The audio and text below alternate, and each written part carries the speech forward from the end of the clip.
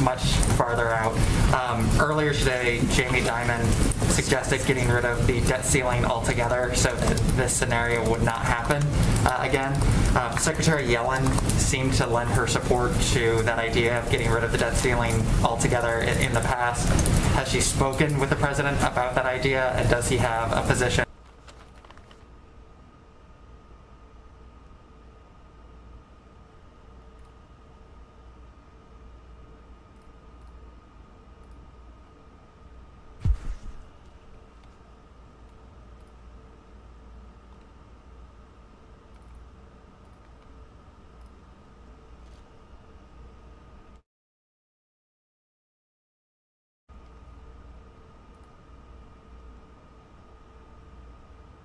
Six a.m. here on the East Coast, taking a live now look at the White House in Washington, D.C. Good morning, everyone. My name is Rain Augustine, and thank you all so much for joining Live Now from Fox on this gorgeous Thursday, October 7th, 2021, beginning our 6 o'clock hour with the latest political news. So I do want to bring you all back out to Washington, D.C. for this Live Now look at the White House. Now, Democrats signal that they plan to accept an offer by the Senate Republicans to extend the debt ceiling deadline by 2 months.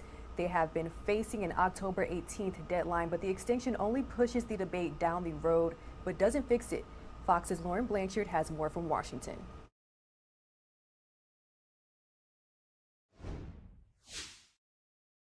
Senate Minority Leader Mitch McConnell has offered Democrats an emergency debt limit extension until December. It will allow lawmakers time to figure out a way to raise the debt ceiling and avoid a historic default this month by the U.S. government. The Democrats who run Washington have done nothing. The White House is not thrilled. Democrats will still need to raise the debt ceiling alone through reconciliation or negotiate with Republicans on spending packages. We don't need to kick the can. We don't need to go through a cumbersome process that every day brings additional risks. But Republicans' point is that reconciliation, while cumbersome, is the process Democrats have already chosen to pass their Build Back Better bill with no Republicans. My Republican friends need to stop playing Russian roulette with the U.S. economy. Both sides are trying to claim victory. Mitch just folded. We intend to this temporary victory. When you look at the polling data, which I saw today, most Americans actually blame the Democrats. Former President Donald Trump criticized McConnell for folding to the Democrats. Raising the debt ceiling would not only raise the debt ceiling for past spending, but it will raise the debt ceiling for future spending. So they can't pass their bill without raising the debt ceiling. President Biden's popularity has taken a hit. The latest Quinnipiac national poll has his approval rating down to 38%, with 55% disapproving of his handling of the economy. In Washington, Lauren Blanchard, Fox News. Thanks, Lauren, for that report. Now, authorities are investigating what led to a school shooting near Dallas, Texas. Police are trying to get answers from the teen suspect, who is now in custody after turning himself in. Here's the latest from Fox News correspondent Matt Finn. An hours-long manhunt for a Dallas area school shooter comes to an end. The teen suspected of opening fire inside the Timberview High School in Arlington, Texas, turning himself in Wednesday afternoon. He will be charged with aggravated assault with a deadly weapon, 3 counts. The alleged suspect, 18-year-old Timothy George Simpkins, arrived at the police station with his attorney and was taken into custody without incident. He was then questioned and booked into the Arlington jail. Investigators recovering a .45 caliber gun in nearby Grand Prairie, Texas, but not indicating if it's tied to the shooting. The weapon being sent to the ATF for analysis. We believe that it is the gun. We're going to let the experts who do the analysis tell us for certain whether or not it was the same gun used. Officials say the shooting stemmed from a fight between students which broke out in a classroom. The alleged suspect pulled a gun and began firing before fleeing the scene. A statewide manhunt by police, the FBI, and U.S. Marshals followed. Authorities now looking into what started that fight. 4 people were injured in the incident, 3 taken to the hospital. All 3 victims are okay at this point in time. Officials say social media played a part in bringing Simpkins into custody, but it also proved to be an obstacle to police, with several false threats called in, diverting resources and slowing the response, prompting this warning. If there is those false allegations that are going on social media, we are not going to tie up resources to those. We are going to prosecute those. Simpkins is being held on $75,000 bail. Matt Finn, Fox News. The search for Brian Laundrie continues at the Colton Reserve, and we're getting word that his parents, one of his parents at least, may join the hunt. Here's the latest from Fox News correspondent Kevin Cork. Brian Laundrie's parents have remained inside their Florida home as the hunt for their son continues. But now, Brian's father, Chris, could soon join the search. The Laundrie family attorney says Northport police asked Chris to assist in the search of a nature preserve on Wednesday, but ended up postponing his assistance.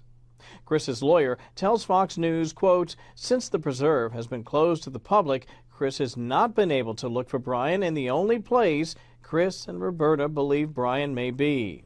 A Northport police spokesperson tells Fox the agency would not be the one asking for help, with the FBI now leading the investigation. The search for Brian ramped up at the Carlton Reserve on Wednesday, days after the FBI scaled back its efforts. Meanwhile, we're still waiting for final autopsy results. A Teton County coroner stopped short of revealing the cause of death. One forensics expert calls the move unusual. Here, there's been a long delay, I guess, because of the concern about not missing anything. But more important, I think, will be the same people who gave police information about the trips they took and how they were seen along the way may find something in how the death occurred. As for Brian's possible whereabouts, law enforcement have reportedly found remnants of a recently used campsite at the preserve. I'm Kevin Cork, Fox News. You're streaming live now from Fox, moving right along with our top stories and major headlines during our morning brief this morning. I do want to bring you all the latest on another story that is gaining national attention. Facebook officials are now trying to raise questions about Frances Haugen's credibility following her explosive allegations about her former employer on Tuesday on Capitol Hill. Now, Fox News correspondent Aisha Hinesney has more on why the social media giant's algorithms are coming under fire and exactly how lawmakers are suggesting to help keep people safe. I think the time has come for action. Lawmakers on Capitol Hill furious with Facebook founder Mark Zuckerberg one day after bombshell testimony from Facebook whistleblower Frances Haugen. Left alone, Facebook will continue to make choices that go against the common good. Haugen called on senators to take action after explaining how the social media giant's algorithms puts profits over people, allowing the spread of misinformation, stoking divides, and exposing kids to harmful content. The testimony now sparking bipartisan outrage and prompting calls for stronger oversight. Privacy protection is long overdue. Senator Markey and I have introduced the KIDS Act, which would ban addictive tactics that Facebook uses to exploit children. But Facebook is pushing back. In a lengthy message to employees, CEO Mark Zuckerberg says Haugen's comments, quote, don't make any sense, writing in part, the argument that we deliberately push content that makes people angry for profit is deeply illogical. Meanwhile, other officials dismissed Haugen's testimony as pressure for more transparency about the site's algorithms continues to grow. What we explain in our Transparency Center is the types of content that we reduce the distribution of and the types of content that we recommend or promote. So it's not quite the same thing as showing the ones and zeros. And a number of lawmakers are now calling on Zuckerberg to come to Capitol Hill and respond to the whistleblower's complaints in person. In Washington, I'm Aisha Hasni, Fox News. A group of Republican lawmakers gathered on Wednesday at the southern border. They blasted the Biden administration and their immigration policies. Here's the latest from Fox News correspondent Bill Malugin. It's time for the Biden administration to wake up. While flanked by 9 GOP governors in Mission, Texas today, Texas Governor Greg Abbott and his counterparts all took aim at the Biden administration over its handling of the border crisis. The president must act. He cannot continue to ignore this humanitarian and security crisis any longer. Joe Biden has done absolutely nothing to confront this self-inflicted crisis. The governors toured parts of the Rio Grande to get a first-hand look and were shown a chart detailing where cartel drugs are flowing deep into the U.S. after they cross the border. The governors say the administration's past actions and comments show they haven't taken the crisis seriously. Vice President Harris has been the worst possible choice to be the border czar. She's never shown any care about this issue or any level of seriousness, and Joe Biden has never even been to the border. I cannot count the number of misrepresentations that have been made by Secretary Mayorkas. He has continuously misled the American public. Today, Texas DPS provided Fox News with these startling photos, telling us suspected cartel gunmen with AK-47s and tactical vests have been taunting Texas National Guard soldiers from across the Rio Grande in Starr County multiple times in recent days. We're told the gunmen are involved in human smuggling. The president of the Border Patrol Union saying today, in his 25-year career as a Border Patrol agent, the border has never been less secure. And the actions of the Biden administration is very clear. If you cross the border illegally, you will be rewarded.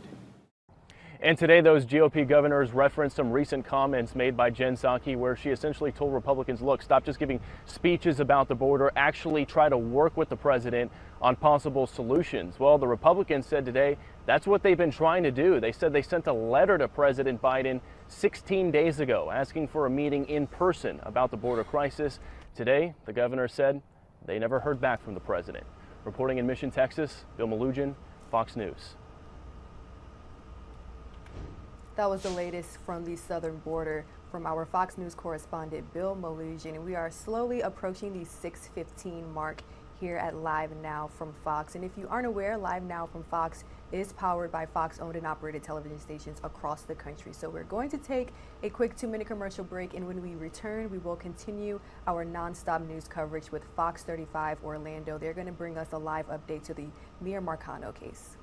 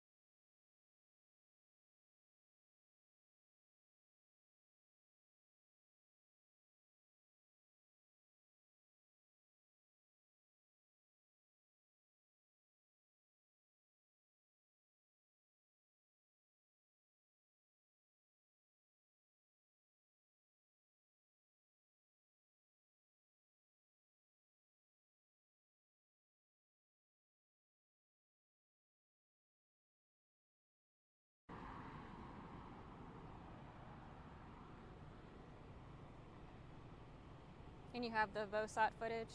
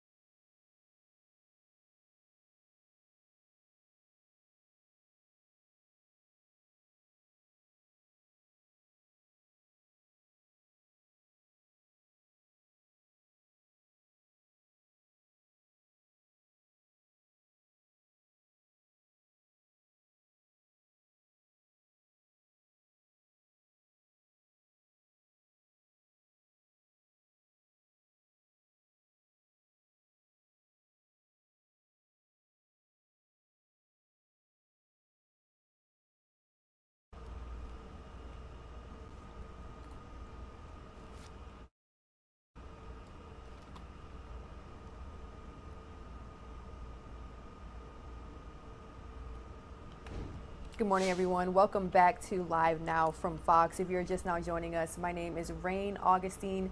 Time is just after 6:20 a.m. Thank you all so much for tuning in to Live Now for your source of raw and unfiltered non-stop news. During this hour, we are covering top stories and major headlines taking place across the country. Now to a story that we have been following very closely for the last few weeks, the body of missing 19-year-old Miya Marcano, which was discovered after she went missing more than a week ago.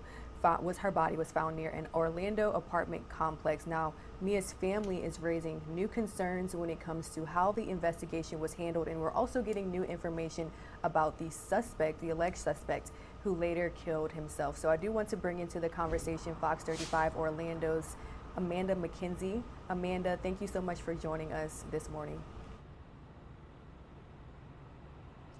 Absolutely. So what we're learning now from the family is that just hours after Miya Marcano was reported missing, that they came here to the Arden Villas apartment complex, and that's when they confronted the prime suspect, who was not a prime suspect at the time. That was Armando Caballero, with a deputy, and they accused him of being obsessed with Miya. In fact, pointing out that he had been repeatedly sending her text messages, and he responded saying that, well, if he was guilty, then why would he be here? So very questionable behavior in light of what has happened now, and that is why the family and their attorney are calling on the Orange County Sheriff's Office, asking why they didn't investigate this further. They are wondering why they didn't detain him, so they're calling on them to have some answers for their actions. Now, this video, as mentioned, was captured with one of the family members' cell phones, and as you can see in the video, when they are done having this conversation, the deputy lets Caballero go. Now, the Marcano family attorney later tells us that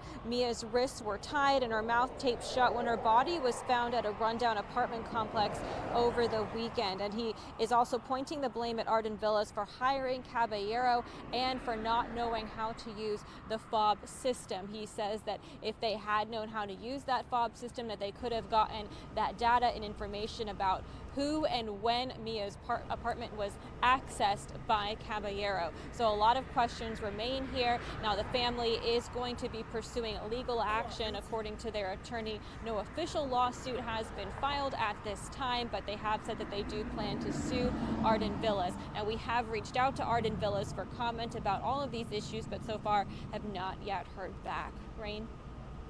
All right, Amanda, thank you so much for joining us and sharing that latest information with us. Now, we have heard from the family attorney recently, who again is pointing blame at Arden Villas, the apartment complex where Miya Marcano lived. I do want to bring you all the most recent announcement from Mia's family. The family attorney is also speaking, and yeah, let's go ahead and replay that announcement right now for you all here at Live Now from Fox.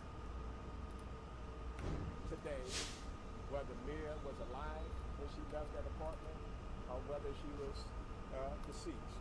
And it's unfortunate that nobody can give us those answers. These answers are so very important to the family because it's hard to get closure. As you can imagine, this family drove in from Miami. You had individuals driving, coming down from Toronto, the Virgin Islands. We had individuals coming from all over, and sadly, they had to conduct their own investigation because no one would listen to them. Despite the pleas from the family, the thing that was most upsetting was this sheriff's deputy told the family on a Saturday, if you don't hear from Miya by Tuesday, call us back. And that is just totally unacceptable. So they wanted the family to sit in the hotel room and wait to see if they were going to hear back from Miya on Tuesday before they do something about it. And it just should not be like that. It is not proper protocol. Despite the sheriff representing that they did not have reasonable suspicion or probable cause to detain this individual, I highly dispute that. There was enough information that was given by this family where they could have detained this individual. They could have taken him down for questions. And I think if you see, watching the video, the questions that the family was asking him, they basically had this guy about to say something. So imagine if you had trained professionals asking him that question. So for 7 days, this family, 7 to 8 days, this family had to go through pain that they would never be able to get rid of because so many people dropped the ball. If management from the Arden Villas would have come to this apartment complex when the family reached out and called them, if someone would have come out at 3 o'clock in the morning and checked that key fob, we would have known immediately that that individual had been in Mia's apartment. So they would have had, at that point, they would have had probable cause to arrest him. So again, this was not taken serious at all. And we know, based on statements that have been given to us, that the sheriff deputy who was at the scene said clearly that this case is not a priority to us. We asked the question again, did he say that? And they were clear that he said that this case was not a priority. They asked him, did you dust the facilities, the apartment, for fingerprints? They didn't do that. They didn't do anything that you would do in a basic investigation. And when this security guard did the things that these sheriff deputies should be doing, they simply laughed at him. And they did not even take the fingerprints that he had gotten off the windows for them. So again, I think you are going to learn over the next few days or next few weeks, there is more to this story. There is no one in Orlando who could stand up with a clear face and say that they know for a fact that there was only one individual involved in the disappearance of Miya.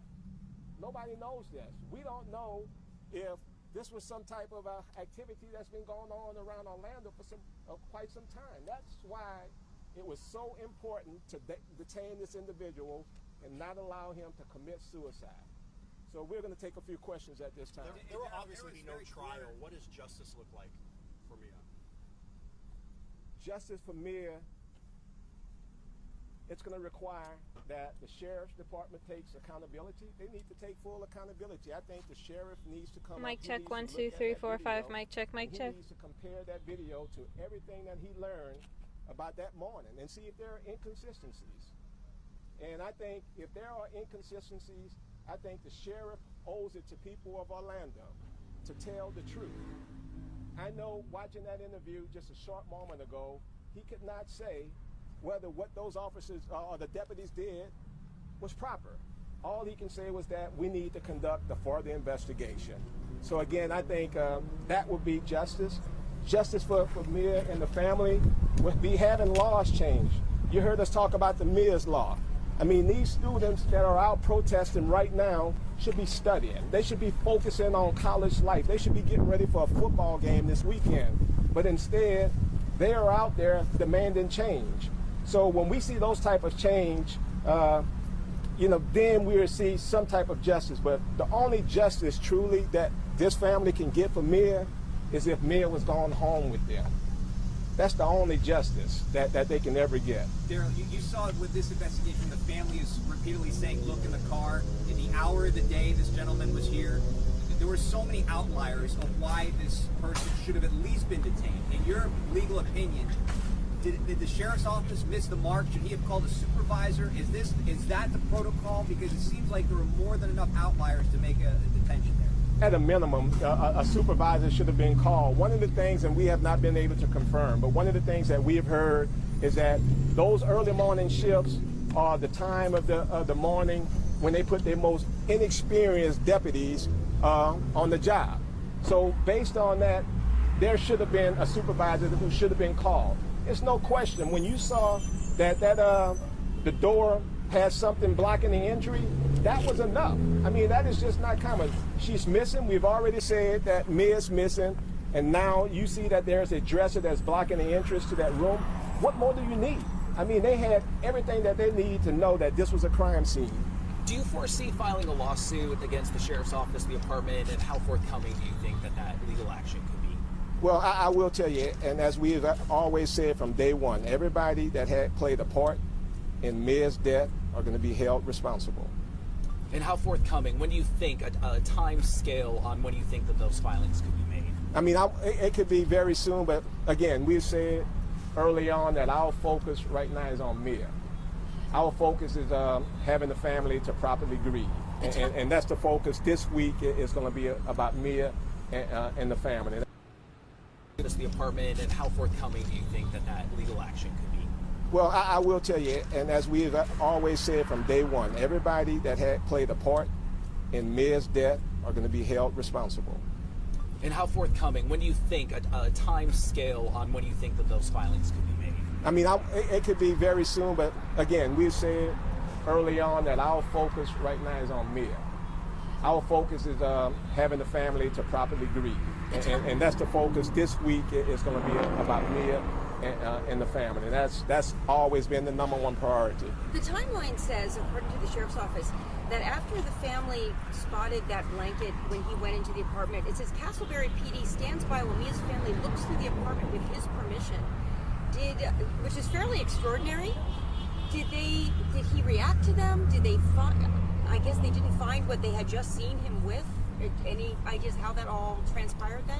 I mean, it's very clear, and again, he knew at this point that the family had been questioning him, and they knew where he lived, etc. So if he invites them in, he's inviting them in because he knows that all the evidence that he had was no longer there.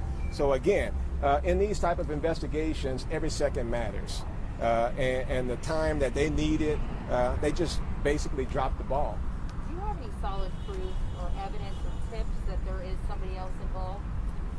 What I do have solid evidence of, I don't know if someone else is involved. I don't think the sheriff knows if someone else is involved, but I do know that there are so many questions. When I walk into the apartment for myself and just looked at the window and look how high it is off the ground. It's a lot of things that gives you some pause. I do know, based on some conversations, that he was with a couple of individuals during the day. So again, we don't know, but we're hoping that somehow we do find those answers. But this investigation should be far from over. The video shows the deputy speaking with him at the Arden Villas complex where he worked but did not live. This is around 4 a.m. Saturday morning. Honestly, we wish that's just something that we wish we did know, but we don't have those type of details. At some point, did they close the case and reopen it? Well, from what we understood is that, or what I understood when I heard the sheriff's first press conference, is basically that he said that nobody else was involved. The family attorney says this video comment shows the tells me that deputies. the investigation was over. Now I'm hearing something totally different. I'm hearing now that they're going to continue with the investigation to find out what happened. Bullet, but one of those cars involved in this drive-by shooting. Police say just after 11 o'clock, officers responded to a report of a shooting between two moving vehicles near Nicolette and Groveland. A short time later, the gunfire continued on the other side of downtown near 5th Street and 6th Avenue North. The violent altercation ending when one of those cars involved in the shootout left the road. A copy of Mia's lease, because there are a lot of outliers in that lease about security protocols and measures here. And just wondering if that's something you've had a chance to look at. I know your protesters are out here. How do you guys proceed with knowing what the lease says? Well, again, the lease is deflection. What they're giving to the media is total deflection. They're focusing on security. Our focus is on this guy having access to that key fob. So that's totally separate from the security issues. We agree that there are major security issues in this complex, but we need to see the provision. What we want to see is the policy on dealing with that key fob, not the security issues, although that is very important, and that's what we need to see. Do you think the scene was contaminated because they don't continue with the proceedings of the sheriff? It's clearly the scene was contaminated when they allowed the roommate to go inside of the apartment from that window to open the door. That should have never happened. What if there was still someone in that apartment? The roommate could have been harmed. When the deputy saw that door was barricaded, there's no reason why he should allow that young lady to go into the apartment. He put her life in danger. So that just tells you how poorly this entire investigation was done. I mean, I need to know what police protocol would authorize them to allow a young girl to go into an apartment when you see a door barricaded. What would allow that?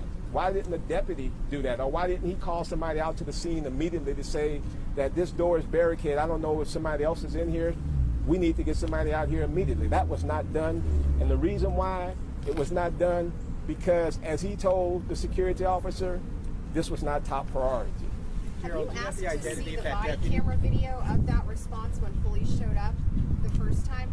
We don't know if they had a body cam video. I'm not sure if there even one. That's one of the things that we are requesting, whether there was body cam video, whether there was some type of dash cam video in his vehicle. We don't know.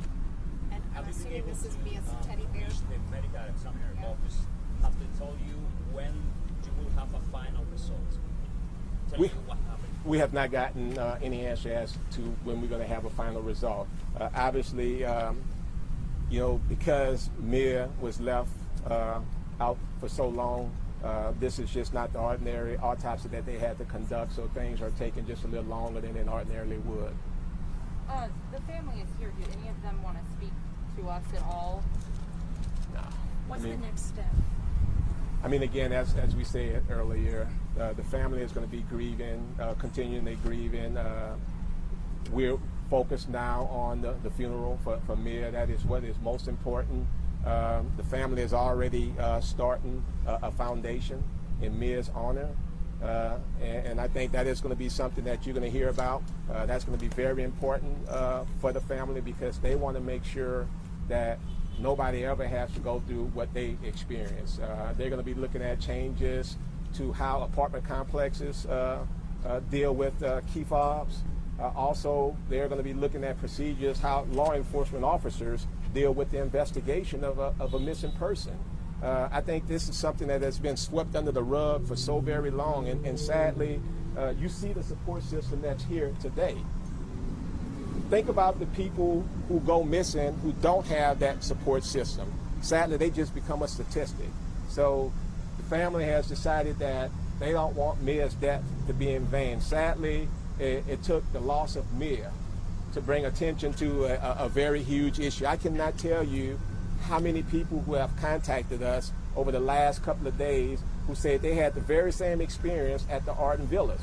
There's several individuals had an experience with him at the prior apartment complex that he was working at. So this is something that's not only going on in Orlando, this is something that's gone on throughout the country, and it just simply has to change. In the video, he makes the comment, Caballero, if I was guilty, I wouldn't come out here, or something to that effect. Was the family who was on the scene surprised that he used the word guilty? Did that set off an alarm bell to anyone? I mean, the way we explained it, and I talked to the family about this, I asked them, how did they know this guy had something to do with it? And honestly, the best way we were able to explain is that Miya was inside of them. I mean, you look at a city as large as Orlando and all the people around, how would you know? And I mean, they just had that parent instinct, that intuition that this guy had something to do with it. And just from his questioning, I mean, the father was asking questions and he knew that something was not right. And that is the thing that is so upsetting to the family, that they were able to get this information and the sheriff's deputies refused to take the information that they did. A family should not have to do their own investigation when deputies are being paid to do that. Have you guys obtained any information on how many text messages he had sent her in the time that they knew each other? We have not gotten that information at all. So again, what we can tell you, and we have spoken to a number of individuals, this was something that was constant, that she was not interested in him. Employees of the complex knew this, and that he acted inappropriate. So that was something that something should have been done about that. And that's our position. He should have not been there. But again, they were co-workers. They knew each other. But again, she had absolutely nothing to do with him and didn't want to have anything to do with him. And sadly, whenever a lady says no, it should not result in her dying. How would you describe Arden Villa's willingness to communicate with you in this present time? There's been no willingness. I will tell you, in my over 20 years of practice, I have never seen anything like this ever. I've been a part of some of the most egregious situations that ever happened. And victims' families, police departments, they have all reached out to the family and offered their condolences. Miya was an employee at the Arden Villas. She was an employee, so more than anybody, they should have reached out to the family and offered their condolences. When the family tried to call and say that Miya was missing, an employee, they should have been out at the Arden Villas with the family, assisting the family. That didn't happen, and it's sad that they are making millions of dollars off of these young students, and these young students to the Arden Villa is nothing more than $1. And it's sad that these students have to pay to live in fear. And this is what is happening. And I think what Miya's death has done, it has given a lot of students the courage to step up. Because I think many of them thought that this was just the norm, that it's okay for a maintenance person to come into my apartment unauthorized. And when they saw what happened to Miya, they're now realizing that this could have easily been them. And they're saying enough is enough. So I totally applaud the students, the tenants who are coming out here and asking for some protection, because again, this should not be happening. I think young ladies, women need more protection. And Daryl, with the family, is the family going to stay here in Orlando? I know you were saying the funeral's next week. Is the family now going to start heading back to South Florida? They can stay with the body? The family is going to be heading back. Just to tell you just a little bit about the family wanted to be here to offer their support to the tenants of the Arden Villas. This is the only reason that the family is still here right now, but the family is going to be gone back. So, all right. The autopsy. Have you heard about when did she die? What time? We haven't all that still. We have not gotten all that detail at all. Thank you, guys. Thank you. Window.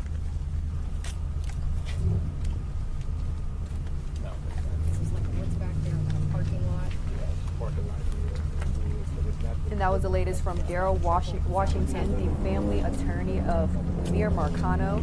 The body of 19-year-old college student Miya Marcano, who went missing more than a week ago, was actually found near that very Orlando complex where we witnessed friends, family, and also the family attorney give the most recent remarks, actually condemning the way that the Orange County Sheriff's Office conducted Mia's missing persons investigation. We will have more on this story a little bit later on in the show. However, I will send most of you on a 2-minute commercial break, and we'll have more nonstop news right after this.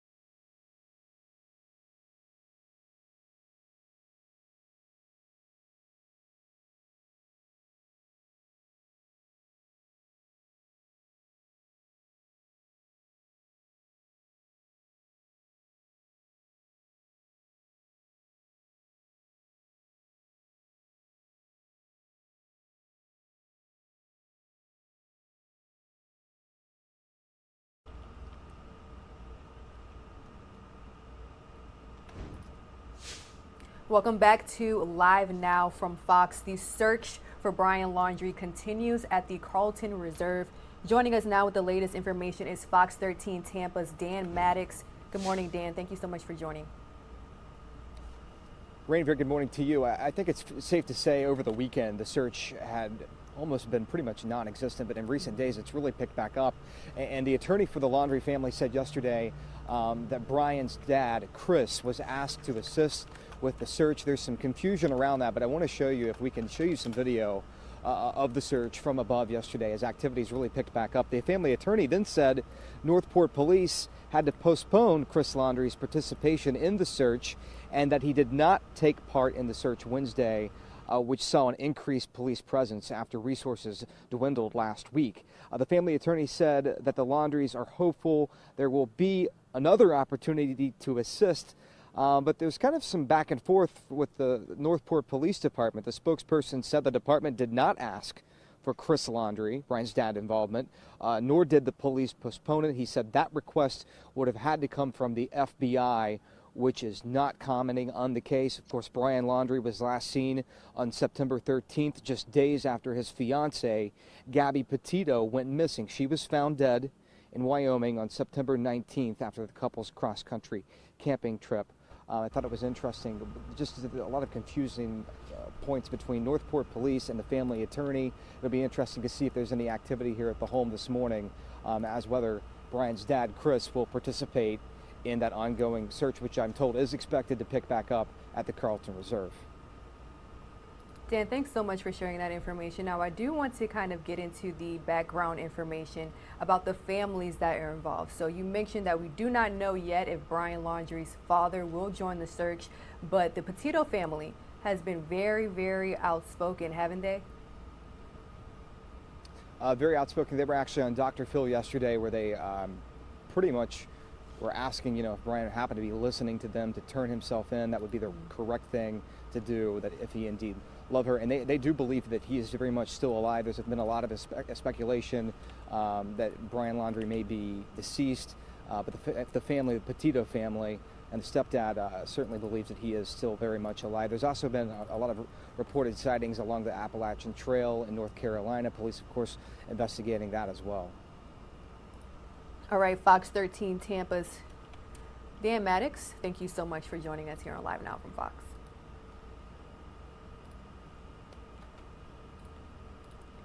All right, guys, we will continue to have these live conversations, these live elements throughout our show here on Live Now from Fox, as we are live, raw, and unfiltered, bringing you all the latest top stories taking place across the country. I do want to keep moving right along when it comes to a few top stories that we are seeing. Here's the latest on crime in Chicago. 5 gang members are back on the streets after the Cook County State's Attorney chose not to file any charges in a Friday shootout that was captured on a city surveillance camera. You can see the gun battle erupt after 2 cars pulled up outside a home on the city's west side. 4 people with modified, fully automatic handguns opened fire on gang members of a rival faction. More than 70 shots were fired between the groups in the roughly 10 seconds it took for 2 squad cars to show up. 1 person died, 2 were injured, 5 were arrested, and 0 were charged. Chicago Mayor Lori Lightfoot is demanding answers from Cook County State's Attorney Kim Foxx. We cannot send a message that it's okay and you get a pass, that you shoot up a residence in broad daylight, captured on film, and no consequences will happen for you. That can't be a world that we live in. Kim Foxx argues her office couldn't bring charges because none of the witnesses would cooperate and that the video evidence alone wasn't enough. Our number one concern should be about getting those people prosecuted, not a headline diverting attention away from the fact that we have not had a comprehensive plan for violence in the city of Chicago. But criminal defense attorney and former prosecutor Bob Bianchi says it's ludicrous that Foxx didn't bring any charges against the gangsters and let them walk free. As a prosecutor, your obligation is protection of the community. You know these are identified gang members, and you know that they're capable of serious violence. You get them on any charge you can while you're building up a case. As this blame game plays out, Chicago's epidemic of violent crime continues and is on track to make this year the city's deadliest in a quarter century. In Chicago, I'm Garrett Tenney, Fox News. A team of specialists who investigate cold cases says it's identified the Zodiac Killer. This is one of America's most prolific serial killers who terrorized the San Francisco community in the late 90s. Here's the latest on the discovery. It is one of the most haunting cold cases in the country. Who was the Zodiac Killer? The Zodiac terrorized the San Francisco Bay Area in the late 1960s, believed responsible for at least 7 murders between 1968 and 1969, though the Zodiac claimed 37 killings. The Zodiac taunted authorities for years by mailing boasting confession letters and chilling cryptograms to newspapers with his notorious Zodiac symbol. Public speculation has raised nearly a dozen possible suspects, but now the nonprofit group thecasebreakers.org says the Zodiac was a man named Gary Francis Post from Northern California, an Air Force radar technician who died in 2018 at 80 years old. Casebreakers head Tom Colbert, who ID'd airline hijacker D.B. Cooper, says he's confident they've nailed the Zodiac. My FBI guys say it's irrefutable. It's a match. We also have 6 people that he's confessed to that he was the Zodiac. 3 of them on our court affidavits. So we strongly feel that. And then, of course, one of the murder scenes in Riverside, we have counted 6 different similarities to the Zodiac at the murder scene. Colbert says Post and the Zodiac shared unique scars from a car crash, as well as other traits. One man who says he knew Post told the Casebreakers it makes sense. He had a great side. He just didn't have a conscience. He could kill indiscriminately, and it's like one of those letters. I think they called him the most dangerous animal, and I mean, he's pretty much proven that over the years. He couldn't even stop after he moved up here. Colbert is calling on the Riverside, California Police Department to test Post's DNA and compare it to the Zodiac's. The department has not yet responded to our request for comment. In New York, Eric Shawn, Fox News. Taking a live now look over the city of Chicago. A lot of people just now beginning their morning commutes very early there, 3:55 a.m. to be specific on the West Coast. Again, you're streaming live now from Fox, and we're going to take a 2-minute commercial break. When we come back, we'll have the latest as San Francisco kicks off Fleet Week.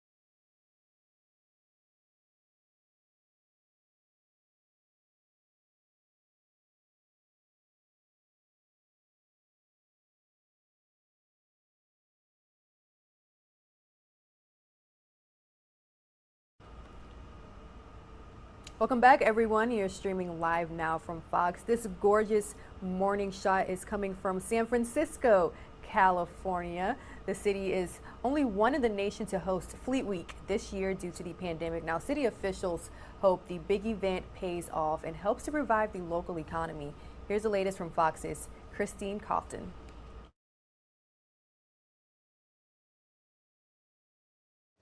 The amphibious warship Rushmore anchored off Piers 3032 and families lined up for tours. We are from the East Bay, so Hayward and Dublin area. We stay at home, so we take the kids anywhere and everywhere we can. And why miss Fleet Week? Visitors say after more than a year of being cooped up, the return of Fleet Week is a major draw. Just, I guess, explore and kind of see what they have going on up there. The kids are really excited. As you can see, our son was like, wait for me! On board, visitors could go below decks to check out the amphibious assault vehicles. This is an LCAC.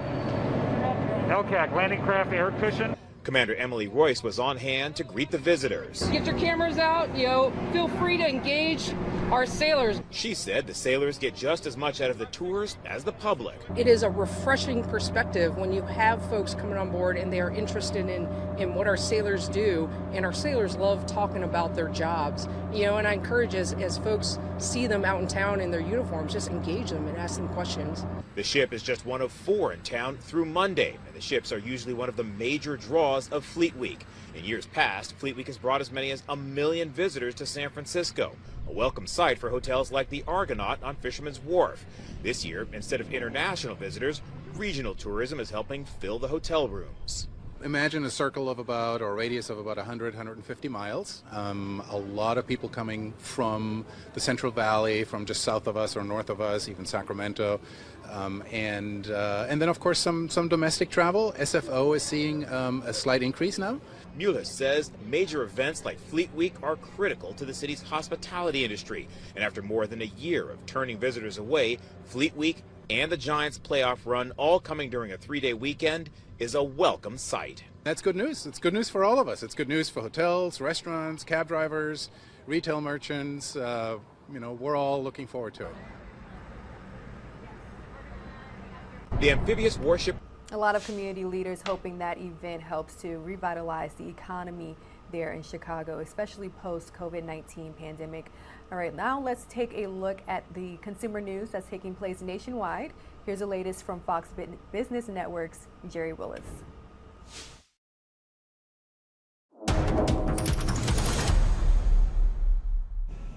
A September to remember for the job market. The payroll firm ADP says private companies added 568,000 jobs in September. That was a lot more than analysts were expecting. Stocks whipsawed on Wall Street Wednesday but closed higher. Investors became optimistic on word Congress might pass a deal to avoid government default. And with the busy winter season approaching for travel, more than a quarter of all Americans tell the company Wallet Hub they won't travel this winter because, well, they're afraid of COVID. And more than 40% say they would pay extra to be on a 100% vaccinated flight or stay at a 100% vaccinated hotel or resort. And finally, here's something a lot of pet parents can relate to. According to the company FIGO Pet Insurance, 53% of pet owners would willingly go into debt or spend any amount of money necessary to save their furry friends from any immediate danger. And to put another number on it, almost 1 in 5 say they would pay more than $7,000 to save their pet's life. That's business. I'm Jerry Willis. Authorities are now investigating what led to a school shooting near Dallas, Texas. Police are hoping to get some answers from the teen suspect who turned himself in after an hours-long manhunt. I do want to bring you all the latest information from Arlington Police. They recently provided an update to the public. I do want to play that out for you in case you missed it right here on Live Now from Fox. Counseling support that's there. We also have our student nutrition team that's there as well to be able to help our parents be as comfortable as possible. Another bit of information that we want to put out for our families as well is we're going to cancel all of our after-school activities for today. We want to make sure that we're putting our resources where they're most needed at this particular time, and that's to be able to take care of the students and the children and the parents of the Timberview High School feeder pattern. So that information is going to be going out here shortly if you haven't already got that at this particular time. Again, so grateful for the efforts of law enforcement as far as being able to help us work through this particular process. We will continue to update you from a Mansfield ISD standpoint as we get more information. Thank you. And before we open up to questions, would either one of you be able to speak maybe to what you can of the nature of how we took the suspect into custody? The question came up of how we took the suspect into custody. We had some communication with his attorney. He did report to an attorney. Was talking to our homicide detectives, and he drove him into our police station. We took him into custody just within the past 15 minutes. So he turned himself in, is what you're telling us? He turned himself in with an attorney, yes. Guys, we can take a few questions. For Mansfield ISD, does this high school have metal detectors? And also, there's a lot of comments from parents saying that they are not comfortable with the way bullying incidents are handled. Can you just comment on how those incidents are handled? I mean, we don't know if this was tied to that. But. Yes, what I will say to that is we take the safety and security of our students and our faculty and staff seriously. And to your specific question as it relates to metal detectors, no ma'am, we do not have those in place, but the entire situation will be assessed and evaluated. And for us as a district, we're always looking at ways in which we can improve and get better in looking at that. But from the standpoint, we have law enforcement officers on every single one of our campuses. I think that's important for the community to know. And that's been something that's been a tremendous benefit for us as a school district. Once this particular incident occurred, the response time for our law enforcement officer that was there, present, and on the campus itself was pretty swift from that standpoint. So that's where we're at. We do not have metal detectors, but we do have law enforcement officers on every single one of our campuses. So what is the plan to make sure nothing like this happens again? What I spoke to earlier, we're going to reassess and evaluate the situation itself to look and see, did we have any gaps as it relates to what transpired? Looking at getting better. So that's where we're going to move as far as evaluating what transpired, what took place, and move forward from there. Are metal detectors in the future or a bag policy on the table?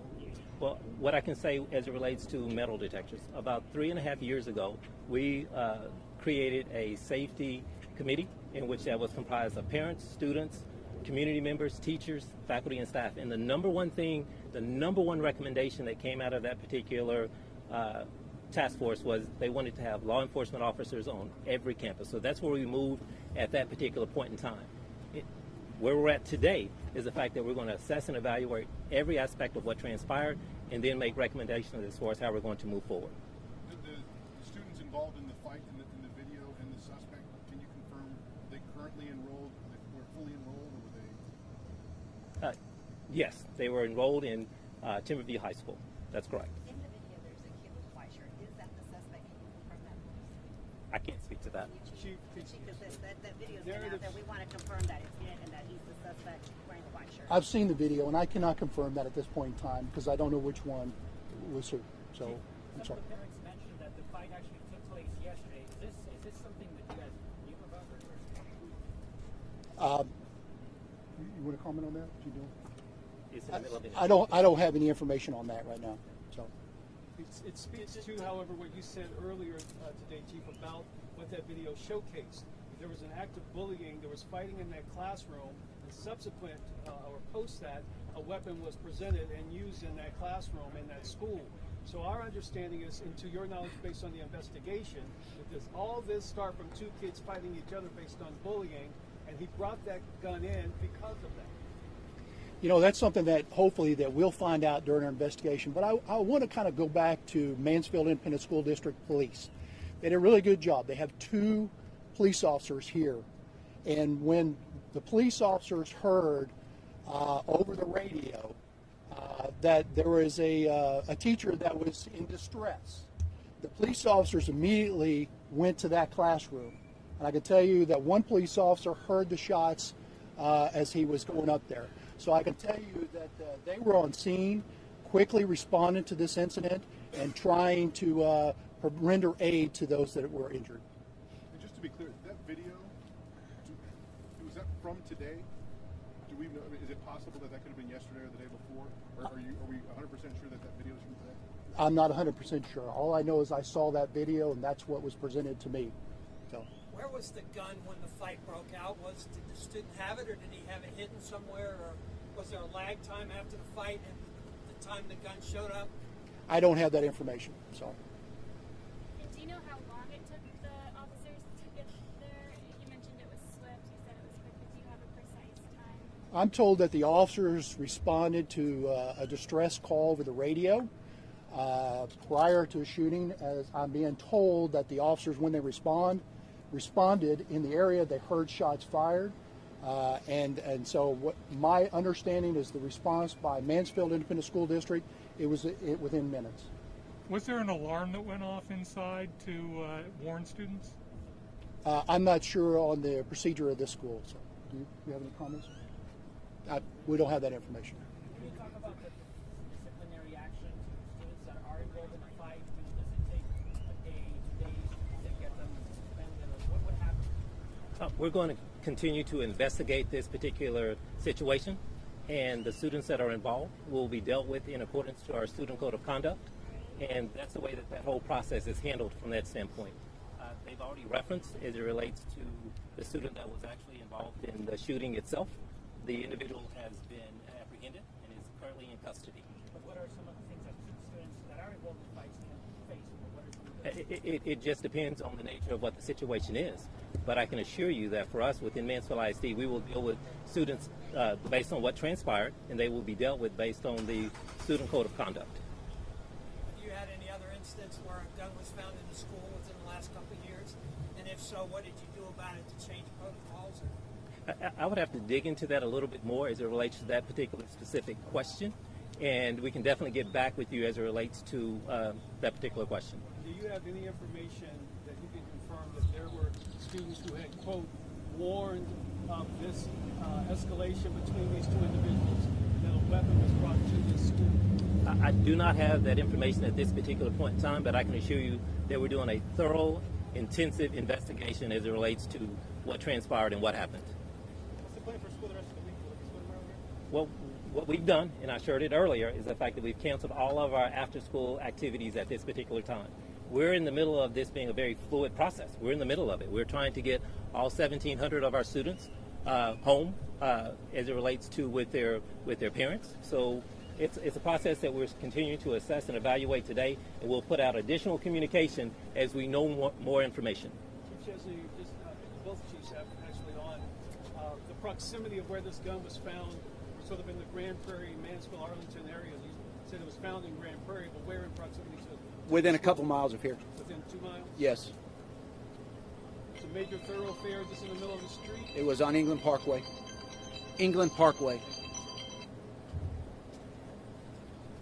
Look, I just want to close and again thank you everyone for being here. This will be our last press conference here.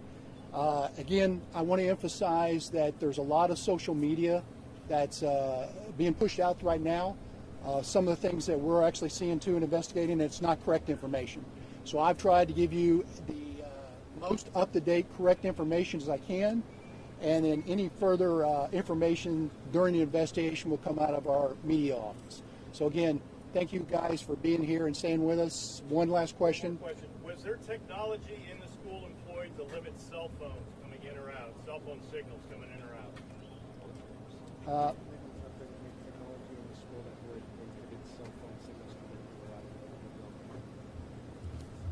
Ask that question again. Was there technology used at the school to stop cell phone signals from coming in and out during the event? No, sir. There was not? No. All right, thanks everybody. And then once the suspect has been formally booked and we get the all clear from our investigators, we'll release the booking photo to you guys, and that will be coming from us. Like they said, any other follow-ups, please filter through our office. We'll be pushing out news releases with any additional details. And thank you guys again. All right, that was the latest update from police in Arlington, Texas. We do know that 18-year-old Anthony George Simpkins turned himself into police with his attorney without incident. He was taken into custody. I'm going to send you all to a 2-minute commercial break, and right after this commercial break, we'll have a live update from Fox 4 Dallas's Shannon Murphy. She's going to dive a little bit more into depth when it comes to the details of the investigation.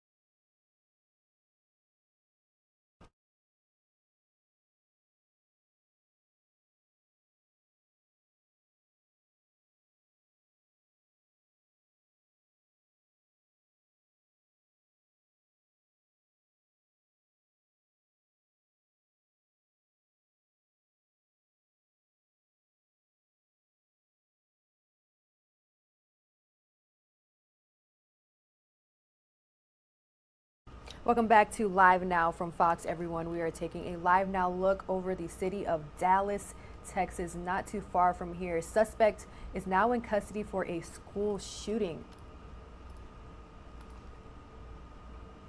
that left 4 people hurt at Timberview High School. Joining us now with the latest details is Fox 4 Dallas's Shannon Murphy. Shannon, good morning. What's the latest on the investigation?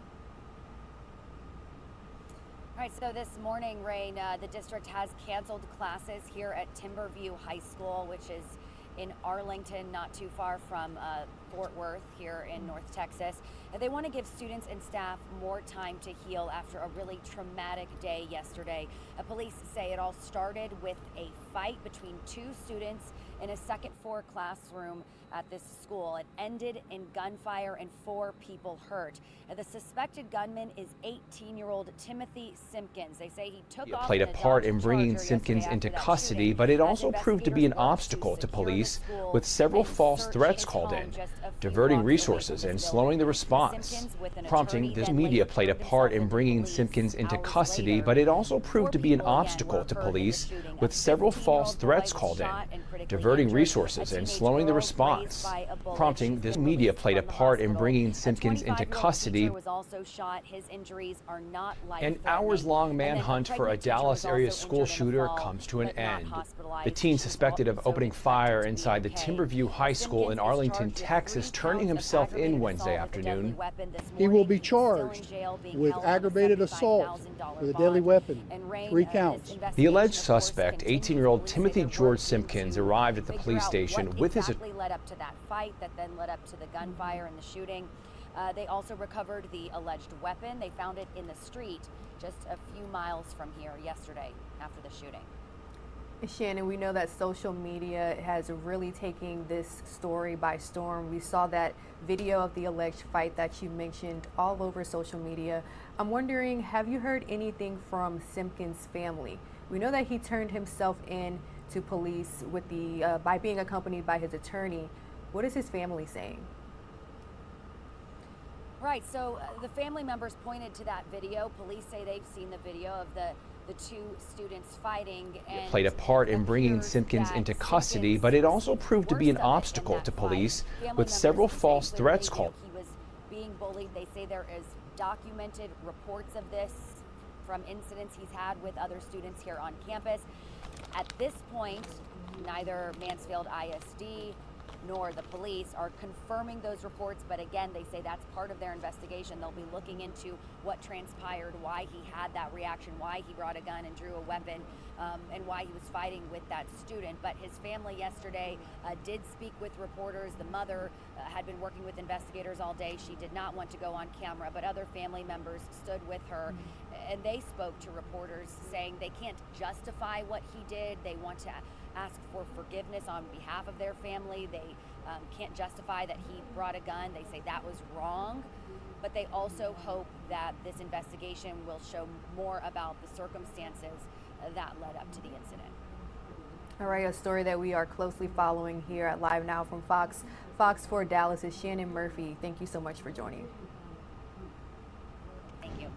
And I want to turn to a story coming out of Houston, Texas, also making national headlines. Now, the husband of Alexis Sharkey, a popular social media influencer who was killed late last year in Houston, Texas, killed himself after U.S. Marshals attempted to arrest him for his wife's murder. We're going to listen into the most recent update from Houston detectives.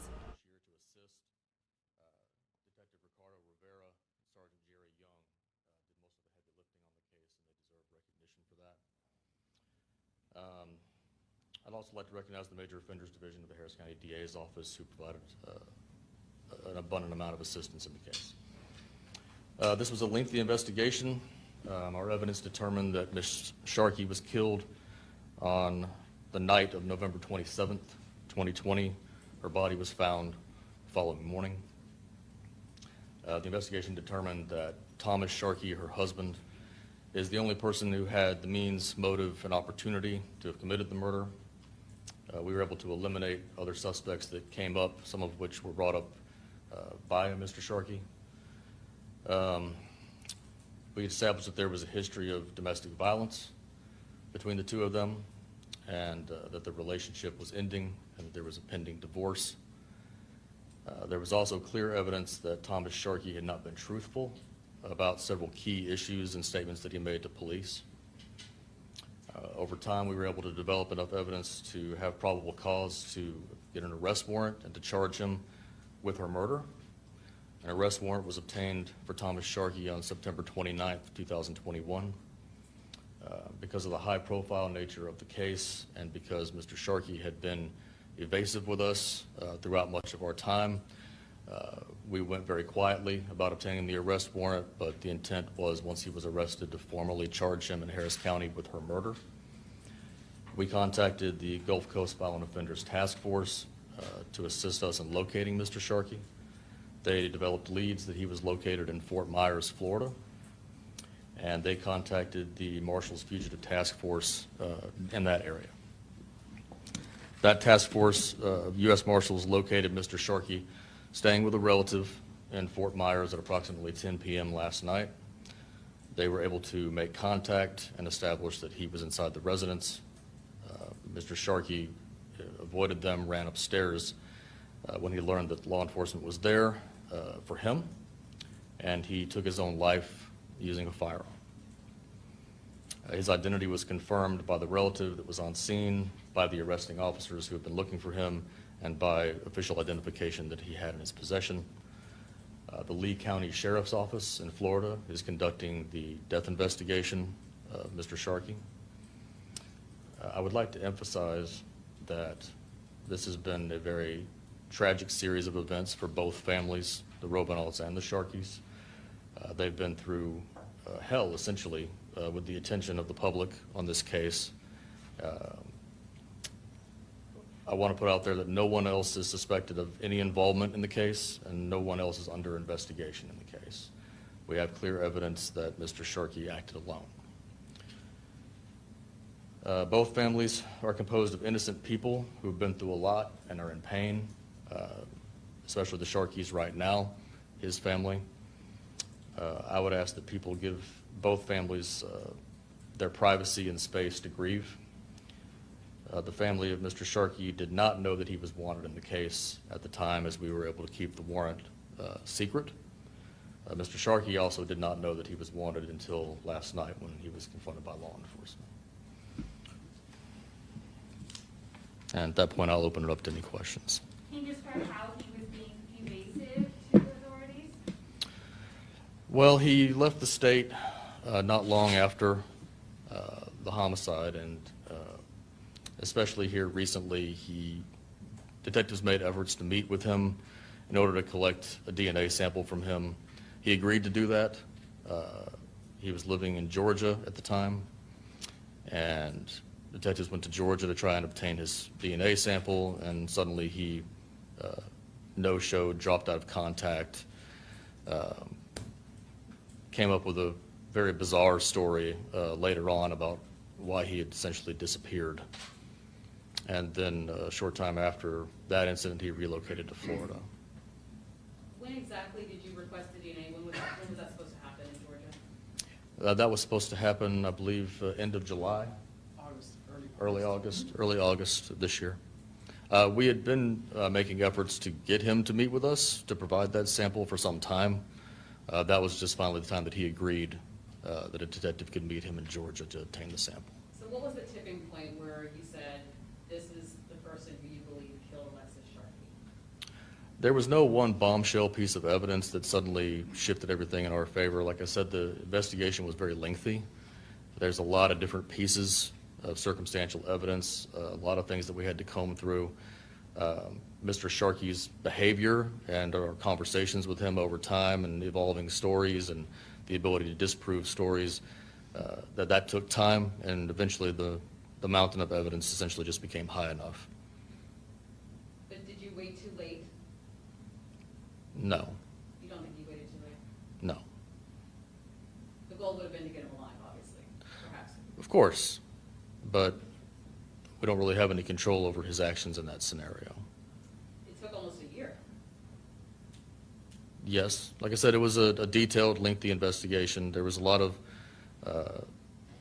various theories and conspiracy theories that came up that we had to look into and disprove. There was alternative suspects presented, including people that were presented by Mr. Sharkey that we had to investigate. So no, we weren't able to move on an arrest until we were able to get to a point that we had eliminated sufficiently those other possibilities and built enough evidence to have a case that could not only arrest and charge but convict. Can you expand on the conspiracy theories? Was this only from Sharkey? Was it from people like on social media? Yeah, I mean, because of the high-profile nature of the case, there was various tips that come in. There's also, family members that are trying to help, and they provide information from things that they saw on a chat board or, on Instagram.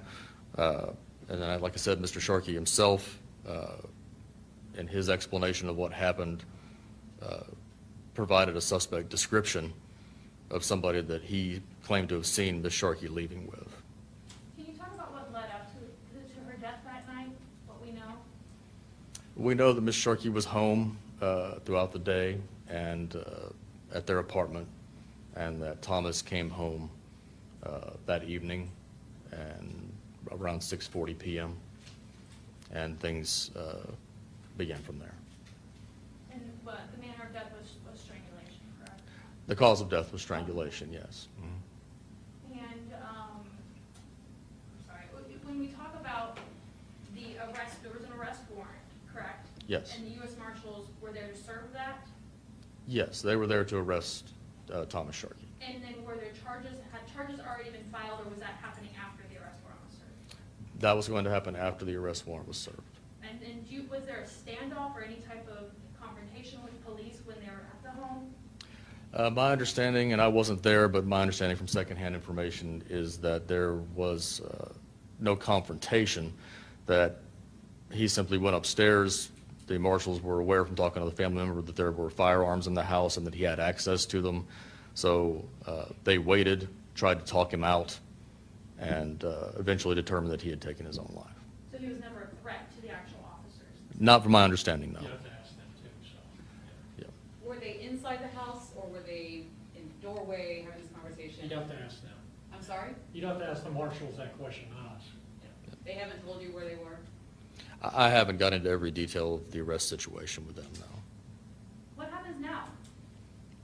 Now, we have some laboratory work left to do. We already had some lab results pending regarding DNA evidence, but now that we have Mr. Sharkey's DNA sample, of course, we'll have to get that from Florida and be able to compare that to the ongoing analysis that's happening right now.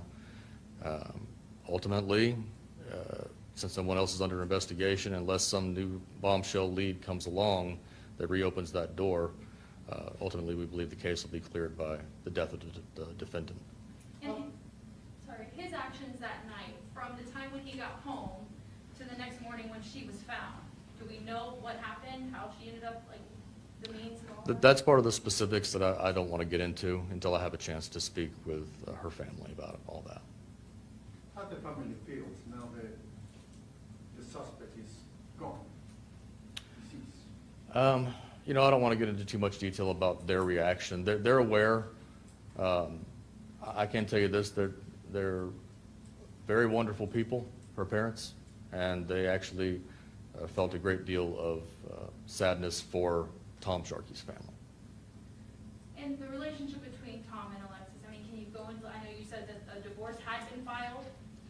The divorce had not been filed, but we have a lot of evidence that there was a separation and that he was interested in reconciling the relationship, and she did not appear to be.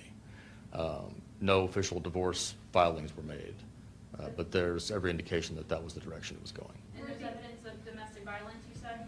Yes. What kind of domestic? I can't go into too much specifics there. Obviously we've interviewed a lot of people, including family and friends. We've obtained a lot of evidence in digital formats, and there's several sources that confirm that that's true. He was physically abusive? Yes. You said that they had separated or were separated. Did they still live together at that apartment?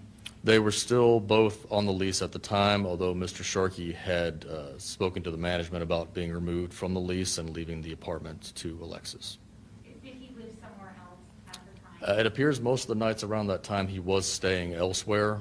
There were a couple of nights that he appeared to be at the apartment, but other nights it appears he stayed elsewhere. Do you know when he left Texas, and did he go immediately to Georgia from Texas, or did he go somewhere else? Like I said, we established that he left the state within the first 2 weeks of the investigation. I don't want to get any more specific than that at this time. And like when you were talking about domestic violence before, they should know that it's not like there are any HPD reports of domestic violence, because we don't think that Alexis came. Correct. We don't have any official police reports that Alexis made or that anyone made on her behalf. We are going off of statements that she made to other people and other documentation that we have that I can't get into. If she was going to an agency or anybody from women's or something like that, or? No, I believe that she probably believed that the divorce, the separation would resolve the issue. Any other questions before we have a Spanish speaker? Could you spell your name? I don't think we got that. Thank you. B-U-R-R-O-W, Burrow. First name Michael, standard spelling. I have one more. What was it like for you joining this case that was very high profile even before you jumped on? I mean, honestly, for me, like I said, a lot of the heavy lifting had already been done by the detectives that did excellent work on the case. I simply assisted by kind of helping them go through everything and pull the big picture together and tie up some loose ends. Are they still on the case, or were doing other things now? Sergeant Young promoted within the department, and when you promote an HPD, you have to go to a different assignment, so he's not currently assigned to homicide, but we're hopeful to have him back. Detective Rivera here is still assigned to homicide, and we both are assigned to the case. Did she ever make any statements to friends or family that she was in fear for her safety with him, or?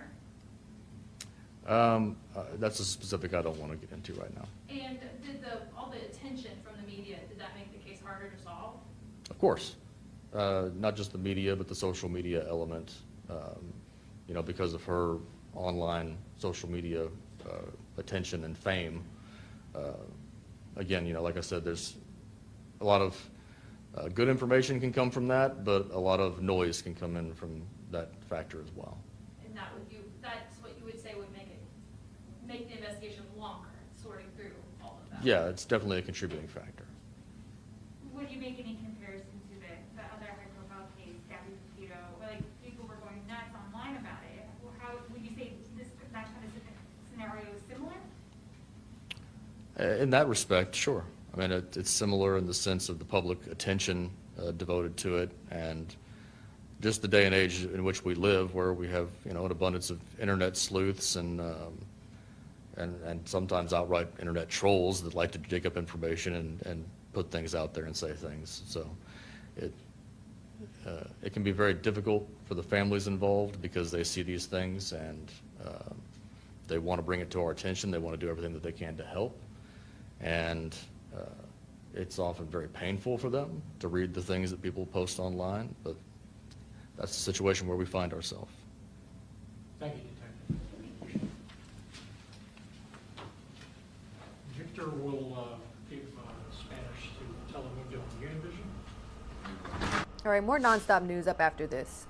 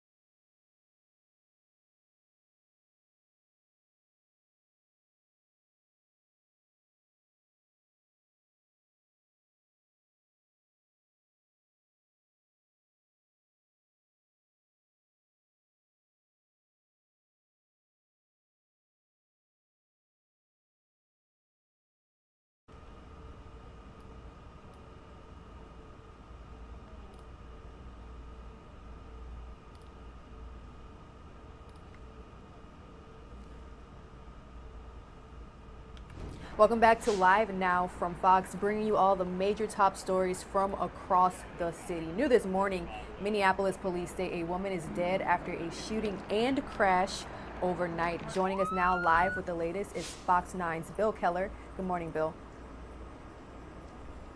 Good morning. You know, and when you hear about an innocent bystander being killed in an incident like this, you normally think of somebody who was struck by a bullet. But despite the fact that there were a number of rounds fired between two moving vehicles, the victim in this case was not struck by a gunfire. She was actually struck by one of the cars involved in that drive-by shooting. It's kind of a crazy scene. It began around 11 o'clock last night. So you've got Minneapolis police officers. They responded to a report of a shooting on one side of town, just south of downtown near the convention center. Two vehicles involved in that. A short time later, the gunfire continued on the other side of town, not far from Target Field where the Minnesota Twins play. It's about 2 miles of distance. But basically, you've got these two vehicles shooting at each other along the way. The violent altercation, though, ending with one of those cars losing control, hitting a woman. She was simply in the wrong place at the wrong time. She was riding one of those electric rental scooters when she was struck and killed here at the scene. We're told there were 4 people in those two vehicles that were taken into custody. They were only injured. They were taken to the hospital, but now, again, not for all these gunshot wounds, but for the injuries they sustained in the crash. In fact, we talked to witnesses who said it sounded like automatic fire or maybe an assault rifle or some type of weapon. Certainly a number of shells. Just in your area, but what are the numbers like in Minneapolis specifically? So far, there have been 72 homicides in Minneapolis, and that is really getting dangerously close to a record high that was around 100. I can remember just a few years ago, you do the year-end numbers, it would be in the 20s, the 30s, sometimes up near the 50s. But the other thing that's really remarkable is the amount of errant gunfire. They're recovering more shell casings at each scene. So each one of these shootings, whether somebody is killed or not, there are just a lot more bullets flying around, and we have seen a number of innocent people who have been killed and injured, including at least a handful of children. All right, unfortunate to hear, something that we're covering here at Live Now from Fox. But thank you so much for joining the show. Fox 9 Minneapolis' Bill Keller. All right, shifting gears a little bit here, I do want to bring you all the latest information when it comes to the coronavirus pandemic. This next segment is coming from Fox 11 Los Angeles. They caught up with a doctor discussing the possibilities of new treatments to help cure COVID-19. Thank you. 547, right. The U.S. Department of Health and Human Services currently looking for volunteers to take part in clinical trials for possible COVID-19 treatment. Yeah, the clinical trials are conducted in person and virtually all across the country, hoping to find a COVID-19 treatment. Dr. Rowena Dolar joins us now as she's one of the doctors involved in this clinical trial testing, which I can't even begin to I think, emphasize the importance of this. Doctor, good morning. Thank you for joining us. Good morning. Good morning. So what can participants expect if they, in fact, enroll in this clinical trial? If you enroll in a clinical trial, we will meet with you either by phone or in person to review the informed consent so we could go over the study procedures and review the risk and benefits for participating in the trial. Then you'll be randomly assigned to one of the study treatments that are being looked at in that trial. You'll be asked to fill out surveys about your symptoms every day, either online or by phone. You'll have frequent contact from the study team to check on your well-being and your safety. Some of the trials require in-person visits to collect blood or nasopharyngeal samples to see how you're doing with the infection. And many of these studies will reimburse participants for their time spent on any study-related activities. Finally, we aim to share the results of the trial with participants before we share it with the larger public. Now, who can participate in this clinical trial? What kind of people qualify, and what's the age that you're looking for? Anybody who tests positive for COVID-19 and has symptoms can participate in these trials. And that includes those who have been vaccinated as well as those who have not been vaccinated. These clinical trials are being done either on patients who are hospitalized but we also have trials that focus on those that don't require hospitalization or have been recently discharged from the hospital. Why is it so important to have a diverse population when it comes to this type of trial? Great question. It's really important to have racial and ethnic diversity in these clinical trials, particularly for those in the Black and Hispanic communities who have been disproportionately affected by the COVID-19 infections. So including communities of color in these clinical trials will be important to know that these treatments are also beneficial in those patient populations. We want to make sure that the treatments that we have for COVID-19 are safe and effective for everybody. Where are the trials taking place? The trials are taking place all across the U.S. And the U.S. territories, including Puerto Rico, wherever we can ship study medication. There are over 800 clinical trial sites, and you can find those enrollment sites on the Combat COVID website, which is combatcovid.hhs.gov. Is there any reason for anyone to be really concerned about participating in this particular trial? You know, people always have questions about, well, what if I do this? It's, you know. Yeah, I guess people do worry about the risks of participating in a clinical trial. I can say that in general, these trials have a very low risk and they're very safe. So we're required by the federal government to follow strict protocols designed to protect the health and safety of the study participants. And the members of the research team will review the study procedures and the risks and benefits with you before you participate in any of these studies. Dr. Doller, I missed it in case you said it, but what was the age that you were looking for? Is there a specific age range? So the age range, most of these trials are in adults, age 18 or older. The Active 6 study, which I'm involved in, is age 30 or older because we are looking for adults that have a higher risk of developing worsening complications from COVID infections. Okay, and where can people go if they want to participate? People can visit the Combat COVID website, which is combatcovid.hhs.gov, to learn more about the studies and to find an enrollment site that's near them. All right, combatcovid.hhs.gov. Absolutely. Thank you, Dr. Doller. All right, that was the latest on COVID-19 clinical trials taking place across the country. That segment courtesy of Fox 11 Los Angeles. And now I want to check in with Fox 5 DC. They're bringing us the latest on a new mask mandate for gyms.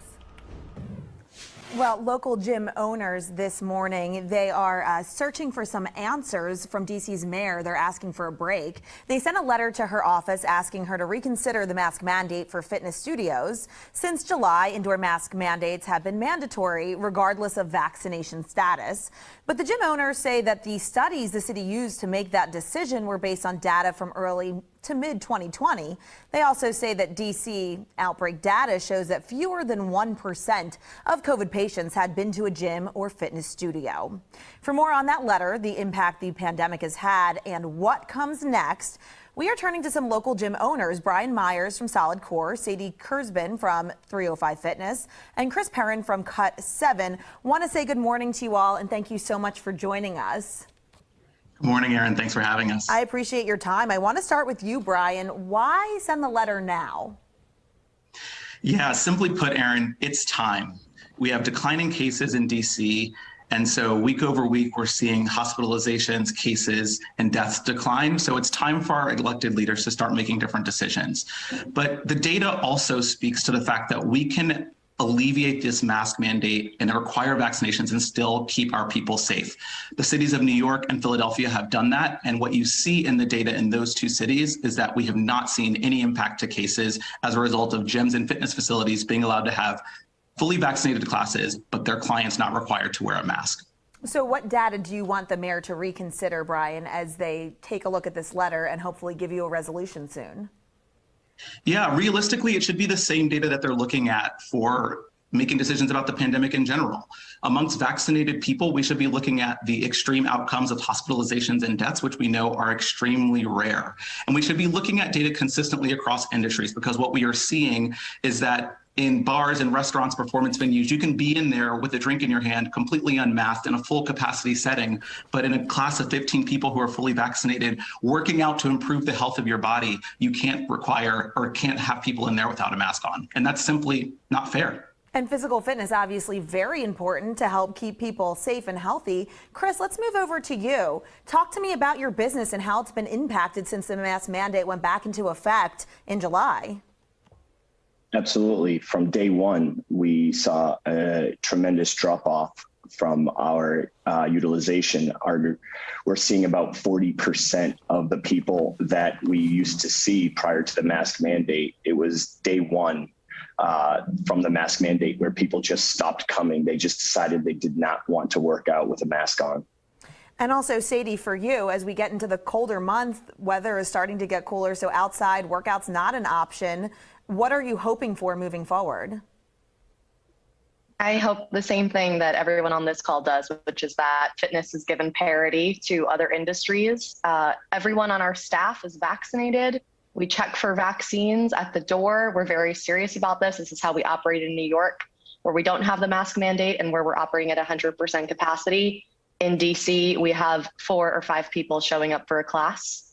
It's very depressing, and this industry has been hit very hard. 18 months, most of our studios were closed. Our revenue was zero. I've personally suffered a great deal. We all know that COVID has impacted different people differently, and I would say that the fitness industry is very much at the top of the list of people who are suffering. We are crying out to the mayor to please listen. Our revenue is, really impacted by this. Our morale is really impacted by this. And the people who want to come and celebrate and be healthy and dance and be together, like you said, with outdoor, we're not going to have that option soon. It's going to start to get very cold. So we just want to get back. We want to be treated the same way as everybody else. We're all in this because we like to help people, because we like to make people happy and help them have a better, healthier life. And after having been closed for a year and a half, it's really time. Vaccines have been readily available since the spring. We're mandating vaccines, and we just want the same treatment as every other industry. And you said it, the same treatment as every other industry, and you mentioned dancing. Now you go out to a dance club, if you have a drink in your hand, there's no mask. And Brian, in the letter, it says we don't want to see changes to what's happening to nightlife, but you want the same treatment, right? That's absolutely spot on. What we see in the data is that amongst vaccinated individuals in a fully vaccinated environment, breakthrough cases are extremely rare. And even when there are breakthrough cases, the outcomes are mild. And so, no, we don't want to see anything different happen for our bars and restaurants and performance venues here in the district. We want those industries to be healthy as well. But we want that same treatment at GEMS, because what we know is across the country, since the start of the pandemic, 25% of all fitness businesses have permanently closed. And that number is creeping up every single day, including here in the District of Columbia. And if Mayor Bowser and Dr. Nesbitt do not act now, more will follow. And it must be especially difficult when you see over the bridge in Virginia, they're not held to the same rules. Yeah, absolutely. We operate studios in Virginia, and what we see is significantly higher performance in our Virginia studios than we see in the district. And frankly, zero difference in health outcomes. And that's really what we should be dealing with. Absolutely. And as we wrap things up, have you gotten any insight from the mayor's office on when you can anticipate an answer? So far from the mayor's office, we've had radio silence. Well, we're hoping that you get an answer and that updated research and a resolution to this, because we want to see people still working out throughout the winter months, right? And we want to see businesses thrive in the district safely. Thank you so much for your time this morning. Thank you so much, Aaron. A Facebook executive is pushing back on claims from a whistleblower. That company execs prioritized engagement over safety and knew that their photo sharing platform, Instagram, could be damaging for teen girls' mental health. Former Facebook employee Frances Hogan testified to Congress Tuesday, citing thousands of pages on the company's internal research that showed teens were experiencing harm. Facebook's head of global policy claims those documents were mischaracterized. Now, according to Hogan's testimony, one internal memo found that a significant number of teen girls said Instagram worsened thoughts of suicide and problems with eating disorders. Diving into this subject a little bit more is Fox 5 DC. 9:32 is your time. This morning in our second half hour of the 9A, we are digging deeper into the effects of social media and its effects on our youth. This after a whistleblower's troubling claims that Facebook actually knows the harmful effects it has on young women and men. From 60 Minutes to Capitol Hill, Frances Haugen has dropped exclusive details. She says Facebook has evidence from internal studies that Instagram, also owned by Facebook, can lead to suicidal thoughts and making eating disorders worse for teenage girls. So the question is, just how dangerous is it? We assembled a panel of teens, young adults, to discuss this. Joining me now, Sydney Delaney, a freshman at Mount St. Mary's University. April Brown, a freshman at Howard University. Noel Brown, a senior at Duncanville High School. Thank you so much for joining us. I'm looking forward to talking about this. Thank you for having us. Of course, of course. Thank you for having us here. So show of hands here. Who's on TikTok? Okay. Who's on Instagram? Who's on Twitter? All right, so some of you have all three, so you stay busy. Who's on Snapchat?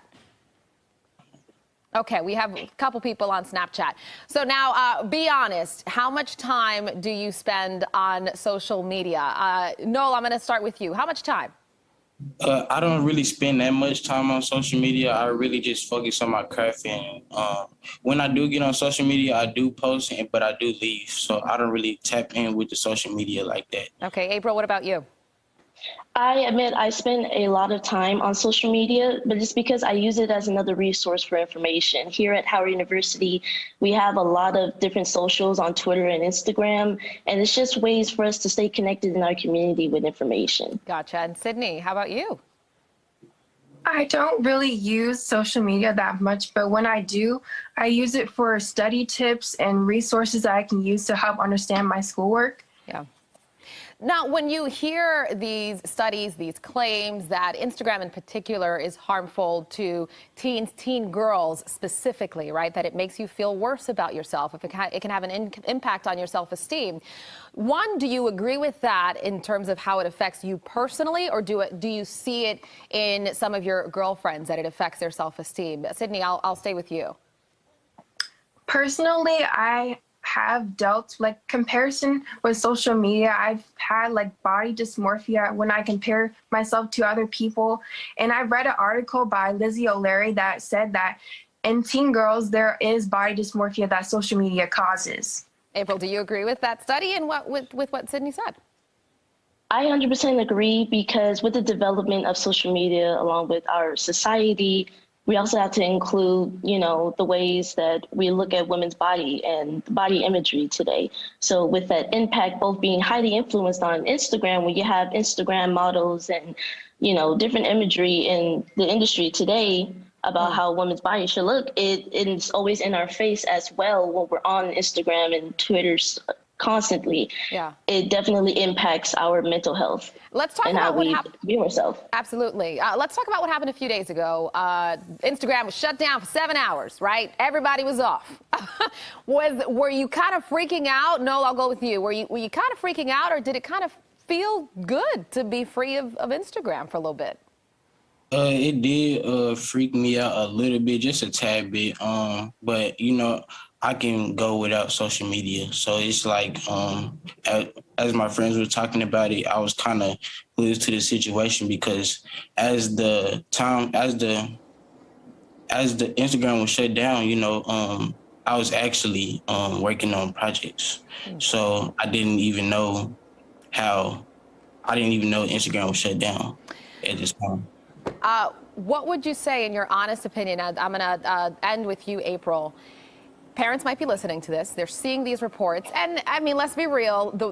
We can read these reports. We can talk to our kids. But there are certain things that you all see and experience that we don't as adults, right?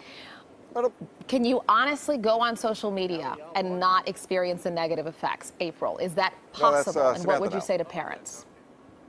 I would say no, unless there were restrictions involved on your social media platform.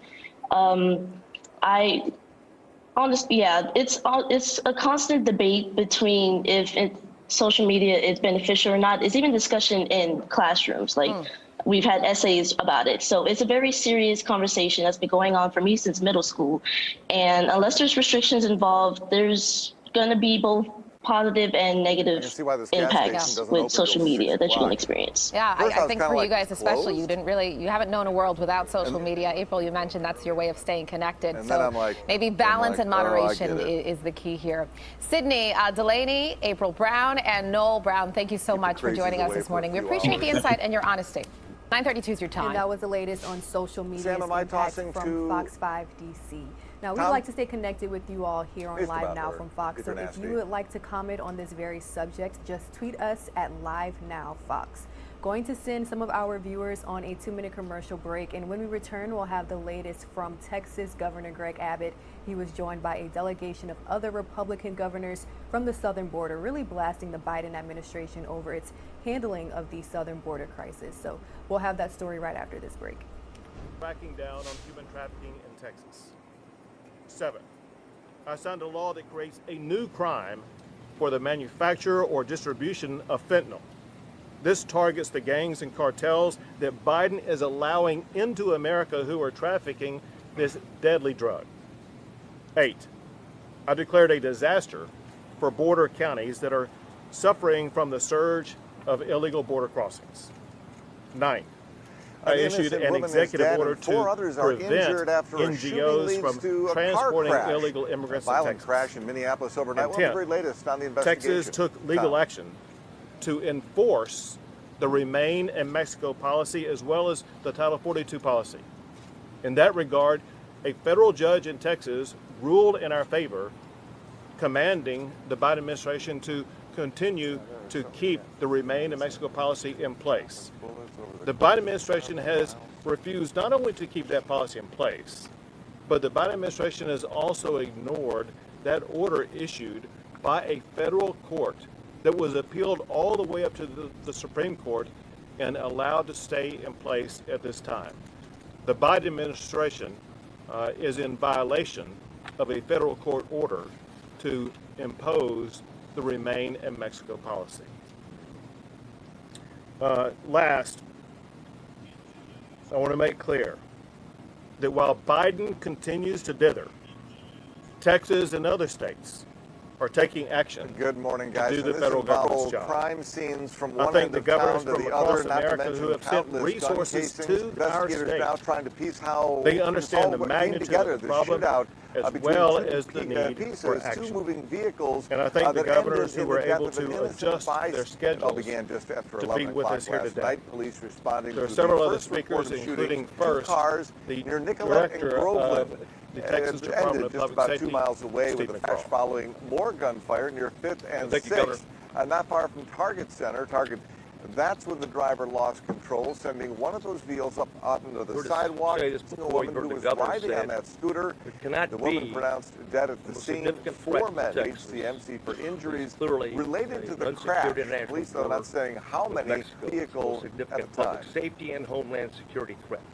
It's allowed Mexican cartels to evolve and become the most dangerous, most violent, most brutal criminal organizations in the world. They dominate the drug and human trafficking market throughout the United States. And if you have a fentanyl problem in Iowa, you have one in Oklahoma, you have a border problem. That's exactly what's been going on. Yeah, police say The there governor's were a taken us, number the of state's shell spent a lot of money casings over the leading up years to in the terms crash. of In fact, how we multiple can guns provide then direct recovered support at for the brave men scene. and And women who of the lives U.S. nearby Border Patrol describes what be he able saw. to support their mission. What the governor's done now, though, is taken us from a reactive position and put us in a proactive position and a preventive position. So no more in terms of detection, interdiction, okay, and seizure and apprehension. The focus is prevention from the start and leaning forward in that regard. To that end, he's formulated a plan that has all the border basics, including infrastructure, personnel, capabilities, technology, and doctrine that can secure the Texas-Mexico border. And unfortunately, the state of Texas has made it very clear, and the governor's made it very clear, we can't wait for Washington to do it. We don't need their permission to protect Texas, is the bottom line. And we're forced, we're blessed the fact that the governor's leaned forward on this particular issue. And Governor, thank you on behalf of the men and women of the Department of Public Safety, the state of Texas, for all you do for public safety and for those people that in the law enforcement profession. It means a lot that you care, and so does the state legislature. And I know these governors feel the same way. And so we're proud to stand with you today, and thank you for all you do. And thank you for sending troopers down here and resources. We appreciate that. We know that by putting them here, we've been able to protect your state, and I know you care deeply about protecting your citizens from harm, and God bless you. And Governor, that's all my remarks. Thank you. Next we have Brandon Judd, the president of the Border Patrol Council. Good afternoon. Thank you, Governor. Really appreciate it. Governors, thank you. Thank you. I can tell you that law enforcement greatly appreciates the work these men and women are doing. Sure would have been nice if we could have had just as many Democrat governors as well to discuss this issue. We have to have an honest conversation. Criminal cartels listen to actions. They don't care about words. And the actions of the Biden administration is very clear. If you cross the border illegally, you will be rewarded. And that's what this administration is doing. So as they give lip service to an issue, as they say the borders are closed, their actions clearly demonstrate otherwise. If we continue to reward criminality, if we continue to reward people for crossing the borders illegally, people are going to continue to come. It's interesting, we always say we shouldn't recreate the wheel. President Biden has the blueprints. President Trump did, in fact, create the wheel. He showed what needs to be done in order to control illegal immigration. If we can control illegal immigration, we can then go after the profits of the cartels. We can cut down on the drugs that are going to these states that are killing so many of our children, of our family members. If we can't do that, the cartels will continue to control everything that is happening on the border.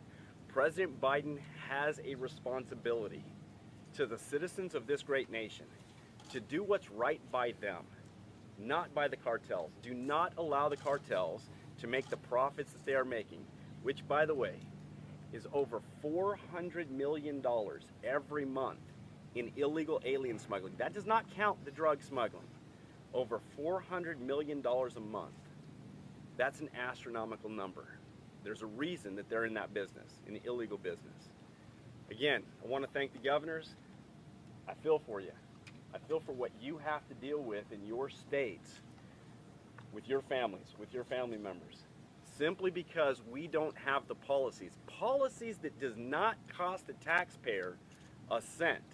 If you ask me, do we need more resources? We do. Do we need more infrastructure? Yes. Technology? Yes. But it must start with policy. Policy will allow us to get this under control, and then we can look at what needs to be done after that. Governor Abbott's leadership on this issue has been fantastic. Law enforcement is grateful to him for what he's been doing to help us try to get this issue under control. But without President Biden, we're going to continue to talk about this year in, year out. Thank you, Governor. Thank you. Next is Arizona Governor Doug Ducey. Thanks very much, Brandon, and I want to say thank you to Governor Abbott for welcoming us to see what's unfolding here in Texas. The situation here is certainly outrageous, and I want you to know you've seen the coverage. Men on horseback, literally herding men and women. Thousands of migrants gathered in a Bidenville under Del Rio Bridge. Children abandoned on the treacherous journey to our country. It's a tragedy, and I can tell you the border situation is just as out of control in the state of Arizona. The border sector in Yuma has had more than a 1,000% increase in apprehensions compared to last year, the highest increase among all sectors. The Tucson sector has seen more than a 200% increase in apprehensions. And it's not just the people that are crossing the border, it's the lethal drugs.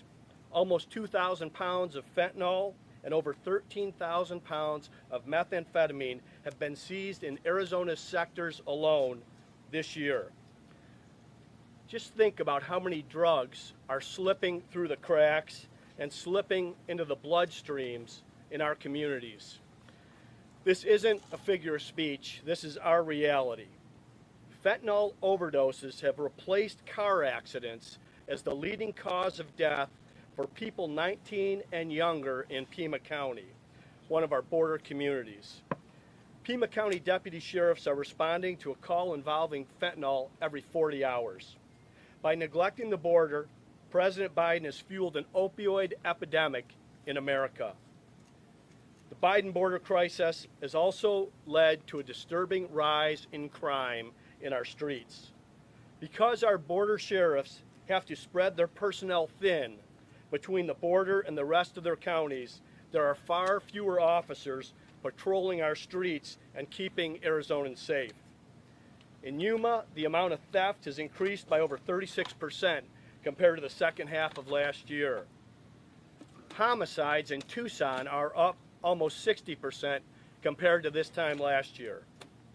Our law enforcement officers in Arizona are some of the best in the nation, but they can only do so much when hundreds of thousands of migrants are flooding into the country illegally every month.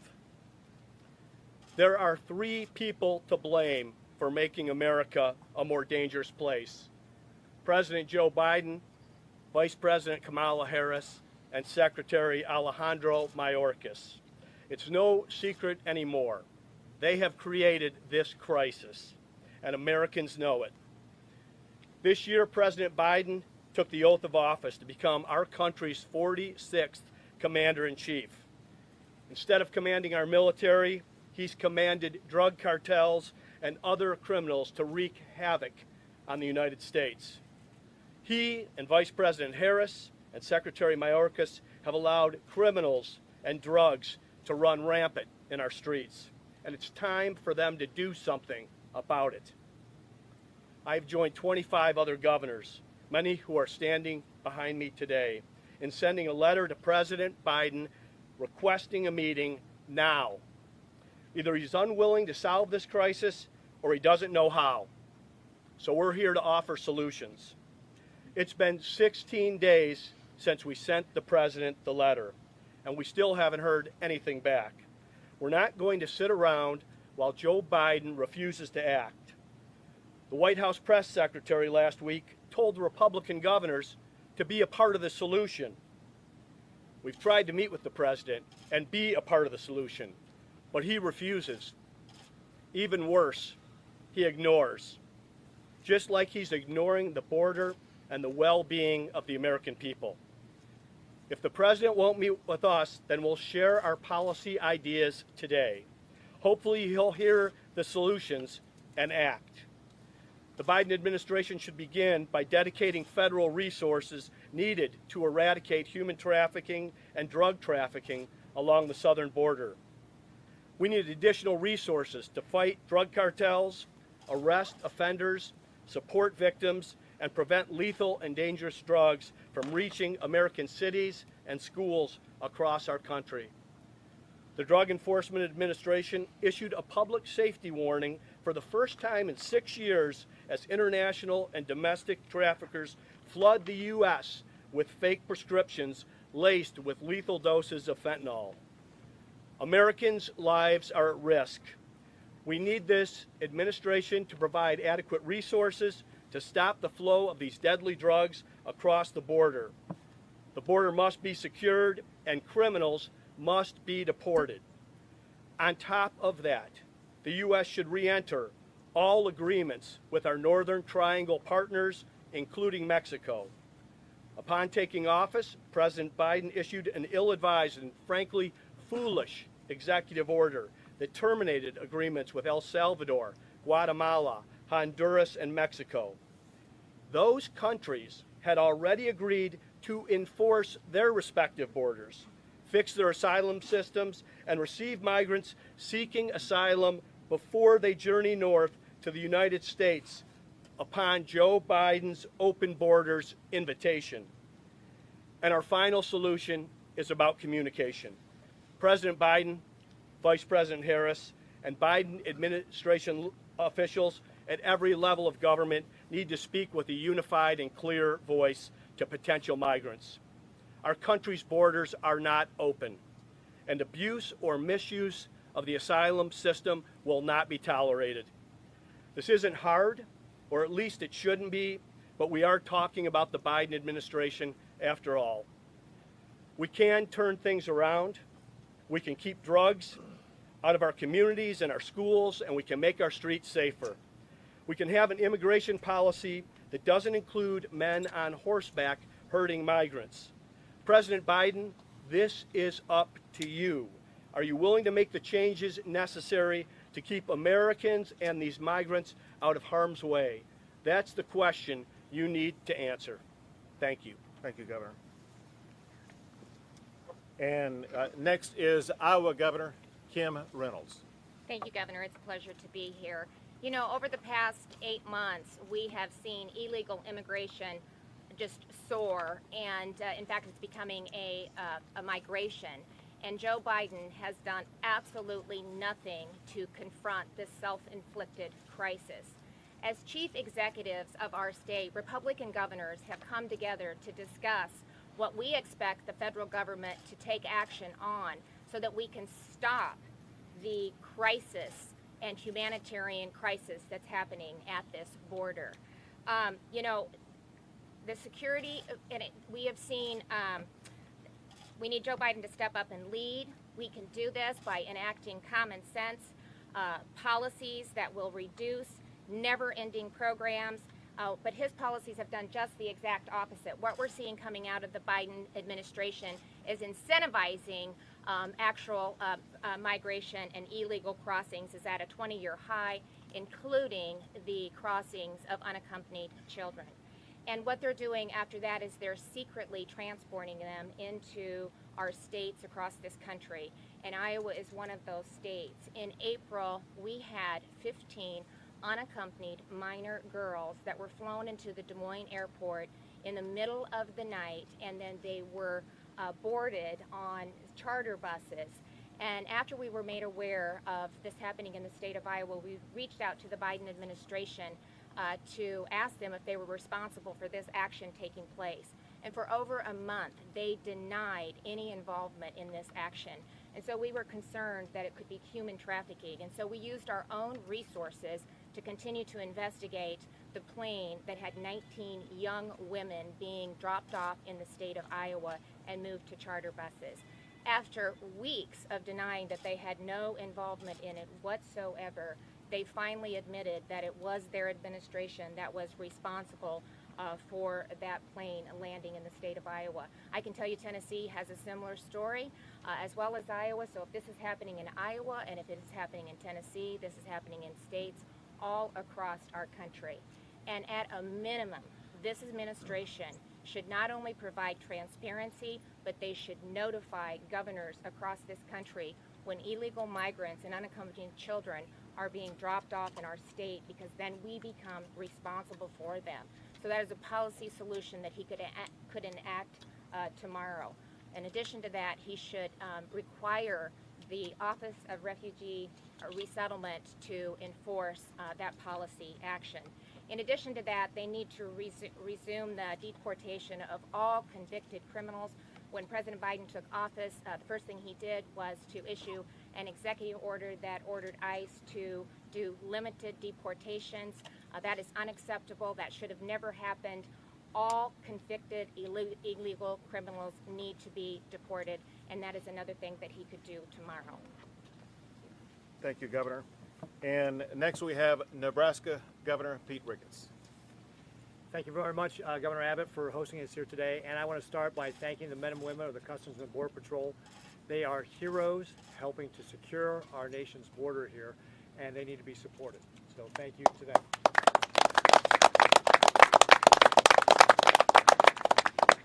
I also want to thank all the National Guard and law enforcement folks who are also doing the same. So can we give them a round of applause too, please? Thank you.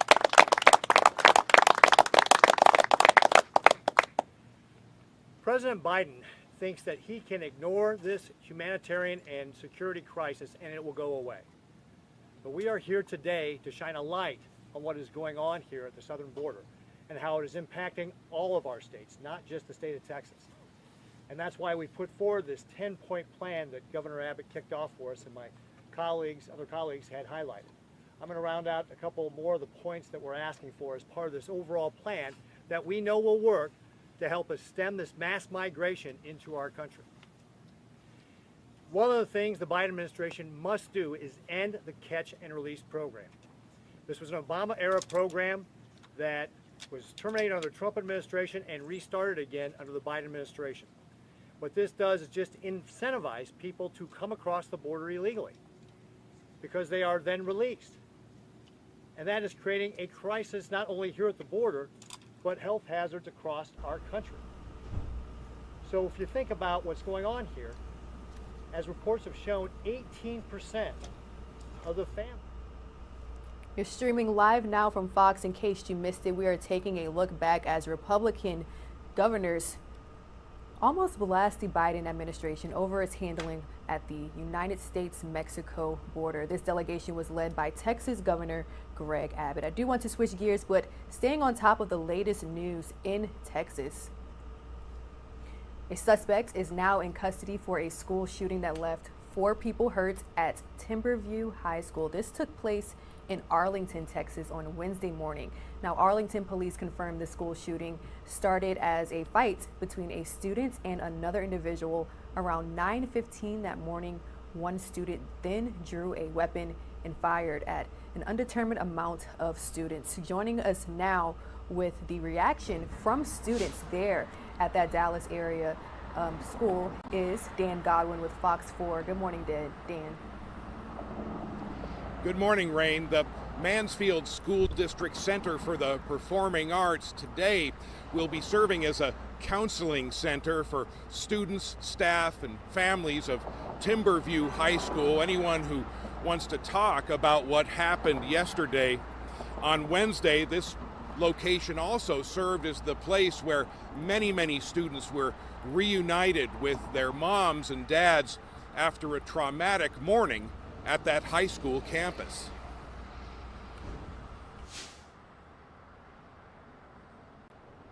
Then that's when everybody started crying, screaming, so we immediately went to the hiding spots, the back parts of the room. We had me and 2 or 3 other students hold the door.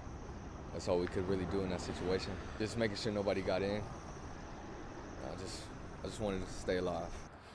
When the lockdown at the high school was lifted, the district's Performing Arts Center was where hundreds of students were bused to meet up with their families. It's about 6 miles from the school. Again and again, they talked about the fear and uncertainty of not knowing exactly how things were going to play out. So when I was looking at my phone, all I can see was we hiding, they shooting at the school, and like tears just start flowing because I didn't know what to expect. I just really wanted to get to her. She just kept saying, "Mom, come pick me up. Can you come get me?" Not sure. All classes and extracurricular activities are canceled today for Timberview High. The counseling services this morning will be available here at the Performing Arts Center. The doors open in a few minutes. They'll also be provided at a church in nearby Arlington, Texas. That's the city where Timberview High is located. The school district has also made arrangements for counseling services to be provided virtually online today as well. Reporting live in Mansfield, Texas, this is Dan Godwin. Back to Rain. All right, that was a live report from Fox 4 Dallas's Dan Godwin. We've been covering a lot of the nuts and bolts when it comes to that Texas area shooting. So Dan was nice enough to give us the perspective from the students who actually attended Timberview High School, who were really impacted by that situation. We're going to talk about this story a little bit later on in the show, but first, I'm going to send most of you on a 2-minute commercial break.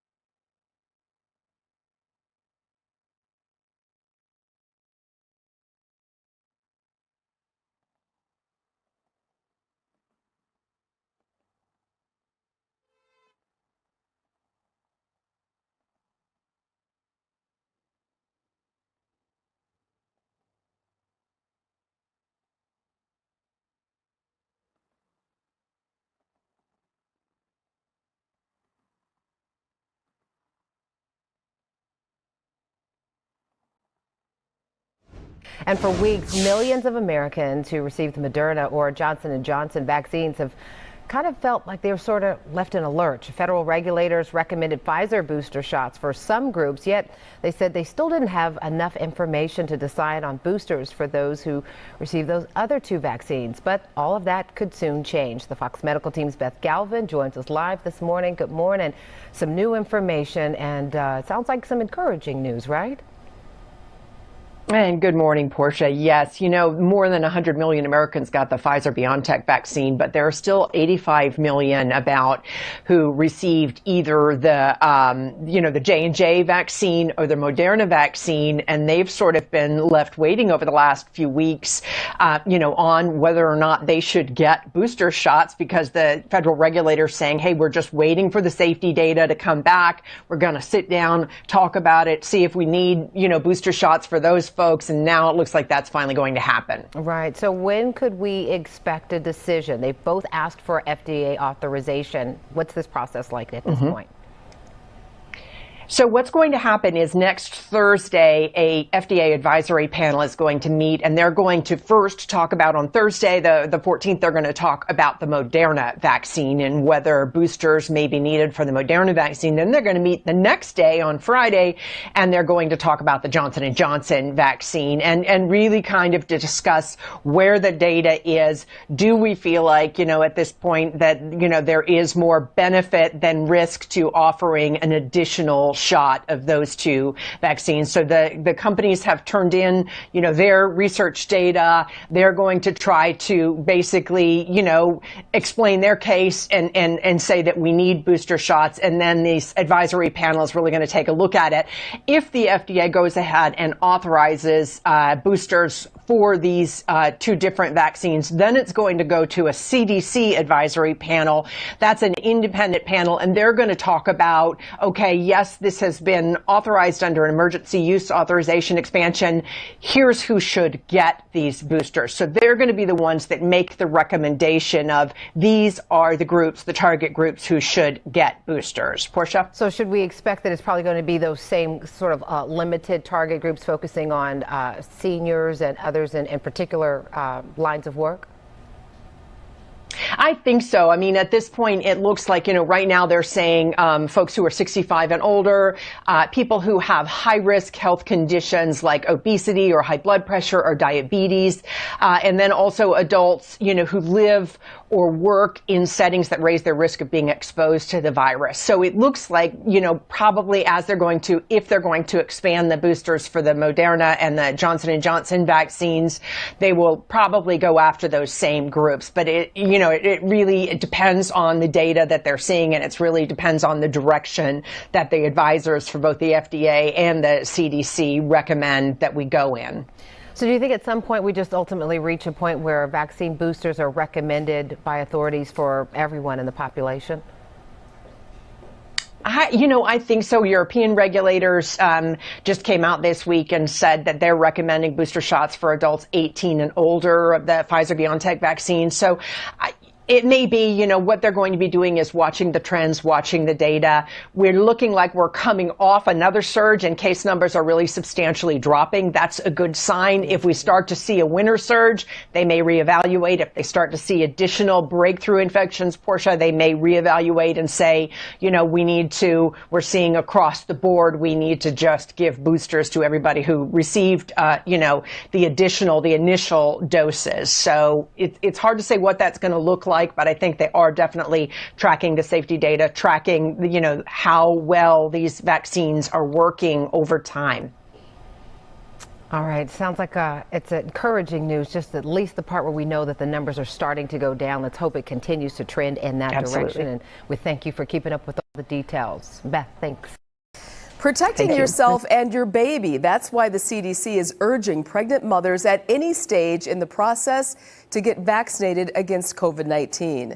Our Sam Kramer has a look at the statistics doctors at Ascension, Wisconsin are trying to change. While the Delta variant continues to drive an increase in COVID-19 cases in Wisconsin, the vaccination focus is shifting to pregnant mothers. We are not seeing an increased rate of vaccination in pregnant women as a subgroup as we are across the board. 56% of Americans are fully vaccinated against COVID-19. However, CDC data shows just over 31% of pregnant mothers have finished their vaccine series, a trend Ascension, Wisconsin is looking to change. Pregnant women tend to be in that 18 to 35-year-old range. Their absolute risk is very low. However, by virtue of being pregnant, that increases that risk. Dr. Fatima Ali works in Ascension, Wisconsin's obstetric emergency department and recently gave birth to a child herself. She shared her reasons to get vaccinated, which she says has had no harm on her newborn. Working where I work and seeing pregnant, sick women, some of them who get very, very sick, require intensive care units, and then their baby requires a neonatal intensive care unit. That really pushed me into making this decision. A decision that's helped protect her and her baby. As Dr. Matthew Lee explains, unvaccinated pregnant mothers are presenting stronger symptoms. While he understands vaccine skepticism, he says any protection against COVID-19 is what matters most. A lot of them do have questions about safety. Again, the right thing. A pregnant mom needs to be concerned about her baby inside. Vaccines are safe. Reporting in Milwaukee, Sam Kramer, Fox 6 News. Sam, thank you for that. Now, doctors say if you are on the fence about getting vaccinated, talk with your primary care doctor to help decide what exactly may be best for you. Protecting yourself and your baby. That's why the CDC is. You're streaming live now from Fox. We'll be right back after this commercial break.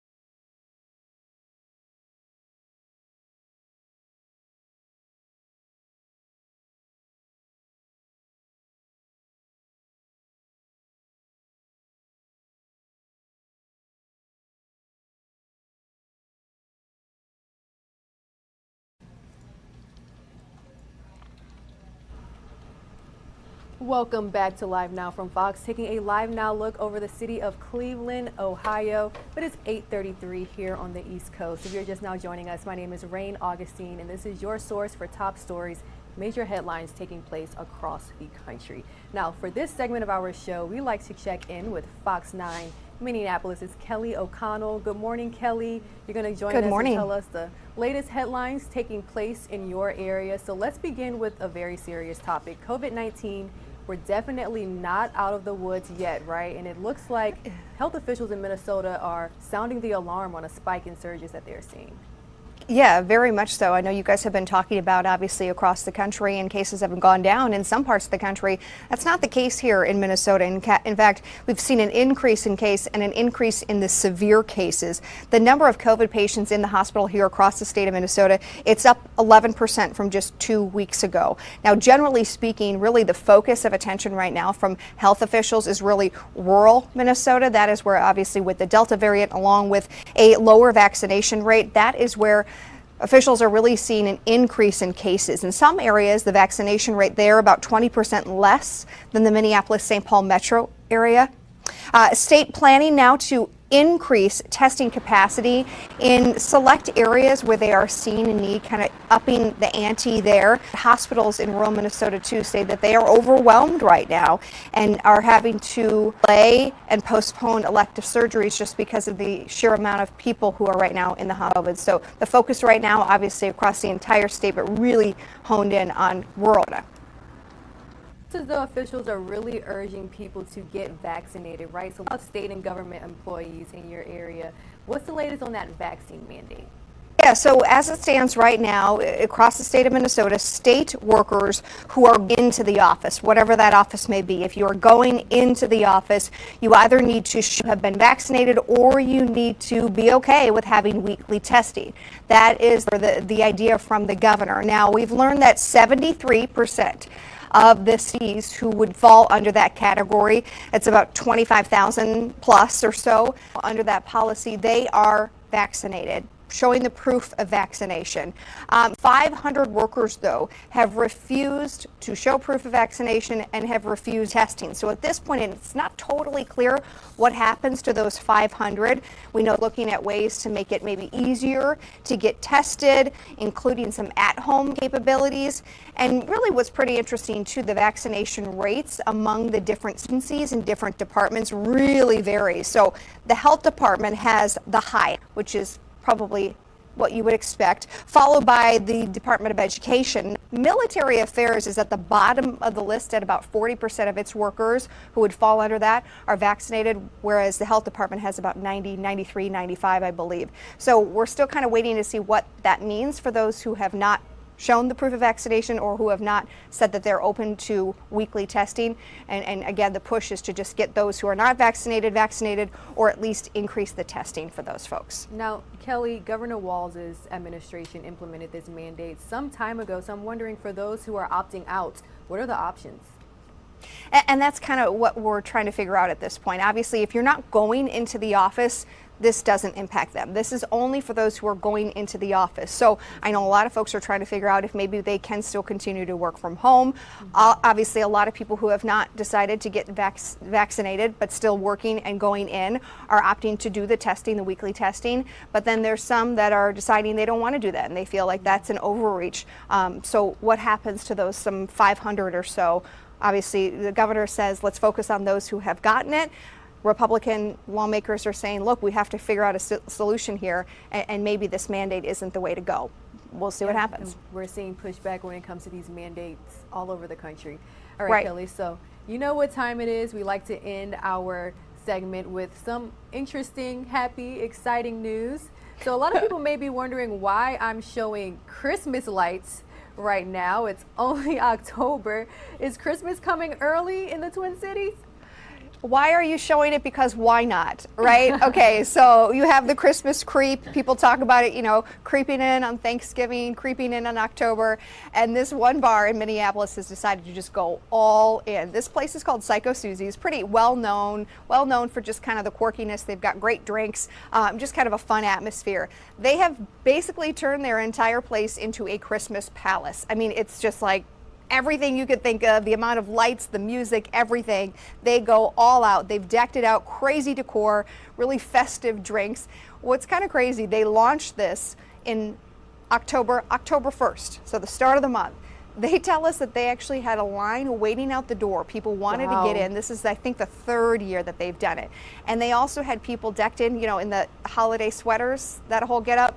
And even people were doing ugly gift Christmas exchanges. Sweaters. So the Christmas creep is alive and well here, at least at one spot in Minneapolis, and people are loving it. Why not, I guess. So I'm sure you've heard of this ongoing debate. When is it appropriate to finally put up your Christmas lights? Is it okay to do so before Thanksgiving? I say the 1st of December. That's late, Kelly. But then I like to keep it into January, so I don't know. Don't come at me. I would say immediately right after Thanksgiving is when it's appropriate. People won't judge you if you put your Christmas lights up. And I'm from New Orleans, Louisiana, so we have a tradition there where we leave our Christmas lights up throughout Mardi Gras. And then when Mardi Gras comes, you change the Christmas lights to purple, green, and gold, and you change it to festively consider Mardi Gras. You know, the time's there. So differing opinions, but I won't judge you, Well, Kelly. here you It's go, okay. Ray. Now you get approval to start at October 1st. So just start it October 1st. All right, Fox 9's Kelly O'Connell, thank you so much for sharing the top stories in your area. Thank you. Have a good one. All right, guys, we're going to take a 2-minute commercial break. We'll be right back. In the meantime, enjoy this beautiful live shot that we're getting from Nashville, Tennessee.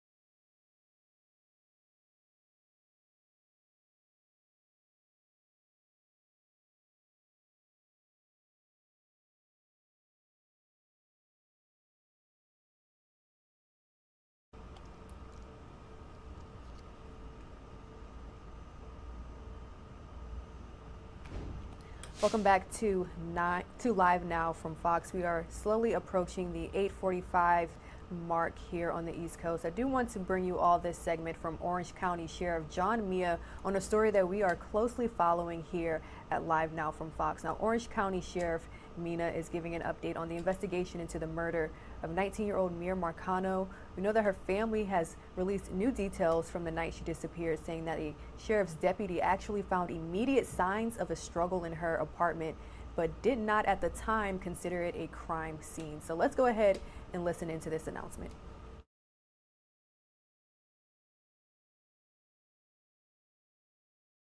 And to make sure that everything possible was done in our quest to give you a clear picture of what happened in the hours after Miya was reported to us.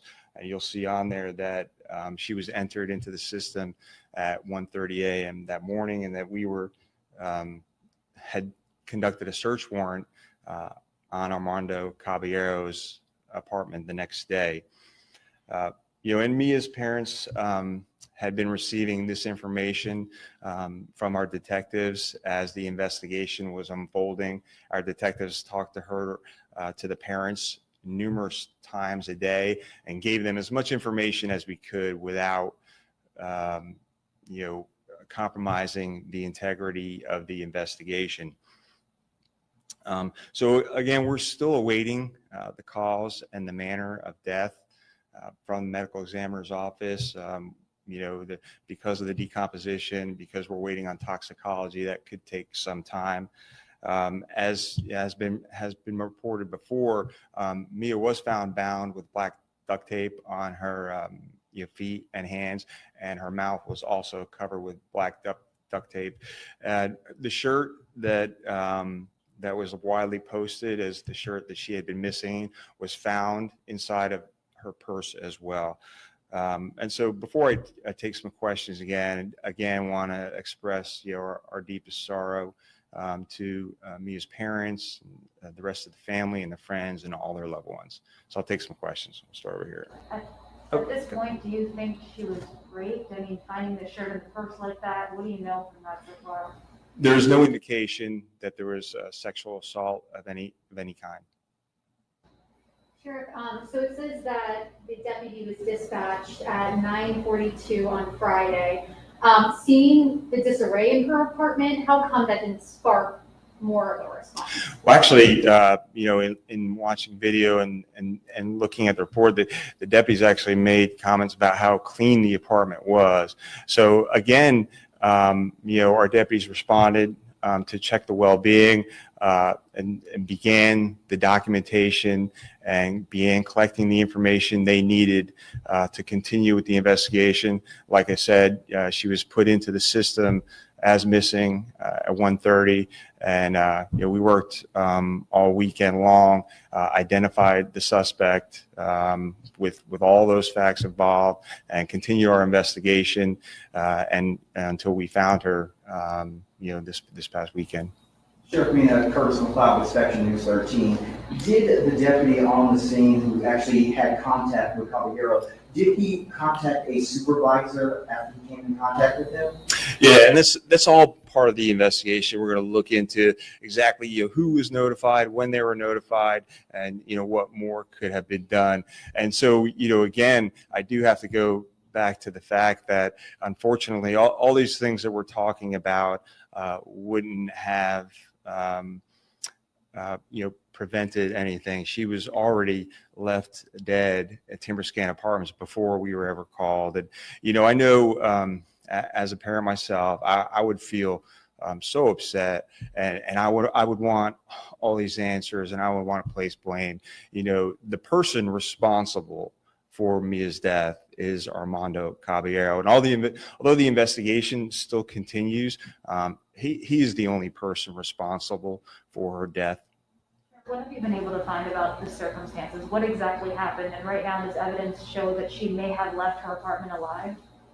So that's part of the information that we're trying to ascertain, and the reason we're continuing our investigation. At this point, we just don't know yet. Sure. I know you mentioned this when you first started the press conference, but can you talk to me a little bit about your thoughts on the video that you saw from family members based off of you seeing that video? Do you believe there was probable cause to detain Caballero based off of reviewing that video? Right. So in reviewing the video, you definitely have some upset family members who are asking some heated questions to Caballero. The deputy is there. It appears to be taking information from Caballero, but there's not enough there in that video, or enough there that happened that night for probable cause to make arrest or anything to establish any facts that this person has to be detained. Unfortunately, I've been doing this for 30 years. We talk to suspects all the time, and we know they're the person. We know they did it, and sometimes even months later, we know they're still the suspect. But we need to build a case. We need to investigate. We need to have all these facts that you see up here before we can actually make an arrest. And I do understand, being a parent myself, that it's hard. I can only imagine what they're going through, and they want answers. And unfortunately, the two people that have the most answers in this case, Armando Caballero and Miya Marcano, are not with us, and we can't get some of those answers right now. But I'm confident our detectives will be able to find out as much as they possibly can about this case and let everyone know as much as possible. Sheriff, what do you know about obsessive texts between Caballero and Marcano, like we heard in that video, and were there, in fact, from what we've been told, bruises on Caballero and scratches during that initial interaction? So, I've been told that there was some communication, and like I said in that first press conference, that obviously he had some type of romantic interest in her. And I think as far as the scratches and the bruises, I don't know how visible that those were, but again, that alone doesn't lead up to probable cause for an arrest. Sheriff, what about the fact that the family also stated they then followed Caballero to his apartment and saw what they believed was her belongings in his person? Right, and so they did contact the Casablanca Police Department. They did go in his apartment. Caballero let them into their apartment. Shortly thereafter that, we did obtain a search warrant to search his place as well.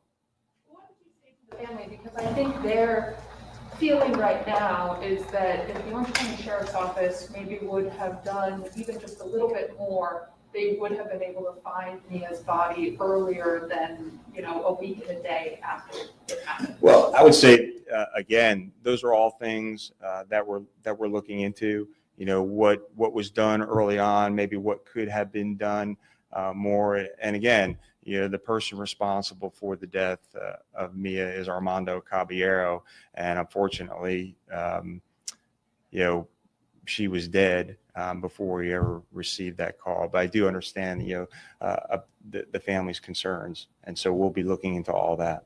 The family attorney has said that the roommate was let in through a back window from a deputy. A deputy said, quote, "This isn't a high priority case."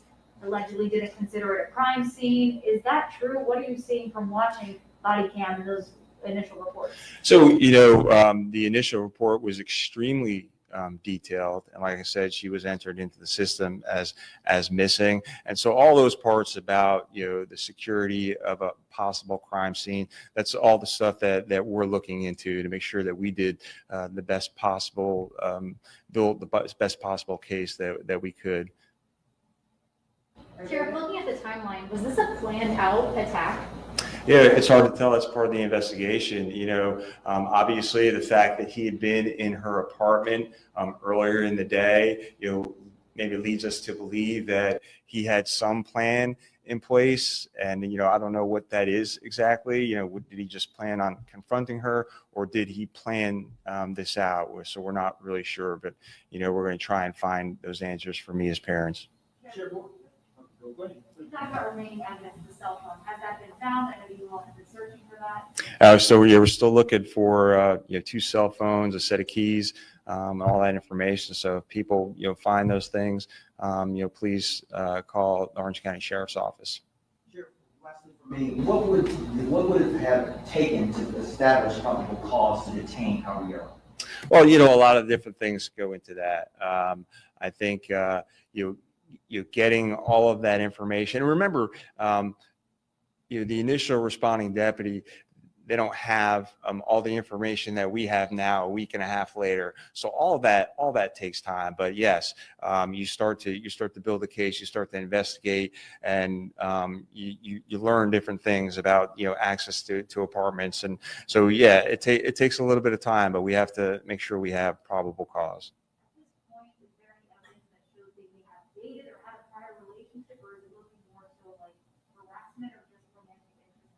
Yeah, so far the information that I've been given so far, that it was a romantic interest that was rebuffed by Miya.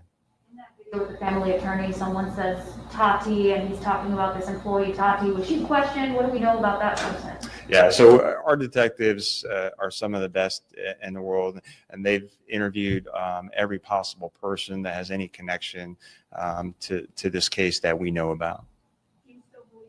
Caballero is the only person involved? Yeah, and I'll say it again, Armando Caballero is the person responsible for Mia's death. He's the only person that is involved in this case. We're not looking for any other suspects. He is the one responsible for Mia's death. Was Miya Marcano found fully nude when you all? So the way she was found is she did have jeans on. Her shirt was taken off. She was wearing a bra. There was a robe that was on her as well. Be getting that soon? When do you think that'll be turned over? So remember, it is an active investigation. So certainly you all can put your requests in, but it's an active investigation. Like I said, there's still a lot of things that we have to do, and so that's why we want to give you a timeline of the things that we did early on. And I will say that this case, the amount of staffing and the manpower and the hours that have been put and the resources that have been put into this case are some of the most I've ever seen in a case. And I've worked some pretty extensive, critical incidents. Last thing for me, it says now that he opened the door at 2:14, then maybe again 4:30. At this point, does it appear he was indeed waiting for her to get off of work? And do you know if she went unwillingly or willingly? So there's no doubt he was waiting for her, knowing, she was going to be coming home from work. And so, whether she went willingly or not, I would speculate that she did not go willingly based on. And that was the latest from Orange County Sheriff John Mina, delivering an update on the Miya Marcano investigation. We know that the body of the 19-year-old college student was found on Saturday.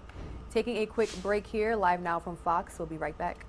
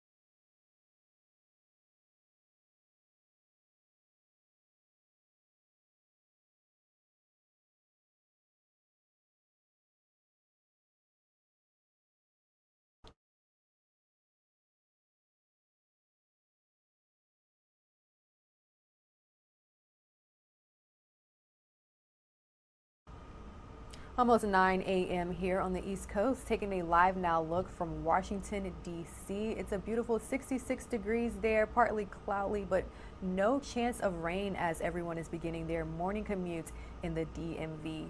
And I want to bring you all a segment from our very own Daytona Everett. So there's a new cache of confidential records that expose tax havens for some of the richest people in the world. Now, these so-called Pandora papers are made up of almost 12 million documents detailing how athletes, musicians, politicians, and those around the world avoid paying taxes. So again, here's the latest from our very own Daytona Everett.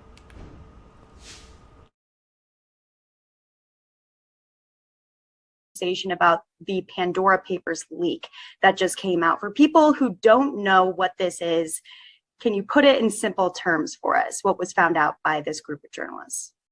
Yeah, it was a massive leak coming from 14 financial services firms in different corners of the world that reveals kind of the ways in which the super wealthy in the world hide their wealth and avoid taxes. And it was organized by the International Consortium of Investigative Journalists, the biggest sort of coordinated collaborative of that kind ever. 600 journalists, major newspapers and publications in a number of countries. Here in the US, it was the Washington Post, the Guardian in England, País in Spain. So it's a huge undertaking. And it sort of basically unmasks some of the secrets of how wealthy people hide their money.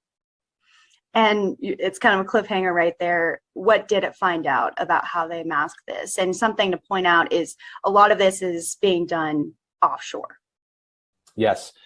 Well, you know, there have been leaks in the past. 5.5 years ago, there was a leak called the Panama Papers. Yes. This is actually a much bigger leak. And it showed that wealthy people, primarily outside the United States, because the leak didn't come from the US, it came from firms that wealthy people in other parts of the world would be using, that people use anonymous shell companies, trusts, offshore banking accounts, and usually some combination of all of those things to move money out of whatever country they're living in and wherever they earned or extracted their wealth, and moving it using this kind of international shell game. They're able to avoid tax authorities in their home country and sequester that wealth somewhere else. So we always have known that this has happened in the past. We just didn't know the details of it, right? How it actually happens. Yeah, in some ways it's like a secret hiding in plain sight, because a lot of these companies market themselves to the super wealthy, but also to sort of merely affluent folks. You know, you can create a trust in the Bahamas, or you could create a limited liability company in Delaware. What kind of gives it life is the fact that these are real people. We now know sort of how they're using it. We now know, for instance, that the orange juice magnate of Brazil moved his money to a dynasty trust in South Dakota, and sort of has, you know, you have to say, well, why would they do that? But, you know, so it gives identities to the system. We know that there's this hidden wealth system. We know about these various ownership forms, but this is sort of showing us the playbook, if you will, how real people use it. Yeah, let's bring it back to South Dakota for a minute, because it has the most active trusts right now. I think you said 81 as of right now. It's because of the low taxes. It's because of the privacy when it comes to the court documents revolving around the trusts here. They're permanently private, right? Yes, and actually the 81 trusts are just the ones that were found in the Pandora leaks. Of course, there are hundreds of trusts for people from the United States. These are trusts that people from outside the United States. And the other part of the secret sauce in South Dakota is that they've changed their laws to be very accommodating to the trust industry. And one of those rules is the rule that trusts have to dissolve within a certain period of time. It's kind of an arcane principle of law, but it's actually meaningful, because trusts used to not be able to exist forever. They suspended those rules so that you could set up a trust that could exist for centuries in South Dakota. So if you're a super wealthy billionaire and you're looking to park your money, not just for your lifetime, but you're thinking dynastically, you're thinking 3-4 generations down the line, South Dakota is a very attractive place to put your money. I mean, for someone who might be sitting in South Dakota, the average person making a median, income, how does this affect them? What is this doing for them? Well, in a way, it's not too harmful and it's not too beneficial. It's like any state, and South Dakota is a small state, less than 850,000 people. There are only probably 500 people working in the trust industry, but those are pretty good paying jobs in a state that, is largely a rural economy. So that small industry has a lot of influence at the state legislature. And they actually have a task force that meets all the time that sort of decides, should we update the law? Should we tweak the regulations to keep South Dakota competitive with Nevada and Wyoming and what other states they're competing with to attract trust money. So for the ordinary person in South Dakota, it's like, okay, this is just another business group. They have high paying salaries probably, but it doesn't really matter to us. It really matters is to everyone else because states and localities and tax authorities are losing revenue because these wealthy people, instead of paying taxes, are moving their money to South Dakota. So it's requiring that the rest of us pick up the slack from money that the super wealthy are not paying in taxes. Same with at the global level. You've got criminal elements and you've got crooks and billionaires bringing their money to South Dakota. That's allowing, that's meaning that those states are sort of being plundered. You have a corrupt public official in Mexico who's siphoning money from a public works project. Where do they take it? Right? They take it, bring it to the United States. So it's kind of like having a drug house in the neighborhood. If I'm the absentee owner of the drug house and those drug traffickers are paying me twice the normal rent, that's fine with me. I don't live there. It's the neighbors who are suffering. Right. I mean, what is the legality of all this? Could we see lawsuits because of this leak? Well, possibly. I mean, here's the thing. It's legal in the sense that the trust industry basically is writing the laws. If you ask an industry group to write the laws in their interest, they will come up with one set of rules that may not be really in the public interest, but they're saying, hey, it's legal, So that's the problem. And there's a whole industry, I should say, and this is really the subject of my book. I call it the wealth defense industry. These are the tax attorneys, accountants, wealth managers that serve very ultra high net worth individuals, people with $30 million or more, right, who can pay for their services. Well, they're quite a formidable industry, and they love complexity, and they love complex trusts and all these shell games, and they design these kind of tax loopholes and the like. Those folks will say, hey, we're just helping our clients obey the law. But what's really clear is they're writing the laws. They're rigging the rules. With one hand, they're helping their clients. On the other hand, they're writing laws to help them. So, yeah, it's legal, but it's certainly not ethical. Were there any ultra rich billionaires in the United States that came out of this leak? There were a few, the billionaire Robert Smith was implicated because he was using trust. It's interesting, the British Virgin Islands has a whole is a real center for offshore activity. That's where, by the way, Jeffrey Epstein helped his wealthy clients create shell companies in the British Virgin Islands, but he also helped create these trusts called grants or retained annuity trusts here in the U.S. So those are the, but you're right, Daytona, not a lot of U.S. names are showing up in these disclosures, in these leaks, because if you're a wealthy person in the United States, you don't go for your financial services to Singapore or Belize or British Virgin Islands. You might go to British Virgin Islands, but mostly you go to kind of the wealth defense industry professionals here in the US. Those people will then kind of mask your identity and do your bidding globally. So we're not going to see a lot of names because the leaks really didn't come from anywhere near the US. But with a lot of this being exposed, what does that mean for the wealth hiding community here at home in the United States? It's turning up the heat on that. Absolutely. It's going to, and you know, here, the United States has been glowing around the world. Republican and Democratic administrations say, we want to clean up corruption. You know, Guatemala, clean up your corruption. Mexico, clean up your corruption. Well, guess what? It's time for us to put our own house in order. If we're going to have any moral authority in the world about trying to clean up corruption, we need to look at the ways in which illicit funds and money laundering and, you know, kleptocratic money is coming into the United States. How, unfortunately, the U.S. has become a weak link. We have become a tax haven, and the rest of the world now sees that through the revelations of the Pandora Papers.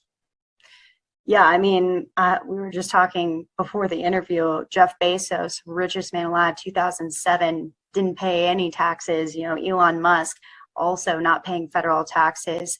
How is that possible? Well, you know, it's partly, and this is, you know, thanks to ProPublica and a number of exposés, we've learned some things about how the wealthy do that. For instance, let's say I have investments that are worth, you know, $1 billion, but, you know, on paper, they're worth $100 million. Instead of selling those assets, and I'll borrow against them, so I won't have to pay interest on appreciated capital gains.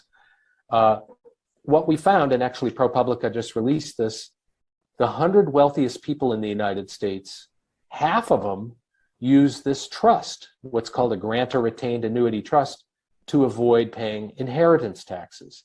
So that's like a very complicated shell game. Don't ask me to explain it to you because it's you'll fall asleep. I mean, it's designed to be complicated and unexplainable to ordinary people. But you know, so they wealthy billionaires in the U.S. kind of use the same toolbox: trusts, shell companies, anonymous ownership. But trusts are a biggie. And we need to reform trusts in the United States. You know, there is a legitimate reason to have a trust, which is, let's say I have a child that has a special need and that I hope I want to take care of after I am alive. So I set up a trust to protect, you know, to put aside money for them so that they can live a good life. You know, to me, that's a reasonable purpose for a trust. People have taken that ownership form and they have distorted it. And they have morphed it into something that really just becomes an instrument for sequestering wealth and keeping it outside the reach of oversight and accountability and taxation. And so we should reform trusts in this country so that they serve the public interest, not just the private gain. This week, President Biden was asked about the Pandora Papers leak. He didn't really have anything to say about it. Do you think that could change under the Biden administration? Well, he has been pretty outspoken about the system of global corruption. But remember, he represented the state of Delaware for 36 years in the U.S. Senate. The state of Delaware is one of the weak links. That's the place you go if you want to incorporate a limited liability company and protect your identity. So there have been leaks that have shown, you know, all kinds of corrupt activity, child pornography, to sex trafficking businesses. They incorporate in Delaware. Eventually, sometimes the law enforcement can crack into them, but Lord knows there are many more that are not. So, but I think the president is sensitive to that. I think lots of U.S. politicians sort of see that we can't be a voice for good in the world if this kind of corruption is happening in our country. So I imagine the president will step up along with other congressional leaders to really want to take a closer look at some of this troubling data. So this is just the first wave of exposure. We're expecting to see and read more about this leak. What do you think will be eye-opening for the American people? Well, I think we'll hear more stories. There's apparently 130 billionaires profiled in the Pandora papers who are, using these trusts, using these shell companies. It'll be interesting to see if there are more U.S. Stories that come out. But one thing we should all know is this is rocking the world. I mean, if we go south of the border to Mexico, 3,000 public officials, billionaires and sort of wealthy elites within Mexico have been unmasked through the Pandora papers. So it's going to shake things up in a lot of places, and hopefully it'll shake things up a little bit here in the U.S., where we really say, you know what, we should get our house in order. Well, we'll be watching it as more and more comes out. Chuck Collins, thank you so much for being with us on the show. Again, the author of The Wealth Hoarders, How Billionaires Pay Millions to Hide Trillions. So the title of your book kind of lays it out for us. It brings us into this conversation about the Pandora Papers leak that just came out. Daytona Everett. Switching gears now, I do want to bring you all the latest information when it comes to the United States southern border. Another plea for help from not only Texas Governor Greg Abbott, but other Republican lawmakers calling on the Biden administration to reverse course in its handling of the southern border. We're looking at a group of Republican lawmakers as they held a news conference on Wednesday to discuss the challenges that they are facing with the cartels and drugs being smuggled into their states. Let's go ahead and listen in.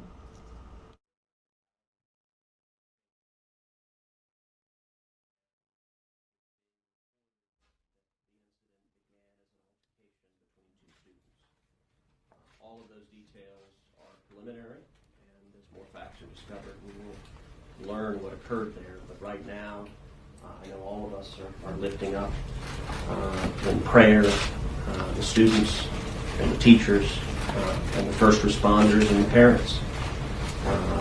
And there have been far too many of these in far too many schools, and so we are grateful for the courage and heroism of the first responders. And we're hopeful that all of the students or individuals who may have been injured will come through and survive. We're here today because of the Biden border crisis that continues to rage on the southern border. This is a crisis that on the merits should dominate the news each and every day because it continues to get worse. The Washington Times reported on Sunday that catch and release numbers increased more than 430,000% this August compared to last August. 430,000%. That's a percentage so big you almost think it's a typo. The Biden Department of Homeland Security is preparing for up to 400,000 illegal immigrants to cross the border this month. We are seeing tens of thousands of Haitian immigrants. I was in Del Rio just a couple of weeks ago at the Del Rio Bridge. The day I was there were 10,503 illegal immigrants under that bridge, overwhelming DHS's capacity to deal with. Just over a week ago, I met with the foreign minister of Panama. She described how this year the country of Panama sits on the juncture between South America and North America. This year they have seen over 80,000 Haitians who had been living in South America crossing into Panama illegally on their way to the United States. And the cause of all of this is simple. It is Joe Biden and Kamala Harris who refuse to enforce the law. Those are decisions they made literally the first day in office. 3 decisions drove this crisis: immediately halting construction of the border wall, that happened on day 1. Reinstituting the failed policy of catch and release, that also happened on day 1. And most indefensibly, ending the incredibly successful Remain in Mexico international agreement. Remain in Mexico last year produced the lowest rate of illegal immigration in 45 years. This year, because Joe Biden and Kamala Harris refused to enforce the law, have continued to be utterly lawless. We are seeing the highest rate of illegal immigration in 21 years. This is a human catastrophe and disaster. Texas is paying the price. The last couple of weeks I did roundtables with farmers and ranchers in South Texas who described the chaos of finding dead bodies on their ranch land day after day after day, who described moms in South Texas who described that they wouldn't let their teenage children go outside unless they carried a loaded firearm, because there's so many human traffickers and narcotics traffickers crossing across their properties. This is a humanitarian crisis, it's a public health crisis, it's a national security crisis, and right now Joe Biden and Kamala Harris refuse to do a damn thing about it. Joe Biden won't even go to the southern border. And Kamala Harris refuses to go to the Rio Grande Valley, the epicenter of this tragedy. This tragedy needs to end, and Joe Biden and Kamala Harris need to follow the law. Next, recognize Senator Corker. Well, the greatest beneficiary of the Biden border crisis are the criminal organizations that are getting richer by the day, charging fees to smuggle people into the United States. And they've learned that if you overwhelm the Border Patrol with unaccompanied children or just sheer numbers like we've seen at the border, that will then open lanes into the United States across the border with which to smuggle illegal drugs. Last year, about 93,000 Americans died of drug overdoses. And they were drugs primarily that come across our southern border. So while the Biden administration is playing checkers on the border, the cartels are playing three-dimensional chess. This is all part of a business model and plan they're using to exploit our laws. The tragedy is that we know that the Biden administration knows what to do. In catch and release. Give people an opportunity to make their asylum claims up front, and those who qualify can benefit from them. Those that can't are sent home. But the problem is now the Border Patrol says there are no consequences to illegally coming to the United States. That means there's no deterrence. And so more and more and more will continue to come. Senator Cruz and I, of course, representing a big border state that's ground zero, we've talked to the Border Patrol over many years about this, and the fact that Haitians showed up is really no surprise to us, because literally if you have enough money you can get to the United States from anywhere around the world. Matter of fact, about 150 different countries are represented with the flow of migrants coming across the border. Finally, let me just say, the President's press secretary said Republicans have given speeches but offered no solutions. Well, Senator Sinema, who also represents a border state, along with Henry Cuellar from Laredo, Texas, a Democrat, and Tony Gonzalez and I have introduced a bill called the Bipartisan Border Solutions Act to try to give the administration someplace to land if in fact they're actually interested in engaging and doing anything about it. So far, all we hear from the administration is crickets. What's happening now is just seems to be just fine with them because they have shown no indication of wanting to do anything about it. Senator Grassley. At my county meetings in Iowa, I hear about the problems of the crisis at the border. I hear about illegal immigrants coming to our country. They want the President of the United States to enforce the law. Governor Reynolds is at the border today with several other governors, because this is not a Texas, New Mexico, Arizona, California problem. This is a problem for all 50 states in the United States. And when illegal drugs come into Iowa from across the border, it's because the President isn't enforcing laws. When 15% of the people come across the border that have the virus, it's spreading the virus around the other 50 states. When we get terrorists arrested at the border, it's a national security issue. When we have law enforcement issues with criminals coming across the border, it's a problem for all 50 states. So I'm proud of my governor going to the border to bring attention to it, and other governors down there as well today, because this is not just a problem at the southern border. This is a problem that affects all 50 states, and the President of the United States takes an oath to uphold the Constitution, enforce the laws, and he's not doing it. And he should be doing it, and until he does it, we're going to have a continuing problem.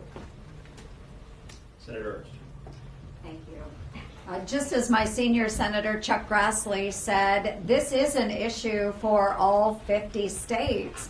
And we hear about it as we're out doing town meetings or visiting in all of Iowa's 99 counties. The reality, because of President Biden's failed policies on the southern border, the reality is that every state is now a border state. All of the issues that are affecting Texas and those that are seeing this sweep of illegals coming across the border, all of those issues are now facing every other state in our union. So whether it is sex trafficking, human trafficking coming over the border, drug trafficking, which the counter-drug officials in the state of Iowa says the majority of those drugs are coming up Interstate 35 through Texas from Mexico. It is affecting us. If it's gun trafficking, illegal gun trafficking, it is coming over the border from Mexico into the United States. All of these issues are affecting our communities and our families right there in the state of Iowa. And it's estimated by the end of this year, we will have seen 2.3 million illegal immigrants. 2.3 million. Put that into perspective, folks. There are 10 states in the United States that do not have a population of 2.3 million people. This is an issue. The Democrats need to acknowledge this is an issue. It's a humanitarian crisis at our southern border.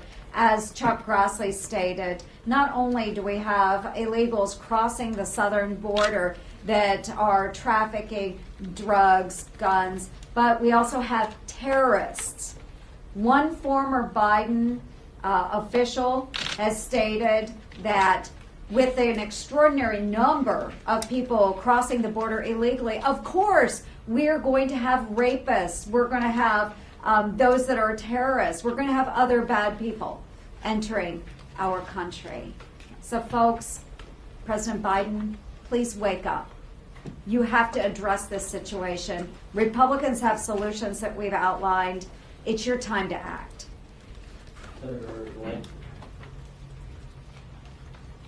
I have heard for months people in the press say, well, this is the highest number of people illegally crossing the border in the last 21 years. That's about to be updated, because when the numbers come in the next couple of days for September, we will exceed the number from 21 years ago. And this will be a record number of individuals that have crossed our southern border. For some strange reason, people still seem to say this is some kind of cyclical event. This is a problem based simply on the policy changes that happened in January the 20th of this year. When President Biden stopped the border wall construction, when President Biden stopped doing enforcement of catch and release and decided they're going to instead just release people into the country and say, show up for a hearing 2 or 3 years in the future and we'll check in with you then. When he dramatically changed the policies of how we handled immigration over the past several years, he actually released into the country millions of people. Here's the challenge that we face now. This administration knows full well how to be able to do this. They know how to be able to finish the wall. The pieces are already sitting there on the ground. We're paying millions of dollars to be able to watch those pieces just sit there in the desert. They know how to be able to finish the construction there. They know how to be able to do NPP, that is the Remain in Mexico policy, because a federal court has mandated that they actually reinstitute that, though they're dragging their feet to actually do what the federal court has told them to do. This Congress has put forward multiple different options of ways to be able to actually deal with the illegal immigration. But for whatever reason, they're choosing not to enforce the law. They're choosing to ignore federal courts. They will not turn over basic information to us and the numbers when we ask, or it takes months to be able to get numbers and information from them that should take hours, that we know full well that they have. This administration is intentionally dragging their feet, and while they say we do not have an open border, the entire country is watching what's happening on our southern border everyone sees what's going on except the Biden administration. We're not asking the Biden administration to do anything other than help the humanitarian crisis that's on our southern border and stop incentivizing people to be able to come to the southern border knowing that they're going to be released and to take that dangerous journey to be able to come. The message is very simple today, and the message is that the administration needs to secure the border, enforce the law. And this is a message not just from us senators. There's 11 governors down on the border right now. And so they're calling attention to this problem. We're calling attention to this problem. We've been down to the border, went with Senator Cruz and Senator Cornyn. There were probably 15 or more of us as senators. We went down to the border to call attention to this problem and said to the administration, secure the border, and to support our Border Patrol and Customs and Border Protection. Those people need our help and support as they're working just in very difficult circumstances to do everything they can to do their job, and we need to support them. And I've also been to Central America and South America this year on a bipartisan CODO, and it's very clear the message down there is this is an open border. I mean, look at the numbers. Through September 15th, more than 1.5 million encounters with people coming across illegally. Last year, the entire year, less than 500,000 for the entire year. We're at a pace to exceed 2 million encounters on that border. And the numbers just keep going up. So, look, of course this can be done. Of course this can be done. Enforce the public health order, Title 42, the third safe country protocol, the Remain in Mexico protocol, build the wall. Contractors right now are being paid $5 million a day to not build the wall. And remember, it's an entire system. It's not just the wall. It's the wall, it's all of the electronics that goes with it, the equipment, and it's the people. Look, we can do this. We've put forward many solutions. The only problem is the administration won't enforce the law. They won't secure the border. From my state, this month we're sending National Guard troops down there at the request of the Department of Defense. So the governors are doing everything they can. The states are doing everything they can. We're doing what we can. The American people need to continue to tell this administration very clearly, secure the border, enforce the law. Senator Marshall. Thank you, Senator Cruz. America knows we have a healthcare crisis at the border, and America knows this crisis was created by Joe Biden, and America knows that Joe Biden wants this crisis. My big concern are just the number of people crossing the border with infectious diseases. We know that millions of people have crossed the border, will cross the border this year. 20% of them are positive for COVID. Twice that many have been exposed to it as well. A third of the people that we're releasing into America are refusing the vaccine. As a senior medical student, I spent 2 months on a medical Christian mission in Haiti. And certainly I was concerned about the largest endemic tuberculosis population in the Western Hemisphere, the poorest nation in the Western Hemisphere. But every morning I got to the clinic, there were 60 to 80 people lined up to see us. And as we saw each one, they would describe the worms that they were seeing, the worms in their feces, the worms in their mouth. Infectious diseases are rampant in these populations. Certainly I continue to feel for the people of Haiti, continue to do mission work through other folks there. I also did mission work in Central America. Again, infectious diseases are rampant. And I can't help but stop and just think about the Afghanistan refugees coming across as well. The highest rate of tuberculosis in that part of the world as well. The only countries in the world still with polio, Afghanistan and Pakistan. I want to do everything we can to show compassion, but at the same time, I was sent here to protect our families from these infectious diseases. America knows that we have a humanitarian crisis on the border, and America knows Joe Biden could fix it. Thank you. Senator Young. President Biden, Vice President Harris, my colleagues on the other side of the aisle in the United States Senate and House of Representatives, secure the border, enforce the laws of the land, keep the American people safe and secure during a global pandemic and during a heightened risk of terrorism. Do the right thing. Show some leadership. The President of the United States campaigned as a steady hand, someone blessed with competence, the most qualified person in the United States of America to be President of the United States. And yet we have this situation. We have this situation where we have open borders, where there's an international perception, accurate, that one can fly to our southern border and walk right on in. There's also a growing perception that Democrats in Congress, as so many have advocated, just might slip an amnesty provision into a partisan reconciliation bill. Listen, it's time for leadership. I will be fighting, my colleagues will be fighting hammer and tong against this complete abdication of leadership moving forward. I visited the border in May, and I was just struck by the human dimension to all of this. Young children filing out of cars, escorted by coyotes, walking a couple of hundred meters from Mexico into gaps in the border wall where they were humanely apprehended by our brave Border Patrol agents. And others, of course, are not discovered, and they just blend into our society. But ultimately, so many of these individuals end up trafficking drugs, trafficking persons, trafficking young children, and that impacts the life of all Americans, certainly impacts the lives of Hoosiers. I have not seen the situation on the border this dire since I served along our southern border as a United States Marine in the mid-1990s. And I have to say, the situation has grown so alarming, so bad, that we even have a number of prominent Democrats who are starting to make their voices heard. Of course, the mayor of Del Rio, Texas, recently spoke out, and he asked President Biden to lead, to get control of this situation, to do his job as our commander-in-chief, as our chief executive. So I say, once again, I plead with the president, with our vice president, with my Democratic colleagues here in the Senate and the House of Representatives to stop the insanity. Senator Kaplan. Thank you.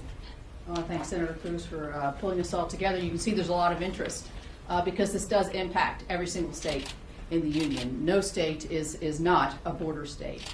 So I have a little bit of different perspective and statistics as I look at this issue. I agree with everything that's been said, but I am the ranking member on the Appropriations for Homeland Security. So we always hear that setting your budget, setting your spending priorities, shows your priorities as a nation, shows what you believe in and what you think is important. As we look at the Homeland Security bill as it's coming forward in an appropriation for this single year, number one, no wall funding. And I had heard the statistics that contractors are being paid $5 million a day to not build the wall. We've heard the stories of fences down and gates down and all of that where people are just walking through. But there is no increase, along with the defense budget, no increase in the Department of Homeland Security and in the DOD budget. So what does this tell you? This tells you that it's not a priority. That it's not a priority for this administration to get more agents, to get more wall, more defensive mechanisms to protect our border.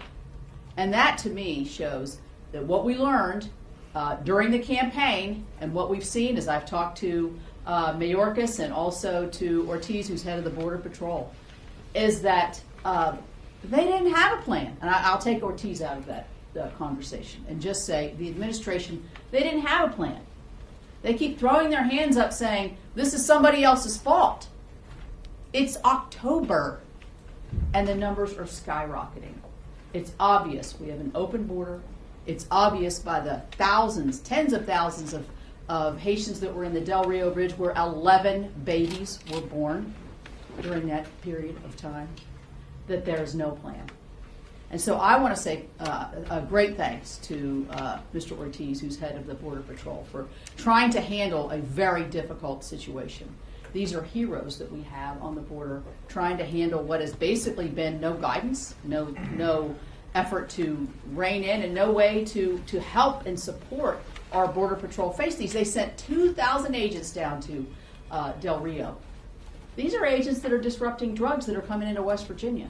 These are agents that are making sure that the lawful commerce can go between our borders. These are agents that are away from their families, away from their own duty stations to fill in what was characterized as an emergency, and we've got another one coming.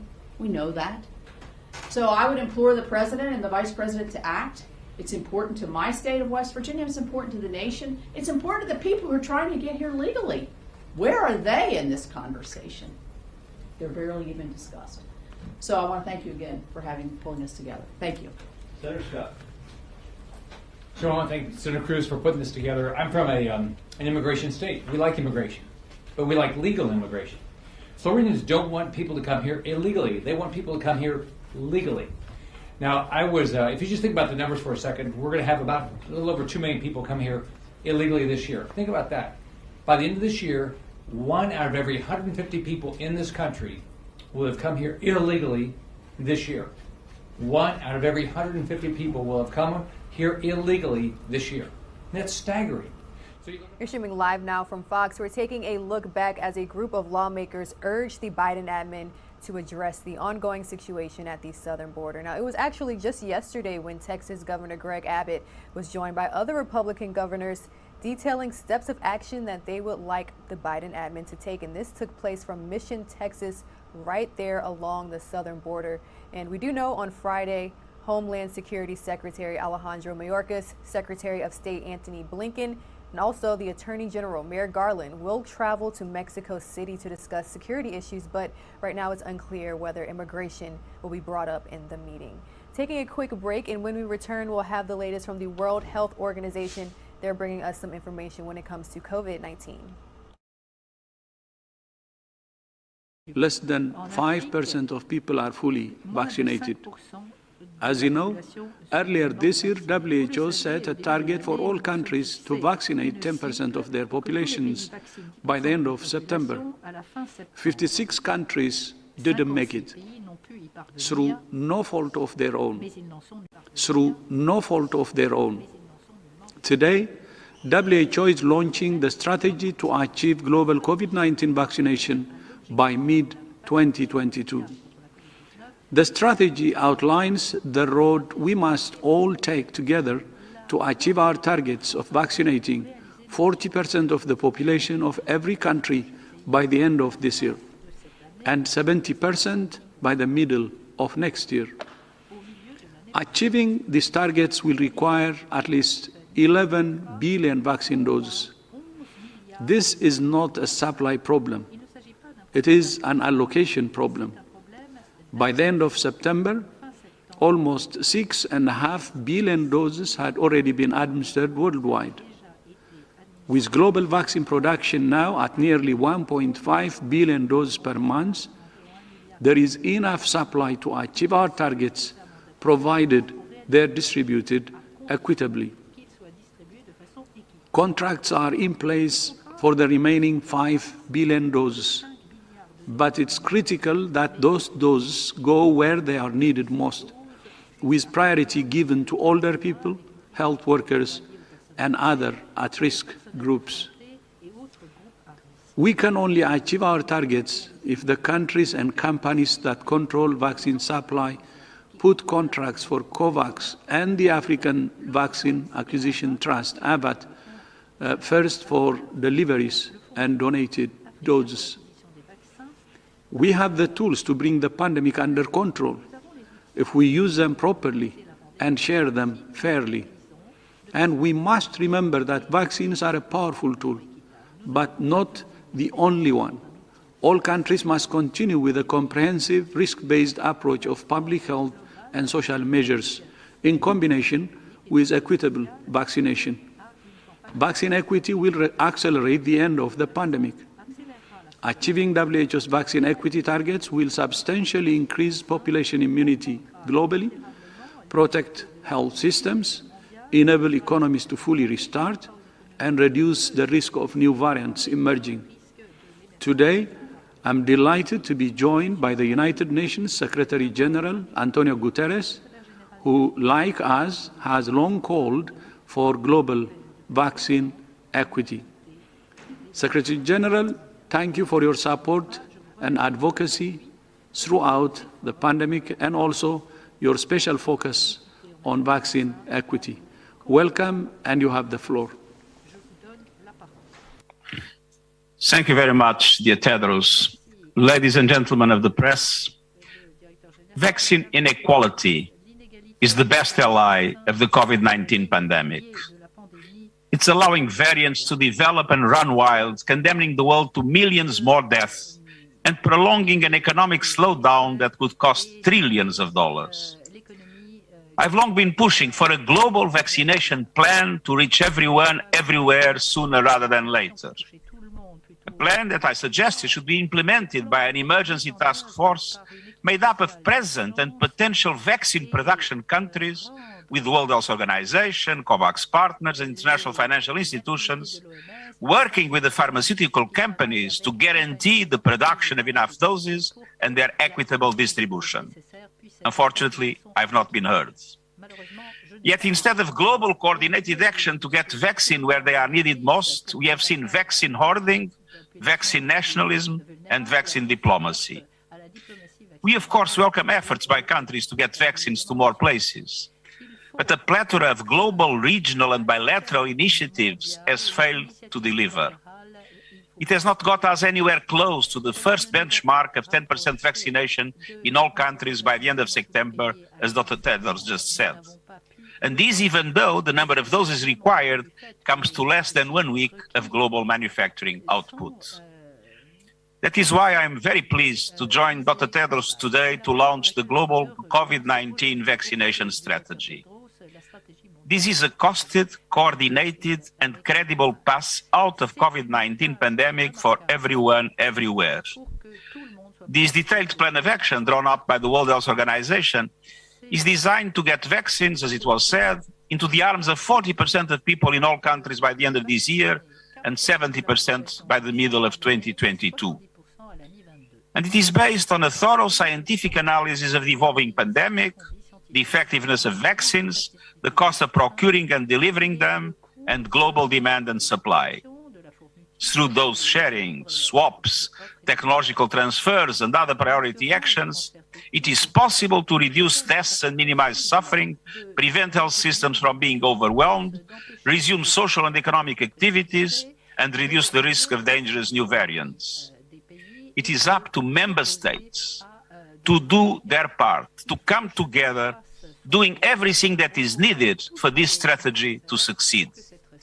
And the entire United Nations system is mobilized around supporting governments to end this pandemic, from health and humanitarian workers to logistics and operational experts and communication specialists, through our verified campaign to fight the plague of vaccine misinformation. With vaccine production now at nearly 1.5 billion doses per month, we can reach 40% of people in all countries by year's end, if we can mobilize some $8 billion to ensure that distribution is equitable. Because crucially, the success of this plan requires equitable distribution. And without a coordinated, equitable approach, a reduction of cases in any one country will not be sustained over time. For everyone's sake, we must urgently bring all countries to a high level of vaccination coverage. G20 countries have frequently spoken of their desire to get the world vaccinated.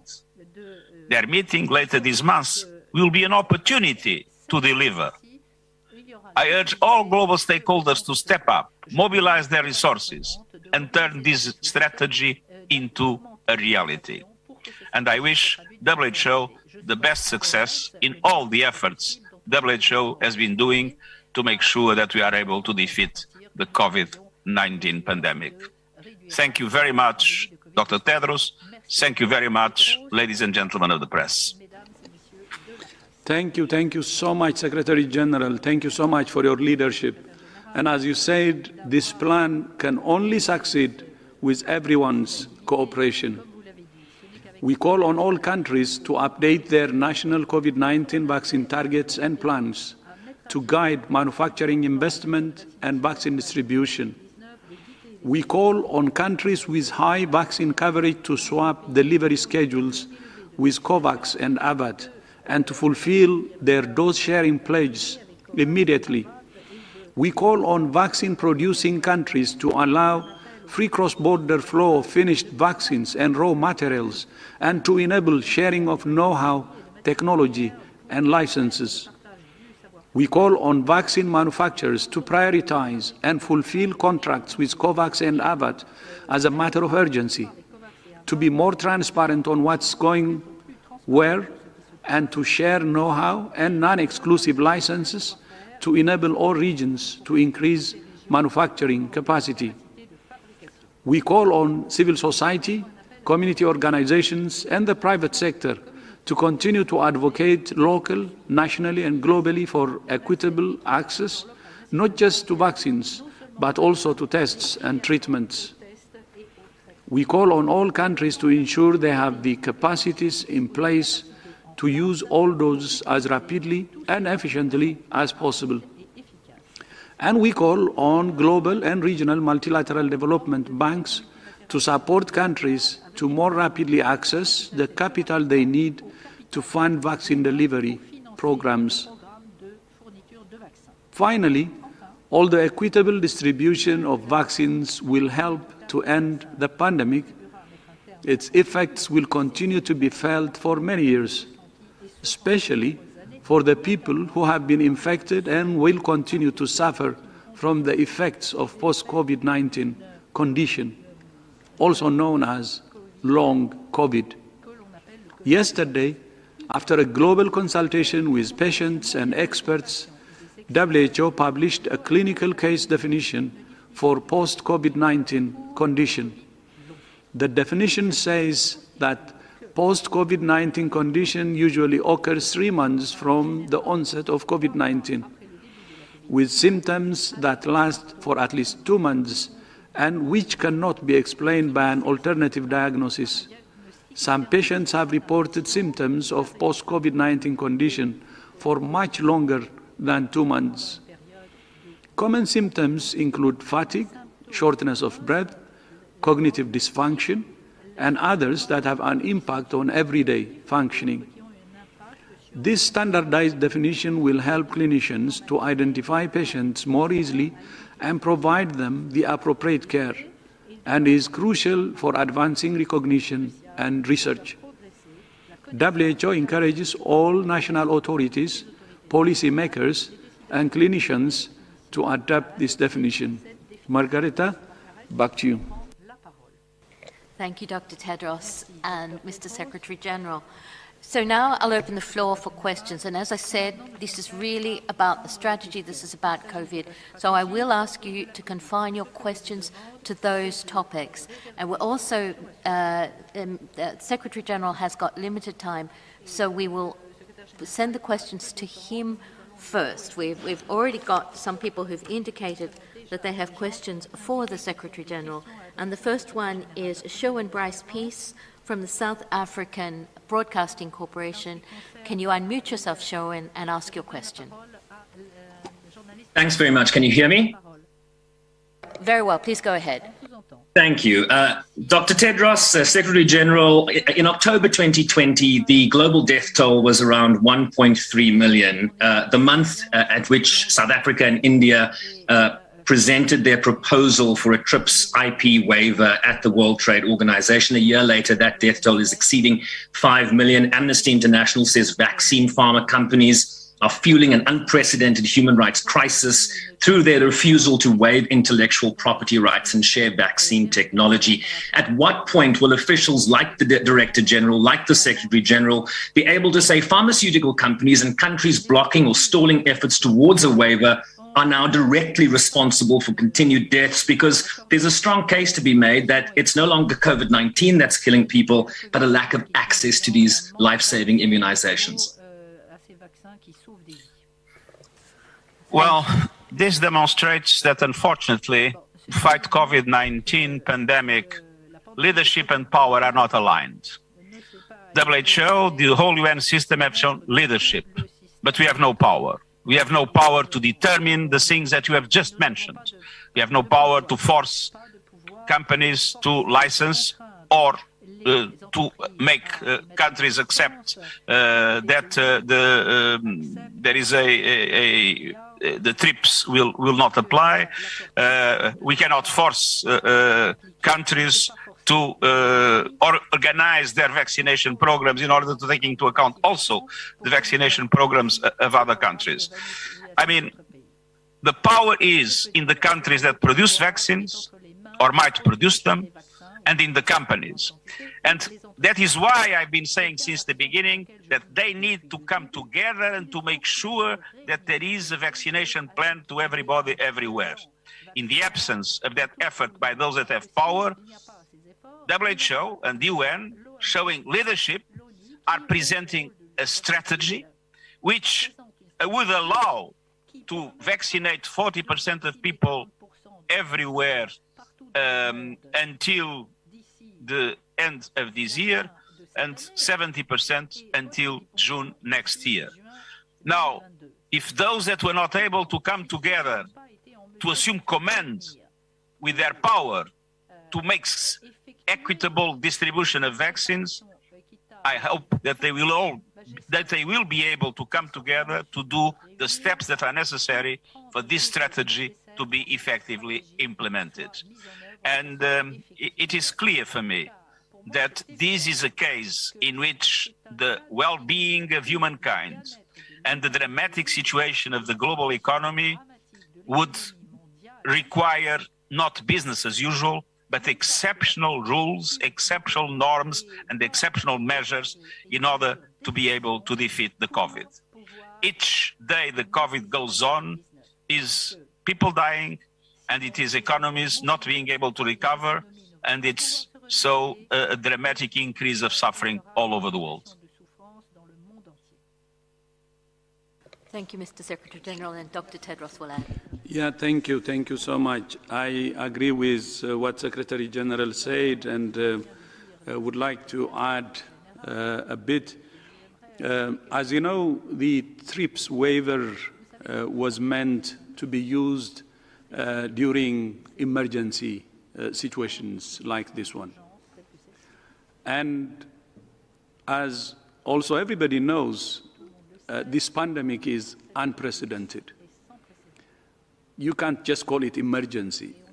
This is serious and unprecedented condition that happened almost after 100 years, more than 100 years, of course, since the 1918 flu pandemic. So the question is, if we cannot use it now, during this unprecedented situation, when do we use the TRIPS waiver or the IP, the intellectual property waiver? You can even ask, why do we even in the first place have had this IP waiver in the provision if we're not going to use it in such conditions? I think manufacturers and governments should really ask themselves this question.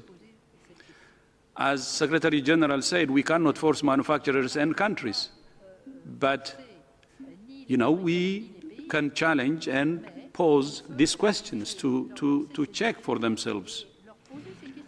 In our discussions with the manufacturing industries and some governments who don't support the IP waiver, they tell us that even if IP is waived, it wouldn't help. And our response is, instead of saying it wouldn't help, then why don't you try it? Why do you protect it if it doesn't help? So let's waive it and try. And the excuse that comes with this is that it cannot work without technology transfer if even the IP is waived. But as you know, naturally, what happens is, when IP is waived, since the knowledge is in the minds of people, those who know or have the knowledge could migrate to help others who can produce those vaccines. When it's legalized, people would be encouraged to migrate to apply the same thing in other places. Or not full migration, but they can work part-time so they can support in as many places as possible, so the vaccine could be produced in as many places as possible. That increased production could bring equity. And everybody knows this. But those who know the technology would still stay with those who own the technology, because it's illegal to go and work for others and transfer technology illegally. But I think going into details of this argument may not even help. The issue is, the situation we're in is unprecedented, and this IP waiver is meant for such conditions, and we have to use everything at hand, all means at hand, to fight this pandemic. So still, the UN at large and WHO support all means, including IP waiver, to increase local production of vaccines, so there is equitable distribution of vaccines. When we say this, it's not because we have problems with the private sector. We support private sector. We appreciate the private sector, actually, for developing these vaccines in a record time. And incentives should be given to the private sector. These incentives can be provided when IP waiver is done from governments. Governments who can provide incentives can provide incentives. But at the same time, the IP waiver could be for a limited period of time, not more than 2 to 3 years, and for select products, it could be vaccines and maybe specific to vaccines, or maybe a couple of, or 3, in order to prevent, any precedents that may affect the private for the long term, if that's the fear. The IP waiver could be controlled. So it's possible, and I fully agree with Secretary General, but we cannot force anyone.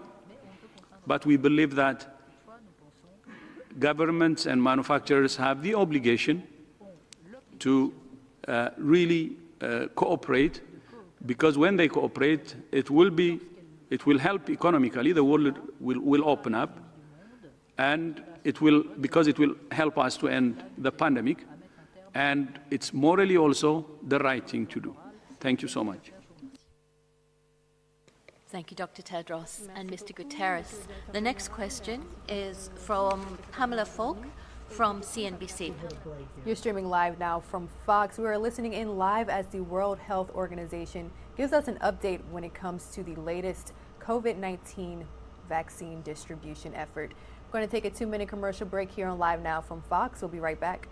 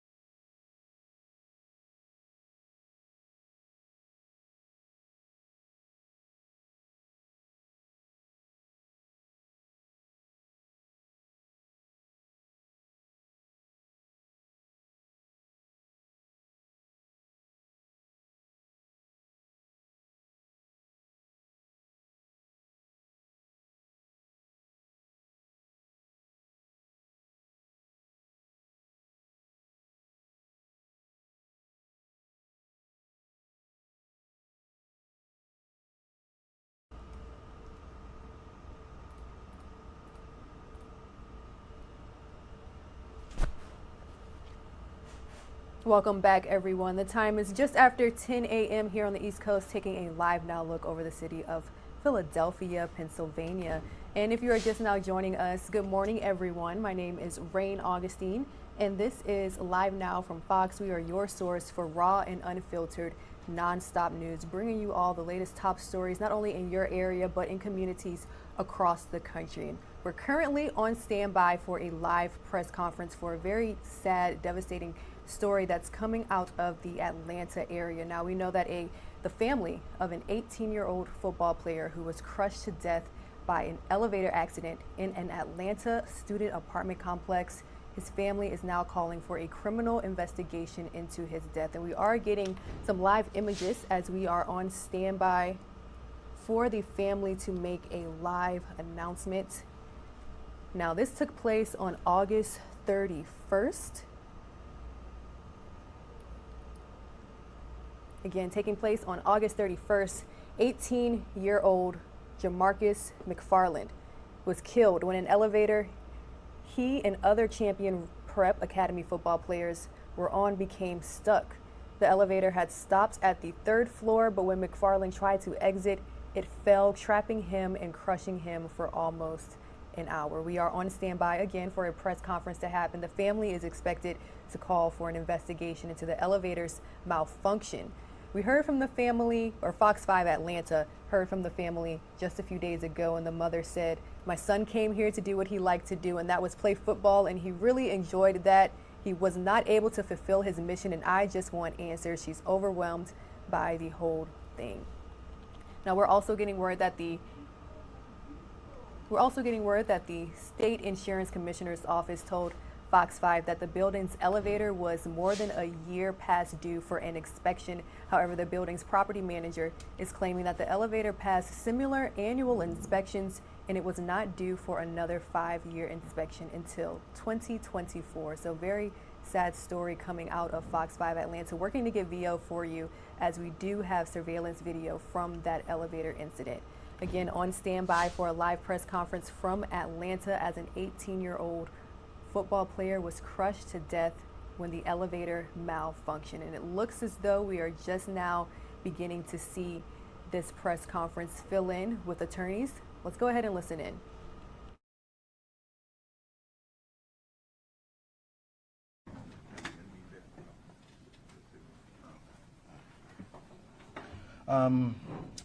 Good morning, everybody. Thanks for being here. My name is Sean Williams. S-H-E-A-N Williams. I'm one of the lawyers that represent the family of Jamarcus McFarland. Have Sam Starks here, who is a senior attorney at the Cochran firm, as well as Dolores Hurd, who's also representing the family in this case. We're here. We talked a few weeks ago, and we talked about how tragic the loss and the death of Jamarcus McFarland was and continues to be. But as we've gotten into this case, the tragedy gets worse. First, I want to remind everybody that on tomorrow, Jamarcus would have turned 19. His birthday is October 8th. And we lost a young man at an early age that was clearly preventable and predictable based on what we've learned. But why this case continues to get tragic is because of what this family has to continue to deal with as relates to the people who could have prevented this incident from happening. Specifically, Champion Prep Academy. While this family was down here mourning the death of their child, grieving, trying to find out answers, the owner of the building, as well as the school, reached out to the family and asked them to set up a GoFundMe account. They did that, and the family, not knowing where to turn, agreed. And that's been over 6 weeks ago. To date, that GoFundMe was supposed to be set up for funeral expenses and expenses this family has had to incur as a result of the loss of their child. And as tragic as it is to lose a child, it's even more tragic to know we've been given the runaround as relates to those GoFundMe distribution of those funds. Since early September, we have communicated with Champion Prep Academy, their attorneys, over and over again, constantly asking those funds to be distributed. The funeral has occurred, bills have occurred, and yet we've gotten a runaround. Different excuses, different reasons, but the bottom line is, after 6 weeks, this family has not got the funds that the public gave. This is not money coming from Champion. This is money coming from the public. I know people personally who have donated to that GoFundMe account, and instead of giving that money to the people that it deserves to go to pay for this funeral expenses and other expenses this family has had, we have not gotten anywhere with that. The GoFundMe account should have been just set up in the family's name. It was set up for the benefit of Champion Prep Academy, not for the benefit of this family. And so we're left with no other choices. We're going to be taking legal action to get the money that the public has given to this family, to get to them to pay for these funeral expenses and other expenses this family has incurred. So on top of trusting their kid to this young man, what we've learned and seen tragically is that this school has given this family the runaround, not only in his death, but after his death. And what you've seen and what we've learned in this case is that the school, as well as the owners of this apartment and the management company of this apartment building, have shown themselves over and over again to continue to bring tragedy to this family's life. We've learned a lot. You guys have learned a lot since we last talked. In our own investigation, we've learned a lot. And I'm going to let Mr. Starks come up and tell you where we are at in the investigation surrounding the tragic death of Jamarcus. Thank you, Sean. Good morning. So, I think what we have all known from the very beginning, from the earliest reports regarding this incident, is that Jamarcus was trapped and crushed to death by an elevator that had not been properly inspected and maintained. And I think that's official at this point. There's a report from the Safety and Fire Inspector's office that I'm sure you all have seen. So from the earliest reporting regarding this incident, we knew that building, that apartment building where these boys had no option but to stay there if they wanted to be in this academy, we knew that building was operating that elevator without a permit and without the inspection that's required by Georgia law. We also know that elevator did not suddenly fail because of how many people were on it at the time of this incident. Although that's been suggested, at least by the owner of the complex, as being the reason for that, we now know from our own investigation that the owners and the managers of that complex, they knew about problems with that elevator months before this incident. In fact, on the day of this incident, according to information we're receiving, only one of the two elevators was working. So we think it's disingenuous to suggest that the capacity or the amount of people on that elevator explains what happened to Jamarcus. What we now know from our investigation and from the fire inspector's report is that the safety equipment that was designed to be a part of that elevator system, the braking and the roping system, it was worn, it was contaminated. The component parts of that elevator, we know from the state's report, were not functioning as properly designed. And so that's part of what our investigation also focuses on.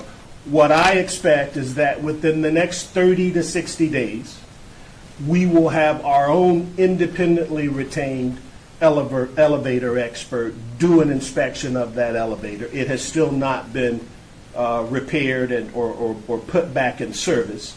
And so we will do our own independent inspection, and what we expect is that within the next 30 to 60 days, we will file a wrongful death lawsuit against all of the individuals and entities that are responsible for Jamarcus's death. And as Sean sort of referenced, what we know now versus what we knew in the beginning, it's even more outrageous, because there is information that the extent to which that elevator was neglected and the state of disrepair, that it was well known by the owners and managers of that complex, and that they intentionally ignored making the necessary repairs to make that elevator functional. And so what we're hearing and what the information we're receiving shows us is that there was a deliberate and conscious disregard for the safety of the people in that apartment building by virtue of two elevators, essentially, that were not functioning properly within the months before this incident. Thank you.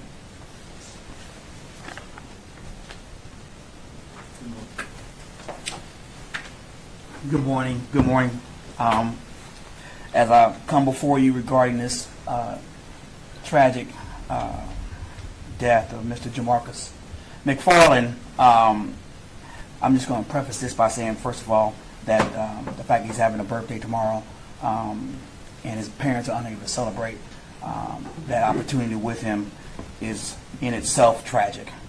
But to add insult to injury regarding this tragic death of Mr. Jamarcus McFarland, there are reports that these apartment complexes were substandard.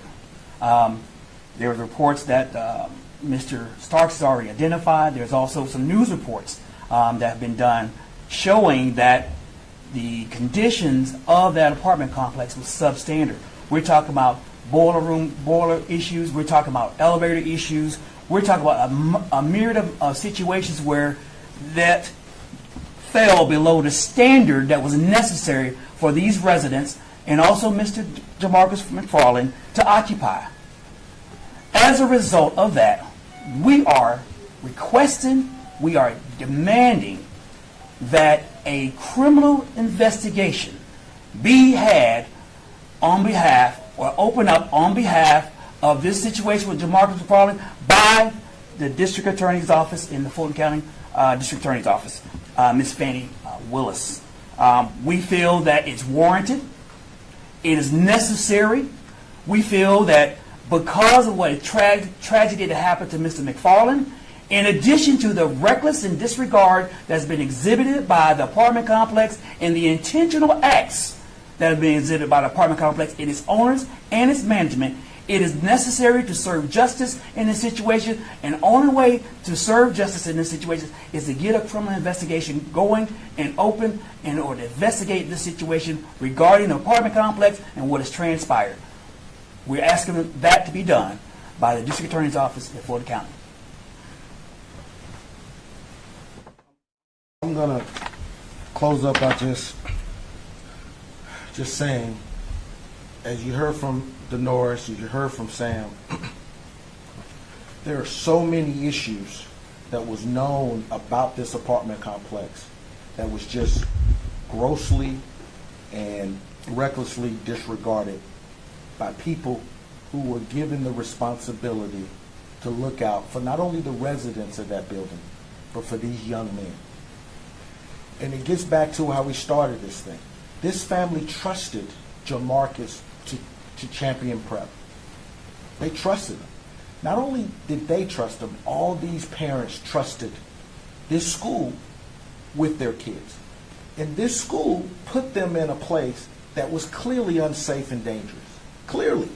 They knew about it or should have known about it if they're doing any diligent research. We have reports of the air not being working for months. Hot water's not working. The elevator's not working. And they are operating their school in this building. It just shows that the school is just as a part of contributing to this as the owners and the apartment managers. And so we're going to hold everybody accountable because Jamarcus had no choice but to stay in this apartment as part of participating in this academy. There were no other options given to this family. So when you think about young men who've been given a dream and a hope and been sold this by a school that says, we're going to help you develop as a man and develop as a football player, and then you put them in this environment that you know or should know is unsafe and dangerous, that's sad. And what we've also discovered is that there are prep academies all across this state and this nation similarly set up like this. But think about it. If you got a college, it's regulated by the state. If you got high schools, it's regulated by the state. Nobody regulates this prep academy because it's not an official school. But they are still operating and selling an academic, athletic curriculum that should be held accountable by regulation.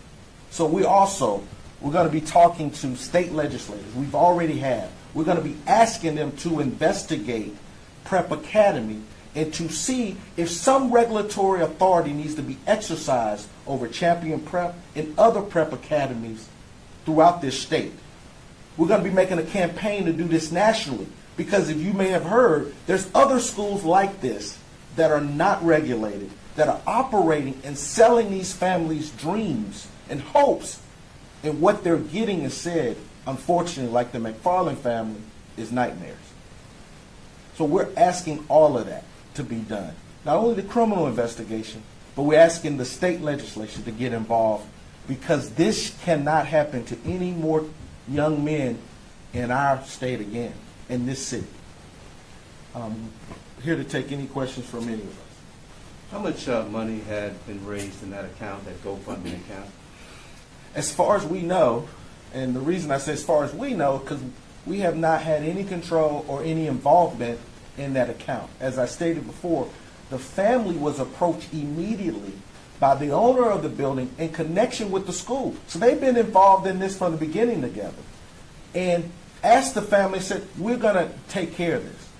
We assumed, and the family assumed they were being set up in their names, but it was set up in the school's benefit and their company's name. And so we don't know the total. What we've seen on the GoFundMe account is that it's been raised $20,000. If you may have remember, they then changed it and said they wanted a scholarship fund. So they changed it originally from a funeral to a funeral scholarship fund, and then we objected to that. This is not to benefit the school. Every time, the sad thing about this, since this has happened, this school has done nothing to support this family, and instead they've tried to market themselves and promote this school with the tragic death of Jamarcus. That's the unfortunate thing about it, and yet we still have no funds that was put out by the public. No, zero. Zero. Haven't gotten a dime from this GoFundMe account. So all the public who's out there who gave to this fund, and I know people who did, that money has not been given to any aspect, not one dime to this family. What has been their response? The lawyers have given us, since I've sent an email as far back as September 9th requesting it. We were first told we're bringing the check to the funeral. Didn't happen. We were then told it's coming in a few days. We were then told, oh, there's another issue. You have to go and make a request to GoFundMe. Now they're telling us, oh, it's going to be another 25 days. The bottom line is the story changes. What I do know is this. This is set up over 6 weeks ago. The funeral happened weeks ago. I've been making requests since September 9th by email, and even before then to the owner of the school directly. This doesn't take that long. Everybody who's involved with GoFundMe or seen these type of campaigns know it doesn't take this long. So we have no other choice. They're telling us it's coming, but they've been telling us that for weeks. So at this point, I can't trust anything they're saying. So we're going to just have to move forward with whatever legal action to get that issue resolved. Sean, the family's response to the numerous violations and fines in that building, have they responded to you about how they felt about that? Well, their response is, if we knew that this building was unsafe and as dangerous as the state is now reporting and showing, we wouldn't have never let our son live in this place. And I've also talked to other parents who have children on that team. And they're concerned. They're scared. Now they don't have hot water over there. They don't have an AC. The elevators, neither one of them are working. And this, the whole thing, and why I say, as bad as the owners in the apartment, the owners of that apartment and the management company need to be held responsible for this. Think about how these kids got here, though. None of these children know about this apartment but for the school. Every relationship in the paperwork we've seen show that when you sign up for this school, they directly put you in direct contact with the management company. You have to sign a lease agreement. You have to work with them. You have no other choices. You have kids who live in Georgia, who live within 10 miles of this building that could have stayed home, been home safe with their family. But yet, they told, you're forced to go here.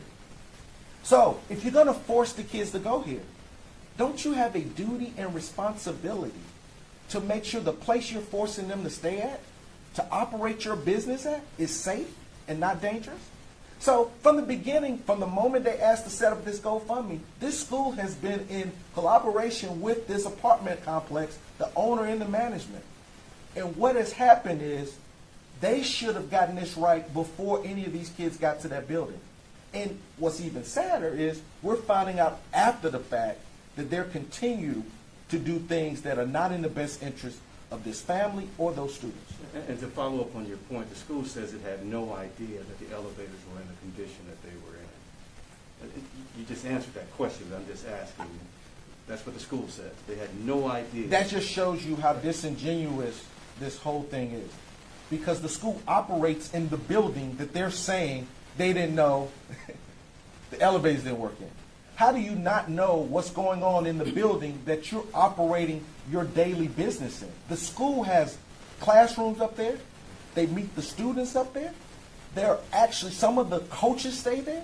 So that's disingenuous. That's the type of response we're getting when we ask about where the GoFundMe money. It changes. But the facts don't bear, the facts and the evidence don't bear to what they're claiming is going on. Yeah. Mr. Stark said something that really sticks out. He said that the problems at that facility, at that building, were intentional and I think he said deliberate. Please correct me if I'm wrong. And that says a lot. As you said, criminal intent. You see criminal intent in all of this? Yeah. When you get into a car knowingly drinking alcohol above the limit and you cause someone injury or harm and unfortunately someone's death, that's a criminal act. When you knowingly do not get the state to inspect your elevator, which is required to operate, and you operate anyway, knowing that, and we have witnesses we've talked to, that there's issues with those elevators, not only before this happens, but the day of the incident, and you still allow that elevator to operate, intentionally knowing these issues, that is deliberate indifference and disregard and recklessness, particularly when you have a building that has over 13, 14 floors and several people who got to operate that elevator and use it. An elevator is a common carrier. It's just like a vehicle, a bus. It's regulations and requirements that you have a duty as an owner and a manager to know about and comply with. So I totally think this is something that is right for the district attorney of Walton County to look at. You mentioned that the school was supposed to be a check for the funeral. Did they, so they did not, but did they attend the funeral? Or? You're streaming live now from Fox. We are listening in live as attorneys for the family of a student athlete who was crushed to death in a malfunctioning elevator demand an investigation. Going to take a 2-minute commercial break here. We'll be right back. Did they come to the funeral? They came to the funeral. They're there when it's time to get the benefit, the photo opportunity, to let everybody know they're setting up a GoFundMe account, to be ready for Inside Edition or any media attention from this. But when this family needed them before this happened to make sure their son was safe, they weren't there. When this happened, they couldn't get any answers. And in fact, the coaches blamed the students. Meeting with the students and said, it's your fault. That's what the coaches told these kids. Then after the fact, now they want to offer condolences and say, we're here to help, but haven't provided the help that they promised. And now we learn, as we get more in this case, from the beginning, they've been involved with this apartment company for their own benefit and not for the benefit of It was the kids' fault. How? What? They told them, y'all shouldn't have been on the elevator. Y'all had to be on the elevator. But they're getting that information from the owners and managers who they're in cahoots with. The management of the building says that they have been working to repair the problems, and in fact, they've been working with the state inspectors to repair the issues that were brought to them. So they're saying that they are not indifferent. They're doing this after someone's dead? When they knew about it before? That's the definition of indifference. That's the definition of neglect and disregard. You can't tell me you're doing something after the fact, after you got caught, to try to fix it. I will tell you this, our clients would have liked them to have done this way before way before their son and my client got to that building. So why are we doing it now? Thank you for your time, and once again, I just want to just make sure we offer our prayers and condolences to this family. They're going to have they have had a difficult time, but they're going to continue, particularly tomorrow, with your Marcus's birthday. Take care. All right, that was the latest from attorneys for the family of 18-year-old Jamarcus Marlin, who died in a malfunctioning elevator. Definitely a freak accident. We are listening in as attorneys demanding full investigation into his death. I do want to switch gears. Now we are getting a live picture from the Senate floor. Senator Mitch McConnell speaking on the debt ceiling. Let's go ahead and listen in. Will inflict on America to force the heartland to accept elite liberal fashions.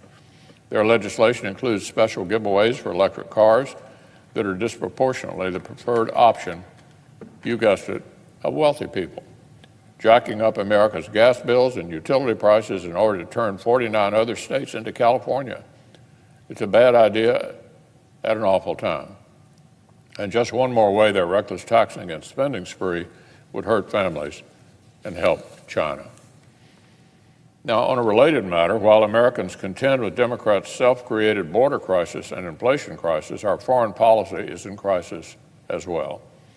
The Biden administration's disastrous retreat from Afghanistan may be over, but the danger to the American citizens and Afghan partners it left behind certainly is not over. Around the world, adversaries and allies alike are drawing new conclusions from President Biden's Afghanistan disaster about America's will to defend our allies and our interests. Pyongyang is putting on another master class in how despots disdain the so-called rules-based international order. Literally, while a North Korean official was haranguing the UN in a speech about the, quote, consequences it will bring in the future in cases it tries to encroach upon its sovereignty, the Kim regime punctuated the speech with yet another provocative round of UN sanctions violating ballistic missile tests. Iranian disregard for international norms and the Biden administration's efforts to enforce them continues apace. Tehran is ramping up its nuclear activities, demanding bribes to even return to the negotiating table, as well as stepping up its use of terrorist proxies to threaten its adversaries all across the region. In light of our retreat from Afghanistan, we should not be surprised if Iranian-backed groups redouble their efforts to inflict U.S. casualties and otherwise pressure the Biden administration to turn tail and run from Syria and Iraq. When it comes to near-peer competitors like Russia, the Biden campaign's tough talk has been replaced by the Biden administration's desperate rhetoric of diplomacy. Putin is unfazed and undeterred. Repression at home, manipulation of energy markets abroad, military modernization, cyber mischief, This doesn't exactly scream ready for good faith engagement. Most of all, the administration's hollow rhetoric has done nothing to deter the growing threat from communist China. Just this month, Beijing has sent a record number of military aircraft on provocative missions into Taiwan's airspace. As senior Pentagon officials have warned, we're witnessing a strategic breakout by China. Democrats still refuse to let us adequately fund our own military and defense. The Biden administration's budget falls woefully short of our requirements for greater competition with China and with Russia. All the more so given the inevitable growing terror threat. And here in Congress, Democrats are doubling down on this reckless misstep. Democrats want to spend trillions of dollars on a socialist wish list at home while leaving the service members who keep us safe overseas in the lurch. Now, I don't expect Chairman Sanders or certain radicals in the House to be keen on using reconciliation to fund our military. Hardly. But some Senate Democrats have left Congress' most fundamental tool for influencing defense policy, the historically bipartisan NDAA, in procedural limbo, literally for months. The Democratic leader's latest public statement on his caucus spending priorities did not even mention the defense authorization bill. Apparently, he's content to let it languish behind their left-wing wish list. So, Madam President, America is staring down serious and historic threats. And somehow, with unified control of government, the only actions Democrats have managed to take on foreign policy have made them worse. The American people deserve a lot better than this. Our service members deserve better. Our allies deserve better. But Washington Democrats are proving they cannot deliver. Now, on one final matter, it's a small group of people who become familiar faces right here on the floor of the United States Senate. There are the senators themselves, the nonpartisan professionals on the dais, the Capitol Police, and doorkeepers. And then, Madam President, you have the men and women of each party's cloakroom. These small and tight-knit teams keep information flowing from the Senate floor to members' offices and vice versa. They track legislation and amendments. They negotiate procedure across the aisle. And in 1,000 other duties, they all add up to intense days, late nights, and a truly front-row seat to Congress. For the last decade, one of those special few has been a daughter of Kentucky and an alumna of my own office, Megan Mercer.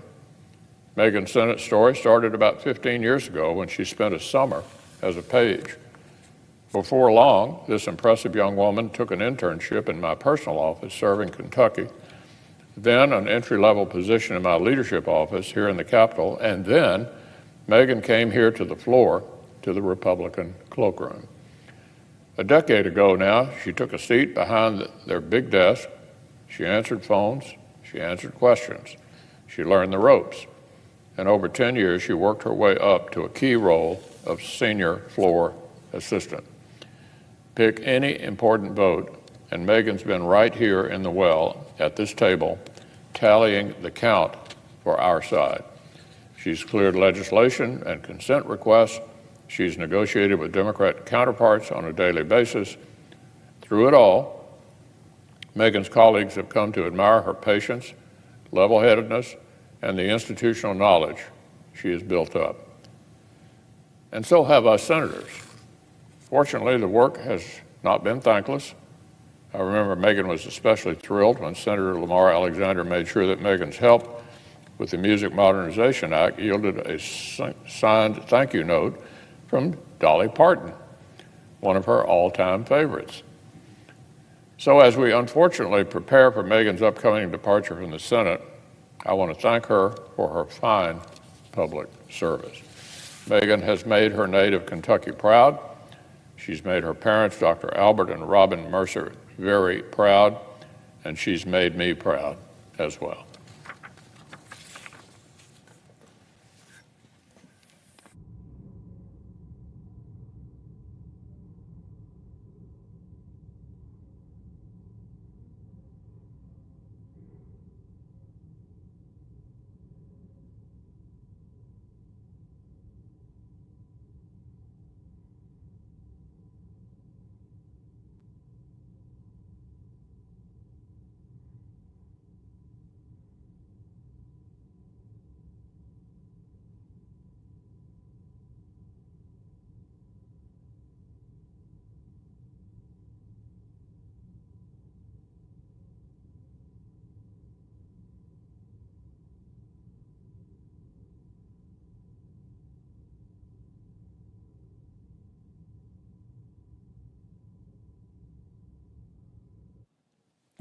Clerk will call the roll.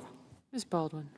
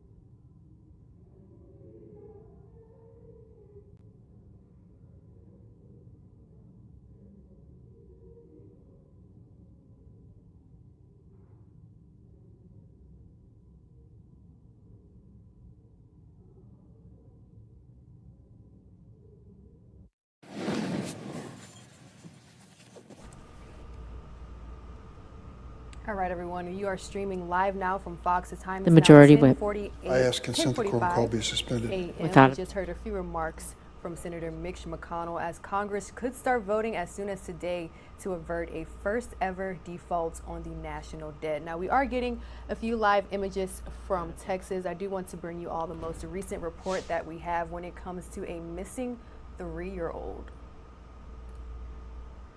Authorities are searching for a 3-year-old boy this afternoon who is reportedly lost in the forest. This information coming from our sister station, Fox 26 Houston. Now, based on preliminary information from officials, a family came back to their home in the 1000 block of Deer Park Lane. This is just north of the Texas Renaissance Festival.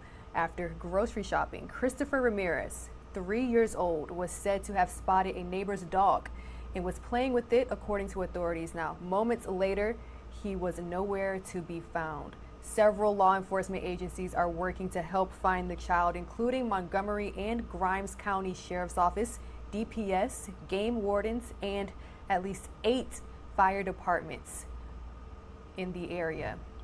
Now, the sheriff of Grimes County, Donald Sowell, he says that there is a pond in the distance from the home, but they are still in rescue mode and not in recovery mode. That's good news, meaning it's too early to say if he ended up in the pond, but he says that he is hopeful. Christopher was last seen wearing a lime green shirt with Mickey Mouse shoes. If you have any information on his whereabouts, you are encouraged to call the Grimes County Sheriff's Office. The phone number is 936-873-2151. Again, this is in Grimes County, Texas.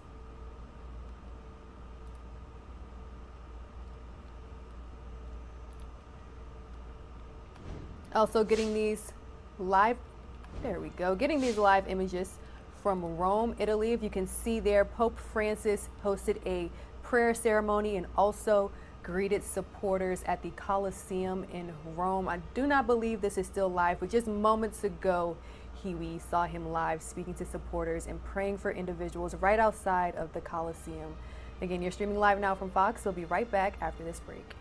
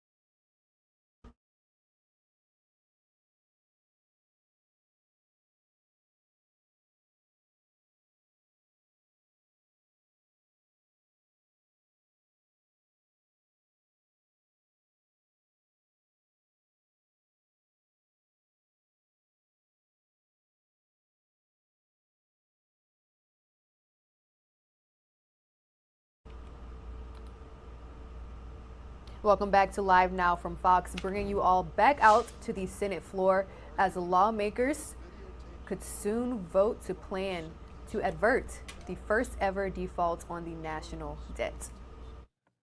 The election officials in Georgia, which I might add, all Republican, countered that by saying those were actual containers of ballots and that was the ordinary process. There was nothing sinister going on there. State after state, case after case, Trump was making the argument that he was cheated out of the election, which of course was false, but he still believes it to this day. And putting the pressure on acting Attorney General Jeffrey Rosen to be complicit in this plot. He even asked him to consider filing a special case in the Supreme Court across the street to stop the election results from being certified. Our report shows that Jeffrey Rosen and the deputy, Richard O'Donoghue, resisted this from the start. Jeffrey Clark, another assistant attorney general in the civil division, who had nothing literally to do with this matter on a legal basis, were in contest from that point. Clark on the side of Trump, saying that the letters to the states should be issued, and Rosen and O'Donoghue arguing that there was no basis in fact, no proof of election fraud that could warrant that kind of unprecedented action. In the meantime, many other players like Mark Meadows in the White House were also pressuring the Department of Justice in a way that frankly was unacceptable under existing standards and guidelines for the conduct of justice in an administration. The net result of it was a fateful day, I believe it was January 3rd of this year, when the president called Rosen, O'Donoghue, Clark to the White House to pursue his effort to replace Rosen with Clark, a more complicit person in the process. At that moment, two things happened which were significant. The White House counsel, Pat Cipollone, dissented from the president's position and said it was a murder-suicide pact for him to engage in this. Secondly, at that point, the 8 leading officials in the Department of Justice all signed a letter saying that they would resign en masse if there was a replacement of the acting Attorney General by Mr. Clark. The president hesitated and decided at the very last minute not to pursue that course, not to replace him.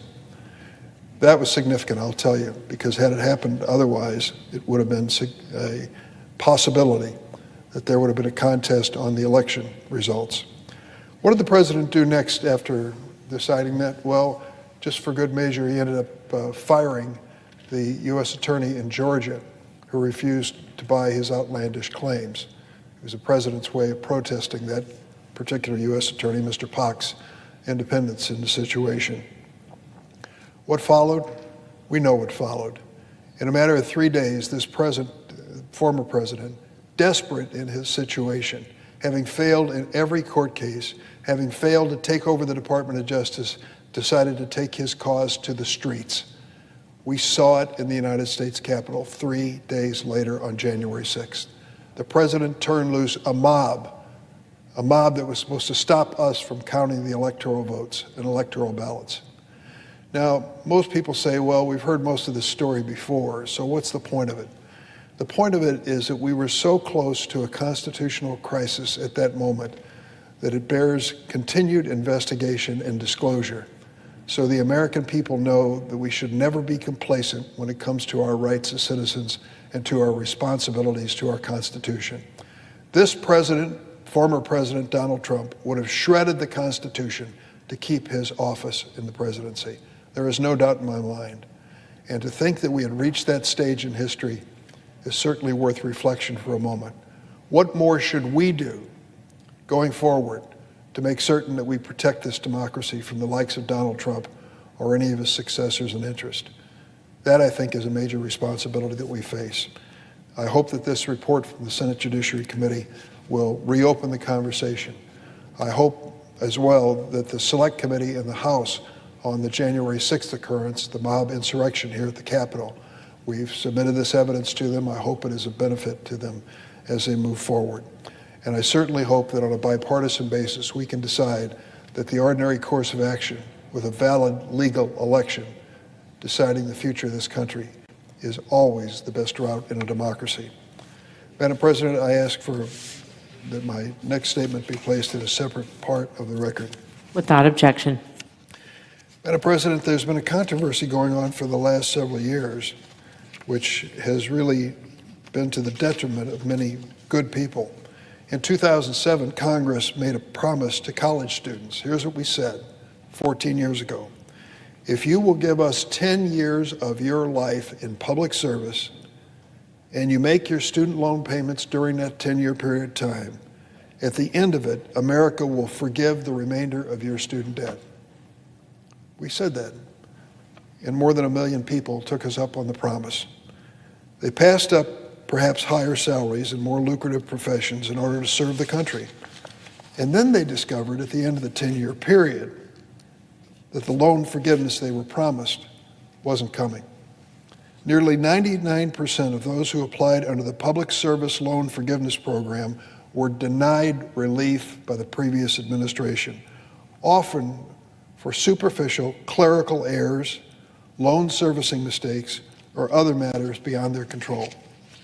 Well, good news. Those days of broken promises are over.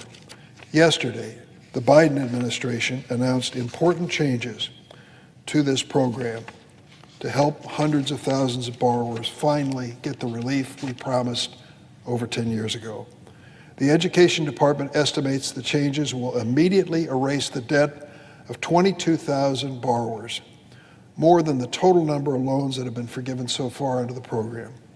All told, more than 550,000 borrowers could see a reduction in the amount of additional time that they're required to make payments before they qualify for forgiveness. Service members whose loans are deferred during active duty will now have those periods of active duty service applied to their loan repayments, as they should. This is good news, and it is long overdue. Many of my Democratic colleagues and I tried for 4 years during the Trump administration to fix this program. They ignored us. So I want to thank President Biden, Education Secretary Cardona for following through on their commitment to fix this important program, and recognize the essential work of these public servants who sacrifice for this country and for the people who live here and should receive what we promised, some helping hands on their student loans. Madam President, on another matter, today President Biden is traveling to Chicago. He arrives with a simple message: vaccines work. In Illinois and across the country, vaccine mandates are saving lives and allowing life to return closer to normal. Over the past month, our state has experienced a nearly 40% decrease in new COVID cases, and we're seeing similar trends around the country. In the months since the Biden administration announced its policy of requiring a majority of Americans to get vaccinated, the U.S. has finally begun to turn the corner against the Delta variant. Over the past 2 weeks, our nation has seen a roughly 25% decrease in new COVID infections. Hospitalizations have decreased by 20%, and deaths are down as well. In Illinois, we're proud to support the Biden vaccine policy. In fact, some of the biggest employers in our state were ahead of the curve. In early July, Loyola Medicine in Chicago was one of the first health systems in America to implement a vaccine requirement. In August, United Airlines, based in Chicago, announced it would require its employees to get vaccinated. At the time, skeptics questioned whether this would lead to mass resignations or labor shortages. They predicted chaos. Well, much to the dismay of the doomsayers, as of yesterday, more than 99% of the United Airlines employees in America have rolled up their sleeves and gotten vaccinated. And every major airline in the country has followed United's lead and introduced a vaccine requirement. This means safer skies for passengers and crew members. It's another big step back to normal.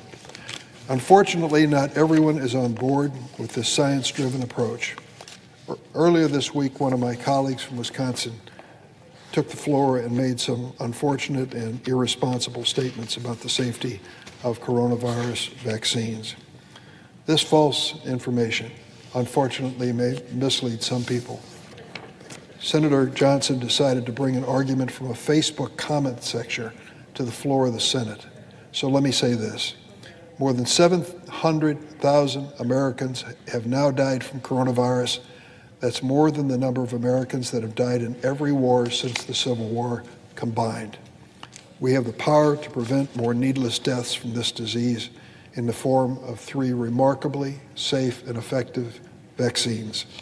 Fully vaccinated individuals are 10 times less likely to die from COVID, 10 times less likely to be hospitalized, and far less likely to spread the virus.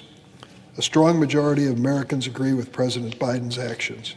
And importantly, the administration's vaccine mandate is saving lives while also providing common sense exemptions for those limited number of people who have medical or religious reasons. The fact is the president's vaccine policy is constitutional, evidence-based, and it's what America needs to once and for all put this pandemic behind us. Still, some of our colleagues continue to oppose it. Yesterday, the senator from Utah, the senior senator from Utah, once again introduced legislation that would do away with the president's vaccine policy. It would also allow anyone to sue the government or their employee for any perceived harm from vaccine requirements. What that harm might be is unclear. Can you imagine the chaos in our courtrooms if the senator from Utah had his way? Well, you don't have to imagine too hard, because some states have already shown us the deadly costs of taking a stand against public health. There are several states in our country that have both threatened to sue the Biden administration and enacted policies on their own to ban vaccine and mask mandates. They include Texas, Florida, Utah, Arkansas, South Carolina, and Georgia. The leaders in these states have gone to extraordinary lengths to stymie public health efforts to save lives. How has that worked out in these states? What has this dangerous, deadly policy of opposing vaccines and masks meant to those states? Take a look at the map here. The deadly cost of resisting science and vaccines between July 1st of this year and October 1st. The 6 states, Texas, Florida, Utah, Arizona, South Carolina, and Georgia, their infection rate per 100,000 people is 4,441, compared to the rest of the country, 2,548 per 100,000. Compared to the rest of the country, 2,548 per 100,000. The death rate, sadly, 54 per 100,000 in these 6 states, 20 in the rest of the country. I bring this chart to the floor. You continue to watch with us right here on Live Now from Fox. Everybody, thank you so much for joining us. We were listening to a little bit there of Senator Dick Durbin out of Illinois, the Democrat there on the Senate floor, also talking about how President Biden will be going to the Chicago area to push vaccines for businesses and those mandates that we can continue to see roll out across the country. Hi, everyone. Mike Page here. Thank you so much for joining us here today on Live Now from Fox. We always appreciate you joining us here during these times of breaking news, top stories, and of course, headlines from across the country. We always got you covered right here. We do want to have go out to some breaking news. We got some fresh video in the Gabby Petito case, everyone. Take a look at this. This is Brian Laundrie's father, who is going and helping now the FBI in the search for Brian Laundrie. This is some fresh video that we just received from our great partner there at Fox 13 in Tampa. Let me just give you the very latest here with this story, as Florida fugitive Brian Laundrie's attorney said just yesterday that Christopher Laundrie would begin assisting authorities in the search for his son, who was last seen on September 13th, just days after his fiancée, Gabby Petito, officially became a missing person. The FBI later uncovered Petito's remains at a remote Wyoming campsite on September 19th. Chris Laundrie was asked to assist law enforcement in their search for Brian at the preserve today. The family attorney told Fox News late last night, since the preserve has been closed to the public, Chris has not been able to look for Brian in the only place Chris and Roberta believe Brian may be. He added that Northport police had to postpone the elders' Laundrie's participation and that he did not take part in a search Wednesday, which saw an increased police presence after resources appeared to have been drawn down over the weekend.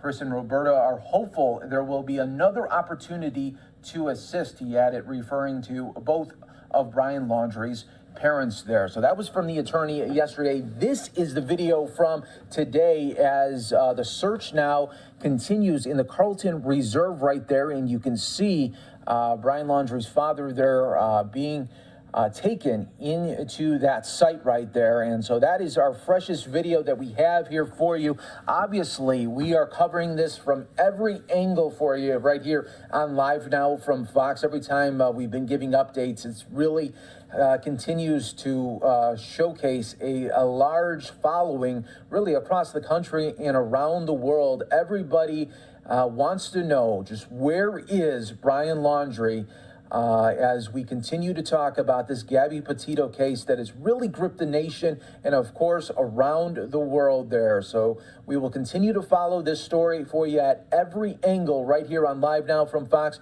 We appreciate, again, everybody always joining us here and giving us letting us give you the updates as they come in real time. We ask you to follow our social channels. Live Now from Fox. You could catch us as we always post important updates throughout the day, and go to LiveNowFox.com where you can get all of the information on our different streaming services that we provide, as these updates will be coming sporadically right here on Live Now from Fox, but we are 24/7 giving you these updates, so we appreciate you joining us here as always. All right, let's get to some other news here of the day. It is a House hearing right now that is going on that has a lot of attention right now. It has to do about the Arizona election audit. Remember, it just wrapped up with the findings there, and the findings actually show that Joe Biden received more votes than initially anticipated, more than Trump there. So that was the findings there. Now we are hearing a little bit about why this audit was even in place in the first place. So we're going to bring that to you here in just a moment right here on Live Now from Fox, everybody. Thanks again for joining us here today on this Thursday as we continue to roll on. Let's give you this House hearing already in progress. Donald Trump tried everything he could to overturn the will of American voters. He and his allies filed more than 60 lawsuits with false claims of election fraud and lost all 60 of them. He waged a pressure campaign at every level of government, from county election officials to secretaries of state, to the Department of Justice, to his own vice president, to try to prevent the certification of the election results.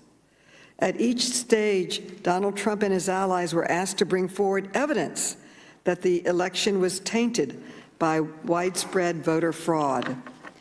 But whether in Michigan or Pennsylvania, or as we will hear today, Arizona, the purveyors of the big lie repeatedly failed to produce one scintilla of credible evidence of widespread fraud. Yet today, more than 11 months after the election, the attacks on our election system have only intensified, and the latest weapon of choice is the partisan audit. Let me be clear, the hyper-partisan audits pushed by President Trump and his allies are not about fairness, election security, or the truth. They are instead designed to promote conspiracy theories and to raise doubts about our elections. And the ultimate aim of these audits is even worse, to lay the groundwork for new laws that make it harder for Americans to cast their ballots, but easier for dishonest officials to overturn the results of elections they don't like. Today's hearing will focus on the 5-month-long hyper-partisan audit in Maricopa County, Arizona. It was clear from the beginning that this so-called audit, led by the Republican State Senate, was really a fishing expedition in search of evidence of election fraud, no matter how flimsy. The state Senate rejected a bid from a qualified and certified auditor, choosing instead to hire Cyber Ninjas, an unaccredited firm with no experience auditing elections. What the company did have was a CEO who had publicly supported Trump and promoted the so-called big lie. During the audit, Cyber Ninja's sloppy, insecure practices jeopardized the integrity of ballots and voting machines, forcing Arizona taxpayers to spend millions to replace the compromised machines. The audit itself was funded with at least $6.7 million from right-wing dark money groups headed by Trump allies and supporters of Stop the Steal movement. Documents show that Trump himself may have funneled funds to the audit effort in Arizona. Yet all that partisan dark money failed to overcome the truth. Last month, Cyber Ninjas finally was forced to admit that it found no evidence of widespread fraud in the Maricopa County election results.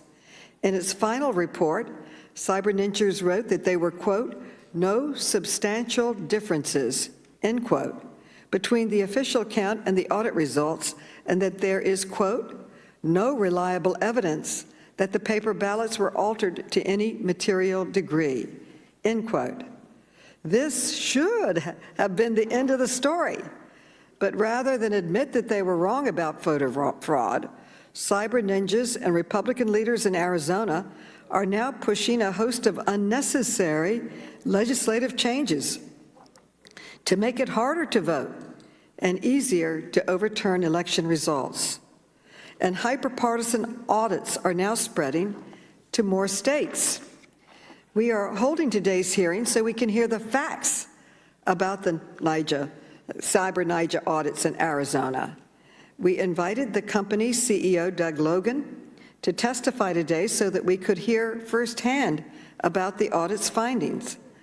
Unfortunately, Mr. Logan refused our invitation, and he also refused to produce documents that the committee requested back in July.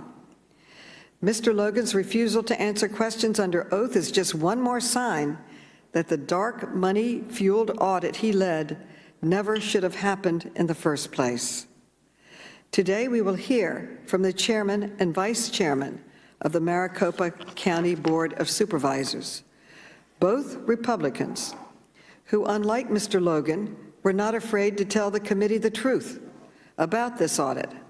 I am honored that they both agreed to put country over party by testifying today, despite threats to their personal safety. We will also hear from election and democracy experts who will tell us how partisan audits are spreading to other states, including Pennsylvania, Wisconsin, and Texas, and the threat this poses to our democracy. The attempts by former President Trump and his allies to undermine America's elections are failing to win the last one fair and square. It represents the biggest threat to our constitutional republic since the Civil War. This committee will not be silent in the face of this threat. We will continue to conduct oversight to ensure that the American people know the truth about these sham audits and to protect our elections from further interference. But it should not just be Democrats who stick up for America's elections. I urge my Republican colleagues to follow the lead of our brave witnesses from Maricopa County by putting country over party and finally renouncing Trump's big lie. I want to thank our panelists for being today. Thank you so much for your testimony. And I now recognize the distinguished ranking member, Mr. Comer, for his opening statement.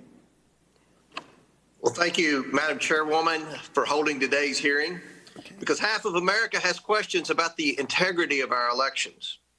Democrats unilaterally changing the rules in the middle of those elections, like what happened last summer, does nothing to answer the questions that 50% of Americans have with respect to the integrity of last year's elections. It's important that the American public have confidence in election results, so states and counties should be transparent and open to outside audits. I hope today's hearing helps answer some outstanding concerns regarding election integrity. Unfortunately, today's hearing is the continuation of two troubling trends from this committee.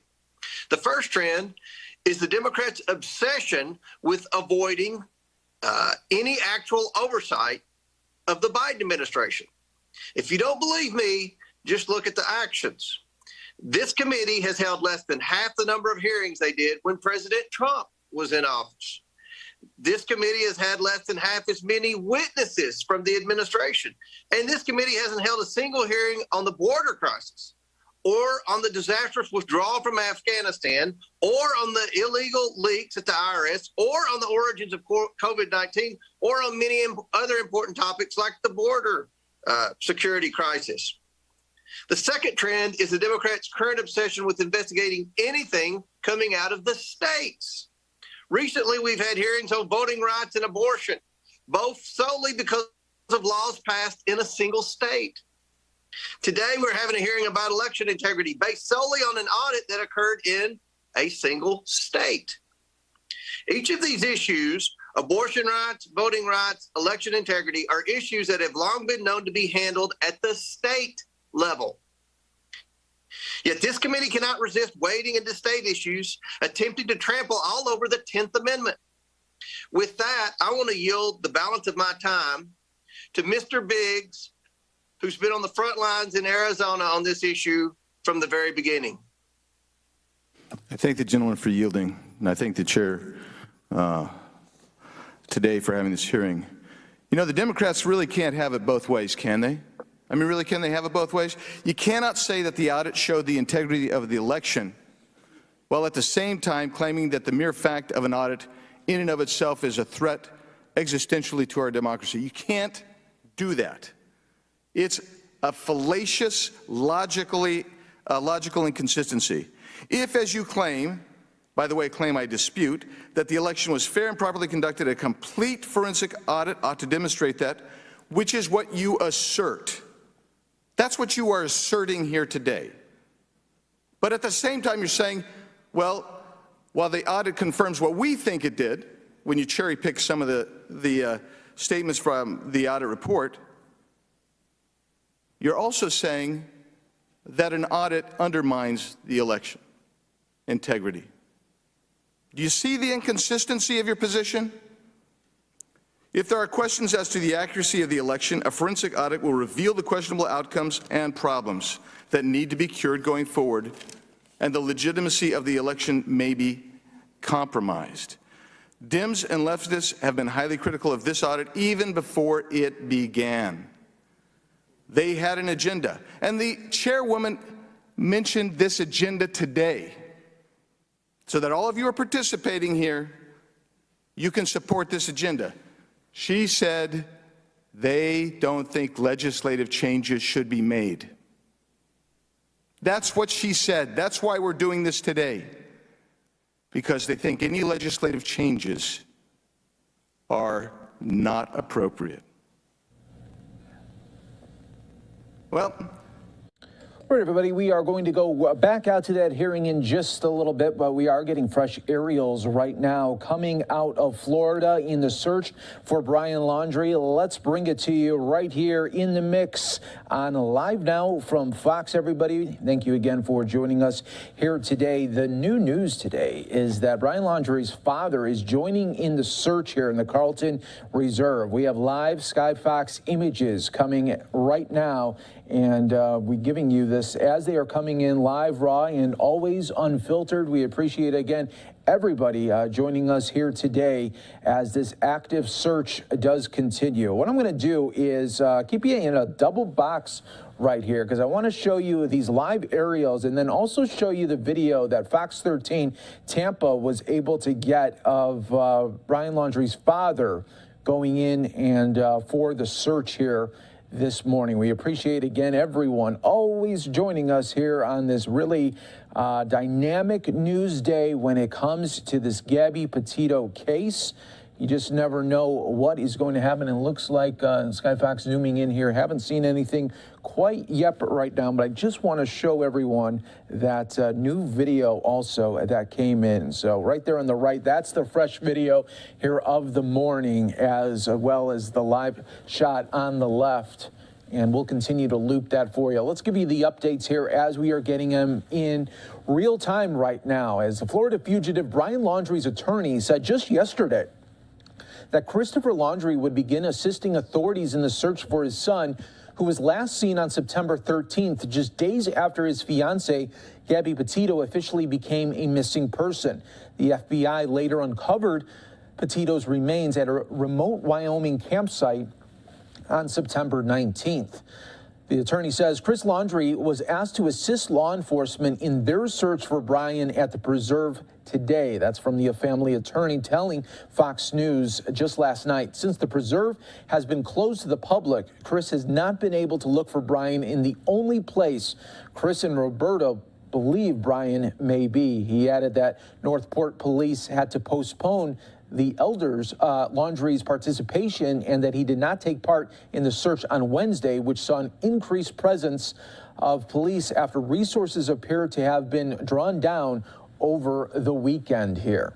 Chris and Roberta are hopeful there will be another opportunity to assist, he added, referring to both of Brian Laundrie's parents here. And that is the new news here of the day. It looks like now that search there with the father is starting up there in the Carlton Reserve. Brian Laundrie has been named a person of interest in Petito's disappearance days before authorities found her dead. Back on September 23rd, the FBI announced a federal warrant for bank fraud charges after he allegedly used someone else's debit card without authorization for more than $1,000. His whereabouts remain still unknown at this moment, but a search at the reserve has continued for weeks, even with reports of possible sightings in other parts of Florida and along the Appalachian Trail, where it runs down the border of North Carolina and Tennessee here. So let's bring you back out full right here on Live Now from Fox after we've been showcasing that video. You see a truck there that looks like to be parked here in that area. So looks like the same one that the father was in, and now they are somewhere in this reserve right now, combing the area in the search for Brian Laundrie. This search continues to intensify. The nation wants to know just where is Brian Laundrie and what is the connection here in this Gabby Petito case. This has gone international, and we've been following it for you every step of the way, and we will continue to do so right here on Live Now from Fox. We bring you these live images as they are happening in real time, and we just push them out to you, and you get to see it all unfolding just like if you were in this helicopter as well right there in Florida. So once again, we appreciate all our viewers from around the country joining us in this breaking news. If you're just joining us here now, Brian Laundrie's father has joined in the search there for his missing son. What is going to happen later today? What could be found? We'll be with you every step of the way. Don't go anywhere. We will continue to follow this here for you right here on Live Now from Fox, everyone. What we'll do is take a quick 2-minute break here for some of you. Stay right here with us, though. We'll keep this shot up for as long as we have it in this breaking news moment here as the father now joining in the search there for his son. Where is Brian Laundrie?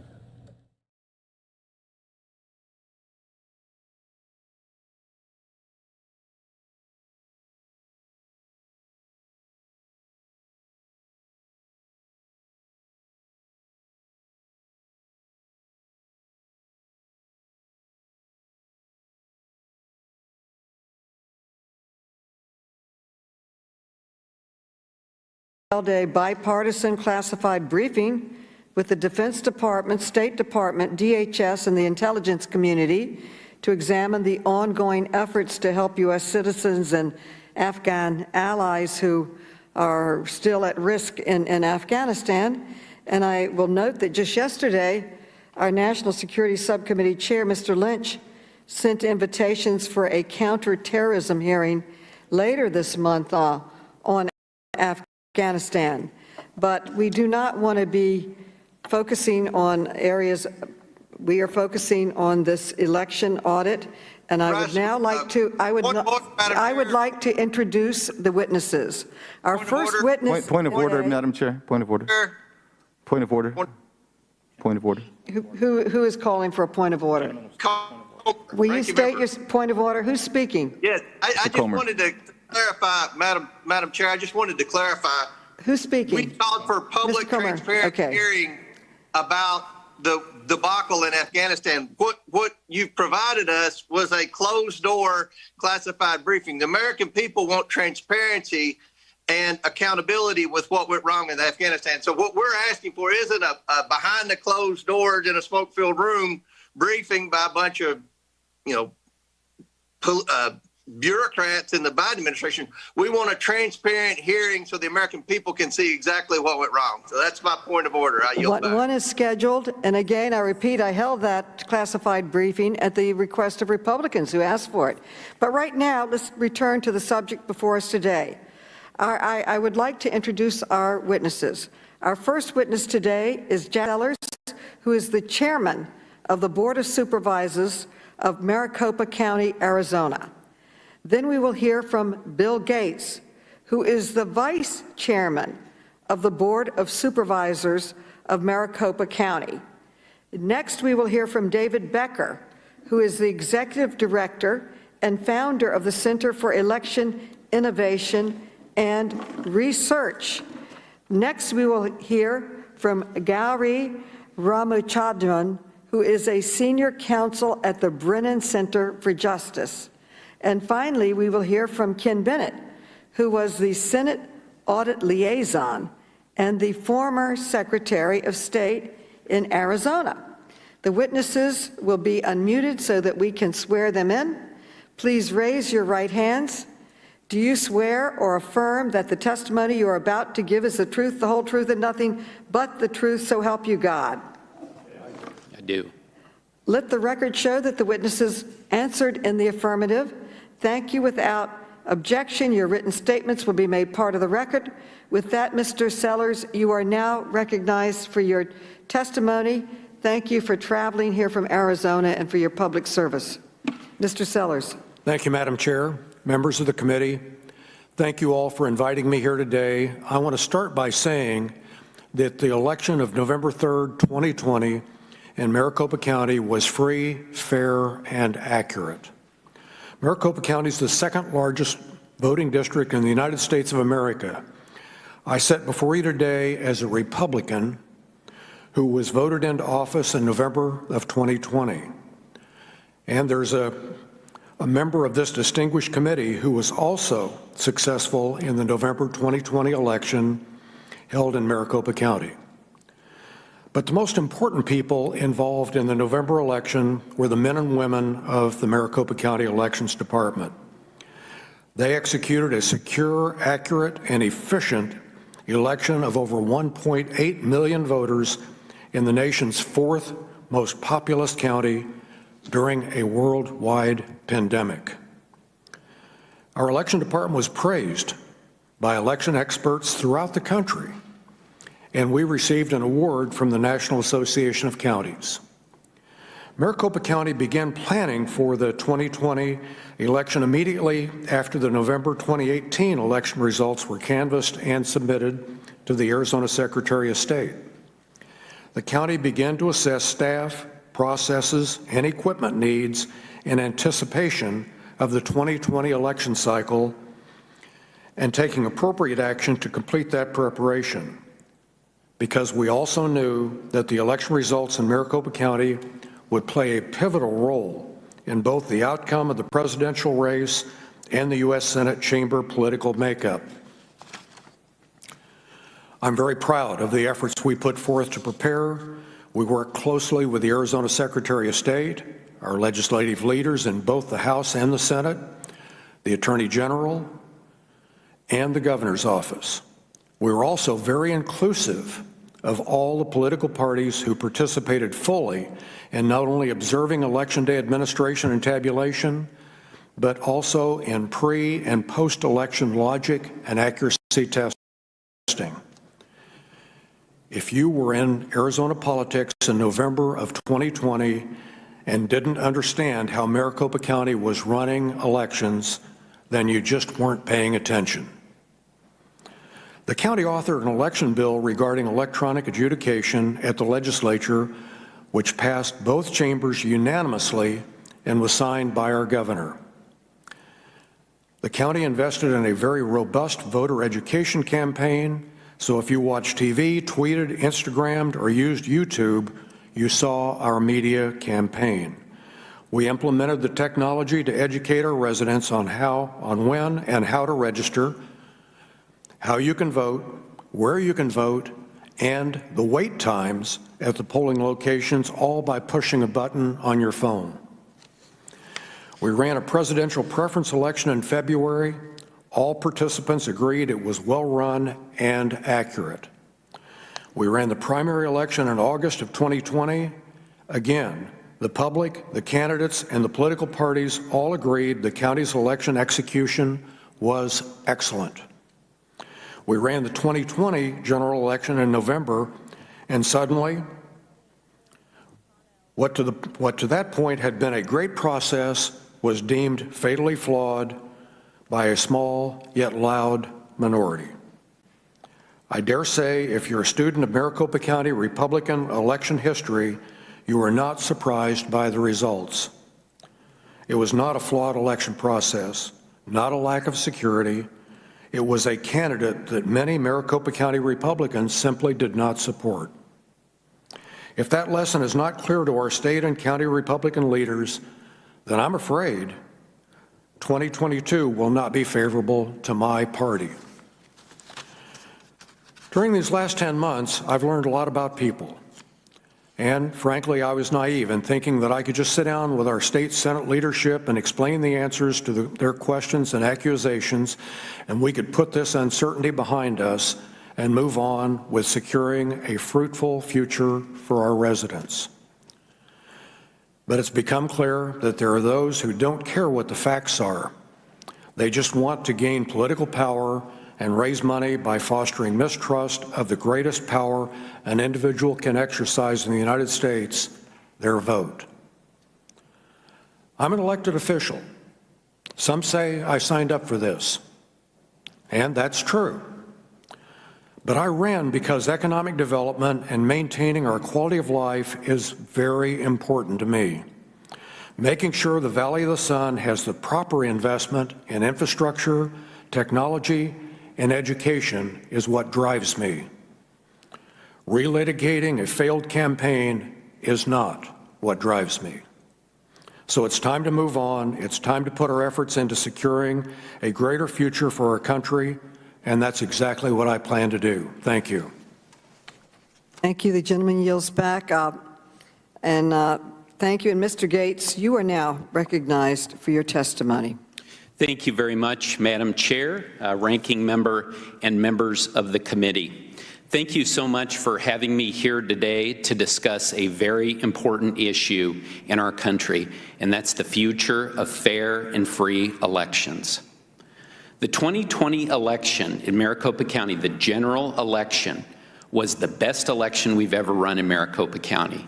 And the way that I know that was that it was the most scrutinized election in the history of Maricopa County. Election experts said that. Machine counts confirmed it. Hand counts confirmed it. The court system reconfirmed it. And our residents were happy too. We did a poll of 80,000 of our voters, and 90% of them said that they were satisfied or very satisfied with the election.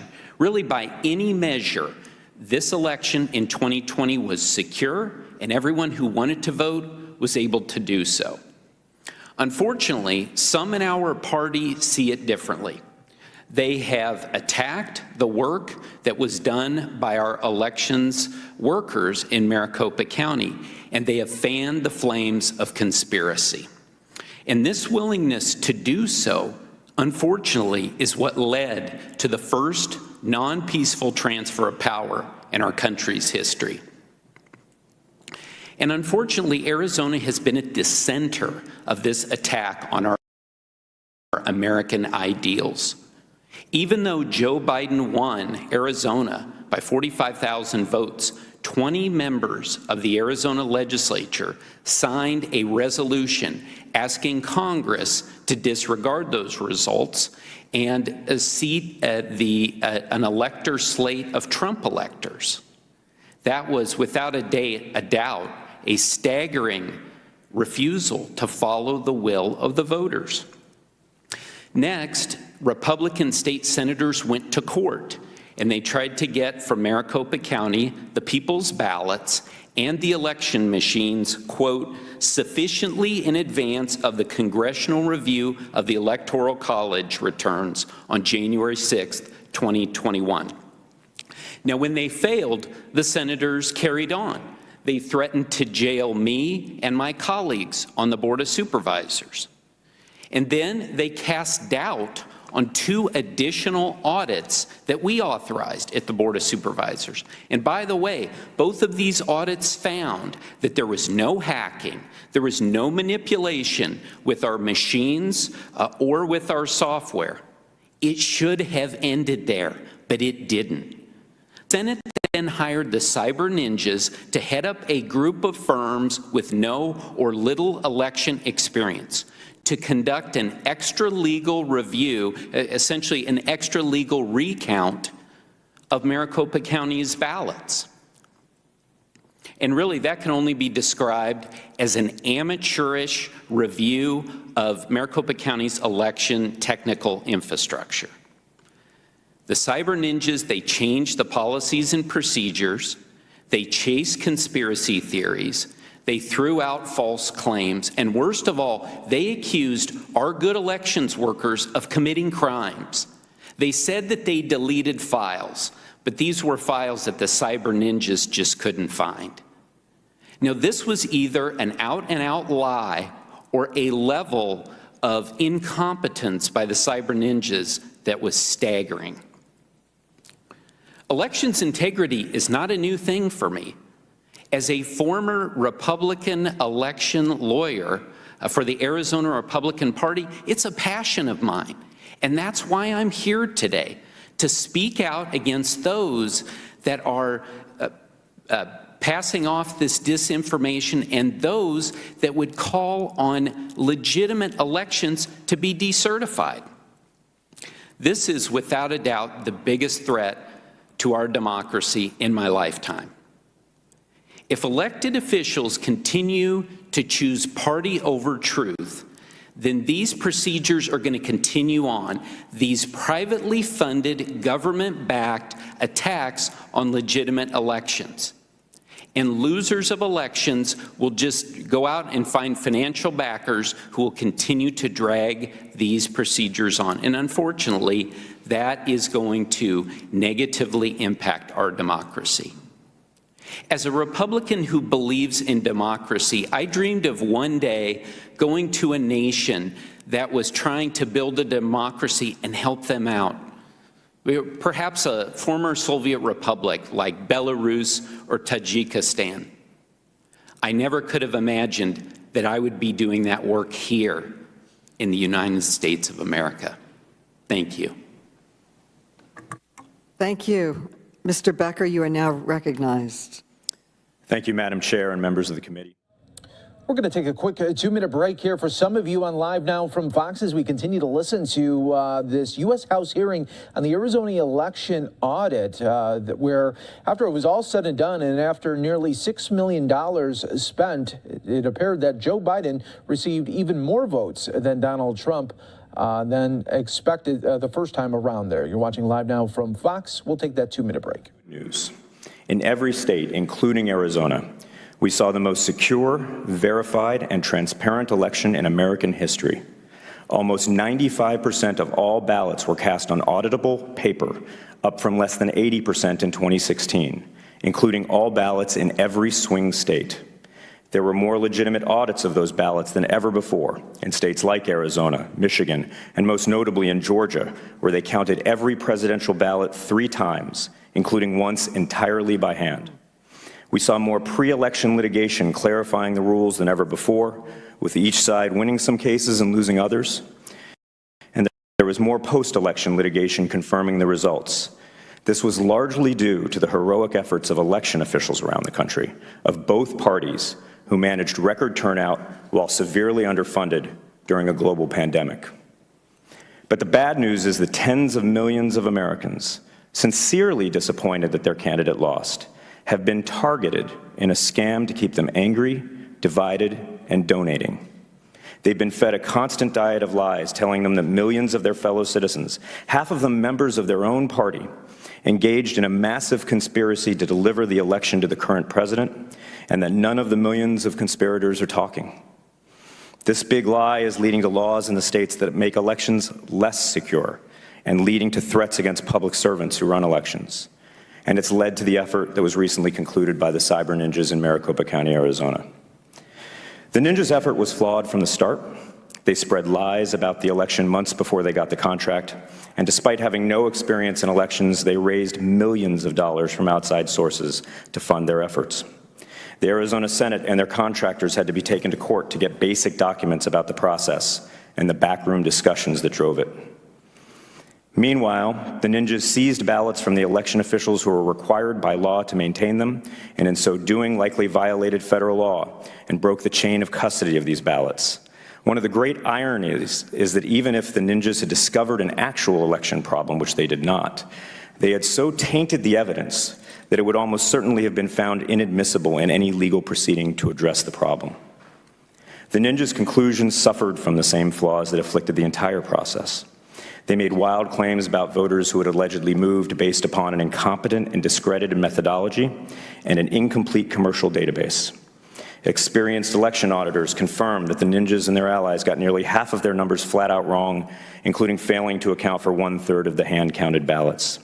And despite the fact that Arizona was the best hope for those that sought to deny the election, the ninjas' effort confirmed nothing. It merely demonstrated that even in a state with the smallest margin of victory among the swing states, highly biased and motivated individuals bolstered by millions of dollars from unclear sources and nearly 8 months to work could not manufacture enough fake fraud to overturn the will of Arizona voters. Before the ninjas even started, the election had already been verified and confirmed consistent with Arizona law. Voter lists were confirmed and maintained accurately thanks to, among other things, Arizona's membership in the Electronic Registration Information Center, the gold standard of voter list maintenance that 30 states utilize. Audits conducted immediately after the election, pursuant to Arizona law, compared the paper ballots to the machine counts and confirmed the outcomes. Nevertheless, the ninjas' effort has contributed to threats against public servants and their families. These threats are so pervasive that my organization recently formed the Election Official Legal Defense Network under the leadership of co-chairs Bob Bauer and Ben Ginsberg to provide pro bono legal assistance to election officials suffering threats. Notwithstanding, lawmakers in Pennsylvania, Texas, and Wisconsin have pushed similar flawed efforts, now beginning 11 months after the election. In each of these states, as throughout the nation, there is still zero evidence of significant fraud, even after nearly a year of looking for it. These efforts continue to have a disastrous effect on our democracy. We're at risk of losing a generation of professional expertise in election administration due to the ongoing threats. Laws are being passed that actually make elections less secure and inject more chaos into vote casting, counting, and certification of results. Validly elected leaders are finding their elections delegitimized and their ability to govern questioned. Ironically, many of the same lawmakers in these states are calling into question their own elections, just as members of the Arizona Senate have done. Let's be clear. Real post-election audits conducted transparently by professional election administrators under laws established prior to an election are a very good thing. We had more strong audits than ever before in 2020. If states want to pass laws requiring even better audits immediately after an election, I will be there working with them and helping them. I have already done so with both Republicans and Democrats in states like Georgia and Michigan. But that's not what happened in Arizona or other states. The legislatures in those states did not see any problems with their existing audit laws pre-election. It was only after they became unhappy with the results and the losing candidate refused to concede that they fueled his election denial with these efforts, many months after the elections in these states have been verified, audited, and certified. Thank you.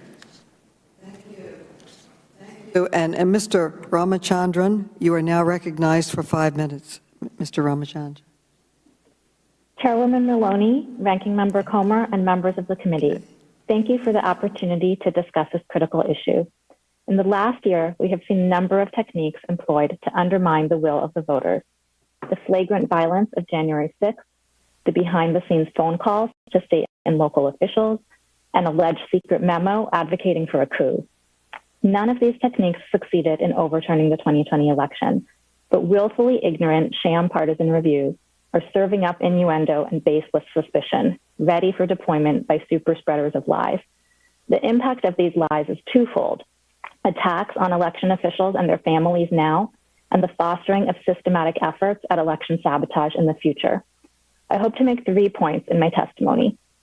First, after more than 9 months and millions of dollars spent, the sham partisan review in Arizona has given us the same insinuations that purveyors of voter fraud myths have been pushing and that real election experts have been debunking for years.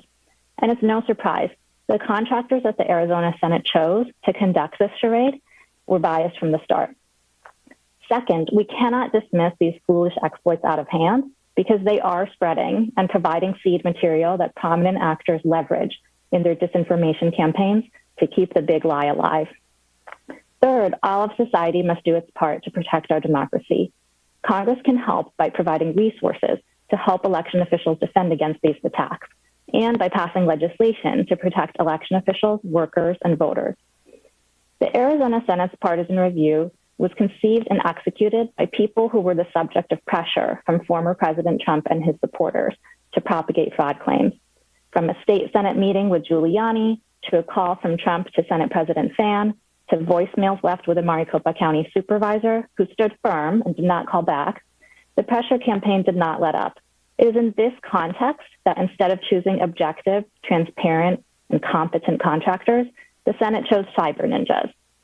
Doug Logan, the CEO of Cyber Ninjas, has authored and apparently still stands by a memo to legislators chock full of debunked Stop the Steal conspiracy theories, including a viral claim against a former Dominion employee who had to go into hiding after a flood of harassment and threats.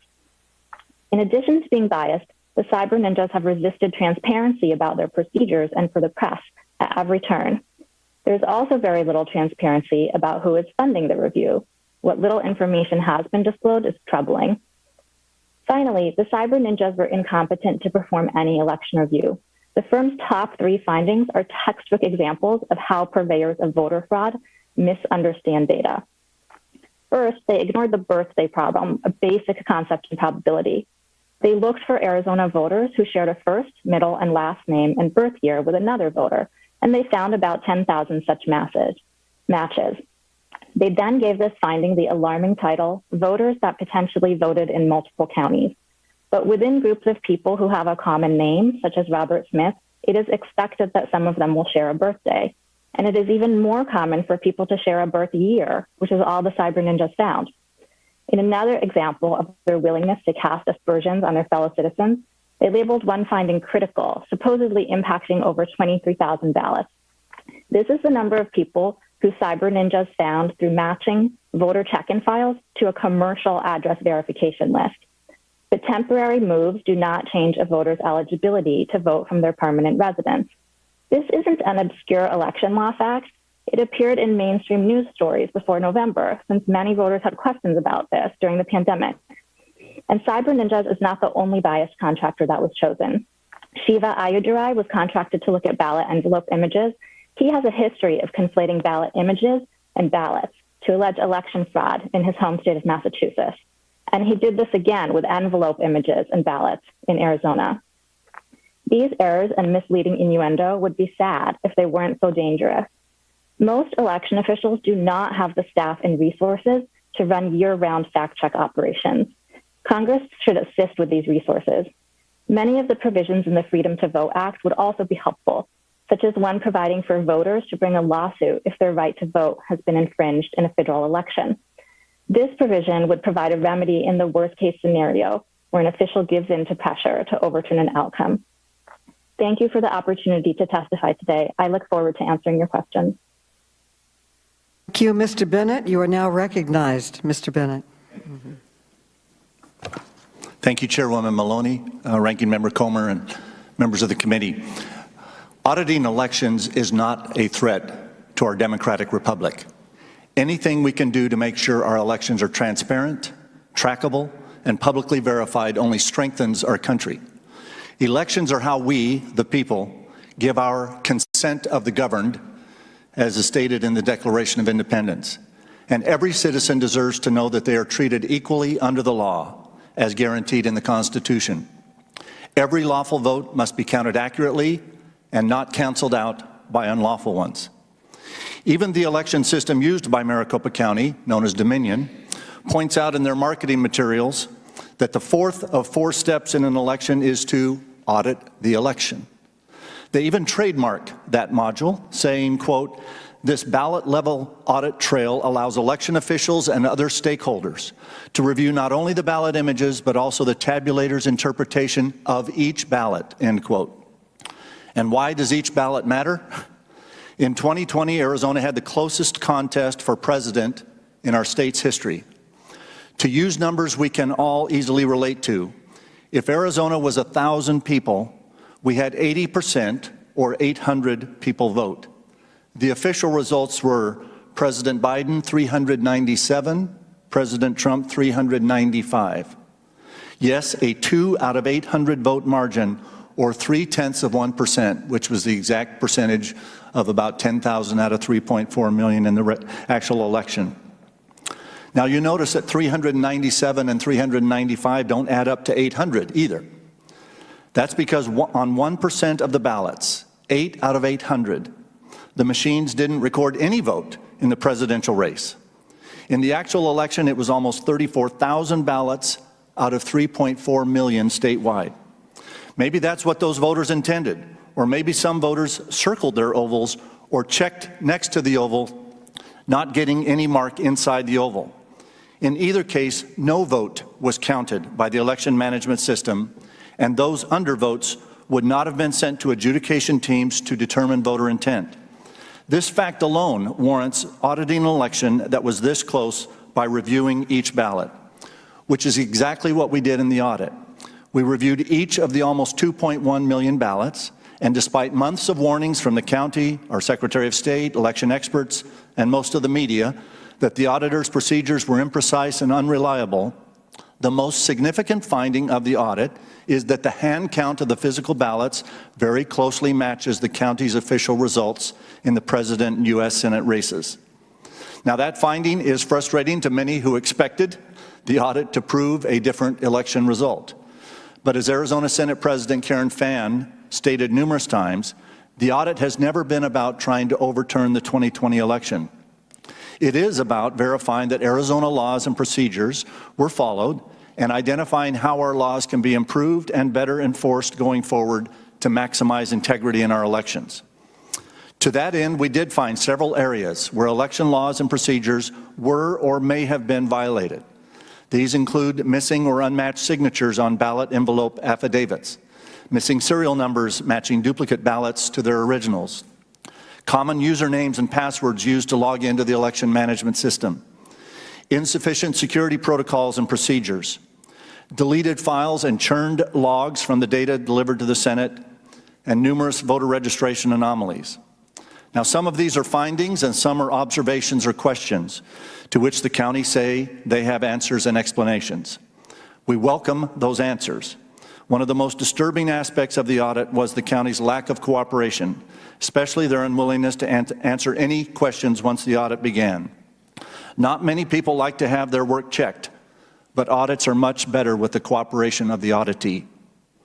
The audit report has been forwarded by the Senate to our State Attorney General, whose election integrity unit will work with the county to find those answers and accountability. Election integrity is so important, we must find ways to work amongst different levels and branches of government to achieve it. No election or election audit can be conducted perfectly, as they are administered by imperfect human beings. I believe the majority of election officials throughout our fine state are honorable, well-intentioned people trying to do the best job they can. I believe the same about the audit. We should not fear auditing elections. We should embrace it and welcome it. Thank you. Thank all of the panelists for your testimony. I now recognize myself. Chairman Sellers and Supervisor Gates, thank you for being here today. You are both lifelong Republicans. Mr. Mr. Gates, I understand that you even founded a teenage Republican Party while you were in high school, and I don't think anyone would question either of you for your long-held allegiance to the Republican Party. Yet you have both been outspoken messengers that the 2020 election was safe, secure, and fair, even when that message has brought you into conflict with members of your own party.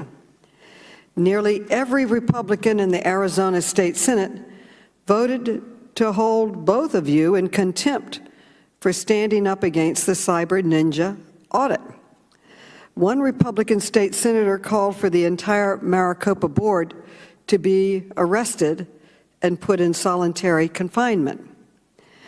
My question for you, Supervisor Gates, why have you chosen to speak out so forcefully on this issue, even against some members of your own party? Well, thank you, Madam Chair. It hasn't been easy to do this. I have been a lifelong Republican, and I'm proud to be a Republican.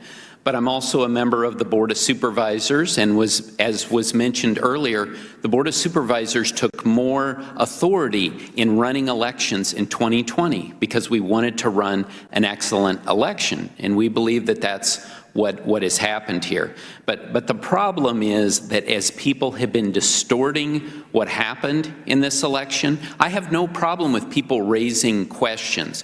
What I have a problem with is people going to the lengths, as you mentioned. We had gone to court to get direction from a Superior Court judge on whether we had the legal authority to turn the ballots over. We had asked for an expedited hearing, and despite that, the Arizona State Senate was one vote away from holding us in contempt and most likely detaining us.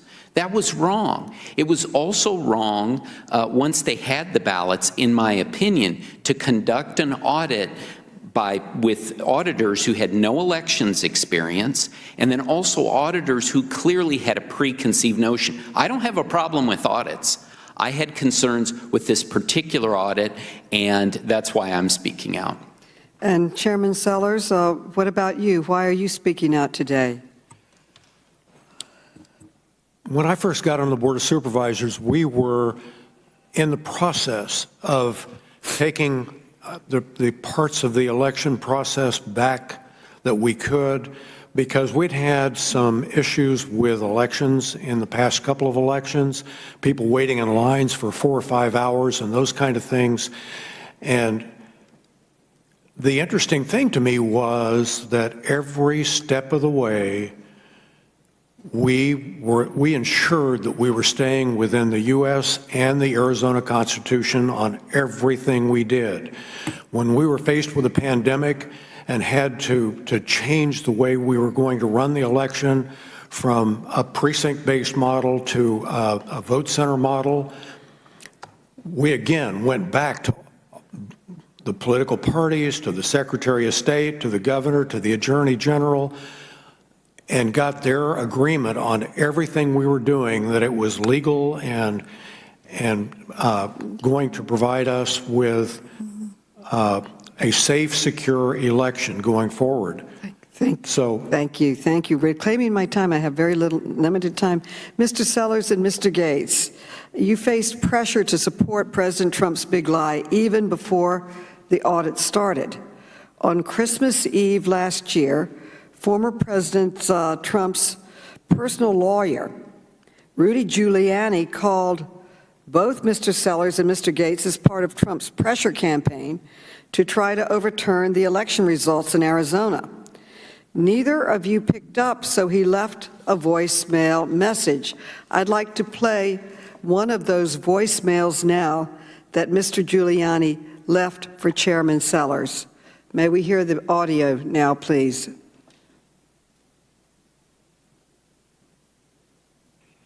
Hi, Rudy Giuliani, President Trump's attorney calling.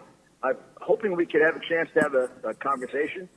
I'd like to see if there's a way that we could resolve this so it comes out well for everyone. We're all Republicans. I think we all have the same goal. Let's see if we can get this done outside of the courts. Gosh.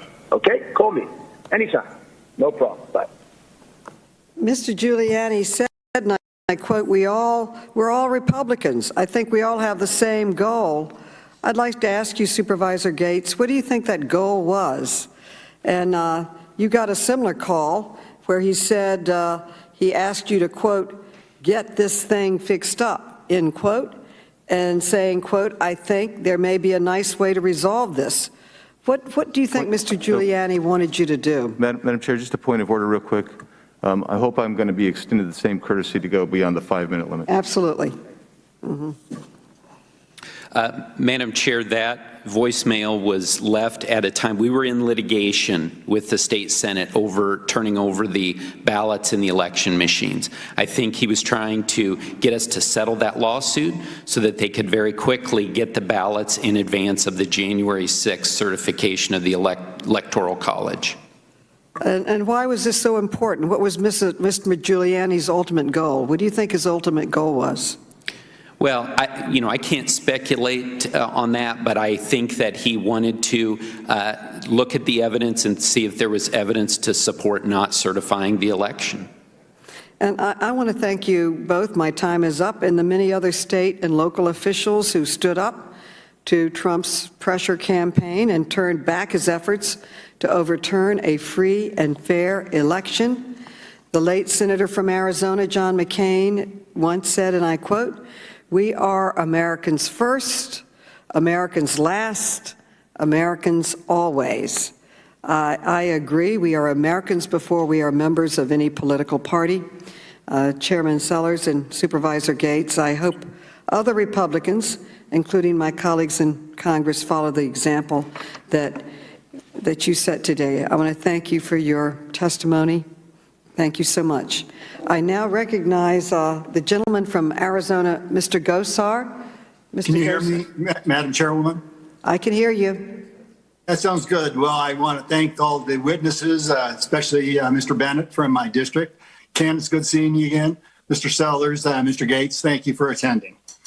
You know, the majority is very short-sighted, and this hearing today reminds me of 2017, I think, maybe 2018, when we actually, one of our own members from the other side actually introduced legislation, Mr. Raskin, for the Election Vendor Security Act. Part of that was due in terms to a election security vendor infrastructure subcommittee hearing on the U.S. Senate side in Homeland Security, which basically said that the equipment or this the vendors or this machines were potentially 100% corruptible. Interesting.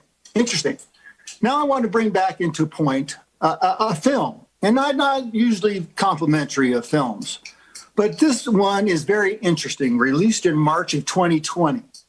It's called Kill Chain by the HBO Films.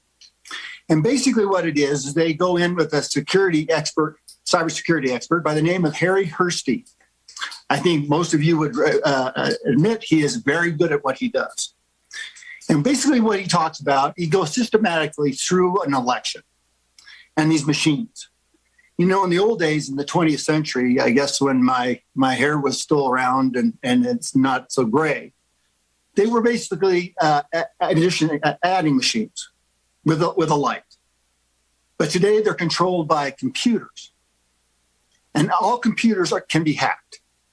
And what Harry Hursty does is he goes through a number of scenarios and people and experts to show how these machines can be corrupted.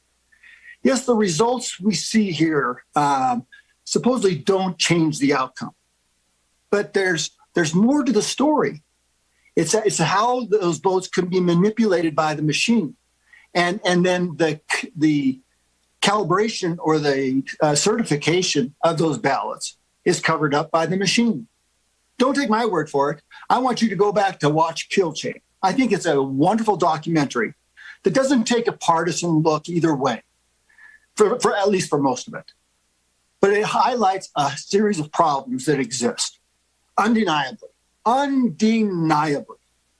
Hackers can make this change. And we have problems, as Mr. Biggs talked about with Maricopa County from the 2018 election.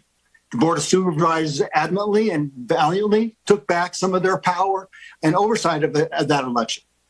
But Mr. Fontes kept custody of the voter registration rolls. Very important when we start dissecting what the cyber ninjas did. Second of all, they want the scrutiny from private entities like cyber ninjas, because the certification of these audit folks is not exactly what you really want. And I don't think it's what Mr. Raskin and anybody else wants either. You don't want government okaying the process and then certifying that process. You want somebody independent of that aspect. So from the standpoint of that we see this, there's problems. How about me? Where did it come from me? The day after the election, I was contacted by two individuals. One had security and fraud jobs with the banking world. The other one goes from fraud from the Department of Defense. They were monitoring the election through Edison, the amalgamator. It was providing information to the media. What they saw in Arizona, they were watching the Secretary of State at the same time. What they saw from Arizona drew their attention quickly first. They saw numbers of 90-some thousand, 60-some thousand, 40-some thousand ballots drop into Donald Trump's category and then quickly come out verbatim. Now, there may be a reason for that. We don't know. But then they started watching there and looking to the dumps. And what I mean by that is there's a first dump, there's multiple dumps, maybe 9 or 10 through the night.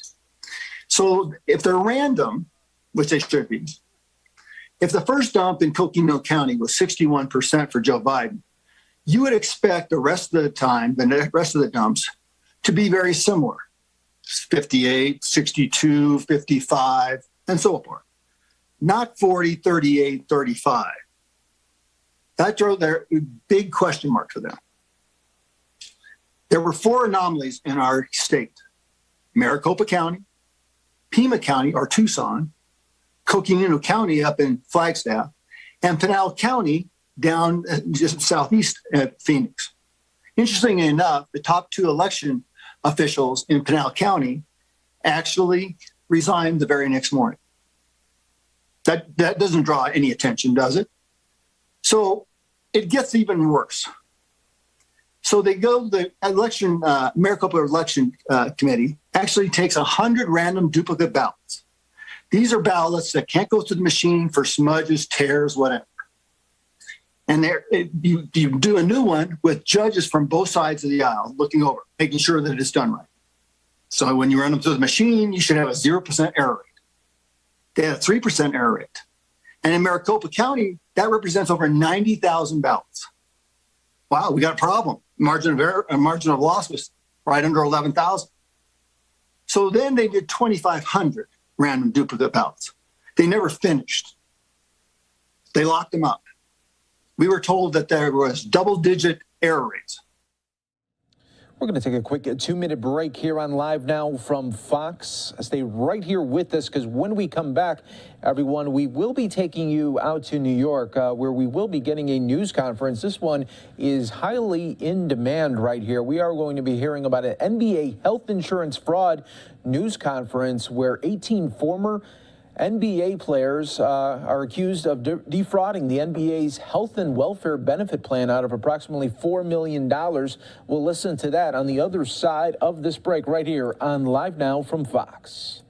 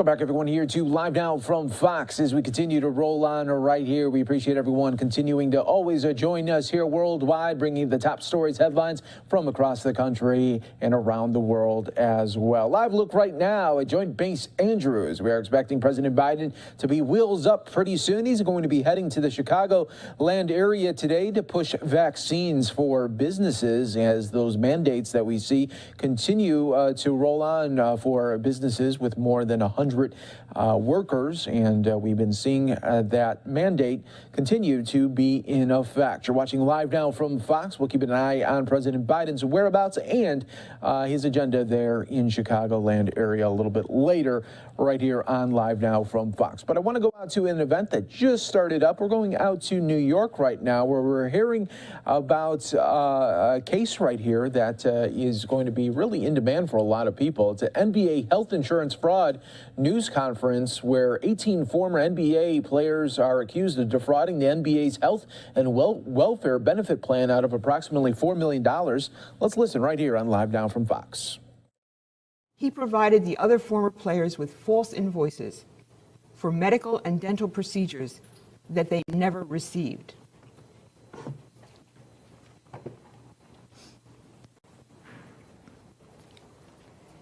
The 19 charged defendants submitted approximately $3.9 million in false claims.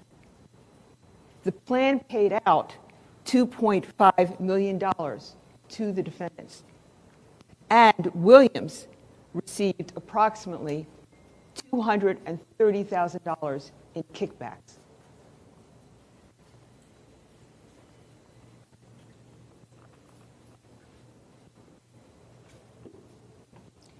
The defendant's playbook involved fraud and deception. Thanks to the hard work of our law enforcement partners, their alleged scheme has been disrupted, and they will have to answer for their flagrant violations of law.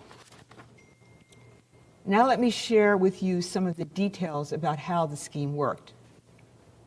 The scheme's focus was the NBA players' health and welfare benefit plan. That plan provides additional coverage on top of existing medical coverage for eligible NBA players and their families. The additional coverage is provided to both active and former players. The plan is primarily funded by contributions from NBA teams.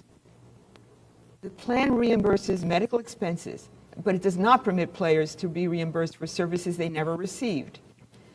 The defendants charged today defrauded the plan when they falsely made claims for reimbursement of medical and dental services that they had not received.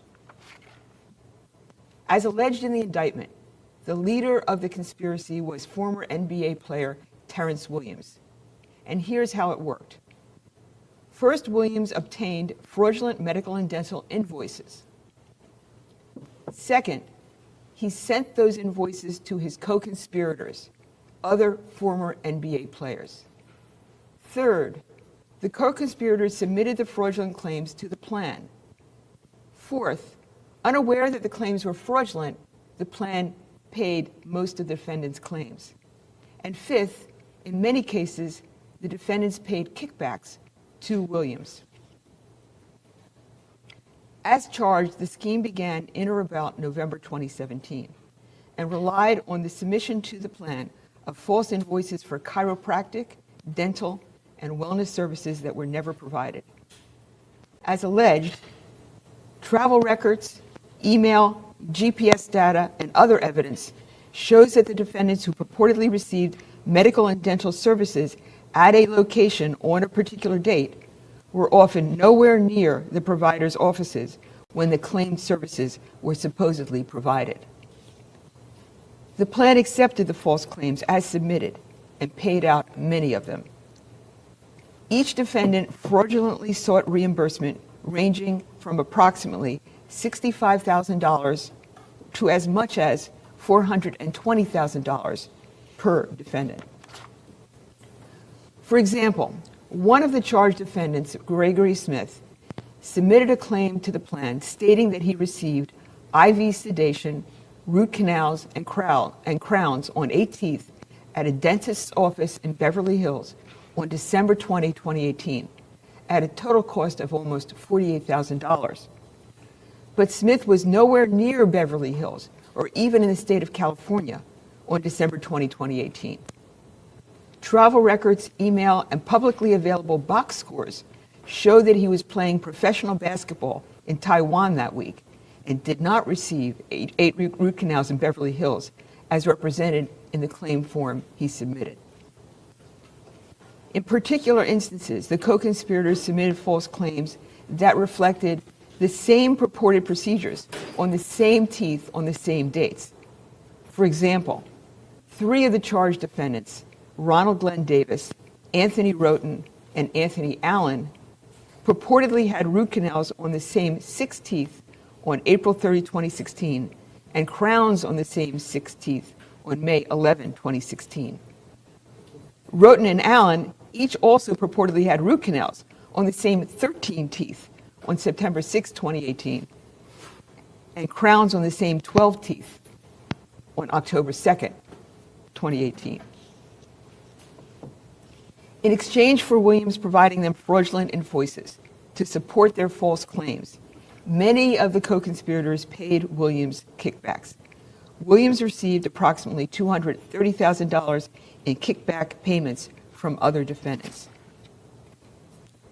And as we allege, when one defendant failed to pay Williams a kickback, Williams tried to frighten the player into re-engaging with Williams by impersonating an employee from the plan's administrative manager and claiming that there was an issue with the defendant's invoice that might require him to pay back the plan. All 19 defendants are charged with conspiracy to commit health care fraud and also wire fraud. Terrence Williams is additionally charged with aggravated identity theft for impersonating the plan employee.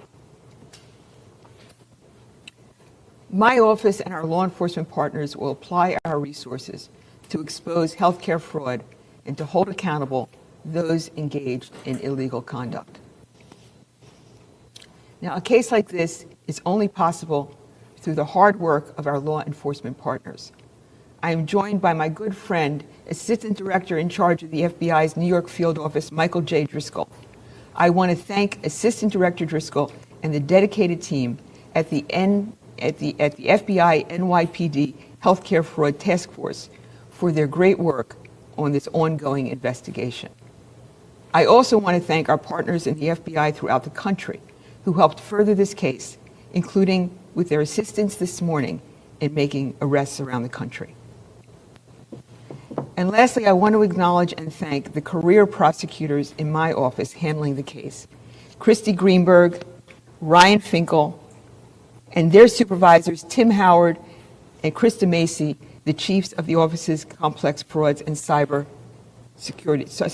Unit. And now I want to call to the podium Assistant Director Michael J. Driscoll.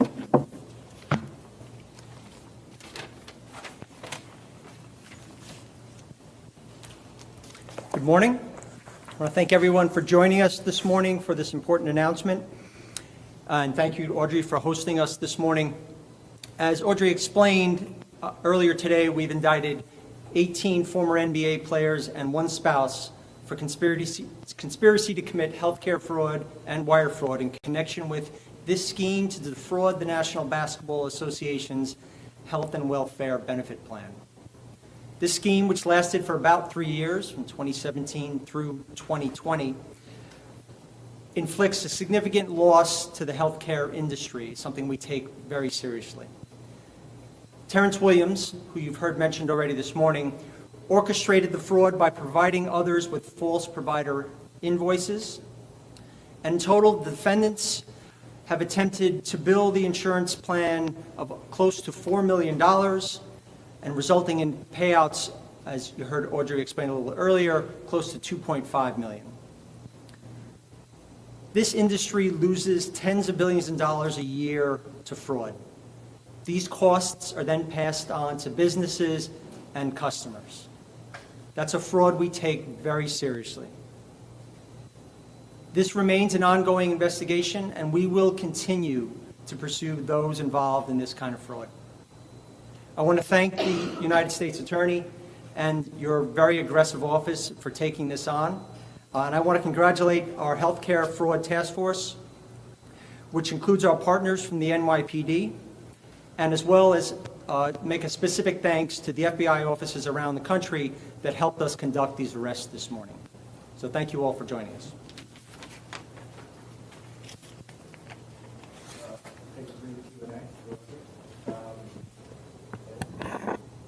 These players and these employers facing financial difficulties and not just the motive.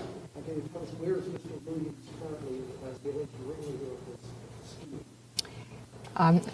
There's nothing in the indictment about the financial circumstances of any of the defendants whom we've arrested, so I can't comment on that. And Mr. Williams is, I think, under arrest at this point. Under arrest. Yes? In Washington State. And if I could follow up, medical practitioners, were their doctor's offices complicit? Were they victimized? Were their identities taken? How did they get dentist offices and chiropractic? The current indictment does not answer any of those questions, so I can't address them, but it is an ongoing investigation. Unusually, they say, did the NBA bring this to your office? We're able to talk about, I know the answer, but Yeah. And assuming you can, Baby Davis made like $34 million as an NBA player. Why would they? Why do this? Well, again, I can't answer that question. It's certainly not addressed in the indictment, and you'll have to take that question someplace else. I can't answer it. Are any current members under investigation? Again, not mentioned in the indictment. I can't address it. Who are the three who have been arrested? I don't have that handy, but Sure. So it's Christopher Douglas Roberts, Eddie Robinson, and Anthony Allen. Well, so Allen hasn't been arrested, but his wife has. Correct. Sort of along the same lines, I'm curious about what began the investigation or how you came across this. I think I maybe know the answer to it. yeah, the answer is that it's not in the indictment, so we can't address it. But you know, as Assistant Director Driscoll has said, this is an area that the FBI and we maintain an interest in, and we are always looking at and looking for information that will help us make cases like this in order to make the point we're making today. Aaron, does the investigation continue, or? Yes, I can say the investigation is continuing, yes. And if you would entertain slightly off topic, we assume this may be the last time we see you in this particular forum. Yes. I wondered if you could say a word about your tenure and also your successor. Well, my tenure will end. Everybody here, I'm sure, is aware that Damian Williams has been confirmed by the Senate. There are two steps that remain to the process. One is that the president has to sign a commission, and then he has to be sworn in by the chief district judge of our district. Those are things that are underway, so I think it is not long before Damian will be assuming the position of United States Attorney. And I just want to add that he is well known to our office. We think he's a extremely talented lawyer and a really natural leader, and will be a wonderful U.S. Attorney for our district. Wondering, just to maybe reiterate a question Aaron asked, can you reflect on your time here in this office, and what do you take away from it as you are set to depart following that process? Well, this is my second round at being in the U.S. Attorney's Office. I was originally a line assistant, but being, as I have been now, the counsel to the U.S. Attorney, the deputy, and then as of June of 2020, the U.S. Attorney, it has been a great privilege and honor, something that I was not planning or expecting to have happen, but I was privileged to do it, and I was mostly privileged to get to know all of the wonderful assistants and other leaders of this office who are just such excellent lawyers and represent the best values in the administration of justice. They want to do the right thing for the right reason. So I'm very proud of them and proud to have served with them. During your tenure, one of your cases is Ghislaine Maxwell and obviously Epstein Yes. served already. I don't know if you can comment on how you leave that case and if there's anything else expected, any other charges?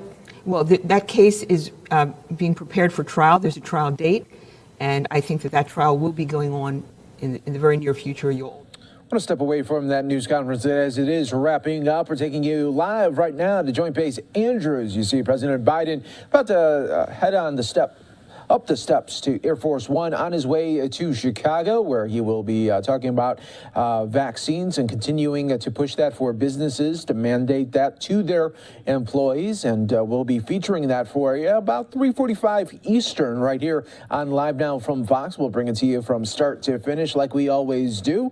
We appreciate always everyone joining us here as we continue to bring you the top stories and headlines from across the country. We are going to step away for another quick 2-minute break. Stay right here with us.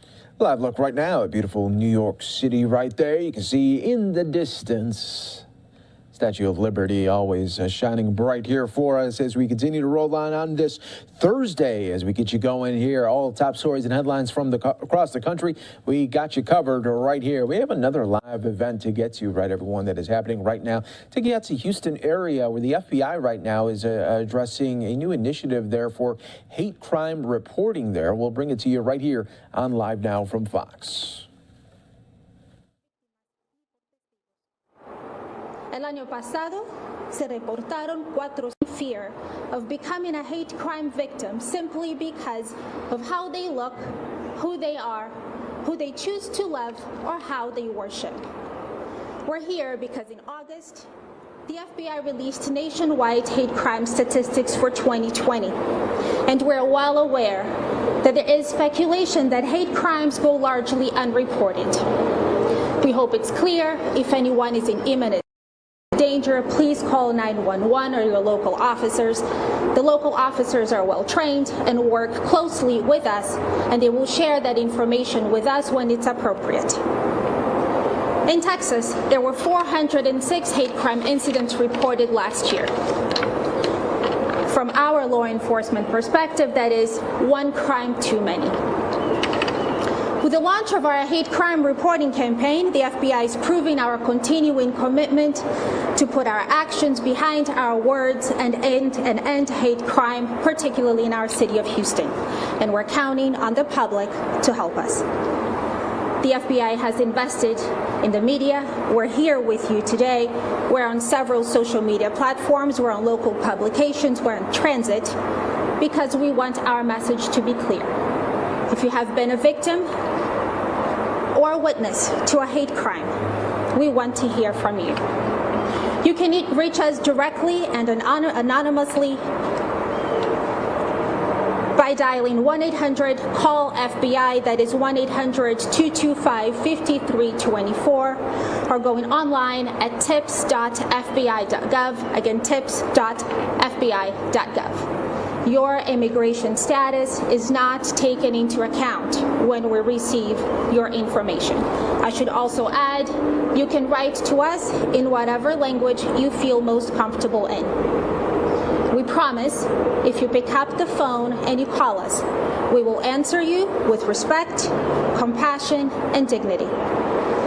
Now, some of you may be wondering, why are we doing all this and investing in such a large campaign nationally and locally? And that is because we hope our return on investment translates into more victims being accurately reported, identified, and that the subjects of these crimes are held accountable for their actions. Also, from our own Houston standpoint, the legacy left behind by Mr. Byrd and all of the law enforcement officers who worked on that investigation is alive and well.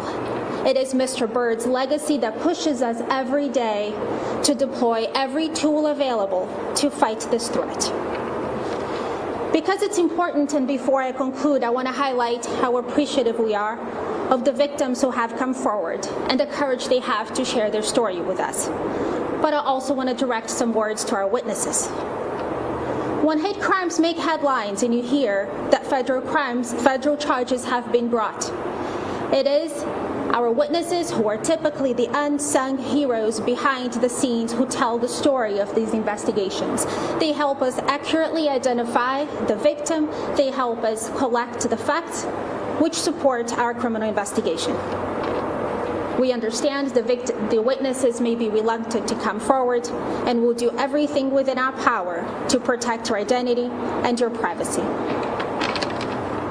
Please remember that the FBI needs witnesses to take action and call law enforcement too. Their information is an important piece of the puzzle which supports our criminal investigations. Tips from witnesses coupled with our victims' reporting is what strengthens the FBI's investigations and increases the likelihood that federal charges will be brought. Lastly, the FBI we know we have a lot more work to do to end hate crime. And we're counting on each one of you, we're counting on each of our communities to come together to fight this threat. Now I'd like to introduce you to Supervisory Special Agent Heather Armstrong, who's going to discuss our Victim Specialist Program. Thank you for coming.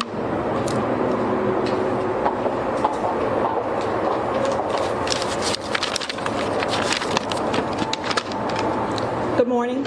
My name is Heather Armstrong, and I'll be speaking on behalf of Victim Specialist Cheryl Morris, as she was called away on another pressing matter. Hate crimes strike at the heart of one's identity. They strike at a victim's sense of self and belonging.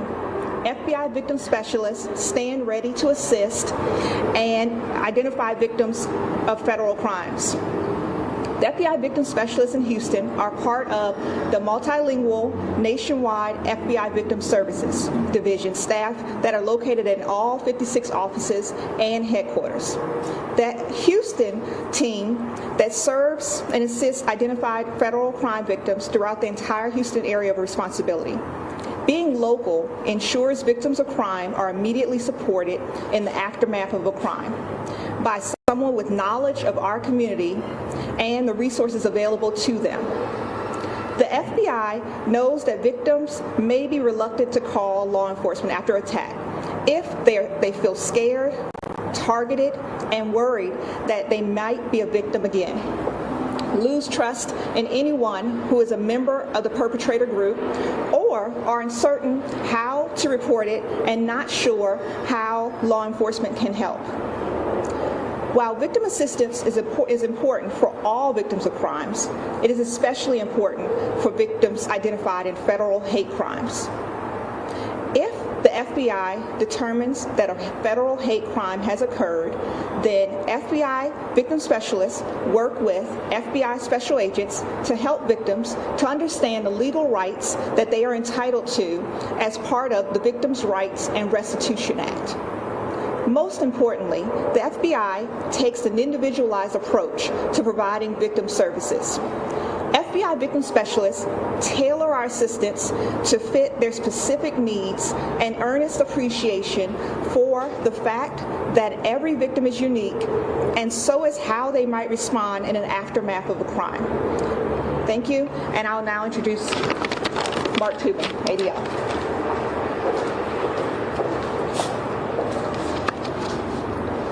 Good morning. I'm Mark Tobin, Regional Director of ADL Southwest Region, which includes Jasper, Texas.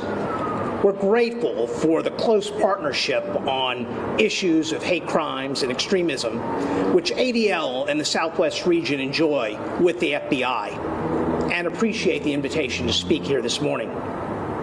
12 years ago today, the United States Congress set our nation on a new course of responding to hate crimes when it passed the Matthew Shepard and James Byrd Jr. Hate Crimes Prevention Act.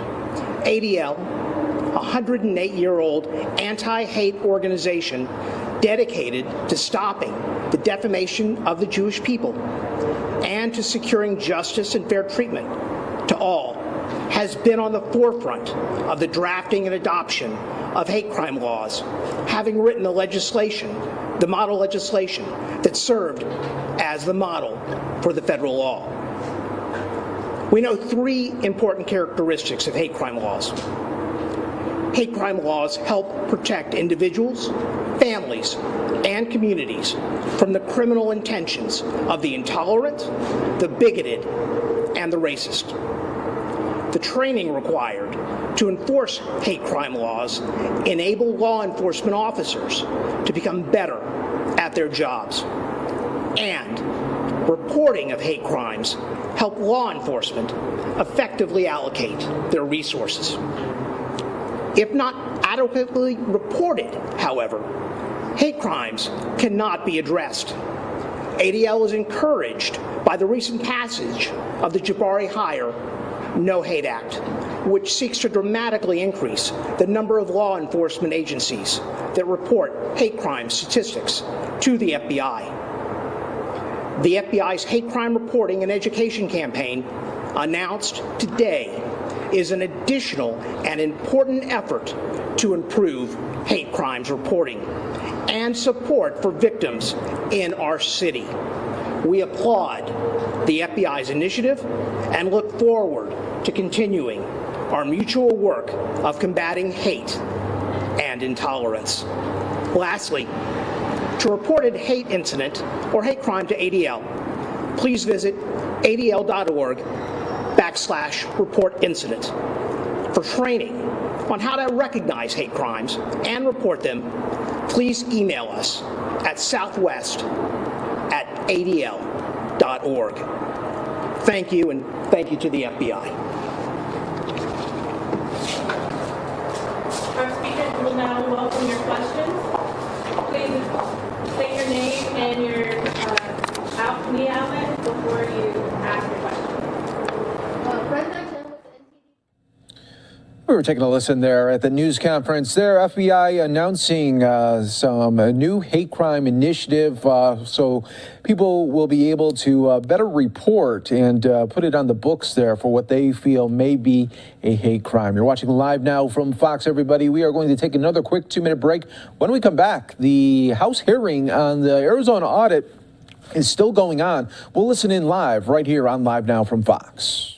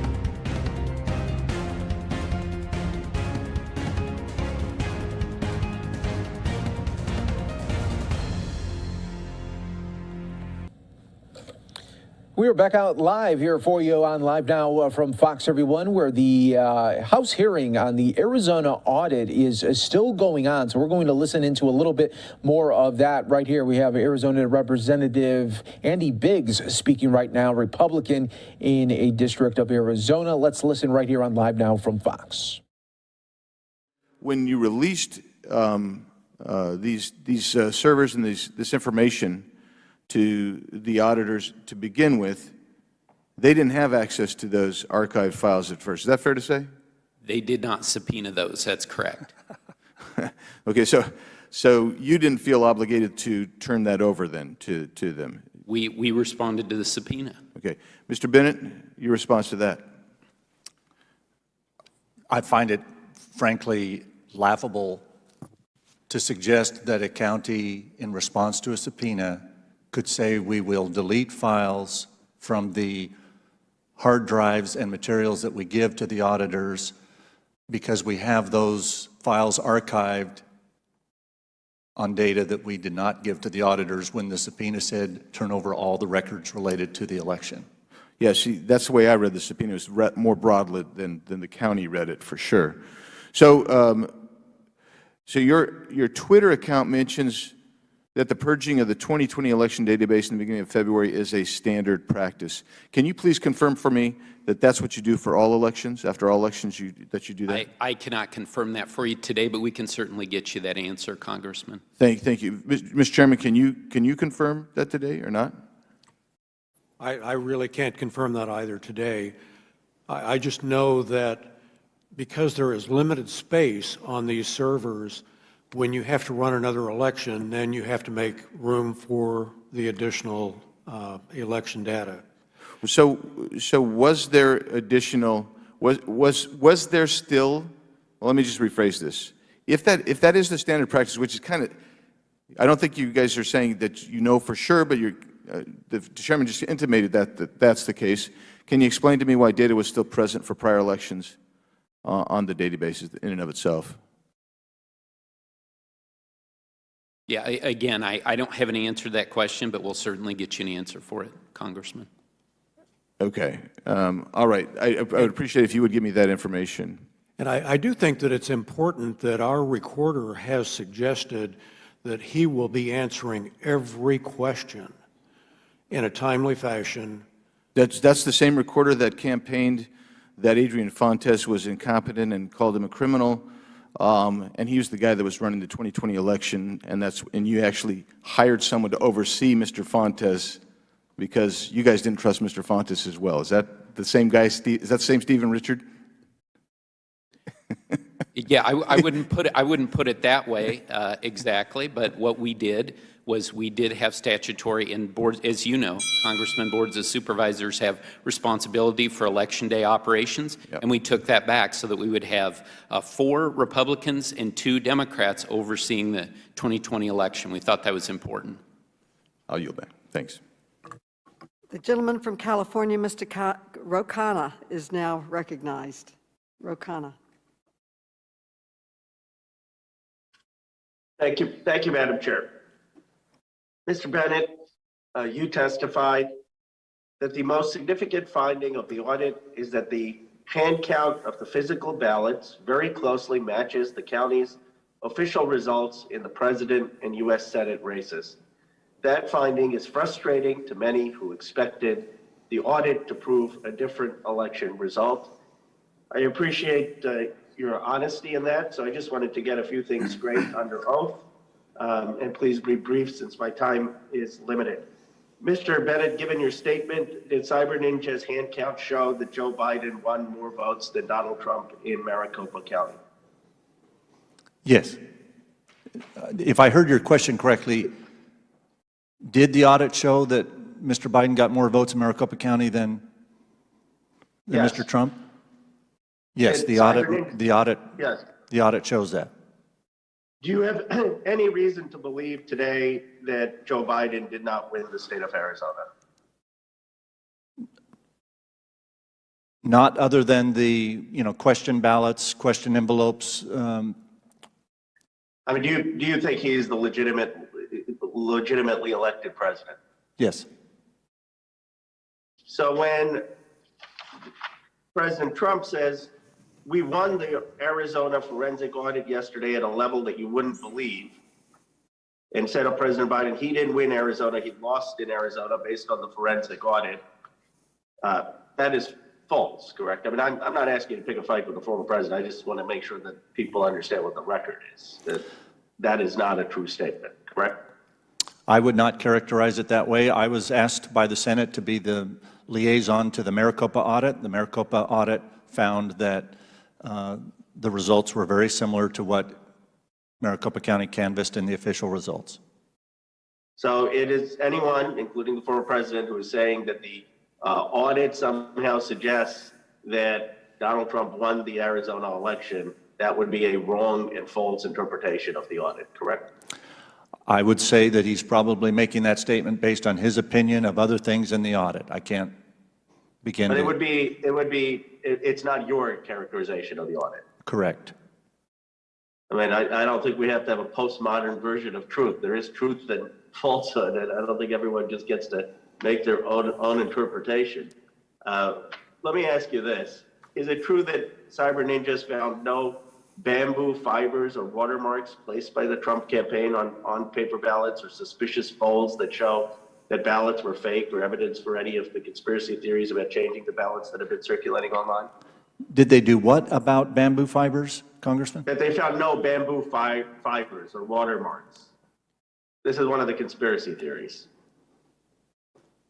To my knowledge, I never witnessed any evidence that they were specifically looking for bamboo fibers. I appreciate that. And the report said that there was no evidence that the paper ballots had been tampered with, correct? I did witness on the floor of the audit that there were some paper ballots that were of concern as to whether they were authentic. So to say that none were, I think would be incorrect. But none that would materially affect your judgment prior to your earlier testimony that you thought President Biden legitimately got more votes than Donald Trump, correct? Yeah, would not change that outcome, correct. So far, Cyber Ninjas has refused to provide any meaningful documents to this committee, and it turned over just 4 documents to the Arizona Senate despite a court order. You know, you seem like someone who believes in the rule of law. Do you agree that Cyber Ninjas should obey court orders and requests from Congress? Yes.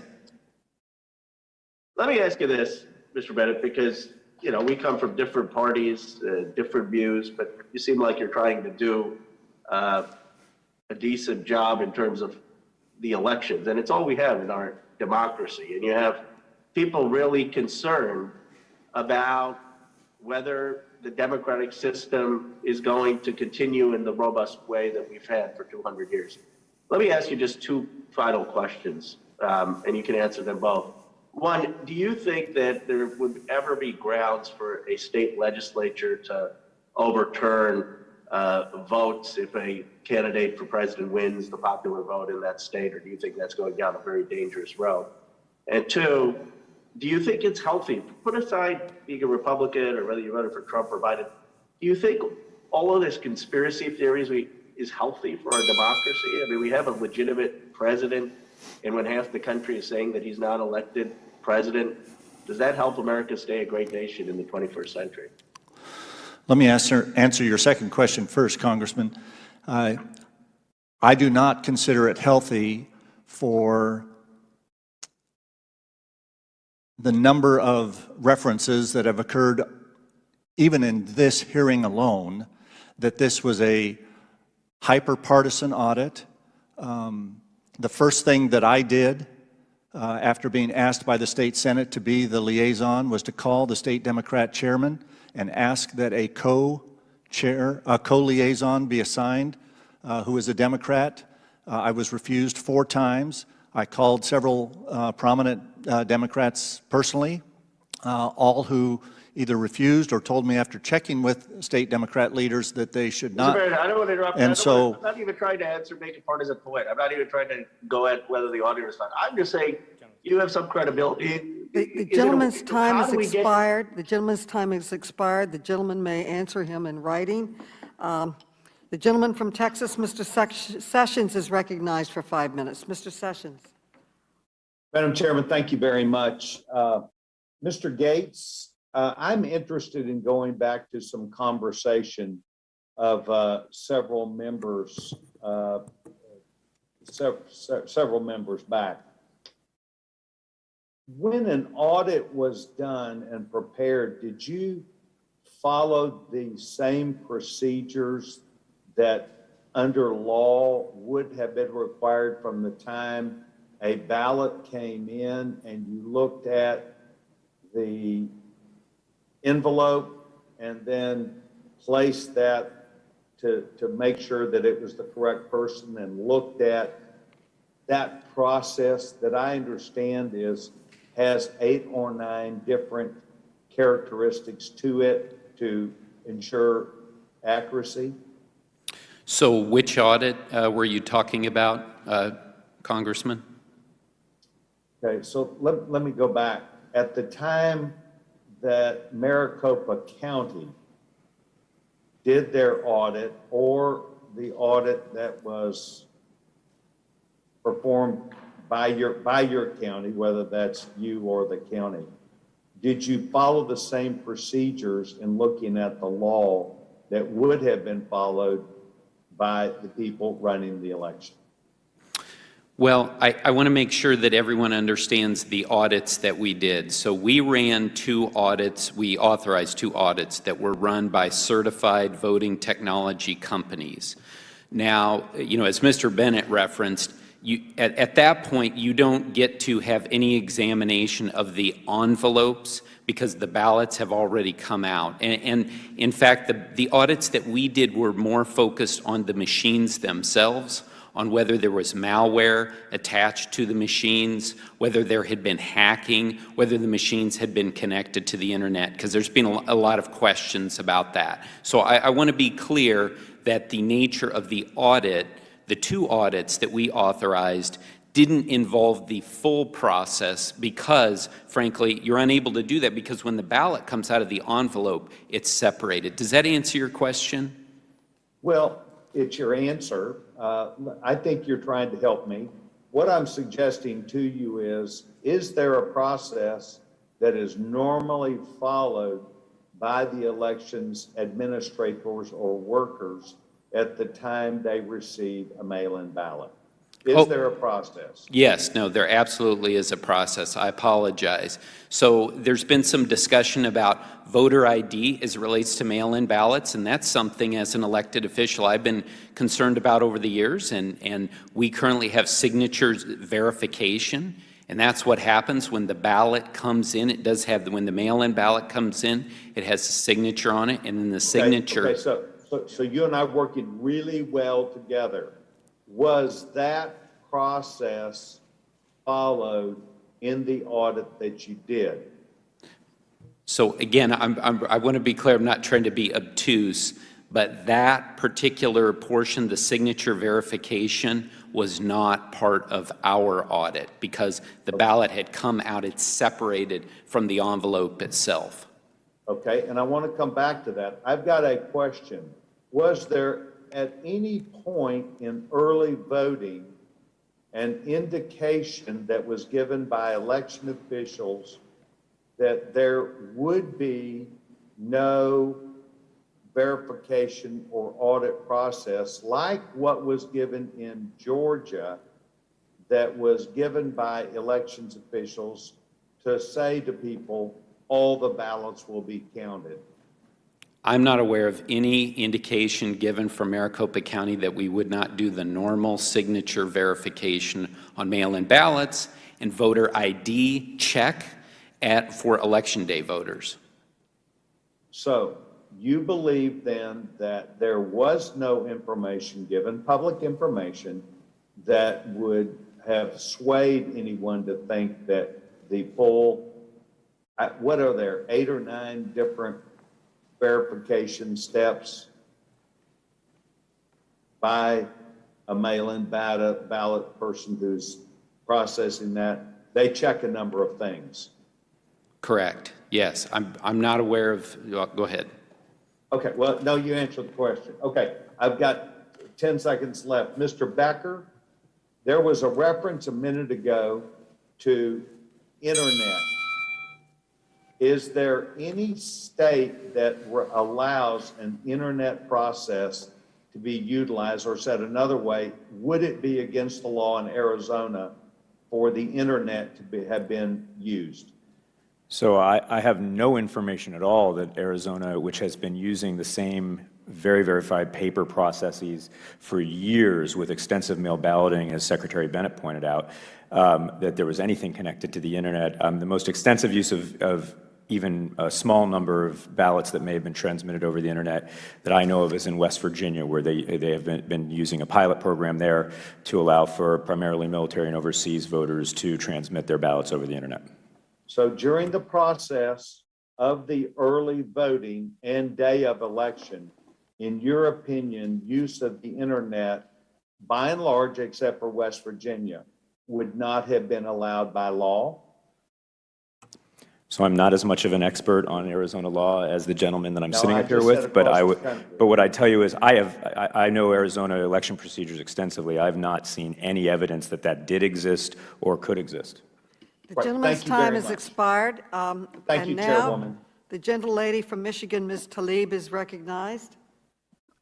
Thank you so much, Chairwoman. Thank you so much to all of you being here. I think this is so incredibly important.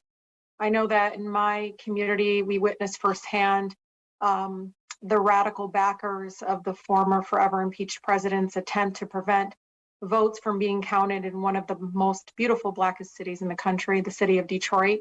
But we all know it didn't stop there.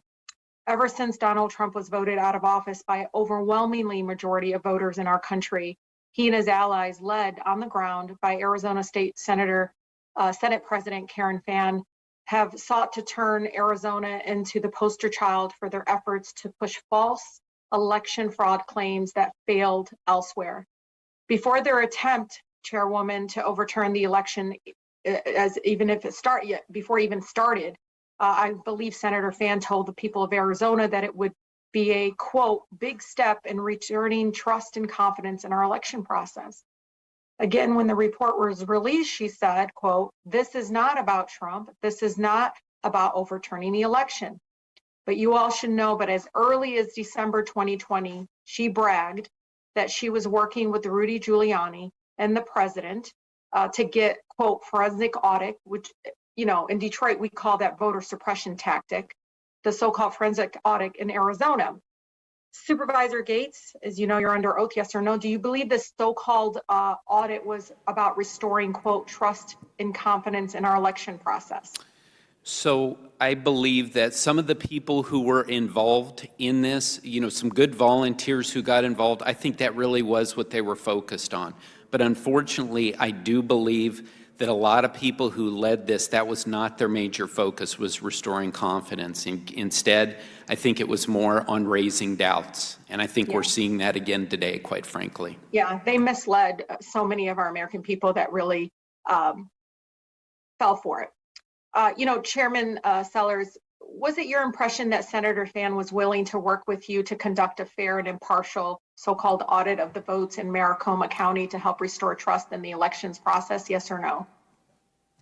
Well, I can't give just a simple yes or no answer, because I've known President Fann for a number of years, and she and I had a lot of private meetings to try to resolve some of the issues that were coming up.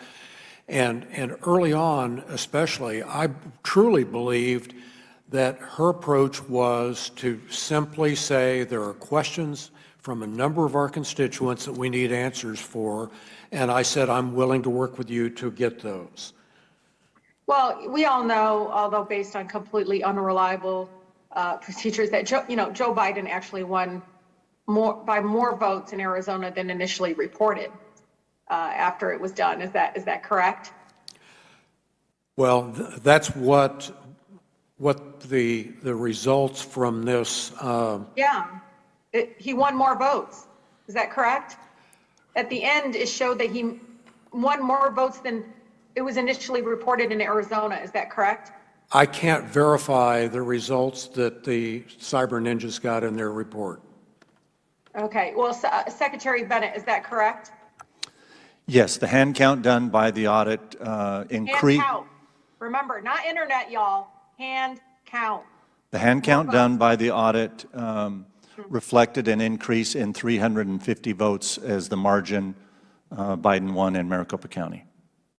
So yet after the report was published, the former forever impeached president issued a statement claiming, I quote, and I think my colleague said, it's clear in Arizona that they must decertify the election. You heard the numbers. It's a disgrace. We won the Arizona forensic audit yesterday on a level you wouldn't believe. I mean, I apologize. Make no mistake, democracy is dying in America, folks. Fascism is here. We all must stand up against it. And we all, it's so incredibly important. I'm asking and urging my colleagues, especially my Republican colleagues, to reject this lunacy, these complete lies, and we have to be committed to committed to our democracy. I'll end with two questions very quickly, Mr. Becker. First, do partisan attempts to overturn the will of the people like the one in Arizona and the efforts being planned in other states restore faith and confidence in Americans in America's elections? No, and we're second, seeing. we're seeing them having disastrous consequences, and it appears. Yeah. And do you believe, and I'm sorry because I only have 10 seconds, do you believe efforts like this are intended to lay the groundwork for states to pass laws that intentionally make it more difficult for some people to vote? I don't know what the intentions are, but the effects of this are that it is actually deterring many people from voting, particularly Republicans, it appears, because they are believing a lot of these lies about falsehoods about the integrity of the process. Thank you so much, and I yield, Madam Chair. Ladies, time has expired, and at the request of a witness, we will take a very brief bathroom break. The committee stands in recess for 3 minutes.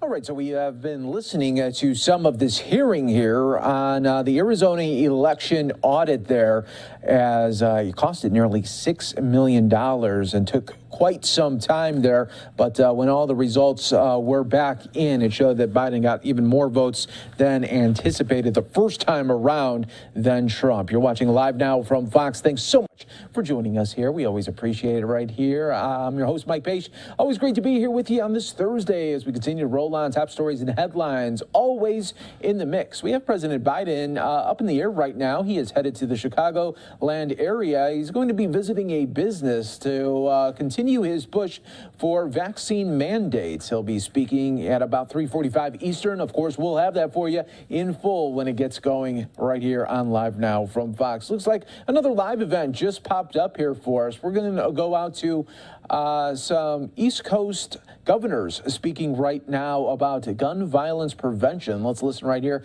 This is in a Zoom type setting. You're watching Live Now from Fox. Continues our partnership through our States for Gun Safety Coalition.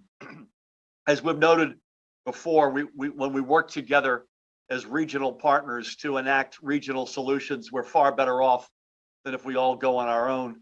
And we clearly saw that throughout the pandemic. And a critical piece of this is sharing information so we can put smart policies to work. I'm proud of what we've done in New Jersey as it relates to common sense gun safety laws. We are among the vanguard nationally, and I stand shoulder to shoulder with my colleagues in the realization that our work is far from done. None of us on the screen here are blind to the fact that our individual states' gun laws are only as good as those in the rest of our neighborhood. In New Jersey, in the first half of 2021, the data released by our Attorney General's office shows that roughly 85% of the crime guns recovered here between January and July came from out of state. Our state and frankly our region remains the final destination for guns flowing from the south, especially along the Iron Pipeline. Fully 25% of traced crime guns come from just 3 states, Florida, Georgia, and South Carolina, where weak gun laws are ripe for exploitation.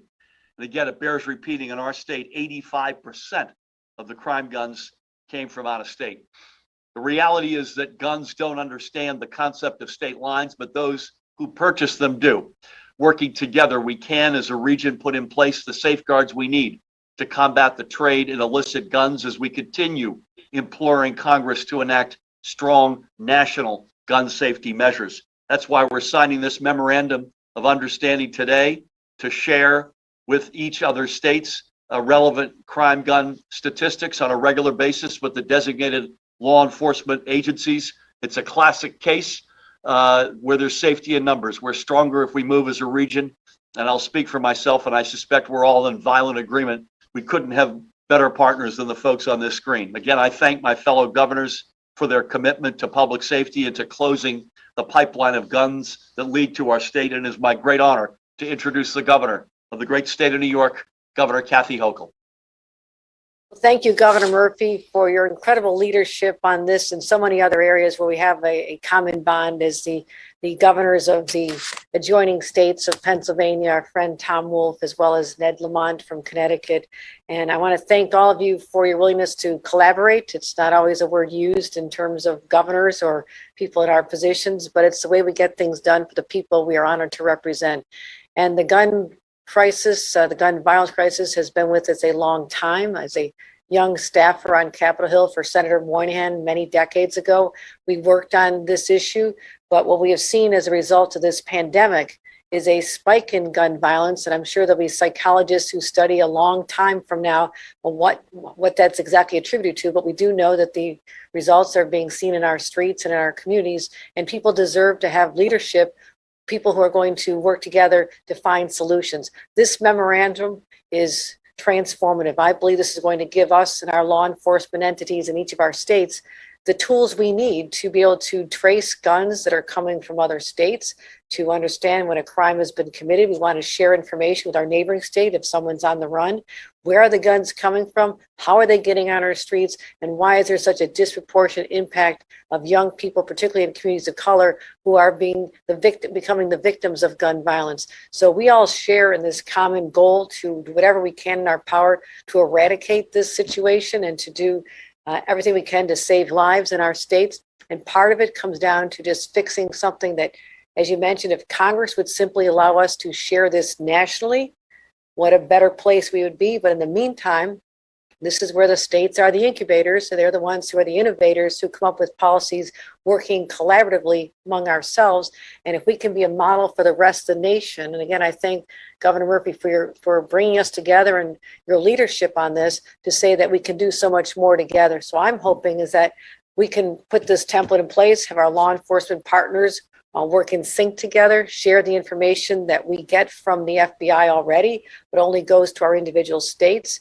That information is going to be useful, but I think other states should either join our coalition, or that they should form their own regional collaboratives as well. And that's how we're going to get to the bottom of this crisis. But I look forward to working on this and many other issues in this spirit of collaboration that we see here today. And with that, I'd like to join my neighbor, our great Governor Tom Wolf from the state of Pennsylvania.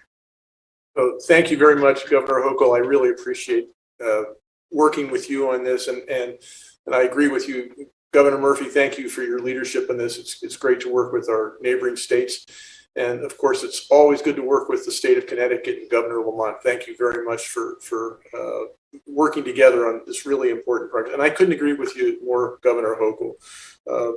If we want to reduce the scourge of gun violence, we have got to work together in ways that we have not before. We've got to work with our partners within our states and our communities, but also with each other. And I think this can be a very powerful and innovative way to approach this issue. And I'm very proud to be able to work with New York and New Jersey and Connecticut in doing this.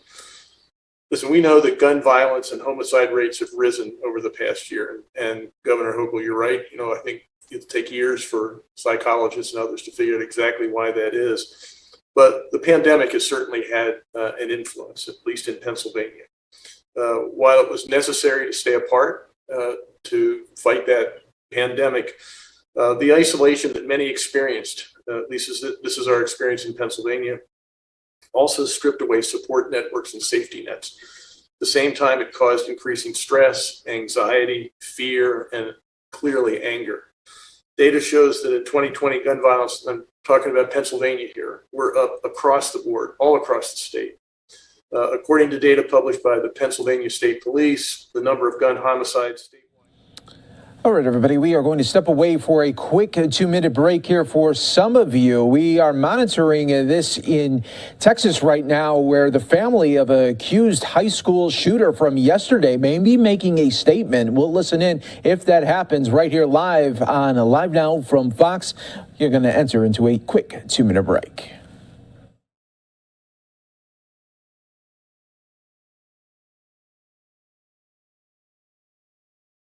Just like so many forms of systemic inequality, and Governor Hochul, you said this very well, interpersonal gun violence disproportionately affects people in communities of color. In 2020, 67.5% of gun homicide victims in Pennsylvania were Black, even though Black Pennsylvanians make up just 12% of the population of Pennsylvania. Reducing gun violence in communities throughout Pennsylvania is a priority for me and my administration. And that's why in 2019, I signed an executive order making sweeping changes to reduce gun violence in Pennsylvania. I created the Special Counsel on Gun Violence within the Pennsylvania Commission on Crime and Delinquency.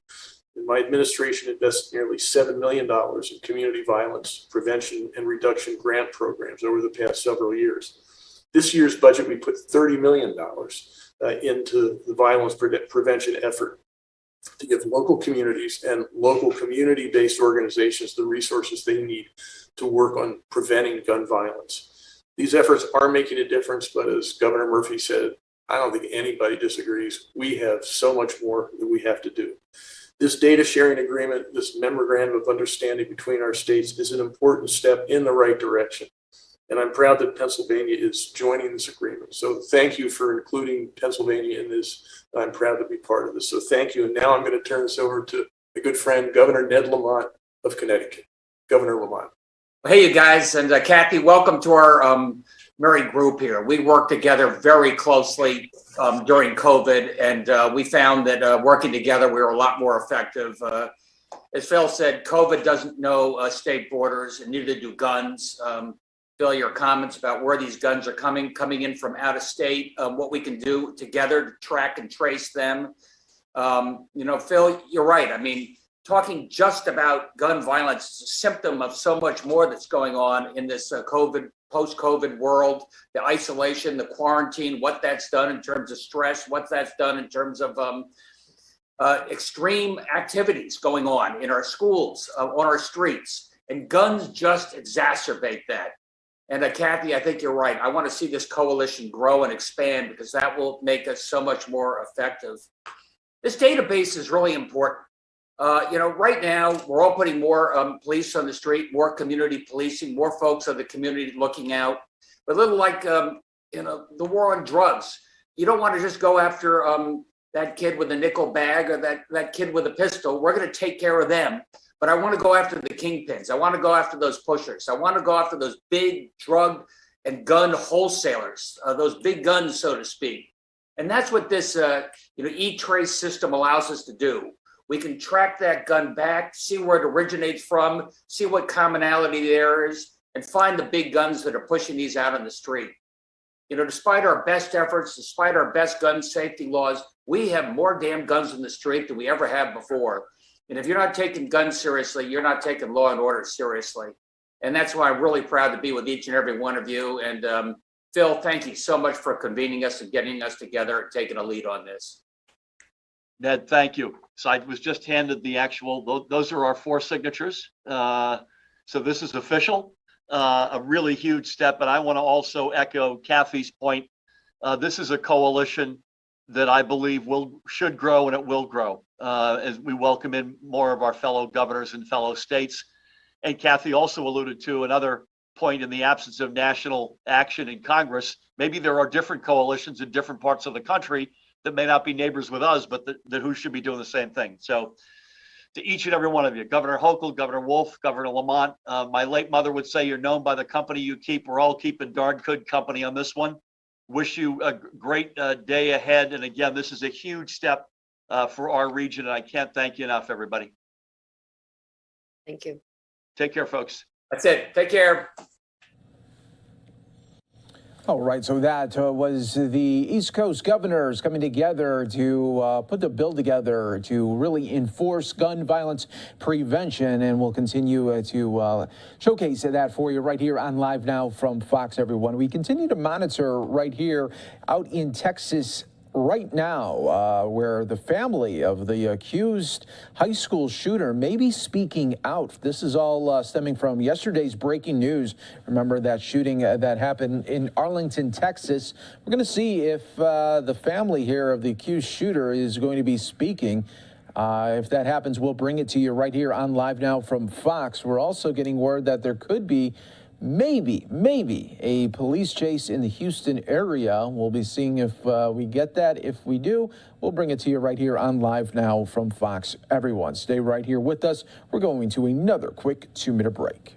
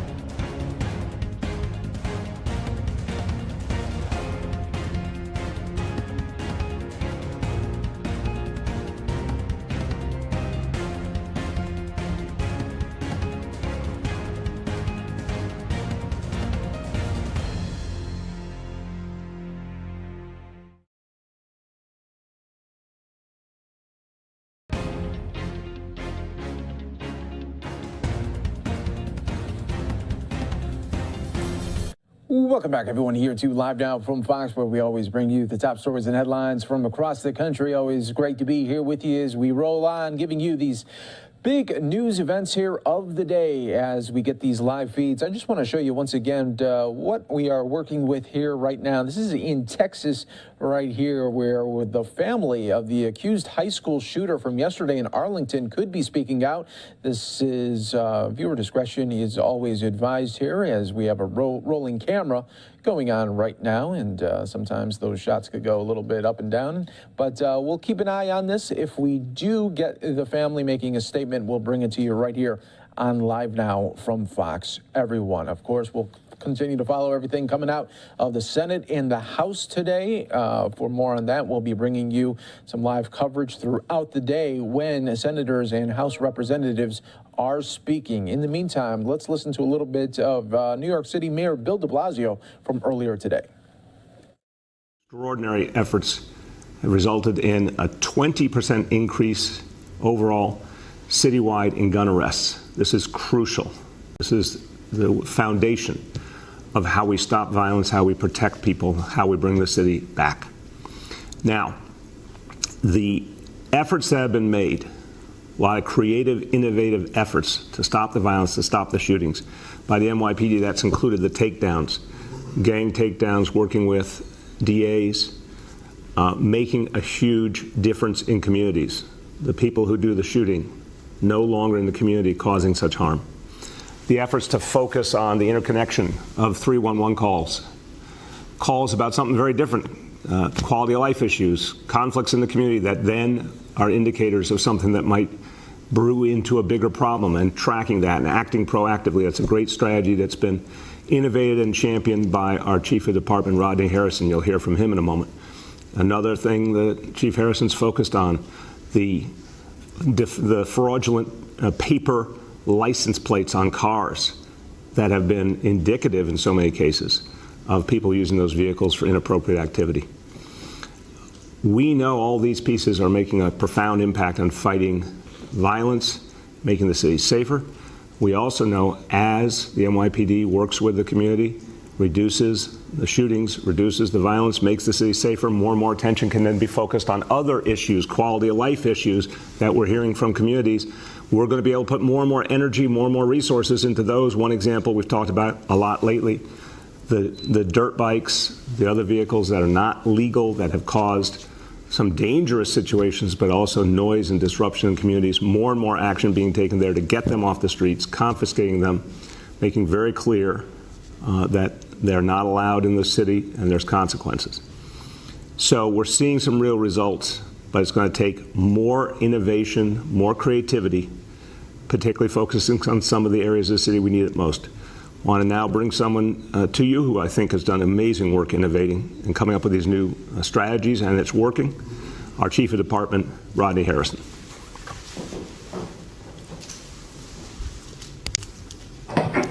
Mr. Mayor, can you hear me? Yeah, Chief, how you doing? Good morning, sir. How are you? Good, good. Good. So, yeah, I have to agree with you, sir. There's a lot of great things going on in the NYPD. You know, we've adjusted our enforcement strategy to address some of the violence we've seen in the beginning of the year, and some great initiatives that you spoke about, but I want to kind of dig a little bit deeper into the numbers.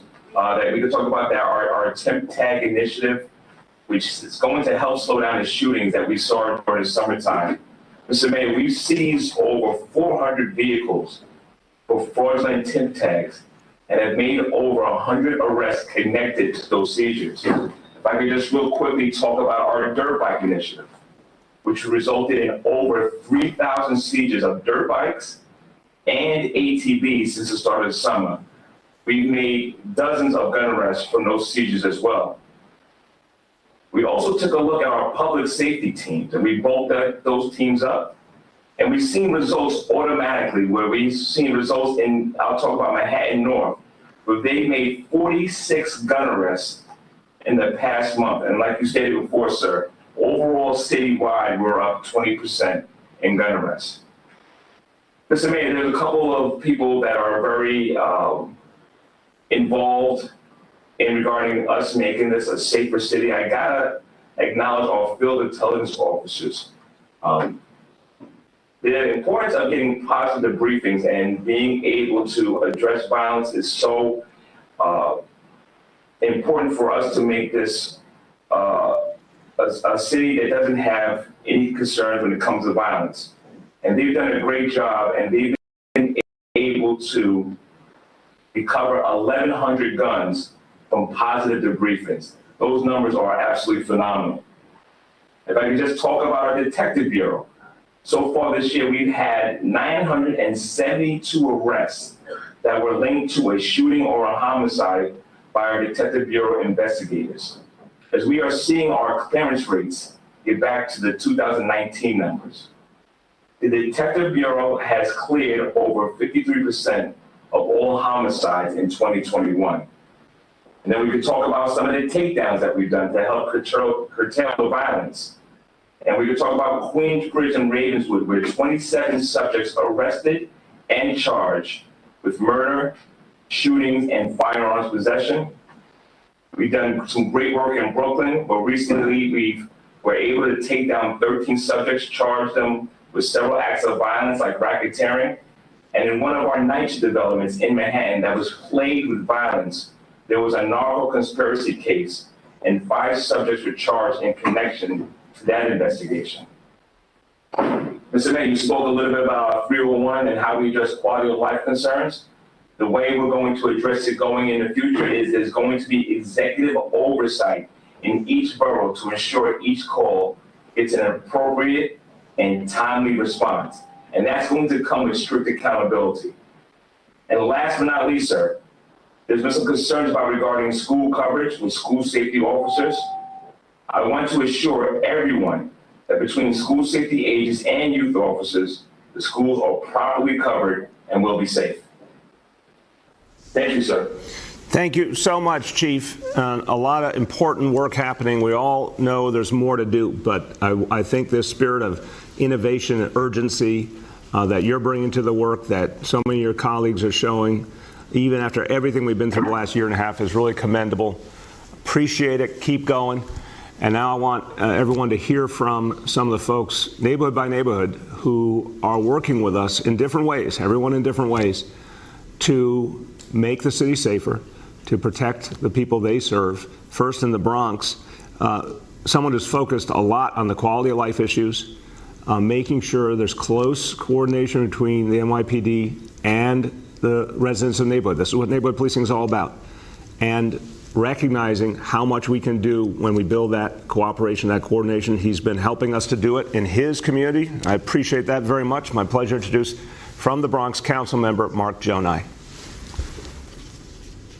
Good morning, Mr. Mayor, and thank you so much for having me on today. And I applaud Chief Harrison on the work that he's doing. 3,000 illegal bike seizures is tremendous.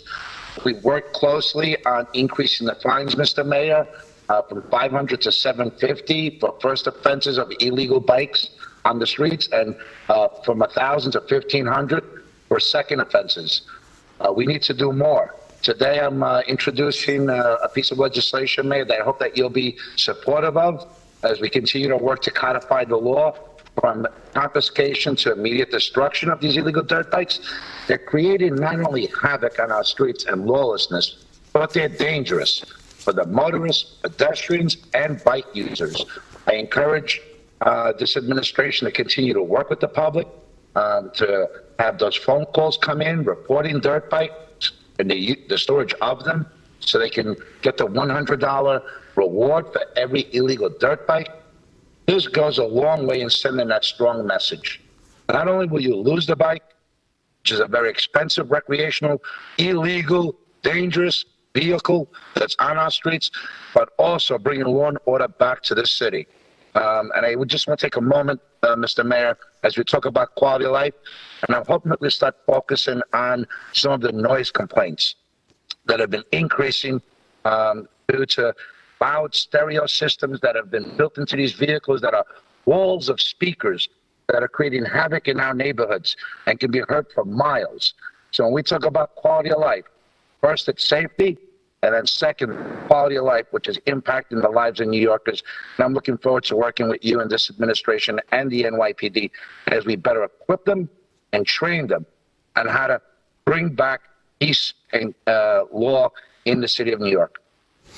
Thank you so much, Council Member. And Council Member, I got to tell you, wherever I go in the city or when I'm on WNYC on Fridays, I hear the tremendous frustrations about the noise and the disruption from the dirt bikes.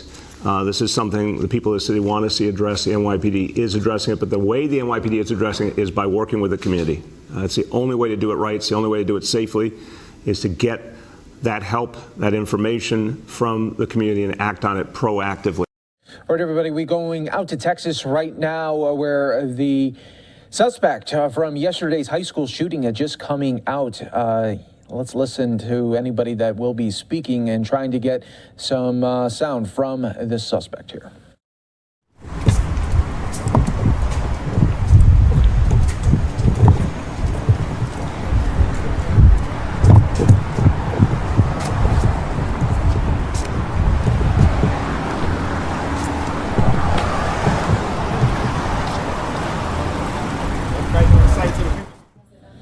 This is Timothy George Simpkins, the 18-year-old accused of injuring 4 people yesterday in the high school shooting in Arlington, Texas. Let's listen if he is speaking.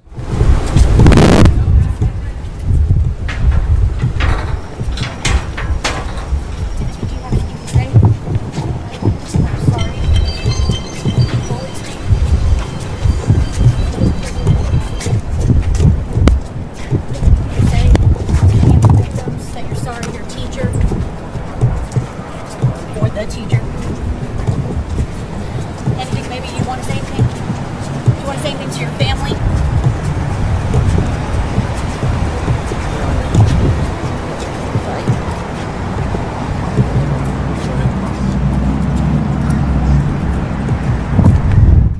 If you're just joining us here, the 18-year-old Timothy George Simpkins, who is charged with 3 counts of aggravated assault with a deadly weapon, just came out of jail here, and we are trying to listen to see if he is going to be making any statement here. Doesn't appear so. Doesn't appear like the family will do as well, but we'll just listen in for a little bit more as the photographer is continuing to try to chase this down. Remember, this is live, raw, and unfiltered, and this is what it looks like.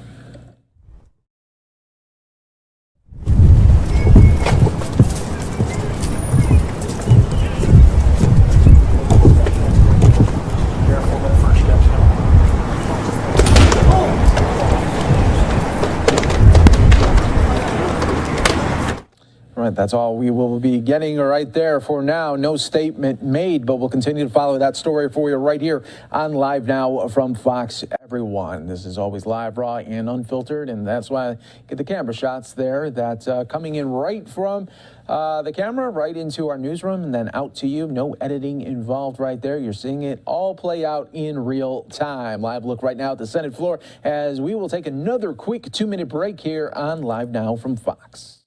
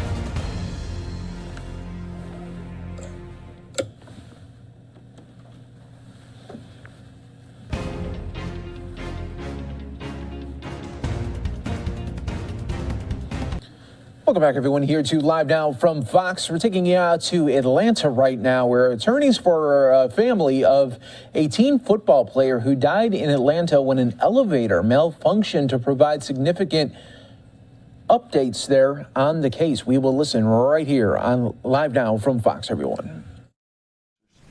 The owner of the building, as well as the school, reached out to the family and asked them to set up a GoFundMe account. They did that, and the family, not knowing where to turn, agreed. And that's been over 6 weeks ago. To date, that GoFundMe was supposed to be set up for funeral expenses and expenses this family has had to incur as a result of the loss of their child. And as tragic as it is to lose a child, it's even more tragic to know we've been given the runaround as relates to those GoFundMe distribution of those funds. Since early September, we have communicated with Champion Prep Academy, their attorneys, over and over again, constantly asking those funds to be distributed. The funeral has occurred, bills have occurred, and yet we've gotten a runaround. Different excuses, different reasons, but the bottom line is, after 6 weeks, this family has not got the funds that the public gave. This is not money coming from Champion. This is money coming from the public. I know people personally who have donated to that GoFundMe account, and instead of given that money to the people that it deserves to go to pay for this funeral expenses and other expenses this family has had, we have not gotten anywhere with that. The GoFundMe account should have been just set up in the family's name. It was set up for the benefit of Champion Prep Academy, not for the benefit of this family. And so we're left with no other choices. We're going to be taking legal action to get the money that the public has given to this family, to get to them to pay for these funeral expenses and other expenses this family has incurred. So on top of trusting their kid to this young man, what we've learned and seen tragically is that this school has given this family the runaround, not only in his death, but after his death. And what you've seen and what we've learned in this case is that the school, as well as the owners of this apartment and the management company of this apartment building, have shown themselves over and over again to continue to bring tragedy to this family's life. We've learned a lot. You guys have learned a lot since we last talked. But in our own investigation, we've learned a lot. And I'm going to let Mr. Starks come up and tell you where we are at in the investigation surrounding the tragic death of Jamarcus. Thank you, Sean. Good morning.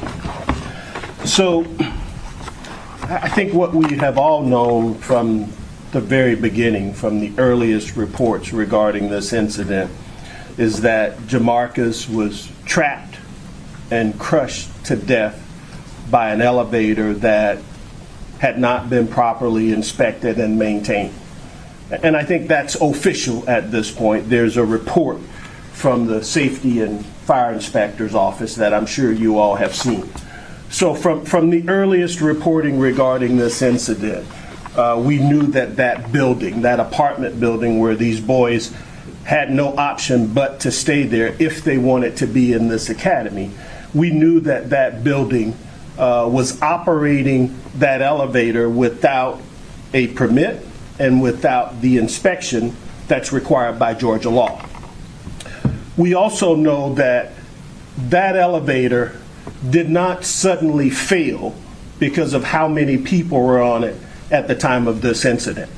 Although that's been suggested, at least by the owner of the complex, as being the reason for that, we now know from our own investigation that the owners and the managers of that complex, they knew about problems with that elevator months before this incident.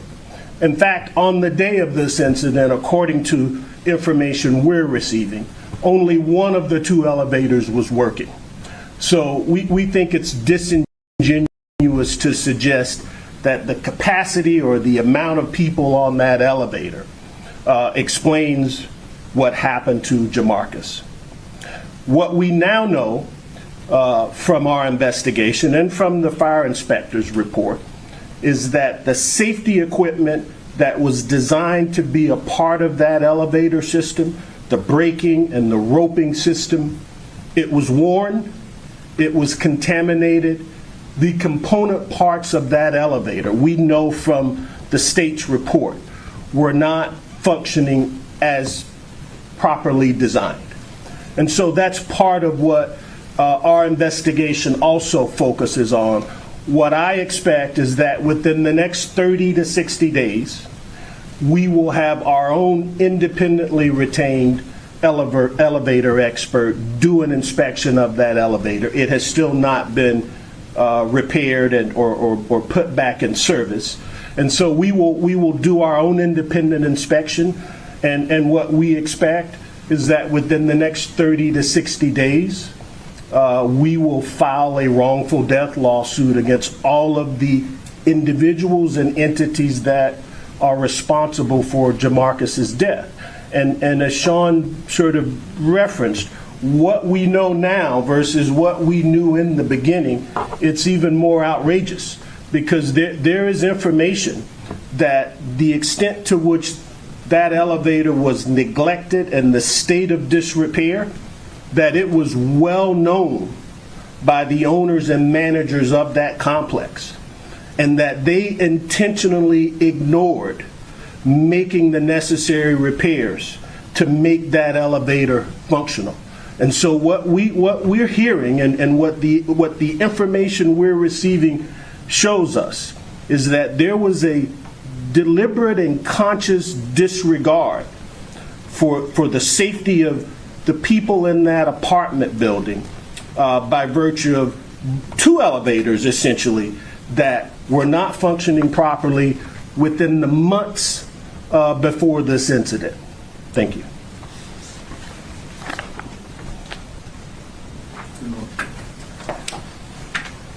Good morning. Good morning. As I come before you regarding this tragic death of Mr. Jamarcus McFarland, I'm just going to preface this by saying, first of all, that the fact that he's having a birthday tomorrow and his parents are unable to celebrate that opportunity with him is in itself tragic. But to add insult to injury regarding this tragic death of Mr. Jamarcus McFarland, there are reports that these apartment complexes were substandard. There were reports that Mr. Starks is already identified. There's also some news reports that have been done showing that the conditions of that apartment complex was substandard. We're talking about boiler issues. We're talking about elevator issues. We're talking about a myriad of situations where that fell below the standard that was necessary for these residents and also Mr. Jamarcus McFarland to occupy. As a result of that, we are requesting, we are demanding that a criminal investigation be had on behalf or open up on behalf of this situation with Jamarcus McFarland by the District Attorney's Office in the Fulton County District Attorney's Office, Ms. Fannie Willis. We feel that it's warranted. It is necessary. We feel that because of what a tragedy that happened to Mr. McFarland, in addition to the reckless and disregard that's been exhibited by the apartment complex and the intentional acts that have been exhibited by the apartment complex and its owners and its management, it is necessary to serve justice in this situation. And the only way to serve justice in this situation is to get a criminal investigation going and open in order to investigate this situation regarding the apartment complex and what has transpired. We're asking that to be done by the District Attorney's Office in Fulton County. I'm gonna close up by just saying, as you heard from Dolores, as you heard from Sam, there are so many issues that was known about this apartment complex that was just grossly and recklessly disregarded by people who were given the responsibility to look out for not only the residents of that building, but for these young men. And it gets back to how we started this thing. This family trusted Jamarcus to champion prep. They trusted him. Not only did they trust him, all these parents trusted this school with their kids. And this school put them in a place that was clearly unsafe and dangerous. Clearly. They knew about it or should have known about it if they're doing any diligent research. We have reports of the air not being working for months, hot water's not working, the elevator's not working, and they are operating their school in this building. It just shows that the school is just as a part of contributing to this as the owners and the apartment managers. And so we're going to hold everybody accountable, because Jamarcus had no choice but to stay in this apartment as part of participating in this academy. There were no other options given to this family. So when you think about young men who've been given a dream and a hope and been sold this by a school that says, we're going to help you develop as a man and develop as a football player, and then you put them in this environment that you know or should know is unsafe and dangerous, that's sad. And what we've also discovered is that there are prep academies all across this state and this nation similarly set up like this. But think about it. If you got a college, it's regulated by the state. If you got high schools, it's regulated by the state. Nobody regulates this prep academy because it's not an official school. But they are still operating and selling an academic, athletic curriculum that should be held accountable by regulation. So we're going to be talking to state legislators. We've already had. We're going to be asking them to investigate Prep Academy and to see if some regulatory authority needs to be exercised over Champion Prep and other prep academies throughout this state. We're going to be making a campaign to do this nationally because if you may have heard, there's other schools like this that are not regulated, that are operating and selling these families dreams and hopes, and what they're getting instead, unfortunately, like the McFarland family, is nightmares. So we're asking all of that to be done. Not only the criminal investigation, but we're asking the state legislature to get involved because this cannot happen to any more young men in our state again, in this city. Here to take any questions from any of us. How much money had been raised in that account, that GoFundMe account? As far as we know, and the reason I say as far as we know, because we have not had any control or any involvement in that account. As I stated before, the family was approached immediately by the owner of the building in connection with the school. So they've been involved in this from the beginning together. And asked the family, said, we're going to take care of this. We assumed, and the family assumed they were being set up in their names, but it was set up in the school's benefit and their company's name. And so we don't know the total. What we've seen on the GoFundMe account is that it's been raised $20,000. If you may have remember, they then changed it and said they wanted a scholarship fund. So they changed it originally from a funeral to a funeral scholarship fund, and then we objected to that. This is not to benefit the school.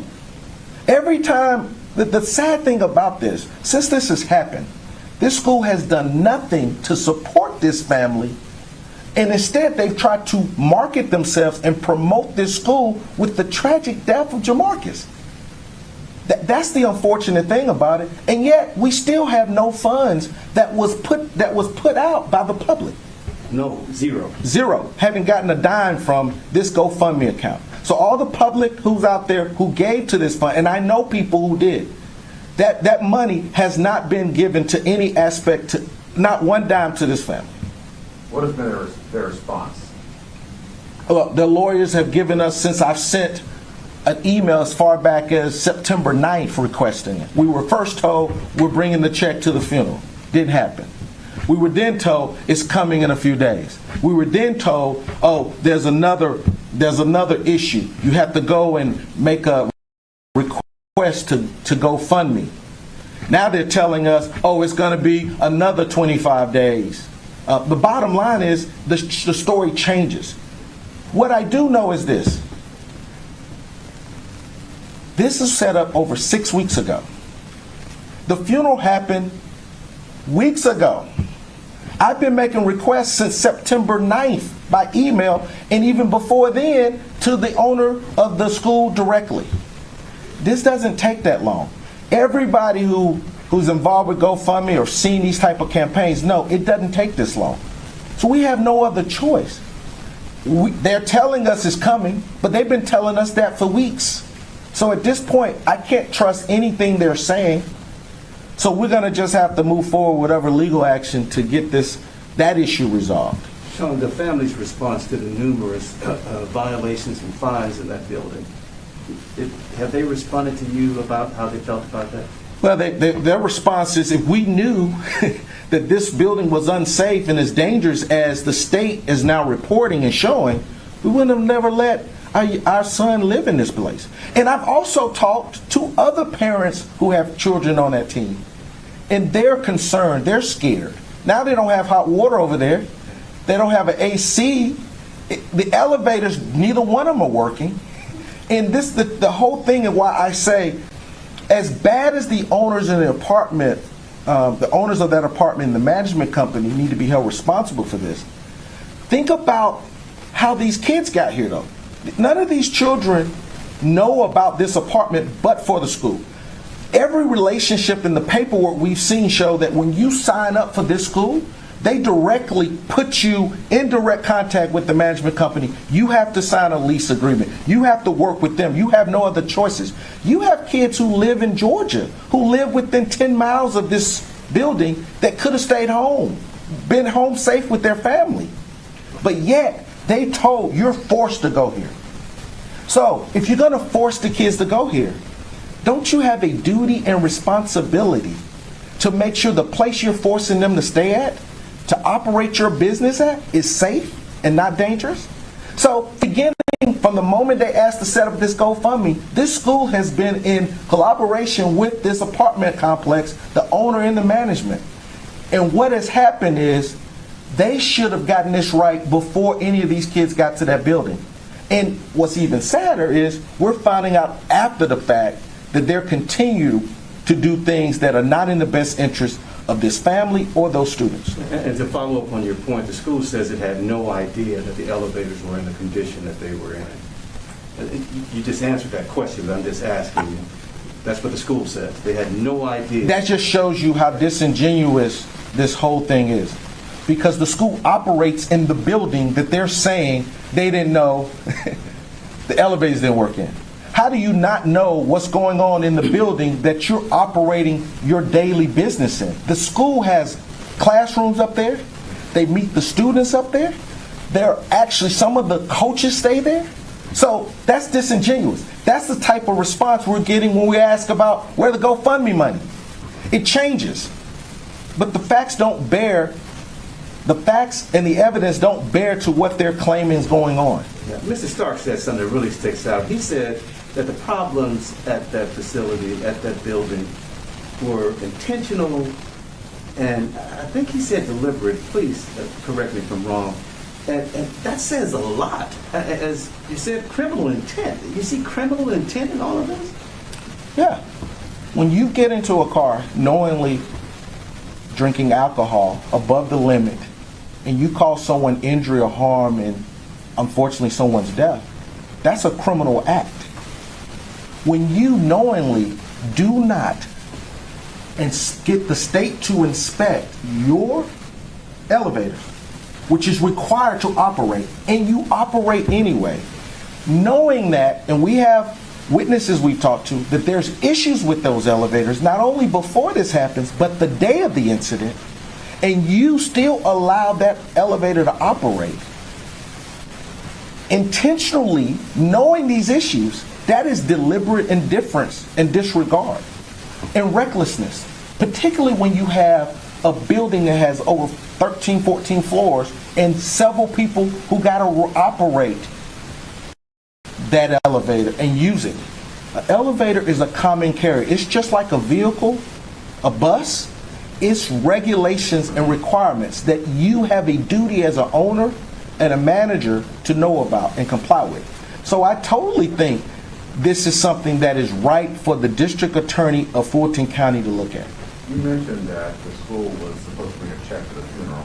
Did they, you said they did not, but did they attend the funeral or manage owners of the property, did they attend the funeral? Yes, out of the courtesy of this family. The courtesy of this family, they said, we will welcome you and the kids to this funeral. And they told me, unsolicited, that they'll bring the check there. Didn't happen. Or did they come to the funeral? They came to the funeral. They're there when it's time to get the benefit, the photo opportunity, to let everybody know they're setting up a GoFundMe account, to be ready for Inside Edition or any media attention that has come from this. But when this family needed them before this incident happened to make sure their son was safe, they weren't there. When this happened, they couldn't get any answers. And in fact, the coaches blamed the students. They had a meeting with the students and said, it's your fault. That's what the coaches told these kids.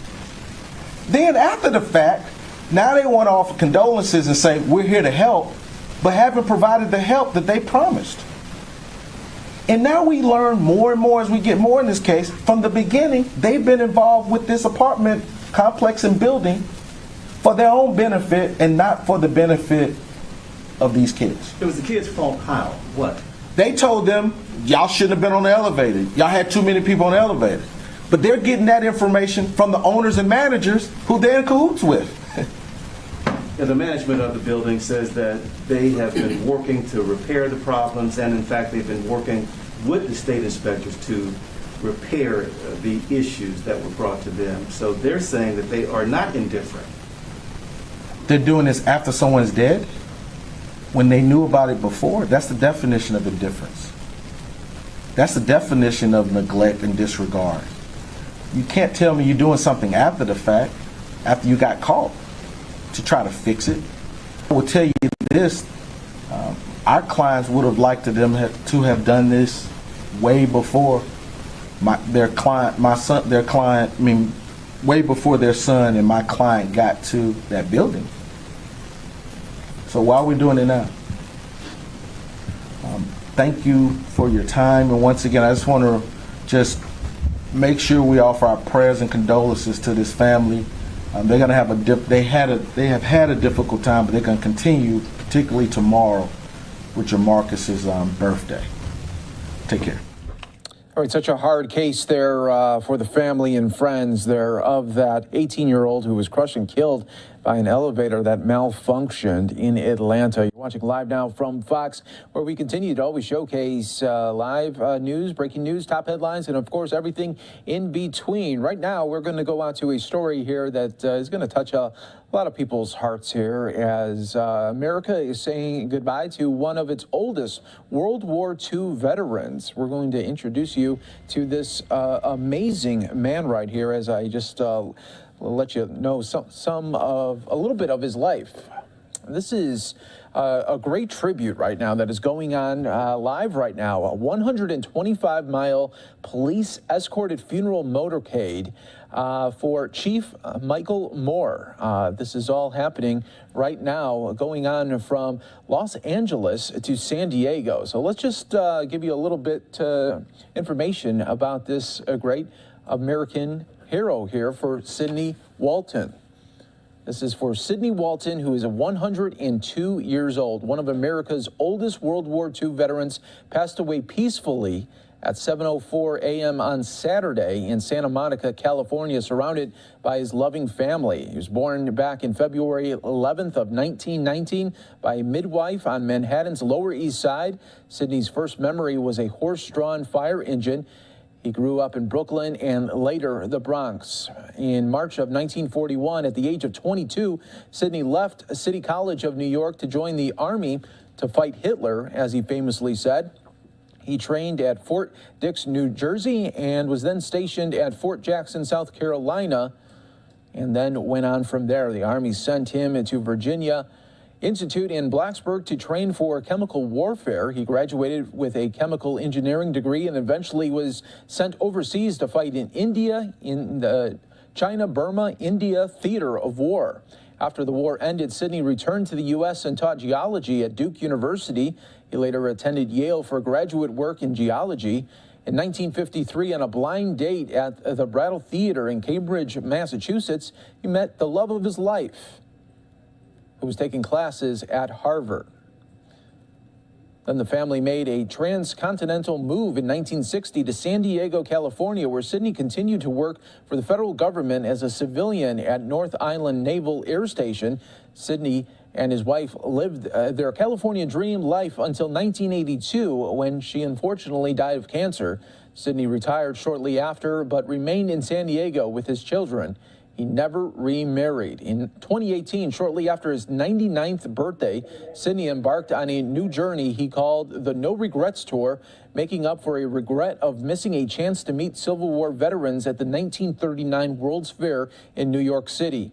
That was the biggest regret of my life, he would later admit. The goal of the national tour was to visit all 50 states and meet all 50 governors to raise awareness of our veterans and give as many people as possible to meet a chance with a World War II veteran before they're all gone.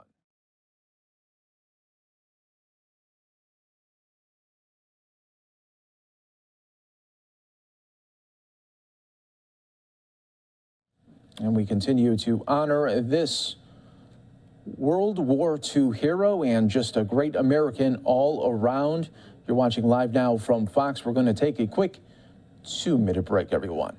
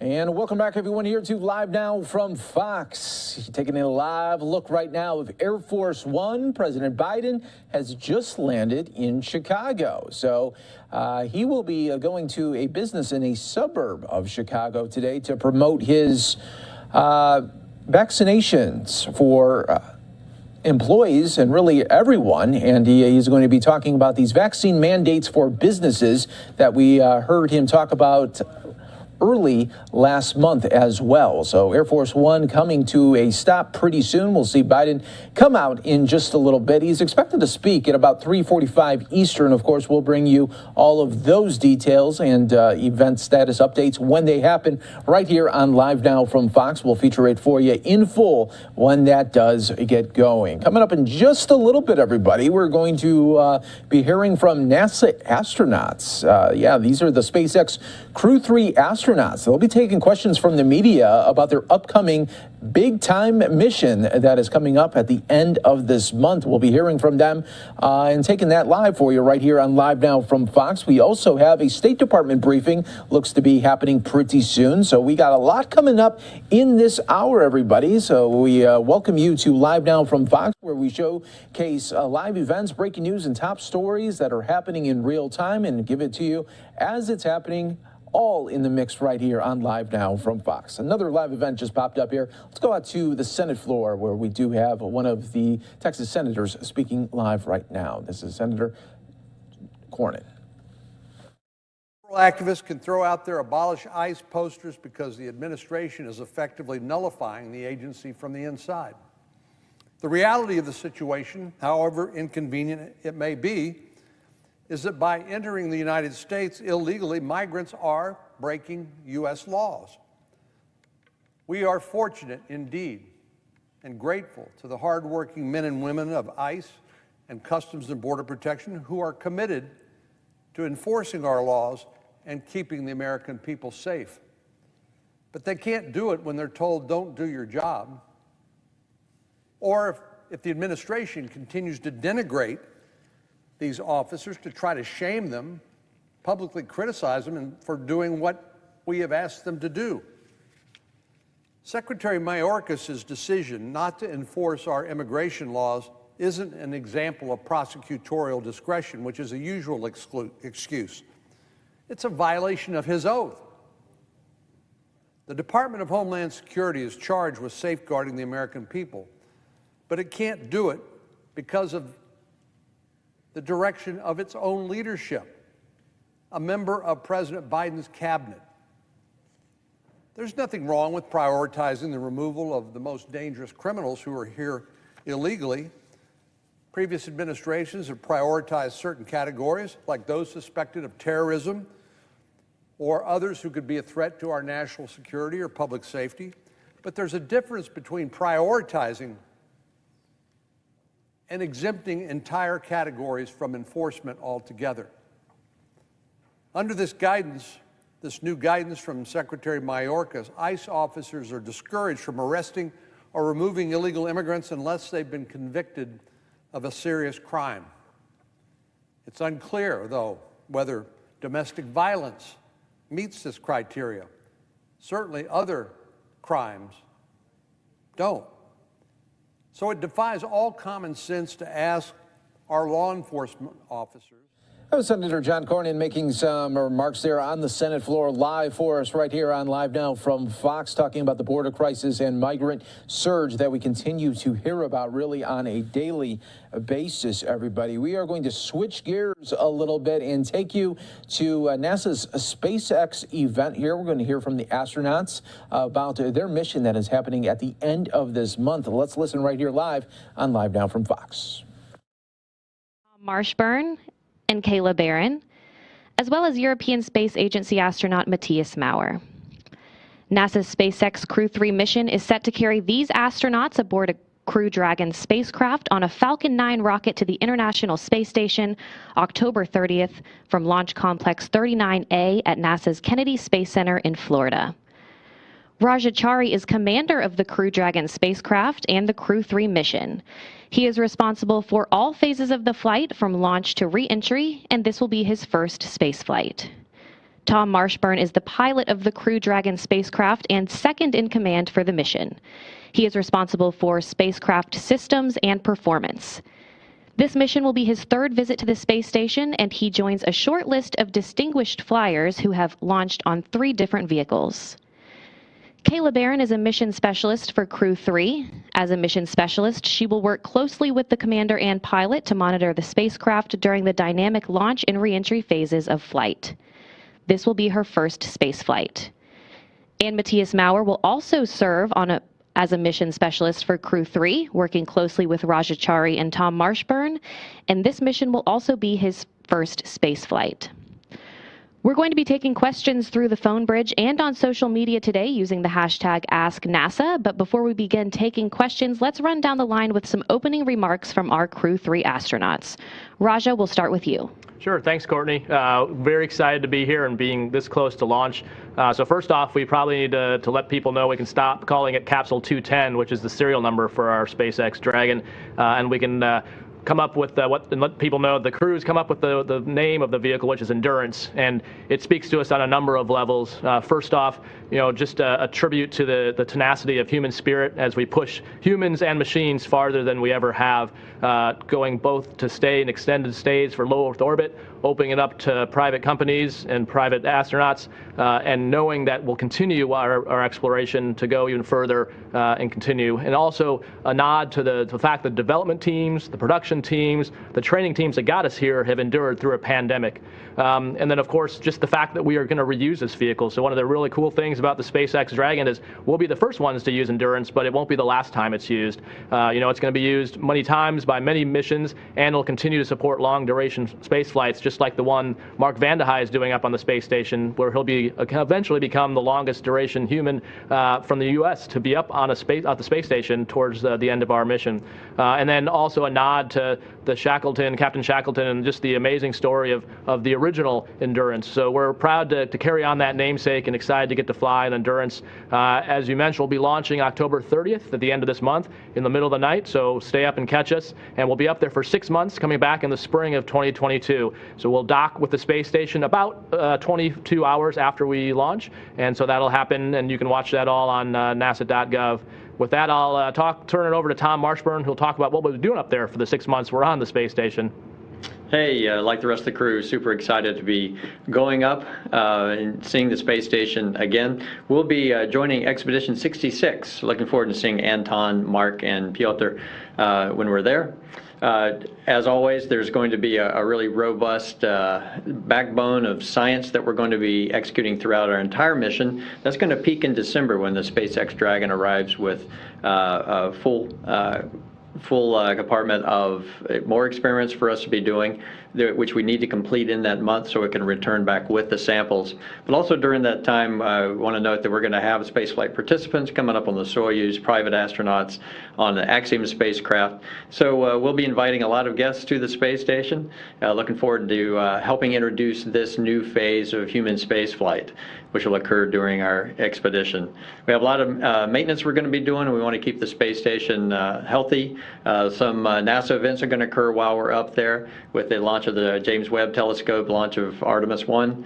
So we're looking forward to having a nice seat, but also taking some pictures of those events as best we can as well. And now I'm going to hand it over to my crewmate, Kayla Barron.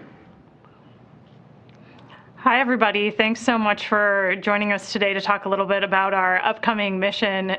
It's hard to express adequately how excited we are as a crew. We're definitely feeling ready to launch in just over 3 weeks, which is kind of crazy to think about. But as Tom and Raja both mentioned, we couldn't be more excited about joining the space station crew for Expedition 66. We have a lot of exciting things planned, from spacewalks to science experiments to visitors with the private astronaut missions and spaceflight participants. So it's kind of a dream mission for a rookie flyer to be joining such an experienced crew aboard the space station, and we're really excited to share more about it with you. And I'd like to turn it over to Matthias Maurer to introduce himself. Yes, hello, I'm European Space Agency astronaut Matthias Maurer, and I'm really excited to fly to the station. The main objective for us flying to the station is to do science, lots of experiments. Together as a crew, we have around 350 experiments in our luggage. Roughly 10% of these are European experiments. And these experiments will range from material science, engineering, life sciences, technological demonstrations, but also experiments that enable us to do the next step from low Earth orbit to exploration to fly to the moon. So lots of exciting stuff that we will be performing, and we are all excited also to share what we are doing while in space. And back to Roger. And I'll take it from here. We'll go ahead and open it up for questions now. If you're on the phone, just a reminder to press *1 when you're ready to ask your question, and *2 if your question has already been answered. And on social media, be sure to use the hashtag AskNASA if you'd like to submit a question. We'll start on the phone bridge with Bill Harwood from CBS News. Yeah, hi, thanks. It's Bill Harwood, CBS at the Kennedy Space Center. For Tom, you're one of the handful of guys who've been assigned to 3 different spacecraft, the shuttle, the Soyuz, and now Crew Dragon. It's almost apples and oranges, but what are your impressions of the Dragon based on your training? How does it compare to the other spacecraft in terms of, creature comforts, the automation, and safety? When you climb into, quote unquote, your spaceship, no matter what, it seems very, very special. There's lots of innovation in the Dragon, which we expected from our commercial partners anyway. It's a beautiful spacecraft. In terms of the human factors and the automation, they've taken on advances and have a lot of innovation there. Looking forward very much to seeing how that plays in as Raja commands and I pilot the vehicle and we put it through its paces again. So it's a huge amount of excitement. In some ways, though, leaving the launch pad 0 miles an hour to reaching low Earth orbit at 17,500, the physics are at play. Be very interested in seeing if there's really any difference in the feel of the Falcon 9 or not, and would love to talk about it. Look forward to talking about it when I get back. And a NASA fan on social media asks, what are you guys most looking forward to on the space station? I think most of us have the same 2 answers to that question. I think we're all really looking forward to looking out the window down at the beautiful Earth. And we're also all really looking forward to the opportunity, hopefully, to perform a spacewalk. So I think as long as we can knock out those two things, we'll be pretty happy campers. And in addition, we'll be excited about all of the amazing science we get to do every day. One of the sort of wise mantras in our office is there's nothing more important than the thing you're doing right now. And I think that's especially true when we're aboard the space station and have the opportunity to perform some incredible experiments on behalf of some amazing principal investigators on the ground. And our next question comes from Marcia Dunn with Associated Press. Hi. Thanks for doing this. I'm wondering if you've had a chance to meet the Axiom crew or the two Japanese tourists going up from Kazakhstan in December. Have you had a chance to get a warm, fuzzy feeling for who you're going to be living with for a couple weeks? And if not, have you touched base at all with them? And what's your overall views of having visitors pop in for a week or two who are not trained professionals? Thanks. So we have got a chance to meet all of them, both the spaceflight participants from Japan as well as the Axiom crew. So we've met the Axiom crew both here and at SpaceX, and have met the Japanese crew here at Johnson Space Center. And so they have gone through basically enough training here at Johnson Space Center to be familiar with the modules that they'll be experiencing and some of the equipment, if we had off-nominal situations, to be at least familiar with it. And I think it's a great time in spaceflight to, we've talked for a really long time at NASA, and I think as a nation and as a world, about the idea of making low Earth orbit accessible. And I think during our increment, one of the coolest things we're going to do is see that happen with our own eyes, and see a private mission come to the space station. And our job is to help enable that. And so, it's very similar in my mind, being with an Air Force background, to your question about what we think about that. First, we think it's great. It's what NASA's here to do. When I look at it from an Air Force pilot background perspective, I think about, there's when you get on a commercial flight, you don't think about the fact that there's also private people flying around, private planes. There's military people flying around military planes, and everyone's doing that in the airspace, all doing different missions with different training and for different purposes. And I think the space station and low Earth orbit's eventually going to become very much like that. So there'll be private objectives, there'll be government objectives, and that can all coexist. And we're at the very beginnings of it. So it's a really cool time to be going up there. And I echo what Kayla and Matthias said, as rookies going up there, especially, what an amazing opportunity to get to see that and be a part of a new sort of era in spaceflight. And a Twitter user asks, how have the prior Dragon crews described splashdown to you?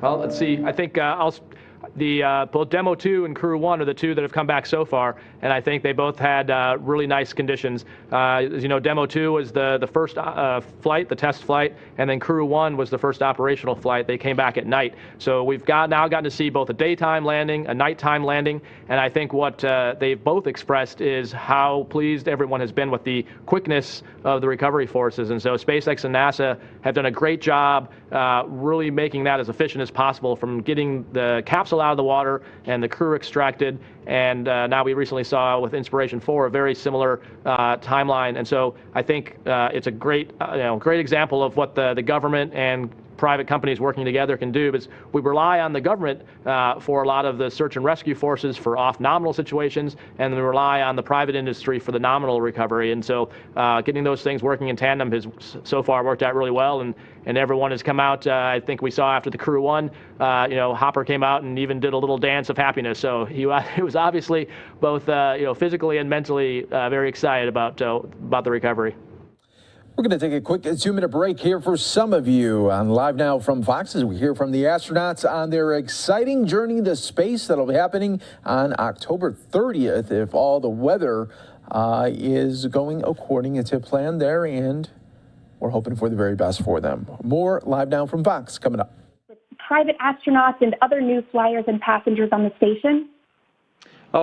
Yes, I think the device that I would give my crew and have given my crew and the private and astronauts and the spaceflight participants would apply to anyone arriving. Spaceflight, we always say spaceflight is difficult. We all say that it's complicated. And when you actually arrive there and see it, not only is it an incredibly joyous and thrilling place to work, But indeed, every day is filled with solving 10,000 little problems just to get the simplest things done, as well as the complex work that we have to do. So the training has been good. You can believe in yourself. Not everything is going to go exactly right. That's okay. We're all here to help each other. Spaceflight is tough, and that's why they've picked these people to do these missions. So and to accomplish these tasks. So it's good to be able to come away from a flight feeling good about what you've done, and to continue to be friends and have good relationships when you get back home. So we'll be focused on that. And Nils on Twitter asks, which German food does Matthias Maurer plan to bring up to the International Space Station? All right, I think I can take this question here. Well, I asked my fellow countrymen to choose for me, and it's a venison ragu that is prepared for me, also potato soup, very typical German food, and I bring it up and I will share it with my crewmates. It's a surprise for me, so I haven't tested it yet, but I'm pretty sure it will be very delicious and everyone is looking forward to it. And that's only one of the special meals that we have prepared from Europe. There's also another special meal linked with a special event next year, February most probably, where we will be linking the entire world, the entire planet around the topics of food, music, and linking the world with these topics to communicate space. And just a reminder, if you're on our phone bridge, go ahead and press *1 when you're ready to ask your question, and *2 if your question has already been answered. And of course, on social media, be sure to use the hashtag AskNASA if you'd like to submit a question. Our next question comes from the phone bridge from Jackie Goddard with Times of London. Hello, thanks for doing this. Currently on the ISS, there's a Russian actress shooting parts of a film whose plot pivots, I believe, on a heart surgeon who flies to space to perform some kind of medical heroics on an astronaut who suffered a heart attack. And I wondered whether one of you, maybe you, Dr. Marshburn, could give some insight into the extent of medical training that astronauts really do go through for a mission, what between you're able to handle up there in terms of medical emergencies, to give some idea of the reality behind this kind of storyline. Thank you. Oh, sure. I'll say a few words, and then I'll also hand over to Matthias, who is EMT, a frontline medical care provider. We have kits that are pretty primitive in the sense that we can administer first aid. We can do some intensive care with the kits that we have, but the fact is, with the lack of staff, lack of the infrastructure that a hospital has, it's very limited what we could do. We could give intensive care to an astronaut for about 24 hours. Surgery, of course, with trying to maintain a sterile field would be quite a challenge in space. So I imagine the film would have to bring in some fiction in order to pull off heart surgery in space, but I think I'd probably look forward to seeing what they come up with. And Matthias, do you have any thoughts? Yeah, well, we all got our training, medical training, to deliver first aid. Well, we can, in case of severe problems, we obviously link up with the specialists on the ground. We also learned as part of our training how to do a tooth filling, or also even to pull a tooth. Also, I wouldn't recommend my dear crewmates to ask me to pull a tooth. I'm not an absolute specialist on that one. But I think we are well trained to help each other. And if there's a severe problem, then we obviously need to return to the ground and shorten the mission. But I would like also to take this topic of a heart problem in space and link it to the science that we are running in space. So obviously there are kids that are born that have heart problems that only have one heart chamber. And we are running experiments on the space station where we have cultures of cells that then we are growing in space. And we had in the past successes that heart muscles even formed beating heart cells in space. And I believe there is a huge potential with the science experiments that we are doing in space to help to contribute fighting diseases and problems on the ground. Our next question comes from social media. This one is for Raja. You are one of only a few astronauts to command your first flight. Can you please talk about how the selection of who would command Crew 3 was made? Did you and Tom discuss it, or was the decision made by NASA? So the decision was made by NASA, and I think it's really a tribute to the rest of the crew that they trust me to actually do this. I think it's more a testament to their training and skill that they trust a rookie to do that. I think it's also a sign of our trust in the maturity of the vehicle, the fact that we've proven it out. Obviously, spaceflight is never without risk, but I think we as an organization, as NASA, as our private companies and our partners, have had an extensive test program to try to make the vehicle as safe and ready for a crew as possible. But I think being in the commander role, I use this analogy all the time, but it's really more like being a coach than a dictator, and specifically more like a professional coach, where you're not really everyone on the crew is just as qualified and skilled to do the job, and it's just a matter of finding the best way to work efficiently together. And so that's kind of really my role. But everyone is more than qualified, and I'm just actually super happy to even have a chance to go to space, let alone in a brand new vehicle. And our next question comes from Mark Carreau with Aviation Week. Thank you. My question's for Tom, and Tom is a veteran on this flight, and Kayla is a freshman. How do you see this experience on this mission contributing to the future goal of Artemis returning human explorers to the moon? This mission is critical, and the main reason for that is 3 people who haven't flown in space before getting the experience they need that'll prove so helpful when perhaps they'll be going to the moon. They'll play a part, and maybe crew members as well. So I feel very blessed to be able to be with them, provide whatever I can as a veteran, but otherwise just stay out of their way. They're operationally incredibly successful and capable as it is. So what they need is an experience of space flight. It'll do NASA and the space station and our science output do great things for that, but also for Artemis as well. So this is very important for that. And Justin on Twitter asks, what experiments will Crew 3 be performing? I'll take a first hack at that. There's so much going on up there. It's something we could each talk about for about an hour.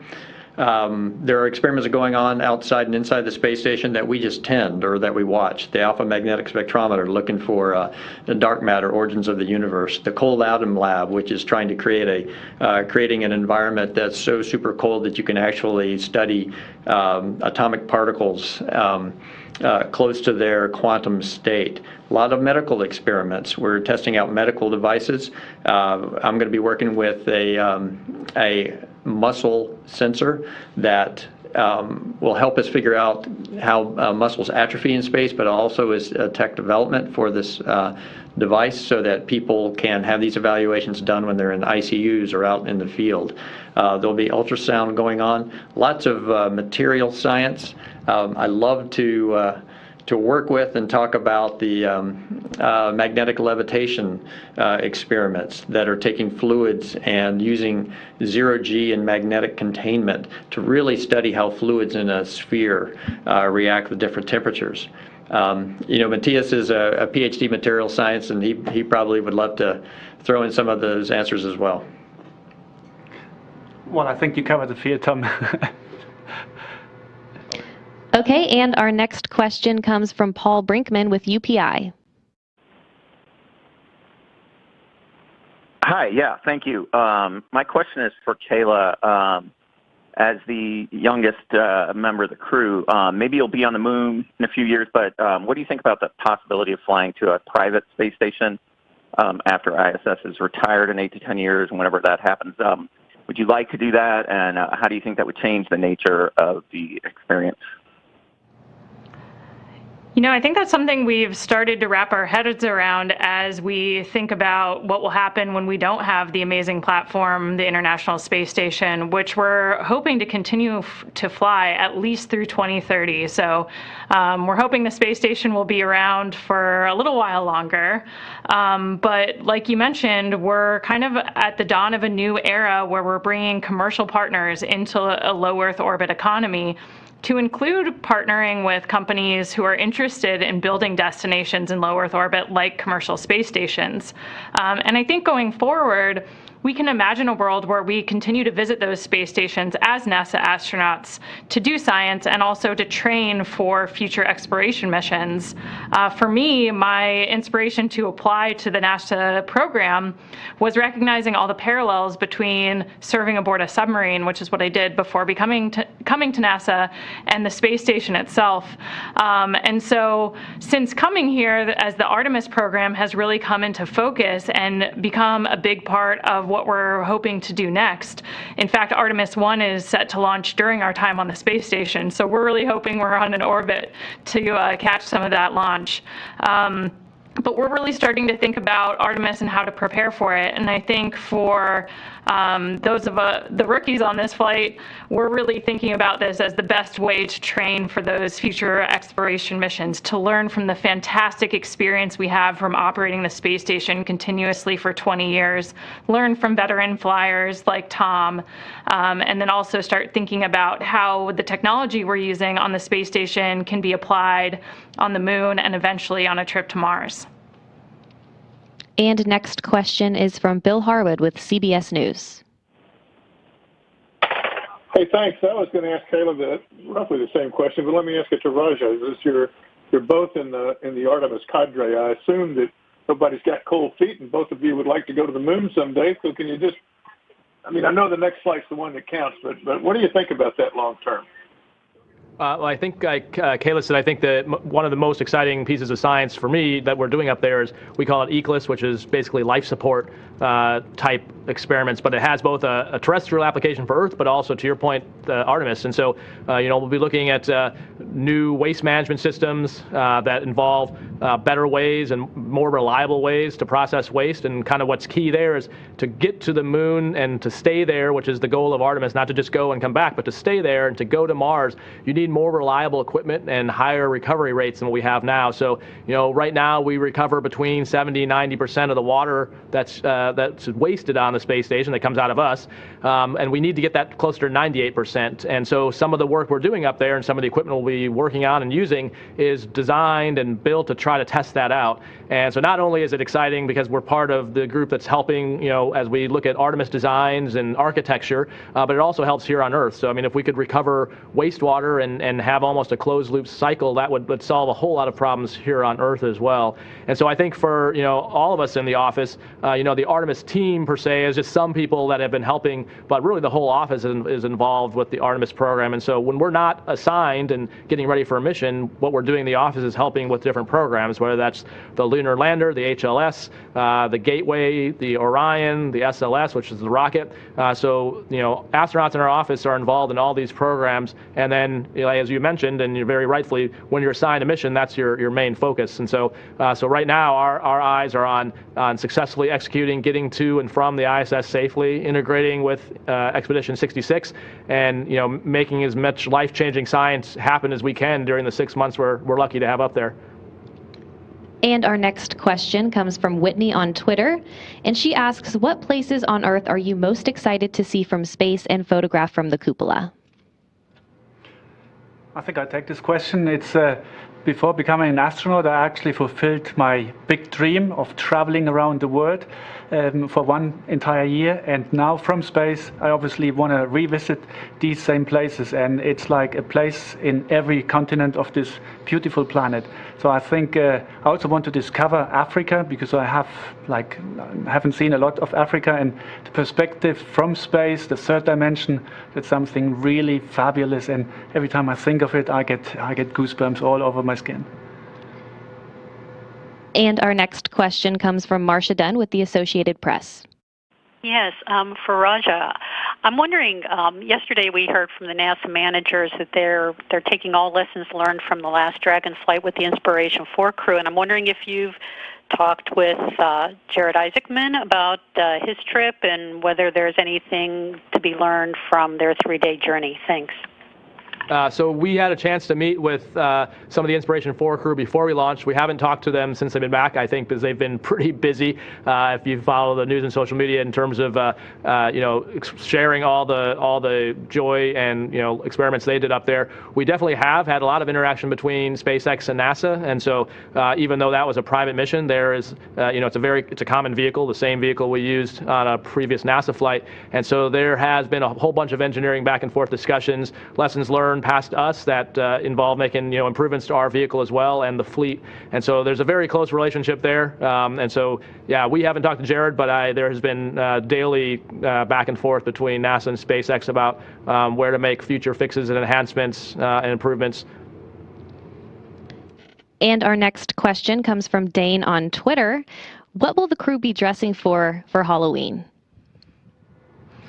I don't think we've necessarily decided yet, but I heard a rumor that Mark Vande Hei, who's currently on the space station, might have some plans in store for our Halloween costumes. So I think we maybe have a surprise in store when we cross the hatch for Halloween. All right, and that's all the time we have for today. I just want to thank our Crew 3 astronauts for joining us and everyone who tuned in and asked questions through our various platforms to join in our conversation today. Be sure to tune in to watch this crew launch in Crew Dragon Endurance to the International Space Station in the early hours on October 30th. You can watch live online at nasa.gov, on NASA TV, or by following NASA on social media. That'll do it for our press conference today. Thanks for joining. Gotta love it there. Gotta love the astronauts that will be going up there in space for that Halloween weekend, a special launch there very early on October 30th.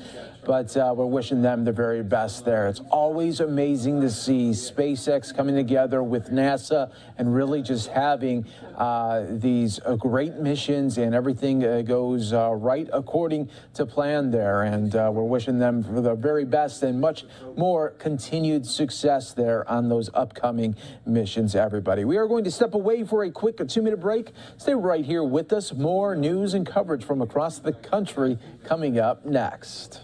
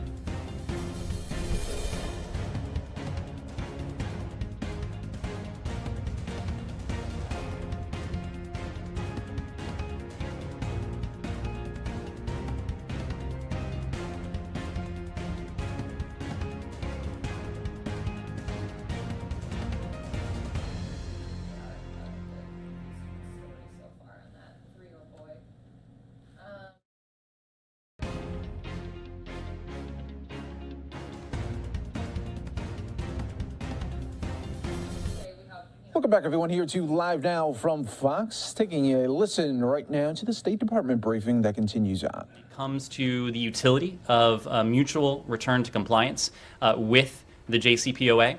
When it comes to the issue you referenced, we appreciate the ROK's vigorous enforcement of existing sanctions. Those sanctions do remain in effect, as you know, until and unless we are able to reach that mutual return to compliance. So the $7 billion is still, there has been no movement on that. Basically, it's still there. I don't have any update on that. That's right. Can I ask you something else that you've run before? Sure. Just on, you've been asked this many times before, but in terms of the resumption of indirect talks in Vienna, an Iranian official yesterday, I believe it was, said could resume within days. Do you have anything to say on that in terms of things? Well, we have heard similar statements from the Iranian government at various levels over the past couple weeks. If you recall, we were talking about this in New York, which seems like it was just last week. A couple weeks ago now. And we have heard from the Iranians that they expect negotiations to resume soon. We hope their definition of soon matches our definition of soon. We would like negotiations to resume in Vienna as soon as possible. We have been saying this not for weeks now, but for months now. We think it is important for the parties to come back together, to continue to resume where we left off in Vienna after the 6th round, so that we can resume this 7th round on the basis of what we have accomplished to date. We think it is important for a number of reasons, but also because, as we have made very clear, we continue to believe the diplomatic path is open. We continue to believe that a diplomatic approach is the best means to verifiably, once again, ensure that Iran can never obtain a nuclear weapon with the permanent and verifiable restrictions that the JCPOA put in place. But we also think a imminent return to Vienna is necessary because this is not a process that can go on indefinitely. This is not a process that can drag out or that can be dragged out. We are firmly of the belief that we need to work quickly. We need to work with alacrity and a great deal of speed to see to it if we can achieve that mutual return to compliance that we have been sincere and steadfast in seeking to achieve for the better part of a year now. Resumption hinging on what? I mean, it's hinging on the Iranians. Who's going to take it is hinging on the Iranians. We have made very clear that we are prepared, willing, and able to return to Vienna as soon as we have a partner to negotiate with indirectly. We have also made clear that we would be happy to engage in direct negotiations. And in fact, this process would be much more effective if we had a direct negotiating partner. The Iranians have not been willing to do that, as we know. The Iranians have heretofore not been willing to return to Vienna just yet. We have heard these repeated statements of soon, of within days. Again, we hope their lexicon matches ours when it comes to this, Andrea. Thank you, and we're all really happy to see you well. It's a great advertisement for vaccinations. Yes, thank you. On Iran, can you expand on the conversations between the Secretary and Foreign Minister Lavrov in terms of what the Russians are willing to do, if they are, to help persuade the Iranians to come back to the talks? And I have a follow-up. Well, the Secretary did not have an opportunity to speak to Foreign Minister Lavrov yesterday. The brunt of the conversation was on the mutual return to compliance with the JCPOA. We have, of course, it goes without saying, we have a number of profound disagreements with the Russian Federation. There are areas where our interests do align, and this is one of them. Russia, the Russian Federation, is an original member of the P5+1.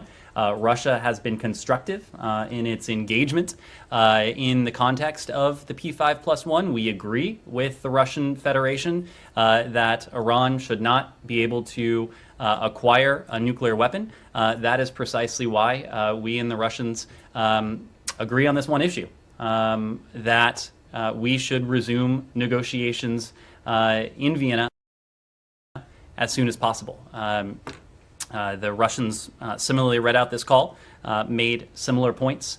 This is one of those issues where our interests do in fact overlap. And there was a number of years ago, there were a number of conversations before the JCPOA about the Russian.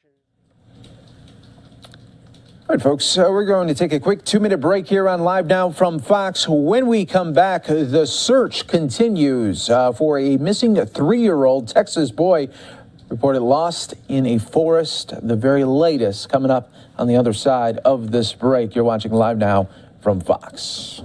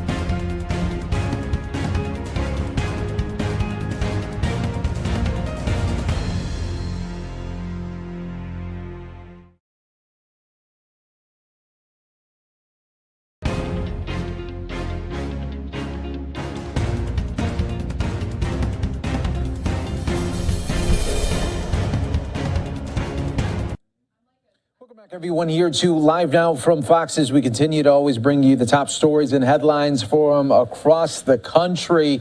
This update is for a missing 3-year-old Texas boy. The search continues for him. Authorities are searching for a 3-year-old boy that went missing, who's reportedly lost in a forest. Based on preliminary information from officials, a family came back to their home just north of the Texas Renaissance Festival after grocery shopping. Christopher Ramirez, who is just 3 years old, was said to have spotted a neighbor's dog and was playing with it.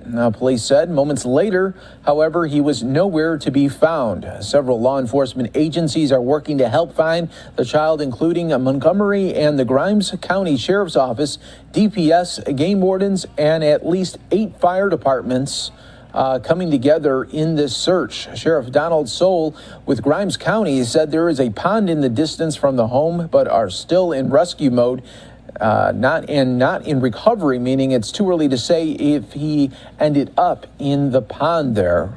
Christopher was last seen wearing a lime green shirt with Mickey Mouse shoes. If you have any information about his whereabouts, you're encouraged to call the Grimes County Sheriff's Office at 936-873-2151. We're hoping for the very best there for that family as they continue to search for that missing little 3-year-old boy. Speaking of searches, this is still going on right now, and we're still waiting for updates in Florida.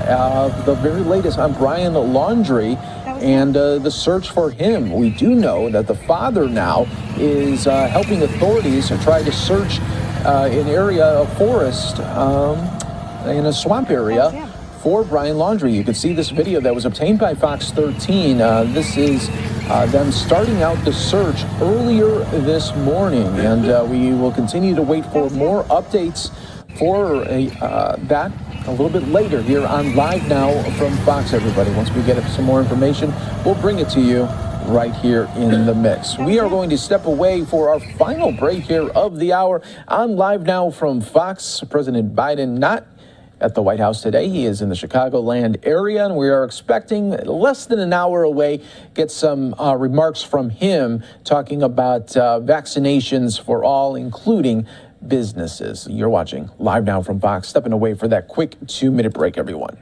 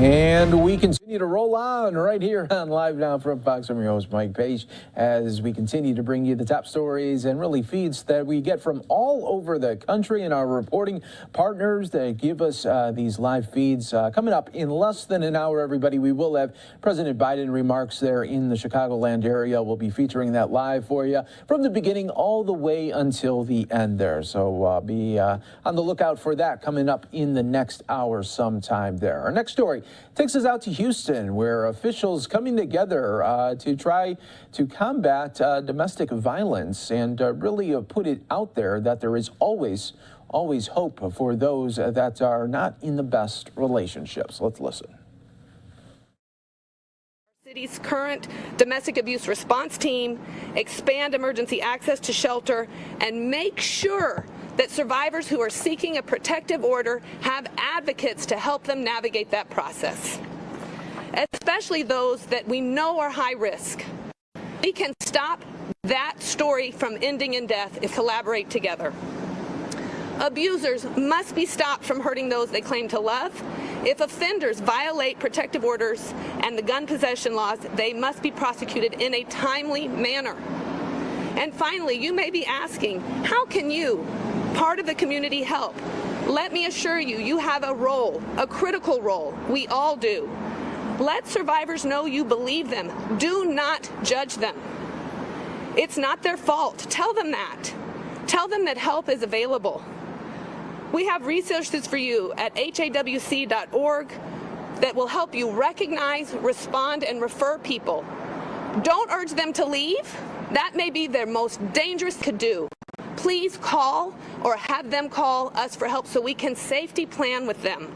Leaving is the most dangerous time. Over 60% of the people who got killed last year had either left or were planning to leave. So let's work together with the experts and professionals you see behind me to collaborate and make sure people are safe when they make that life-saving decision to end a relationship that is violent. We need to do that cautiously, carefully, and safely, and without judgment or pressure from people who think they're caring for somebody, but in fact may be putting them in danger. Let's be smart. I would like to make sure you know we have a 24/7 hotline. Please call.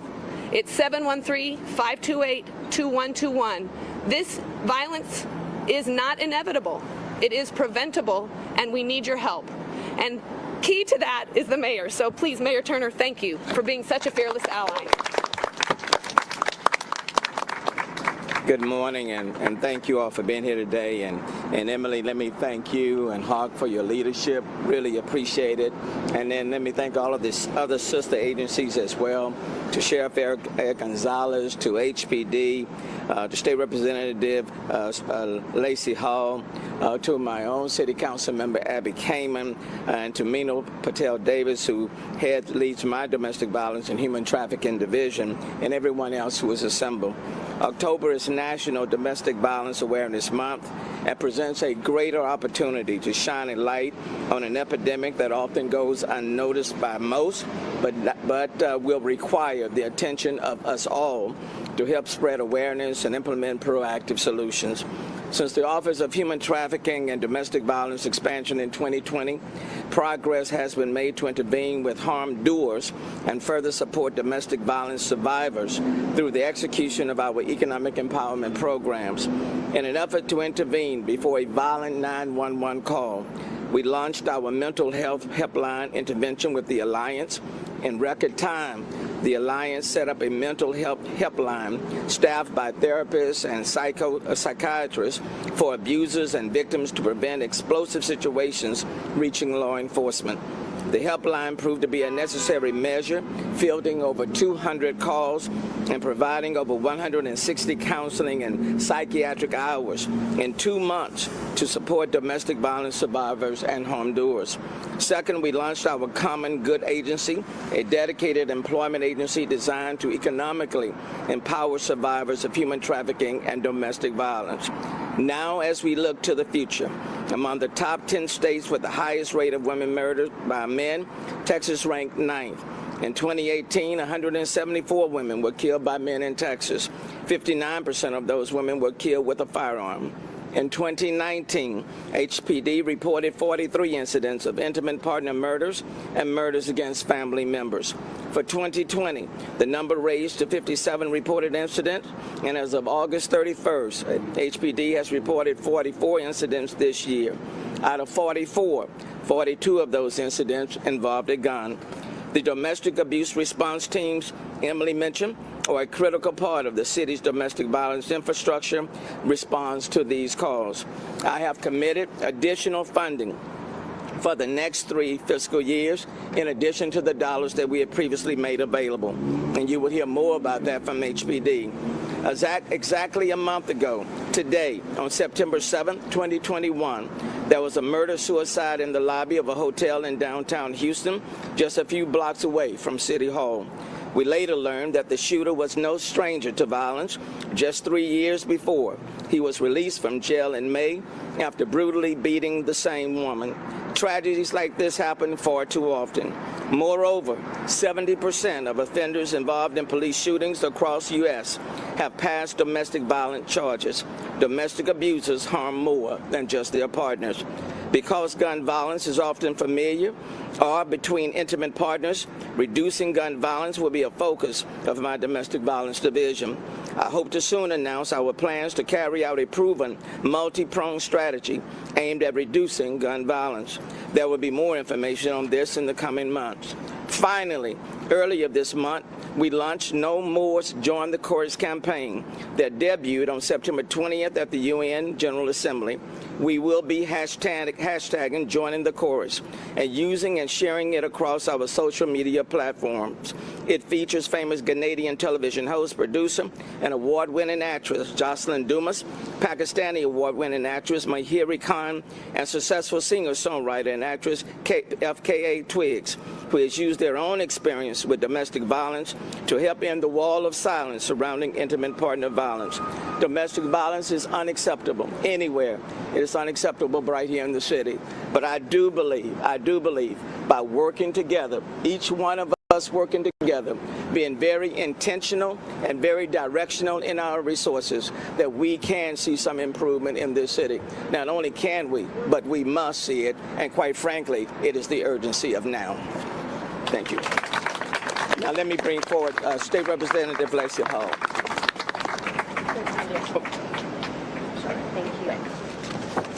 Thank you. Hi, I'm State Representative Lacey Hull from District 138, which is over in West Houston. I'm honored to be here today. For a variety of personal reasons, I wanted to use my platform to help raise awareness for domestic violence. When we hear the words domestic violence, what we hear is physical abuse. But I want to bring attention that it is so much more than just physical abuse. One of the ways we can raise awareness in our communities is by educating ourselves on domestic violence, including other forms of violence like psychological abuse, emotional abuse, religious abuse, and financial abuse.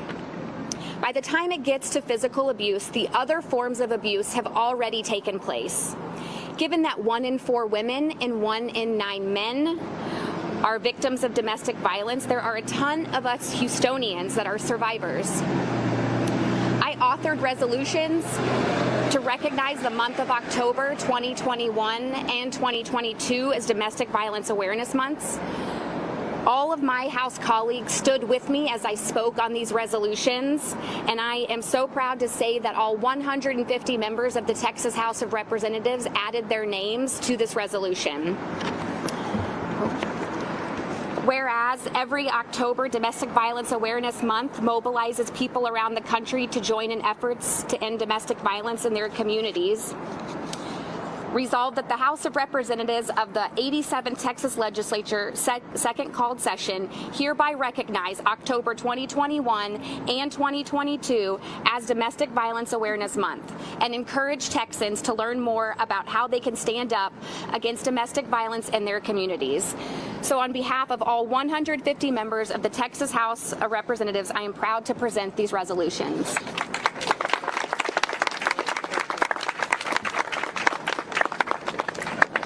And now I call up Councilmember Abby Kamen. Good afternoon, everyone, and thank you, Representative Hull, for such a meaningful resolution and for all of our House members for joining in on that. I also want to thank Houston Area Women's Center, Mayor Turner, all of our law enforcement and other leaders in the community, including our other partners, committed to making our communities safer. Emily had just shared with you some of the latest numbers. Last year, we saw the highest number of intimate partner homicides than any year in the past decade, and we know that COVID and the pandemic exacerbated this issue. Under Mayor Turner's leadership, we launched #NoCOVIDAbuse, a campaign to educate and get access to women who may be trapped in their homes. For the first time under Mayor Turner, an official city office was designated to include domestic violence in his charge. And this year, the mayor launched the first ever City of Houston Women's Commission to focus on gender equity and equality, including the safety of women in our city. This is in addition to the financial resources that the mayor and my colleagues and I on council have dedicated to addressing this crisis. Cities across our nation are in the midst of a violent crime wave. But lost in those numbers, I fear, are the domestic violence cases that are a part of that. If we want to protect women and their families, as Emily said, we must talk about gun violence. Last year, twice as many victims of domestic abuse were killed with a firearm than all other means combined. We must get guns out of the hands of abusers. We need to strengthen surrender programs and red flag laws, and they must be enforced in the courts.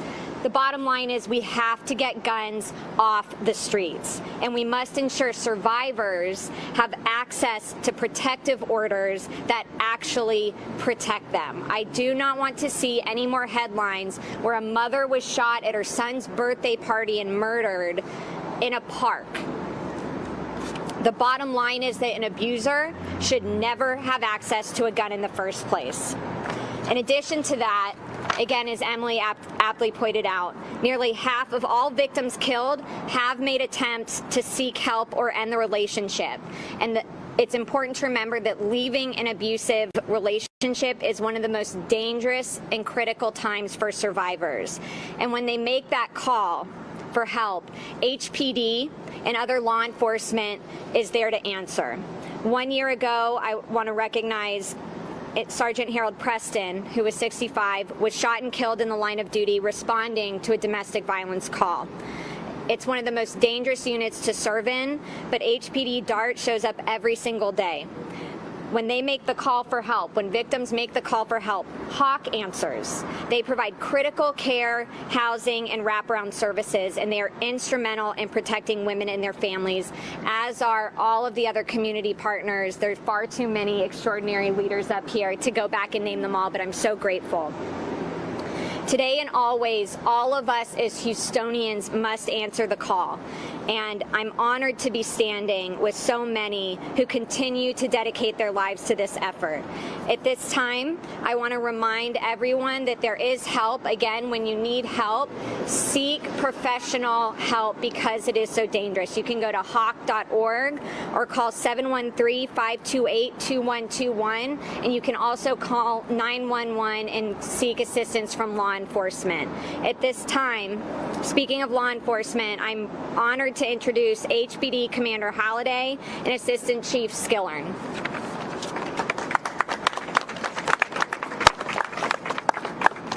Thank you, Council Member, and thank you everyone for coming. I'm Commander Halliday from the Houston Police Department's Major Assaults and Family Violence Division. During this month, we offer our support to victims and survivors of the crime of domestic violence and reaffirm our commitment to bringing justice by holding abusers accountable and offering hope to those who currently reside in volatile and unsafe living conditions. Domestic violence can be physical, sexual, emotional, psychological, or economic, including actions and threats of actions. It does not discriminate, and it can affect people of all ethnic, racial, and socioeconomic backgrounds. The Houston Police Department is committed to holding domestic violence offenders accountable, supporting survivors of these crimes, and finding resources and the recovery they need, and preventing future violence. Domestic violence and sexual assault offenses are believed to be the most underreported of all crimes. Marital rape specifically is the most underreported form of sexual assault. From January 1st until September 30th of this year, the Houston Police Department received more than 25,000 police reports of domestic violence. While this is approximately the same amount as last year, the crimes this year showed a 21% increase in domestic violence crimes committed by a firearm. At the same time this year, domestic violence murder in the city has increased 74%, and domestic violence murders account for 17% of all murders citywide. Year-to-date domestic violence sexual assaults committed by a current or previous intimate partner have accounted for 53% of all reported domestic violence sexual assaults and 15% of all sexual assaults.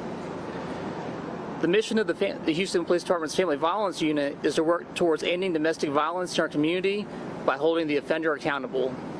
To accomplish this mission, the Family Violence Unit takes a holistic approach in threefold: through police officer training, education of the public, and investigation of domestic violence crimes. We also work collaboratively with our community partners, including the Harris County Domestic Violence Coordinating Council, which allows us to coordinate response to domestic violence with victim advocates, shelters, prosecutors, the medical community, and other law enforcement agencies. We also have our DART program, which Chief Skillern will talk about more in depth. And this year, we'll also be starting a new initiative with the county, the Sexual Assault Response Team, which is a collaboration with the Houston Area Women's Center, Texas Forensic Nurse Examiners, area hospitals, and the Harris County District Attorney's Office to strengthen the response and enhance health and judicial outcomes for sexual assault survivors. To close, I just want to say it's important that we encourage victims to trust the process and report domestic violence crimes to law enforcement so that we can investigate and arrest offenders. Our Victim Services Unit, along with our local partners, can provide resources and help victims get out of these violent situations permanently. Drawing awareness to the problem and informing victims of available resources and options are ways everyone can assist in combating this crime. And now I'll turn it over to Chief Skillern. Good morning again. The Houston Police Department is very, very proud to stand here next to the Houston Area Women's Center and our other nonprofit partners in an effort to combat domestic violence here in the city and get victims the resources they so desperately need. Under the direction of Chief Fenner back in April, we took the next steps of the department and created an entire division just to assist victims, the Victim Services Division.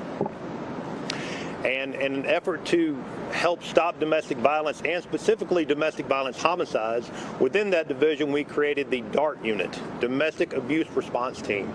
And what this is this pairs a trauma-informed officer with a trauma-informed civilian advocate who actually makes scenes in the field as they happen. So a scene happens, area patrol officer goes and addresses the scene, maybe arrests the violator, and the DART team is right there to get the services to the victim right when they need it most.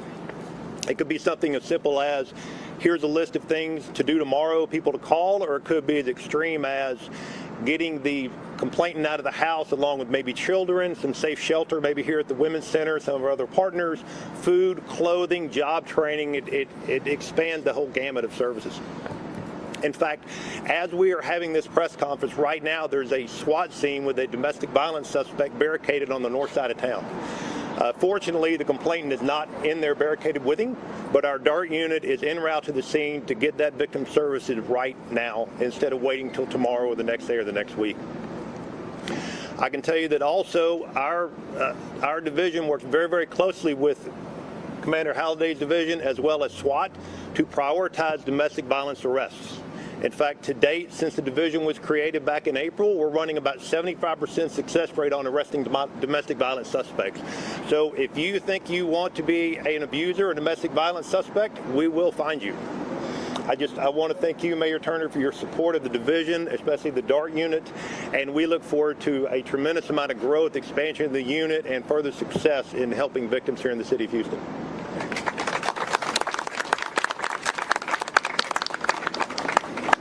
Good morning, everyone. I'm Ed Gonzalez, your Harris County Sheriff, and October is Domestic Violence Awareness Month. But actually, every day, every week, every month, we should continue to raise awareness that domestic violence is against the law and it's unacceptable. Our community entrusts our deputies to protect them. We thoroughly investigate cases of abuse and support victims in navigating the aftermath of a crime and the criminal justice process. Every resident should feel safe in their relationships, homes, and communities. Victims and survivors want to know what's going on and where to get help. And for our victim advocates, addressing a person's emotional needs is always a first step. We have several dedicated units to stopping domestic violence and walking survivors towards a path to a safer life. And we continue to search for coordinated ways to be proactive and prevent these types of tragedies from occurring in our community. Our Victims Assistance Unit provides immediate crisis intervention to victims of domestic violence and sexual assault. Working collaboratively with our domestic violence partners in the community, many of them are here today, to find emergency shelter, legal resources, and other critical services to help them on their journey to become survivors. In 2019, following the lead of Mayor Turner, of the Houston Police Department, and others, we launched our version of DART. It's called the Sheriff's Mobile Advocacy Response Team, or SMART. We learned from them on how to move forward with such a model to amplify our efforts in reducing domestic violence and sexual assaults. Similar to them, a deputy investigator is paired with a violent crime advocate. The pair proactively searches our databases for repeat calls for service and are out in the field as the first line of support for victims. Our agency is also part of the Harris County Domestic Violence High Risk Team, a group of regional public safety partners that review cases that are most at risk for homicide. They then close the gaps in service and protection. Domestic violence calls are among the most dangerous calls peace officers respond to. And we know domestic violence-related incidents can quickly turn fatal. In August, a mother was preparing her 3 children for their first school day in Northeast Harris County when her estranged husband showed up at her home unannounced and attacked her. He was killed during the attack. This grim story is not an outlier, but part of a consistent trend of tragic days across our county for a number of reasons. Our most vulnerable communities, including survivors of domestic abuse and their children, often suffer the most during challenging times. But no one should feel obligated to remain in an abusive relationship in any form, even during a pandemic. Domestic violence-related incidents involving aggravated assault and aggravated family violence have risen. Our domestic violence unit investigators are also seeing more incidents that involve a deadly weapon and an uptick in calls for service that are considered terroristic threats of family members. This is an unfortunate, heartbreaking crisis, and it's preventable. As a community, there's an opportunity for us to change an outcome, to change a life. There are resources available for residents who find themselves in a domestic violence situation or want to report abuse. We encourage victims to come to those of us gathered here today for assistance. We're so blessed to have so many resources here in our community. It's unfortunate we need them, but we do, and we need to continue to support them. So thank you, Emily, for your leadership here at Hawk. I've served as a previous board member, as an advisory council member as well. They do phenomenal work. All the partners that are here as well, that we're so blessed to have such great resources and leaders here in our community. We also want to remind individuals in our community to continue to learn more and to support others as well. Too often we'll be told, well, I'm not really in a domestic violence situation because it's not physical. It doesn't always start that way. It can also include financial abuse. It could involve emotional and psychological abuse as well. And this impacts the children. Domestic violence impacts all the community, everyone. And so we must all take a stand. As our domestic violence partners demonstrate to our community every day through their work, we are a community and we are here to support you. So thank you all very much. Thank you for being here and supporting this. Mayor, for your leadership and everything the City of Houston's doing. Appreciate everyone coming together to support this great effort. And let's continue to support, like, the reauthorization of the Violence Against Women Act. Let's close the boyfriend loophole, and let's continue to do everything we can to make a difference. Thank you. And next, we'll invite a representative from the Harris County District's office, Harris County District Attorney's Office, and the Office of District Attorney Kim Ogg. I think not. I think just Sonia. Okay. Oh, I'm sorry. Correction. I'm now going to turn it over to Sonia Corrales here at the Houston Area Women's Center. Thank you. Buenas tardes. En primer lugar, queremos agradecer al alcalde por responder siempre a las necesidades de las sobrevivientes. Muchas gracias, señor alcalde. Quiero también agradecer a nuestras agencias hermanas por unirse a nosotros para encargar.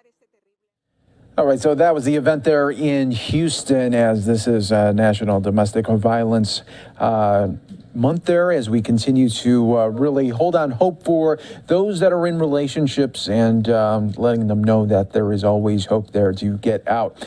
All right, everyone, let's look out in the Chicagoland area here, where we are expecting, this is in Elk Grove, Illinois. We are expecting President Biden to be touring this construction site in just a moment. This is ahead of him talking about COVID-19 vaccine requirements for businesses and employees. And we'll be featuring that as soon as we get it for you right here on Live Now from Fox. While we have the moment, let's take a quick 2-minute break.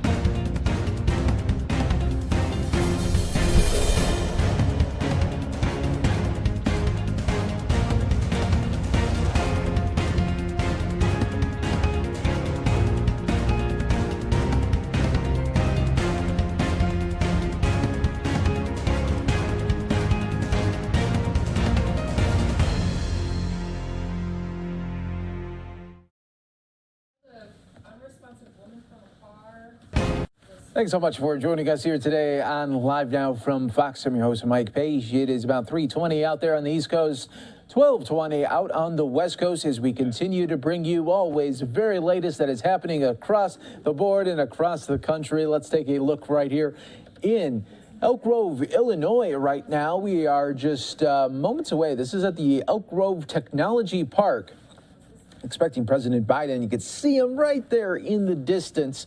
He is going to be touring this construction site ahead of the vaccine push remarks that we will be providing for you right here on Live Now from Fox. What I'll do is just keep this shot right here as we have it, because he is going to push through just a little bit. I think what we saw earlier, it looked like he was going to maybe talk to a couple employees. We're hoping that the White House officials will allow us to have as much of this event as we can. Sometimes, when they do these really moments here for the cameras, you only get a couple of moments of it, and then they have the cameras fleeing. So we're hoping that we could get a little bit more extended coverage here of our president in Illinois, as he will be talking to some employees ahead of this vaccine push, as he is encouraging all Americans to get vaccinated, even putting the pressure on businesses of 100 or more employees to get vaccinated with that mandate right there. It looks like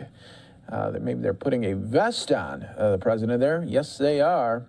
And he is all vested up and has the mask on. Looks like it's photo time at the Clayco company here, construction site.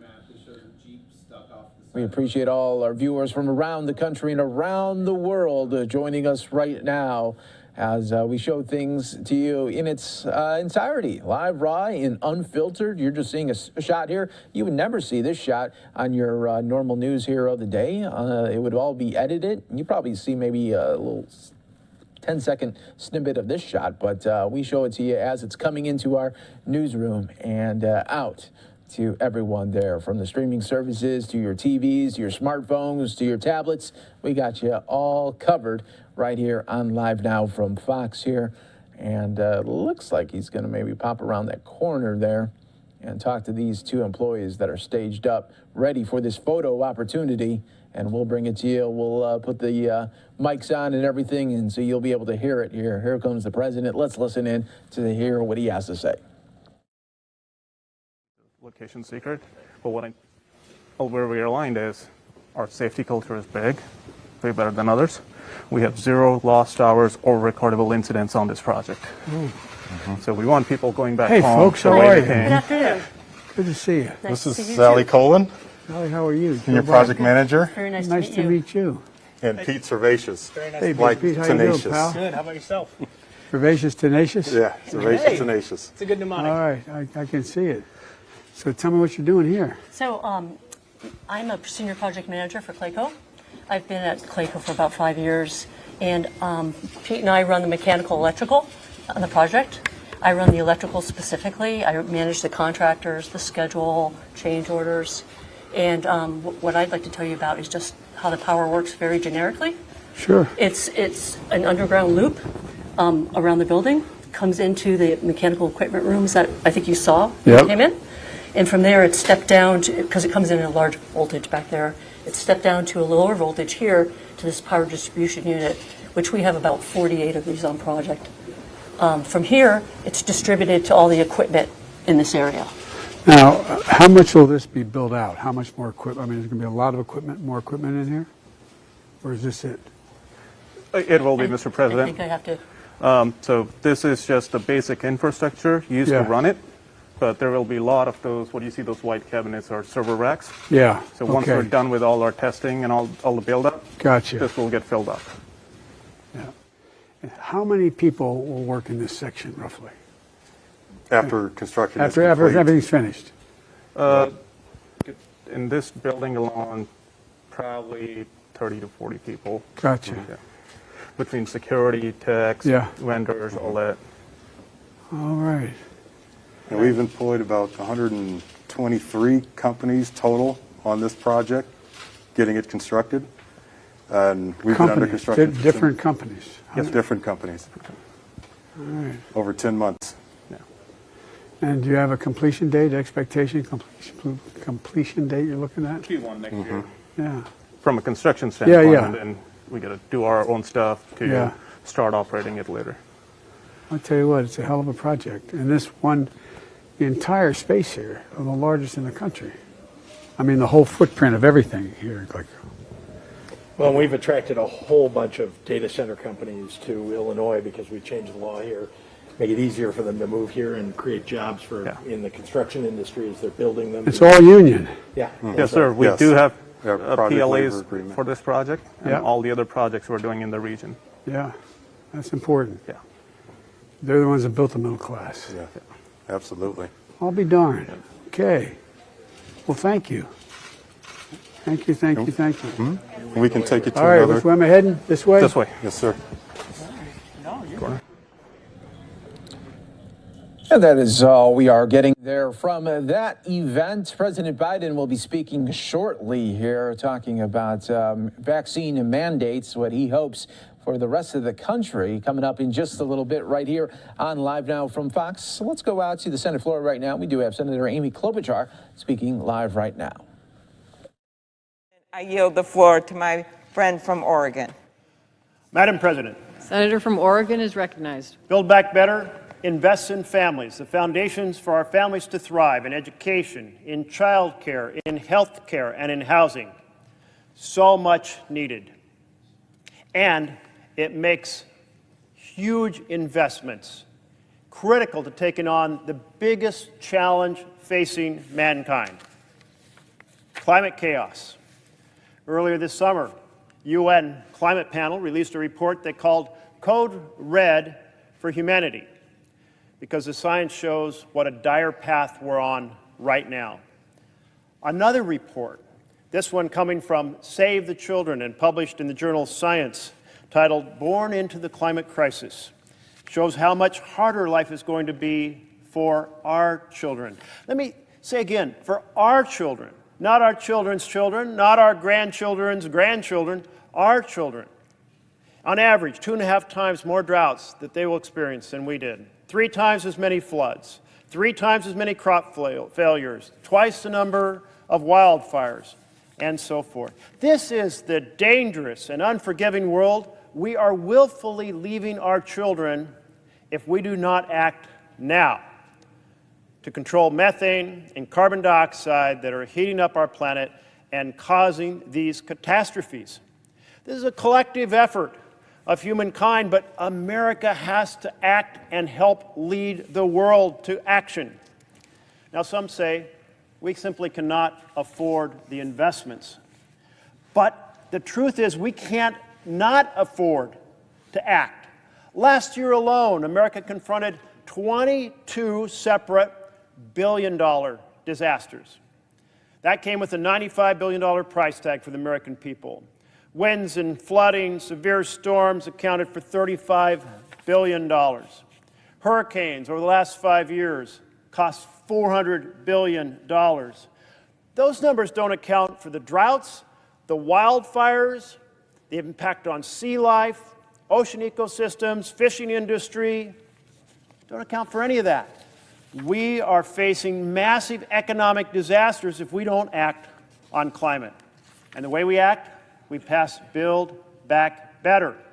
We set ourselves on that path to net zero in the next 30 years, reducing our emissions over the next decade to half of what they were in 2005. Ensuring 80% of our American electricity is carbon-free by 2030. Ensuring half of America's auto fleet is electric by the same time. We have the tools. We have to have the political will to act. So we must pass Build Back Better. Thank you, Madam President. Senator from Virginia is recognized. I ask unanimous consent for my legislative fellows Stephanie Gibbs, Tara Mara, and Tom Rakes to be accorded floor privileges. Without objection. Madam President, I rise with my colleagues on Build Back Better, and I just want to emphasize 2 points that really matter to me. First, Build Back Better is absolutely critical to combine with the infrastructure bill. If we make an infrastructure investment that will be the biggest since the interstate highway system, who's going to build it? Who's going to build it? Open the paper. You can't hire school bus drivers, can't hire truckers. We have a tight labor market right now. And what Build Back Better does is massive investments in the American workforce, beginning with the workforce of tomorrow, our children, all the way up through community college, workforce development, immigration reforms that will expand the nation's workforce. If we invest in infrastructure but don't think about making sure that we have the workforce to do it, what a missed opportunity. And the Build Back Better plan has amazing investments in our workforce, the workforce we need right now and the workforce we'll need for decades. The second thing about Build Back Better that I particularly appreciate is what it does for children. If we pass Build Back Better, we will have done for American children what Social Security did for American seniors. And let me just point something out. Pre-Social Security, you'd work your whole life, you'd educate your kids, you'd be the PTA president or the Little League coach or the Sunday school teacher, and you'd retire, and 50% of people would retire and then go below the poverty level. That was what being a senior citizen was in the United States before Social Security. FDR basically said, we want you to have a dignified retirement because you've worked and you've earned it. And Social Security, once passed and implemented, dropped the senior poverty rate from 50% to 10%. There's never been a program that's been as successful in doing exactly what it was designed to do as Social Security. Build Back Better can do the same thing for kids. We're a nation that has tolerated for decades a youth poverty level dramatically higher than the adult poverty level. What does that say about a society? And yet we've sort of acted like, well, I guess that's the law of nature. I guess we can't do anything about it. I guess kids just are going to be a lot poorer than adults. We don't have to tolerate it. We can do something about it. The combined impact of child tax credit, child care tax credit, funding for child care, universal pre-K, paid parent and family leave, and free community college, you put those things together, we will do for children what Social Security did for adults. And we will no longer be a nation that tolerates an unacceptably high children's poverty rate and says, well, there's nothing we can do about it. We can do something about it. We will do something about it. And that's why I so strongly support, with my colleagues, Build Back Better. I yield back. Madam President. Senator from Minnesota is recognized. Madam President, as we await the votes this afternoon, and I hope we will resolve a number of things today so that we make sure we stand by the full faith and credit of the United States, that we're not letting regular people's interest rates go up and the economy go to tatters, our credit rate downgraded. I hope we can get this done. But at the same time, just as Americans have gone through this pandemic, just as those moms and dads have been at home with their toddlers on their knees, their laptops on their desk, just as they've been teaching their first graders how to use the mute button, just as so many people have lost their jobs or risked their lives working on the front line, they're ready to get through this. They see the light at the end of the tunnel, or as we say in Duluth, Minnesota, the lighthouse on the horizon. They see this. And just as we continue to work as best as we can with a number of our colleagues that we disagree with because we think we should just simply move through this and make sure we're standing by the full faith and credit of the United States and not let our debt ceiling lapse. But as we do that, we are looking to the future, just as America is. Just as they're starting to see those jobs come back and they're going back to work, they're starting to see their families again, they're going to family reunions, they're starting to be able to go to weddings again. As all of this is happening, as we get the vaccine out there and we bring people back together, we also have to plan for that future, just like families do every day. And that's what this is about, the Build Back Better agenda. That's what this is about, with putting people in front of so many people that honestly have done pretty well during this time. There's a whole bunch of billionaires that didn't even have to pay taxes while these families have been struggling through the pandemic. There are a whole bunch of people that's easier for them to go and get prescription drugs or do whatever they want, while other people are having to choose between filling their refrigerator with food or filling their prescriptions at the pharmacy. So you got a tour in the last half hour from Maryland to Wisconsin, my neighboring friend Tammy Baldwin, to Rhode Island, to the great state of Oregon on the West Coast, to my home state of Minnesota to close by Senator Kane's state of Virginia. And what we're seeing, while our states may be very different, what we're hearing is the same thing. Regular people want to bring costs down. That's what this bill is about, bringing costs down for families in America. And there's many ways we're going to do this. One is with straightforward tax cuts for people. Another is with making it easier to afford things. It's that simple. That's what I hear the most about in my state. They want to make it easier to get child care. They want to make it easier to get health care.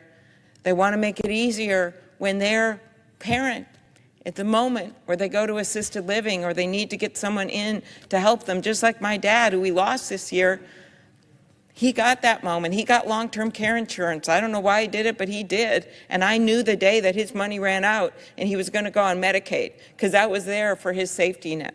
So many families in America know exactly what I'm talking about. And what this bill does is build on the safety net we have in place. So let's remember that.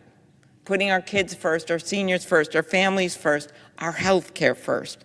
That's what this is about. So we look forward over the next few weeks of getting this bill done, getting it agreed to. To me, it's not always about what those top numbers are and everything you hear on the news. It's for what it's going to mean to the families in my state. With that, Madam President, I yield the floor. Senator from Virginia. I note the absence of a quorum. Clerk will call the roll. Ms. Baldwin. It was just some of the Democratic senators talking on the floor for Biden's agenda there. You're watching Live Now from Fox. Speaking of President Biden, we are expecting him coming up in the next 10 minutes in the Chicagoland area talking about vaccine mandates. We'll bring it to you in full when it does happen right here on Live Now from Fox. When we come back, we got some top stories here of the day, including the Texas abortion bill and so much more.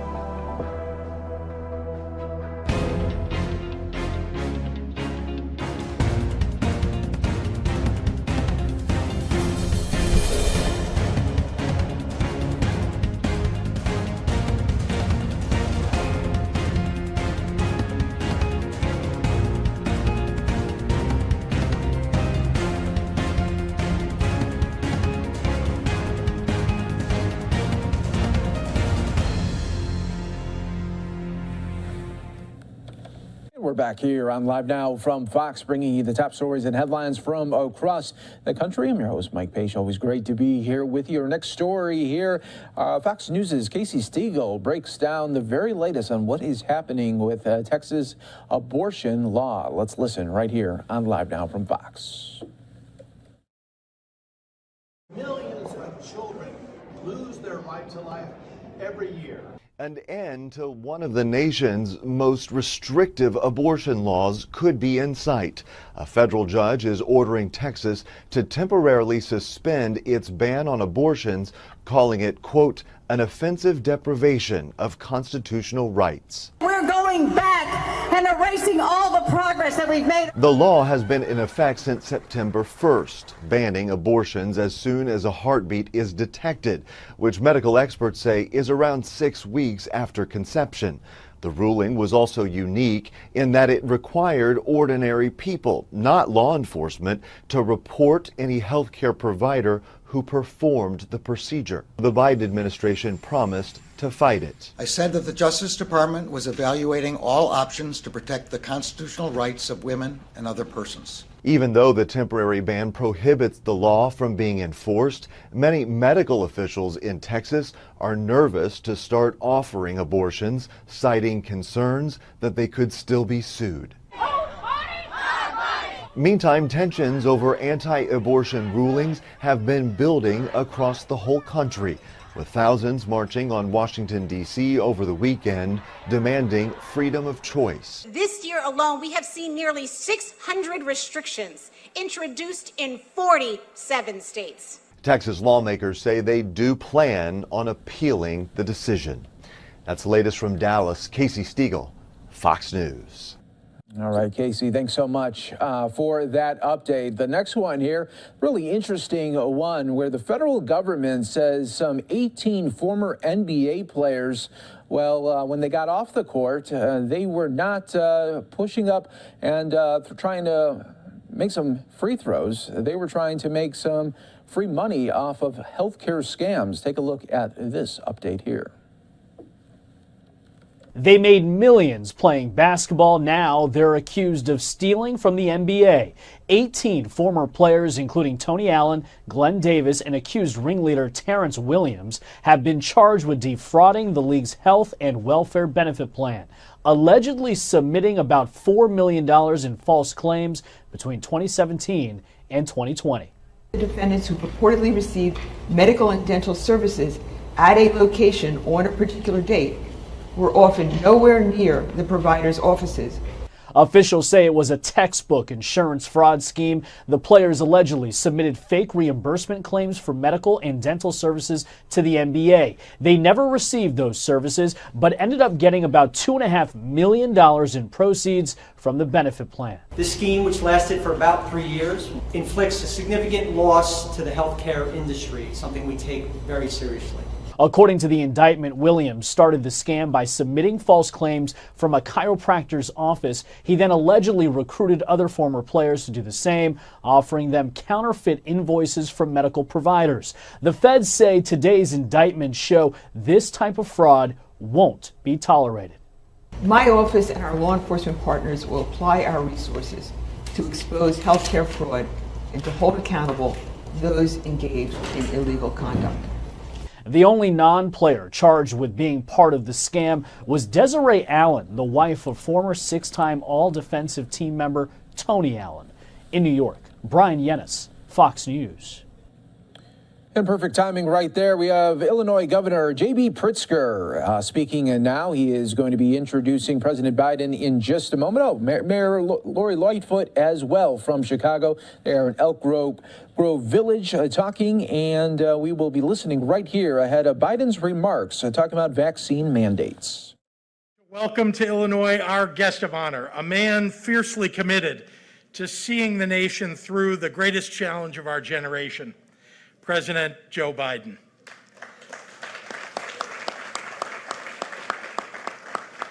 On behalf of Illinoisans from Cairo to Chicago, on behalf of our healthcare heroes who have given their all, on behalf of the small business owners and workers deserving of an economy built back better, on behalf of educators eager for a normal in-person learning experience for their students, thank you, Mr. President, for your courageous leadership during this pandemic. The President couldn't have picked a better place than Illinois to witness the rising tide of economic recovery in construction, advanced manufacturing, in agriculture, the innovation economy, clean energy, and more. We are proudly the most vaccinated state in the Midwest.